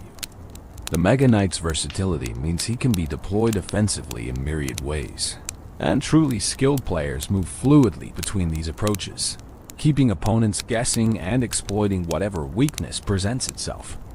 The art of defense with Mega Knight. While offensive applications showcase the Mega Knight's versatility, his defensive capabilities are where he truly shines and where his design intent is most apparent. Using the Mega Knight defensively is a nuanced skill that involves prediction, placement precision, and understanding the complex web of interactions between cards. Let's explore the defensive artistry that the Mega Knight enables. The perfect defensive spawn is more prediction than reaction. By the time you see your opponent's push fully developed and crossing the river, it's often too late to get maximum value from your Mega Knight. The art lies in reading your opponents as pattern, seeing them place a tank in the back or begin grouping troops and anticipating where their push will be and what composition it will have when it reaches the river. Spawning your Mega Knight at that predicted point creates the ideal situation. His spawn damage hits multiple high-value targets simultaneously. His knockback scatters the formation, and he's positioned to clean up survivors. Placement precision matters enormously for defensive spawns. One tile difference in where you place him can mean the difference between hitting 3 support troops and missing all of them. The spawn damage radius is 3 tiles, substantial, but not unlimited. Understanding this radius intuitively, being able to visualize it without overlays or guides, being able to place the Mega Knight in that perfect spot, even in the chaos of battle. This is a skill that comes with practice, but massively impacts defensive effectiveness. Against beat-down deck strategies built around large tanks like Golem, Lava Hound, or Giant, the Mega Knight serves a specific defensive role. He's placed not on the tank itself, which his spawn damage won't significantly harm, but on the support troops clustered behind the tank. Night Witch, Baby Dragon, Lightning Dragon, Electro Dragon, whatever splash or high DPS units are supporting the tank, these are the Mega Knight's targets. Eliminating or severely damaging these support troops with spawn damage turns a terrifying push into a lone tank that your Princess Towers can handle. The defensive timing against fast pressure decks requires different considerations. Against Hog Rider, Ram Rider, or Royal Hogs, you're not dealing with a slow building push you can predict. Instead, you need to react quickly to sudden bridge pressure. The Mega Knight can handle these threats, but placement becomes crucial. Too close to the tower, and you might miss with spawn damage. Too far forward, and the threat gets hits on your tower before you can stop it. The optimal placement is usually just at the river, letting the Mega Knight as spawn damage, and then his regular attacks stop the threat before it reaches the tower. Against spam decks, strategies that flood the arena with numerous cheap troops, the Mega Knight is uniquely valuable. His area damage, both from spawn and regular attacks, excels at clearing swarms. Skeleton Army, Goblin Gang, Spear Goblins, Fire Spirit groups, all of these popular spam elements die instantly or nearly instantly to the Mega Knight. The psychological deterrent is real too. Opponents running spam strategies have to think twice about their deployments, knowing a Mega Knight might land in the middle of their push. The kiting technique with Mega Knight. Defense is an advanced skill that turns his jump attack from a simple mechanic into a strategic tool. By placing troops at specific positions, you can control where the Mega Knight jumps, essentially choosing his path through the battlefield. This allows you to position him to intercept threats, to cluster enemies for maximum spawn damage value, or to set up situations where his jump will hit exactly what you want it to hit. Mastering this technique requires understanding the 3.5 to 5 tile jump, trigger range, and being able to use it predictively rather than reactively. Combo defending with other cards amplifies the Mega Knight's defensive value. Pairing him with Tornado, for example, creates a devastating combination where you can pull scattered enemy troops together just as the Mega Knight lands, ensuring spawn damage hits everything. Combining him with splash damage dealers like Wizard or Executioner means even if something survives his spawn, it's immediately hit by additional area damage. These combinations often completely annihilate pushes that would otherwise threaten towers, creating massive positive elixir trades. Against air-heavy strategies, the Mega Knight's fundamental limitation, inability to target air units, becomes a critical consideration. But this doesn't make him useless in these matchups. Against Lava Hound, for instance, he can touch the Hound itself, but destroys the pups when they spawn and eliminates ground support troops. Against Balloon, he needs air targeting support, but his presence means the opponent's ground troops can't support the Balloon. Understanding his limitations and building your deck to cover them is part of the defensive art.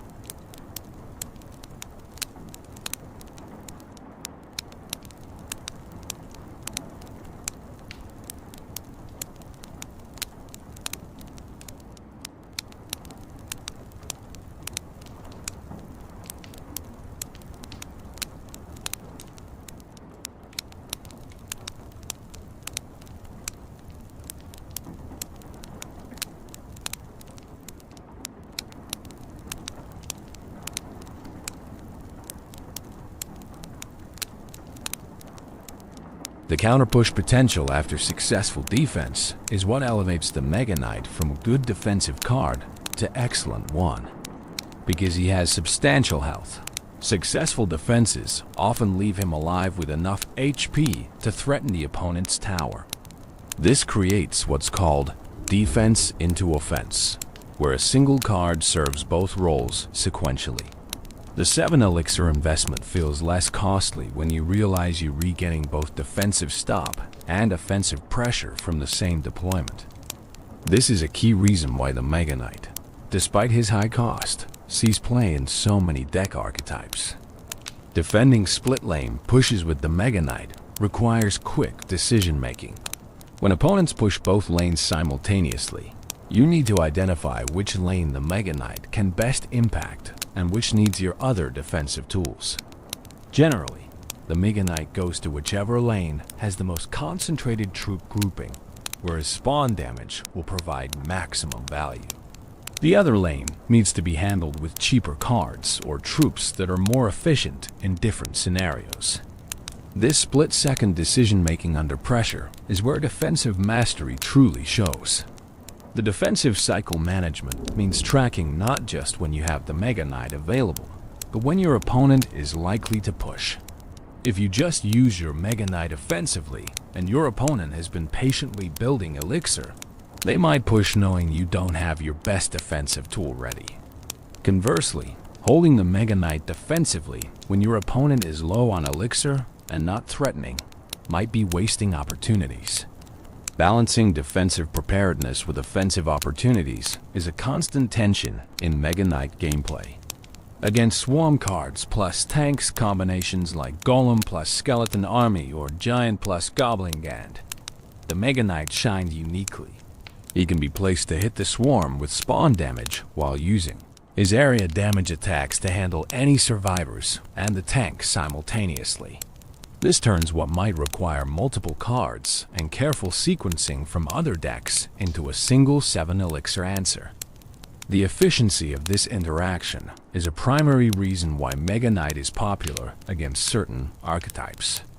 Defending chip damage strategies requires a different Mega Knight approach. Against Miner, Goblin Barrel, or Wall Breakers, the Mega Knight is likely too expensive and too slow to be your primary answer. But he provides value by creating situations where opponents can't build supporting pushes for their chip damage. A Mega Knight lurking defensively means they can safely commit troops to support their miner or create diversions for their barrel. The threat of his defensive presence shapes their behavior even when he's not actively deployed. The late-game defensive stance with Mega Knight involves managing the evolving card rotation and elixir generation. In double or triple elixir, defensive Mega Knight usage becomes more forgiving. You can afford to use him suboptimally and still have elixir to correct or support. But this also means opponents can afford to bait him out and then push again quickly. The mind games intensify. Is this push the real threat or a feint to make you waste your Mega Knight? Reading opponent patterns and tendencies becomes crucial. Against Elixir Golem specifically, the Mega Knight presents an interesting case. The Elixir Golem gives your opponent elixir when destroyed, which normally makes killing it quickly a double-edged sword.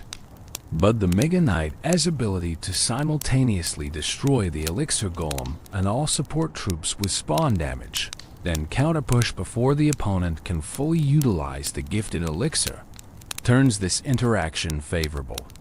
It's one of the premier Elixir Golem counters, demonstrating how specific interactions can elevate a card's value in certain matchups. Defending siege buildings like X-Bow or Mortar with the Mega Knight is less about directly killing the building, though he can, and more about eliminating troops defending the siege weapon. An X-Bow protected by Tesla and troops is difficult to handle, but a Mega Knight landing on the protecting troops, scattering them with spawn damage and knockback, then either destroying the X-Bow or surviving long enough for your tower to do so, turns the tide. The key is recognizing when to target defenders versus the building itself. The psychological dimension of defensive Mega Knight presence affects opponent behavior in measurable ways. Players who know you have Mega Knight in hand or cycle will often play more conservatively, spreading troops rather than grouping them, holding back on committing to large pushes. This psychological pressure creates space and opportunities even when the Mega Knight isn't deployed. Your opponent is playing around him, making suboptimal moves to avoid giving you perfect Mega Knight value, and that's a form of value in itself. Defensive mastery with the Mega Knight ultimately comes down to making the most of every deployment. 7 Elixir is a significant investment, and getting maximum value destroying multiple troops, protecting your tower. Setting up a counterpush from each spawn separates players who merely use the Mega Knight from those who master him. It's a combination of prediction, positioning, timing, and understanding the countless interactions that determine whether a defensive Mega Knight spawn completely shuts down a push or merely delays the inevitable.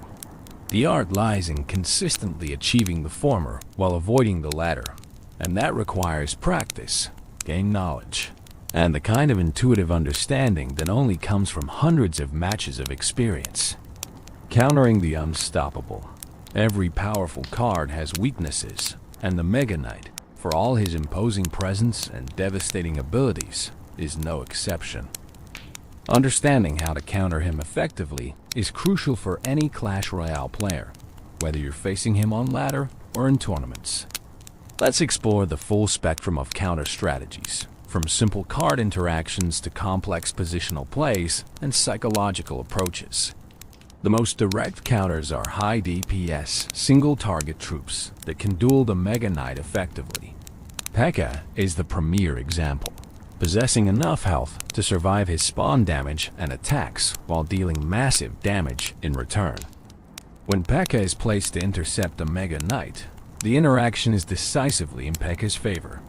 She destroys him while retaining most of her health, creating a massive positive elixir trade and potentially a devastating counterpush. Mini P.E.K.K.A. functions similarly, though with less health, making positioning more critical. Place her too close to your tower, and the Mega Knight's spawn damage might hit the tower. Place her too far forward, and support troops with the Mega Knight might eliminate her before she can do her work.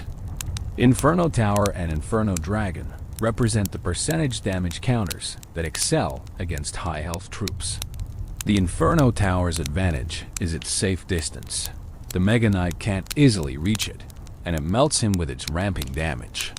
Proper Inferno Tower placement, typically in the center of your side, pulling the Mega Knight away from your tower, neutralizes him almost completely. The Inferno Dragon is more fragile but mobile, able to follow the Mega Knight and continue damaging him even if he jumps. Both Inferno options share a weakness. They can be reset by Zap or Lightning, spells commonly paired with Mega Knight. Anticipating this and having backup plans is essential. Building placements offer a low-cost counter strategy that's all about positioning rather than direct combat. Tesla, Cannon, Goblin Cage, these structures can pull the Mega Knight into the center of your territory, away from your towers, where both Princess Towers can attack him while he slowly destroys the building. This kiting wastes his jump attacks, minimizes tower damage, and often leaves him severely weakened or dead by the time he finishes the building. The key is placement. 4 tiles from the river, 3 tiles from your tower, centered between your towers. This specific positioning, called the center plant, maximizes tower damage on him while minimizing his damage to you. Knight, despite being only 3 elixir, can effectively counter the Mega Knight in certain situations. He has enough health to survive spawn damage and can then trade with the Mega Knight, especially if supported by your tower. This represents a massive positive elixir trade. 3 elixir countering 7, but it requires perfect timing and positioning. If the Mega Knight is supported or has too much health, Knight alone won't suffice. But as part of the defense or when the Mega Knight is weakened from previous engagements, Knight becomes an incredibly efficient answer. Air troops represent an entire category of counters that exploit the Mega Knight as fundamental inability to target air. Minion Horde, if unzapped, destroys the Mega Knight in seconds. Even single air units like Mega Minion or Ferno Dragon, while slower, can eliminate him without taking damage since he can't fight back. The catch is that Mega Knight decks usually include air counters precisely because of this weakness. Arrows, Zap, Fireball, Wizard, Executioner. These splash damage tools kill or severely weaken flying troops. The counter strategy becomes a mind game. Do you play your air counter immediately, risking the spell, or wait to see if they use their spell defensively first? Swarm tactics can overwhelm the Mega Knight despite his area damage if executed cleverly. Skeleton army placed after his spawn damage. Goblin gang split between lanes. Minion horde from air, while skeletons distract on ground. These combined swarm approaches divide his attention and his area damage. No single card overwhelms him, but forcing him to deal with multiple small threats from multiple directions stretches his capabilities. This strategy is elixir efficient when done correctly, but requires precise timing. Swarms placed too early die to spawn damage. Placed too late, and the Mega Knight might already be attacking your tower. The evolved barbarians present an interesting counter case. Their increased stats make them survivable against Mega Knight spawn damage, and their damage output when surrounding him is substantial. They represent a 5-for-7 elixir trade that typically favors the defender, especially when tower damage is considered. The barbarian's primary weakness against Mega Knight is his jump attack, which can scatter them and prevent them from surrounding him properly. Placement becomes crucial, dropping them around him after spawn damage, preventing the jump through positioning, or accepting some will die while others deal damage. Fisherman offers a unique counter mechanic through his hook. He can pull the Mega Knight away from threats, reposition him into tower range, or even pull him across the river if timed during his jump. This creates situations where the Mega Knight's positioning works against him, whereas 7 elixir investment results in minimal value because he's been manipulated into useless locations. Fisherman requires high skill to use effectively, but in practiced hands, he can completely neutralize Mega Knight threats while costing only 3 elixir. The Hunter is an underutilized but effective Mega Knight counter. His close-range damage output is enormous, and he survives spawn damage with enough health to fight back effectively. Placement matters. Too far, and his spread damage is weak. Too close, and he takes tower damage from splash. The optimal distance is just far enough that Mega Knight's spawn damage hits Hunter, but not your tower, allowing Hunter to pour his close-range shotgun blast into the Mega Knight, while your tower adds damage. Support with a cheap tank like Ice Golem or Skeletons and Hunter becomes surprisingly effective. Electro Wizard provides utility beyond just damage through his spawn zap and attack stun. Placed on a Mega Knight, he immediately resets his jump if timed correctly and continually stuns him, slowing his attack speed. Ewiz alone won't kill a healthy Mega Knight, but he buys time and reduces damage output, allowing your towers and other troops to finish the job. The 4 elixir for 7 trade is favorable, especially considering Electro Wizard's utility remains after the Mega Knight is dealt with. Mega Knight versus Mega Knight interactions become common at higher trophy ranges where card ownership overlaps. When both players have Mega Knight, the interaction is about support troops and placement timing more than the Mega Knights themselves. Spawning your Mega Knight on theirs creates dual spawn damage that often neutralizes both or leaves both weakened. The player with better support or whose Mega Knight spawns second, thus getting the last hit of spawn damage, usually wins. This mirror match is all about reading when your opponent will deploy and being prepared to counterspawn. Legendary deck archetypes. The Mega Knight's versatility has led to his inclusion in numerous deck archetypes throughout Clash Royale's history. Understanding these deck types, how they utilize the Mega Knight, and their strategic approaches provides insight into why this card has remained relevant across so many metas and player preferences. Bridge spam decks were among the first to truly showcase the Mega Knight's potential beyond simple defensive play. These aggressive decks pair the Mega Knight with fast pressure cards like Bandit, Battle Ram, and Ram Rider.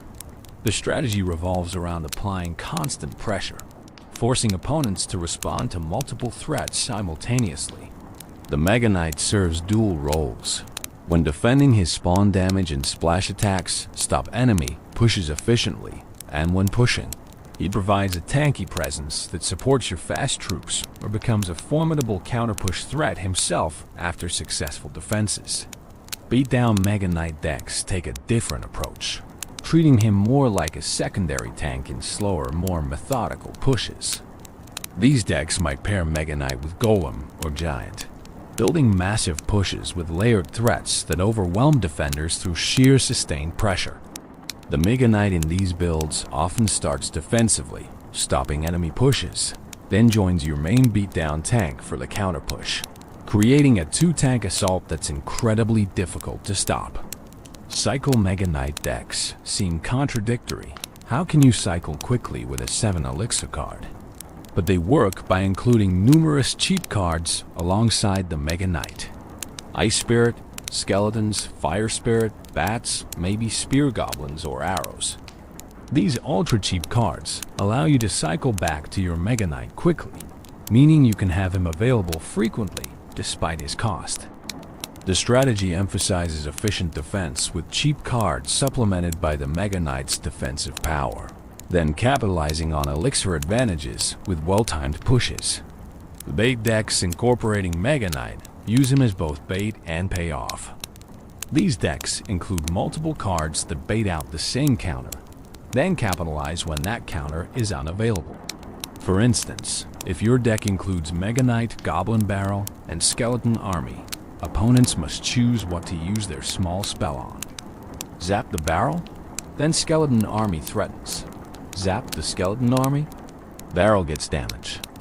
Meanwhile, Mega Knight provides a substantial threat that demands different answers, stretching opponent resources across multiple threat categories.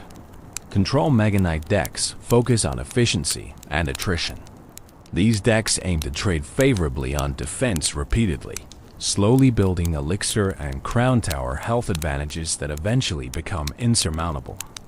Mega Knight is perfect for control because his defensive value is enormous. He can turn 7 elixir into 15 elixir of defensive value with a perfect spawn, and his counter-push potential means you're not just defending, you're threatening simultaneously. Control decks might include Mega Knight, Miner, Poison, Inferno Dragon, Bats, Ice Spirit, Log, and Fireball. Every card serves defensive purposes, while also providing chip or pressure capabilities. Mega Knight Balloon pairs area control with direct tower threat. The balloon targets buildings only, meaning it ignores troops and goes straight for towers if undefended. Mega Knight handles ground defenders, while Balloon flies overhead toward the tower.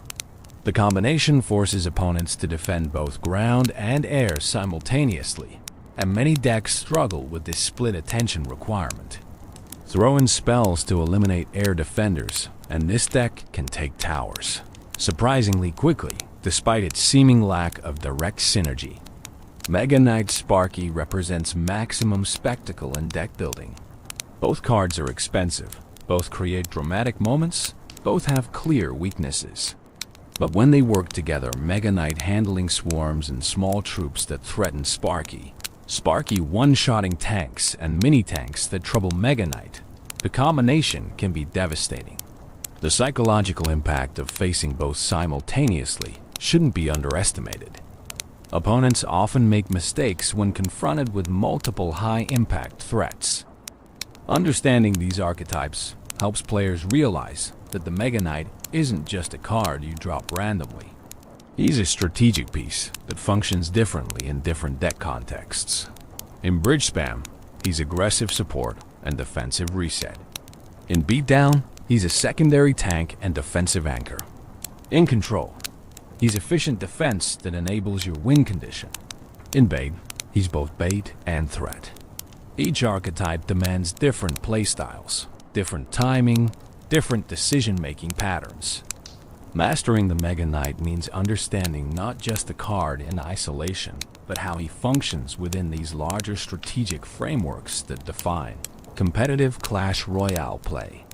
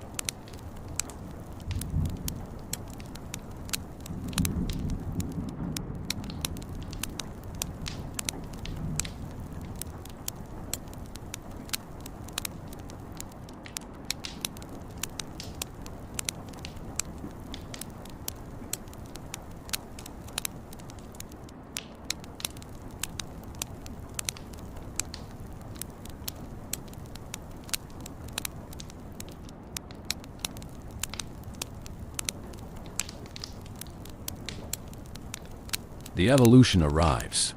Boxing champion on September 14th, 2024. The Mega Knight received something unprecedented in Clash Royale's history.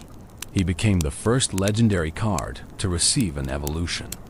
This wasn't just a stat buff or a cosmetic change.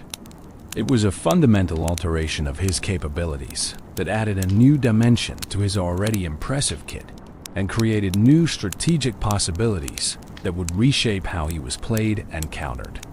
The evolution, called the Mega Uppercut, reflects the Mega Knight's backstory in a charming way. According to the card description, Mega Knight's other great love, besides his mustache, is boxing. This single sentence adds personality while explaining the new ability. The Mega Knight had trained in boxing, developed a devastating uppercut technique, and now that skill was being showcased on the battlefield. The mechanical implementation of the uppercut is elegantly simple, yet profoundly impactful. With every regular attack, the evolved Mega Knight performs an uppercut that launches the targeted troop backward 4 tiles toward the nearest enemy crown tower. This knockback is consistent regardless of troop weight. A skeleton gets knocked back the same distance as a golem. The 4-tile distance isn't arbitrary. It's precisely calibrated to trigger the Mega Knight's jump attack range, creating a devastating combo potential where he uppercuts a target. The target lands 4 tiles away, which triggers the jump range, so he jumps and hits them again, then uppercuts again, creating a cycle that can lock single targets in an inescapable loop until they reach the crown tower. The visual design of the evolution reflects his enhanced status. His armor shifts from black to an elegant amethyst hue, that rich purple that has historically signified royalty and power. His eyes change from blue to magenta with glowing pink sclera, giving him an almost mystical appearance that suggests the evolution is more than just physical enhancement, it's magical transformation. The spikes on his maces gain golden frames and handles. His chainmail develops gold linings, and his belt is upgraded with golden spikes and the card evolution symbol. These aesthetic changes ensure the evolved Mega Knight is instantly distinguishable from his base form, crucial for both the player deploying him and opponents who need to recognize what they're facing. The strategic implications of the uppercut ability are enormous and immediately apparent to experienced players. The base Mega Knight, his primary weakness in dueling situations was that single high DPS troops could often trade favorably against him. A mini P.E.K.K.A. to be placed to intercept him, taking the spawn damage but then fighting him relatively effectively. The evolved Mega Knight completely changes this interaction.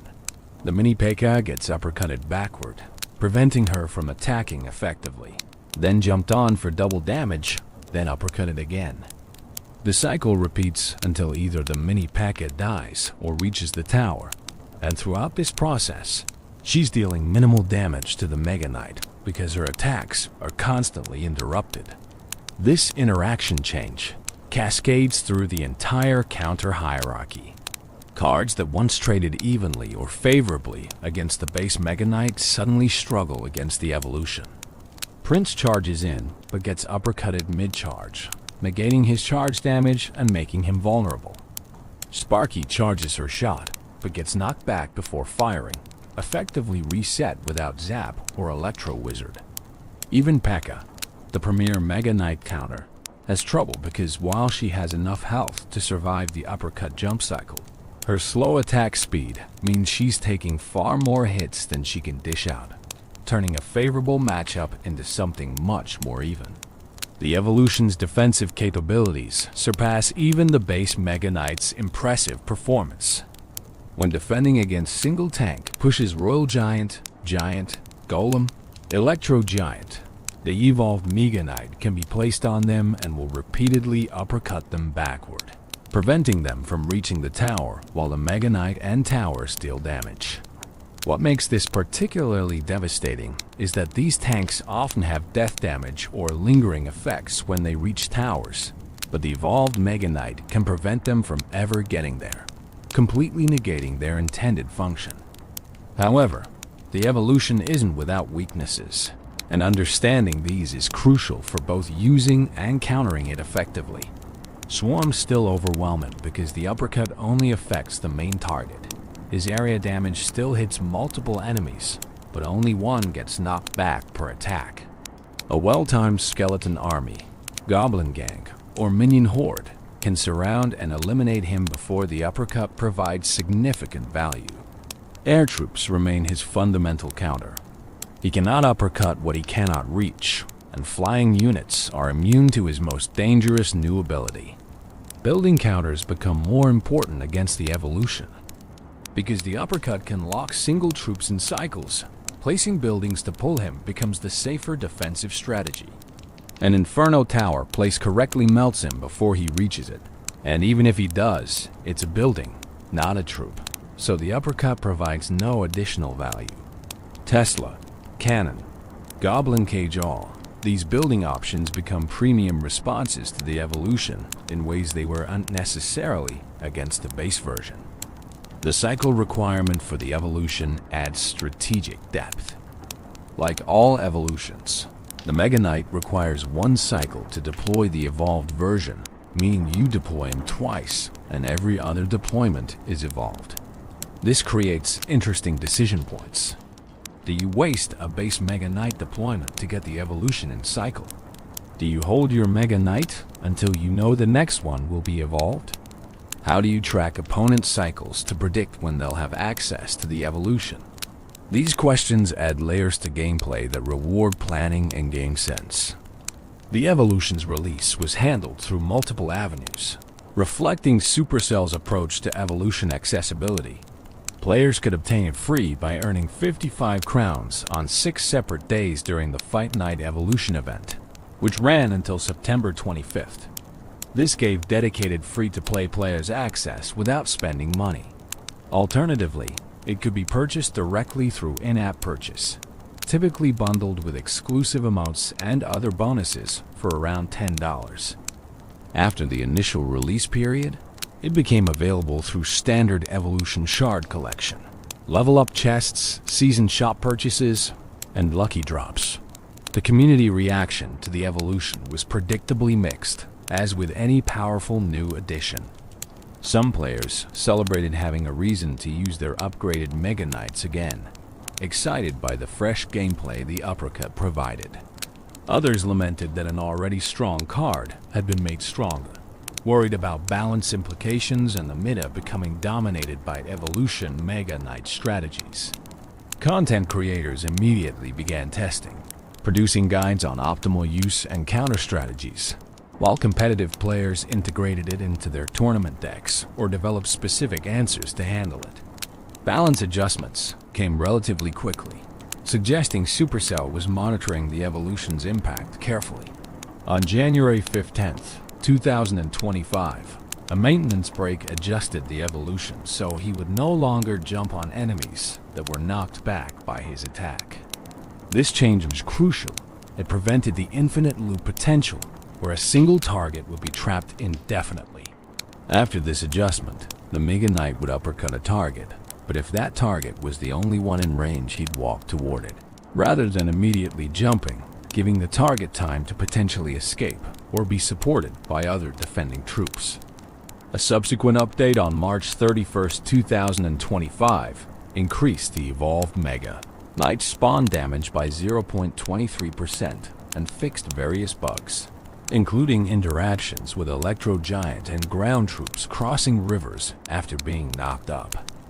These precise adjustments show the ongoing balancing act required to keep the evolution powerful and exciting while preventing it from becoming oppressive or frustrating to face repeatedly. Deck building around the evolution requires different considerations than the base Mega Knight, because the evolution excels at locking single targets but remains vulnerable to swarms and air. Pairing him with splash support and air defense becomes even more crucial. Wizard Executioner, or Magic Archer behind the evolution Mega Knight, creates a combination that handles both his weaknesses. The support deals with swarms and can hit air targets, while the evolution handles single threats and tanks damage. Spells become more important too. Having zap or arrows to clear swarm counters, or lightning to eliminate building counters, can be the difference between the evolution reaching the tower or being shut down for a negative trade. The evolution also creates interesting psychological dynamics. Opponents who know you have the evolution in cycle will play more conservatively, holding swarms or buildings specifically for it. This allows your base Mega Knight deployments to potentially get more value, as opponents are over-preparing for the evolution and underestimating the base version. Conversely, if opponents don't realize when you have the evolution available, they might attempt single-unit counters that worked against the base version, but fail catastrophically against the evolution, leading to tower losses or massive damage. The evolution Mega Knight represents more than just a powerful card variant. It's a statement about Clash Royale's ongoing evolution, about how legendary cards can continue to receive attention and development years after their initial release. It validates the time and resources players invested in upgrading their Mega Knights by giving that investment renewed relevance. And it adds another layer to the rich strategic tapestry that makes Clash Royale endlessly replayable, where even familiar cards can surprise you with new capabilities, new interactions, and new ways to approach the eternal dance of attack and defense that defines every match. Meta impact through the ages. The Mega Knight's influence on the Clash Royale meta has been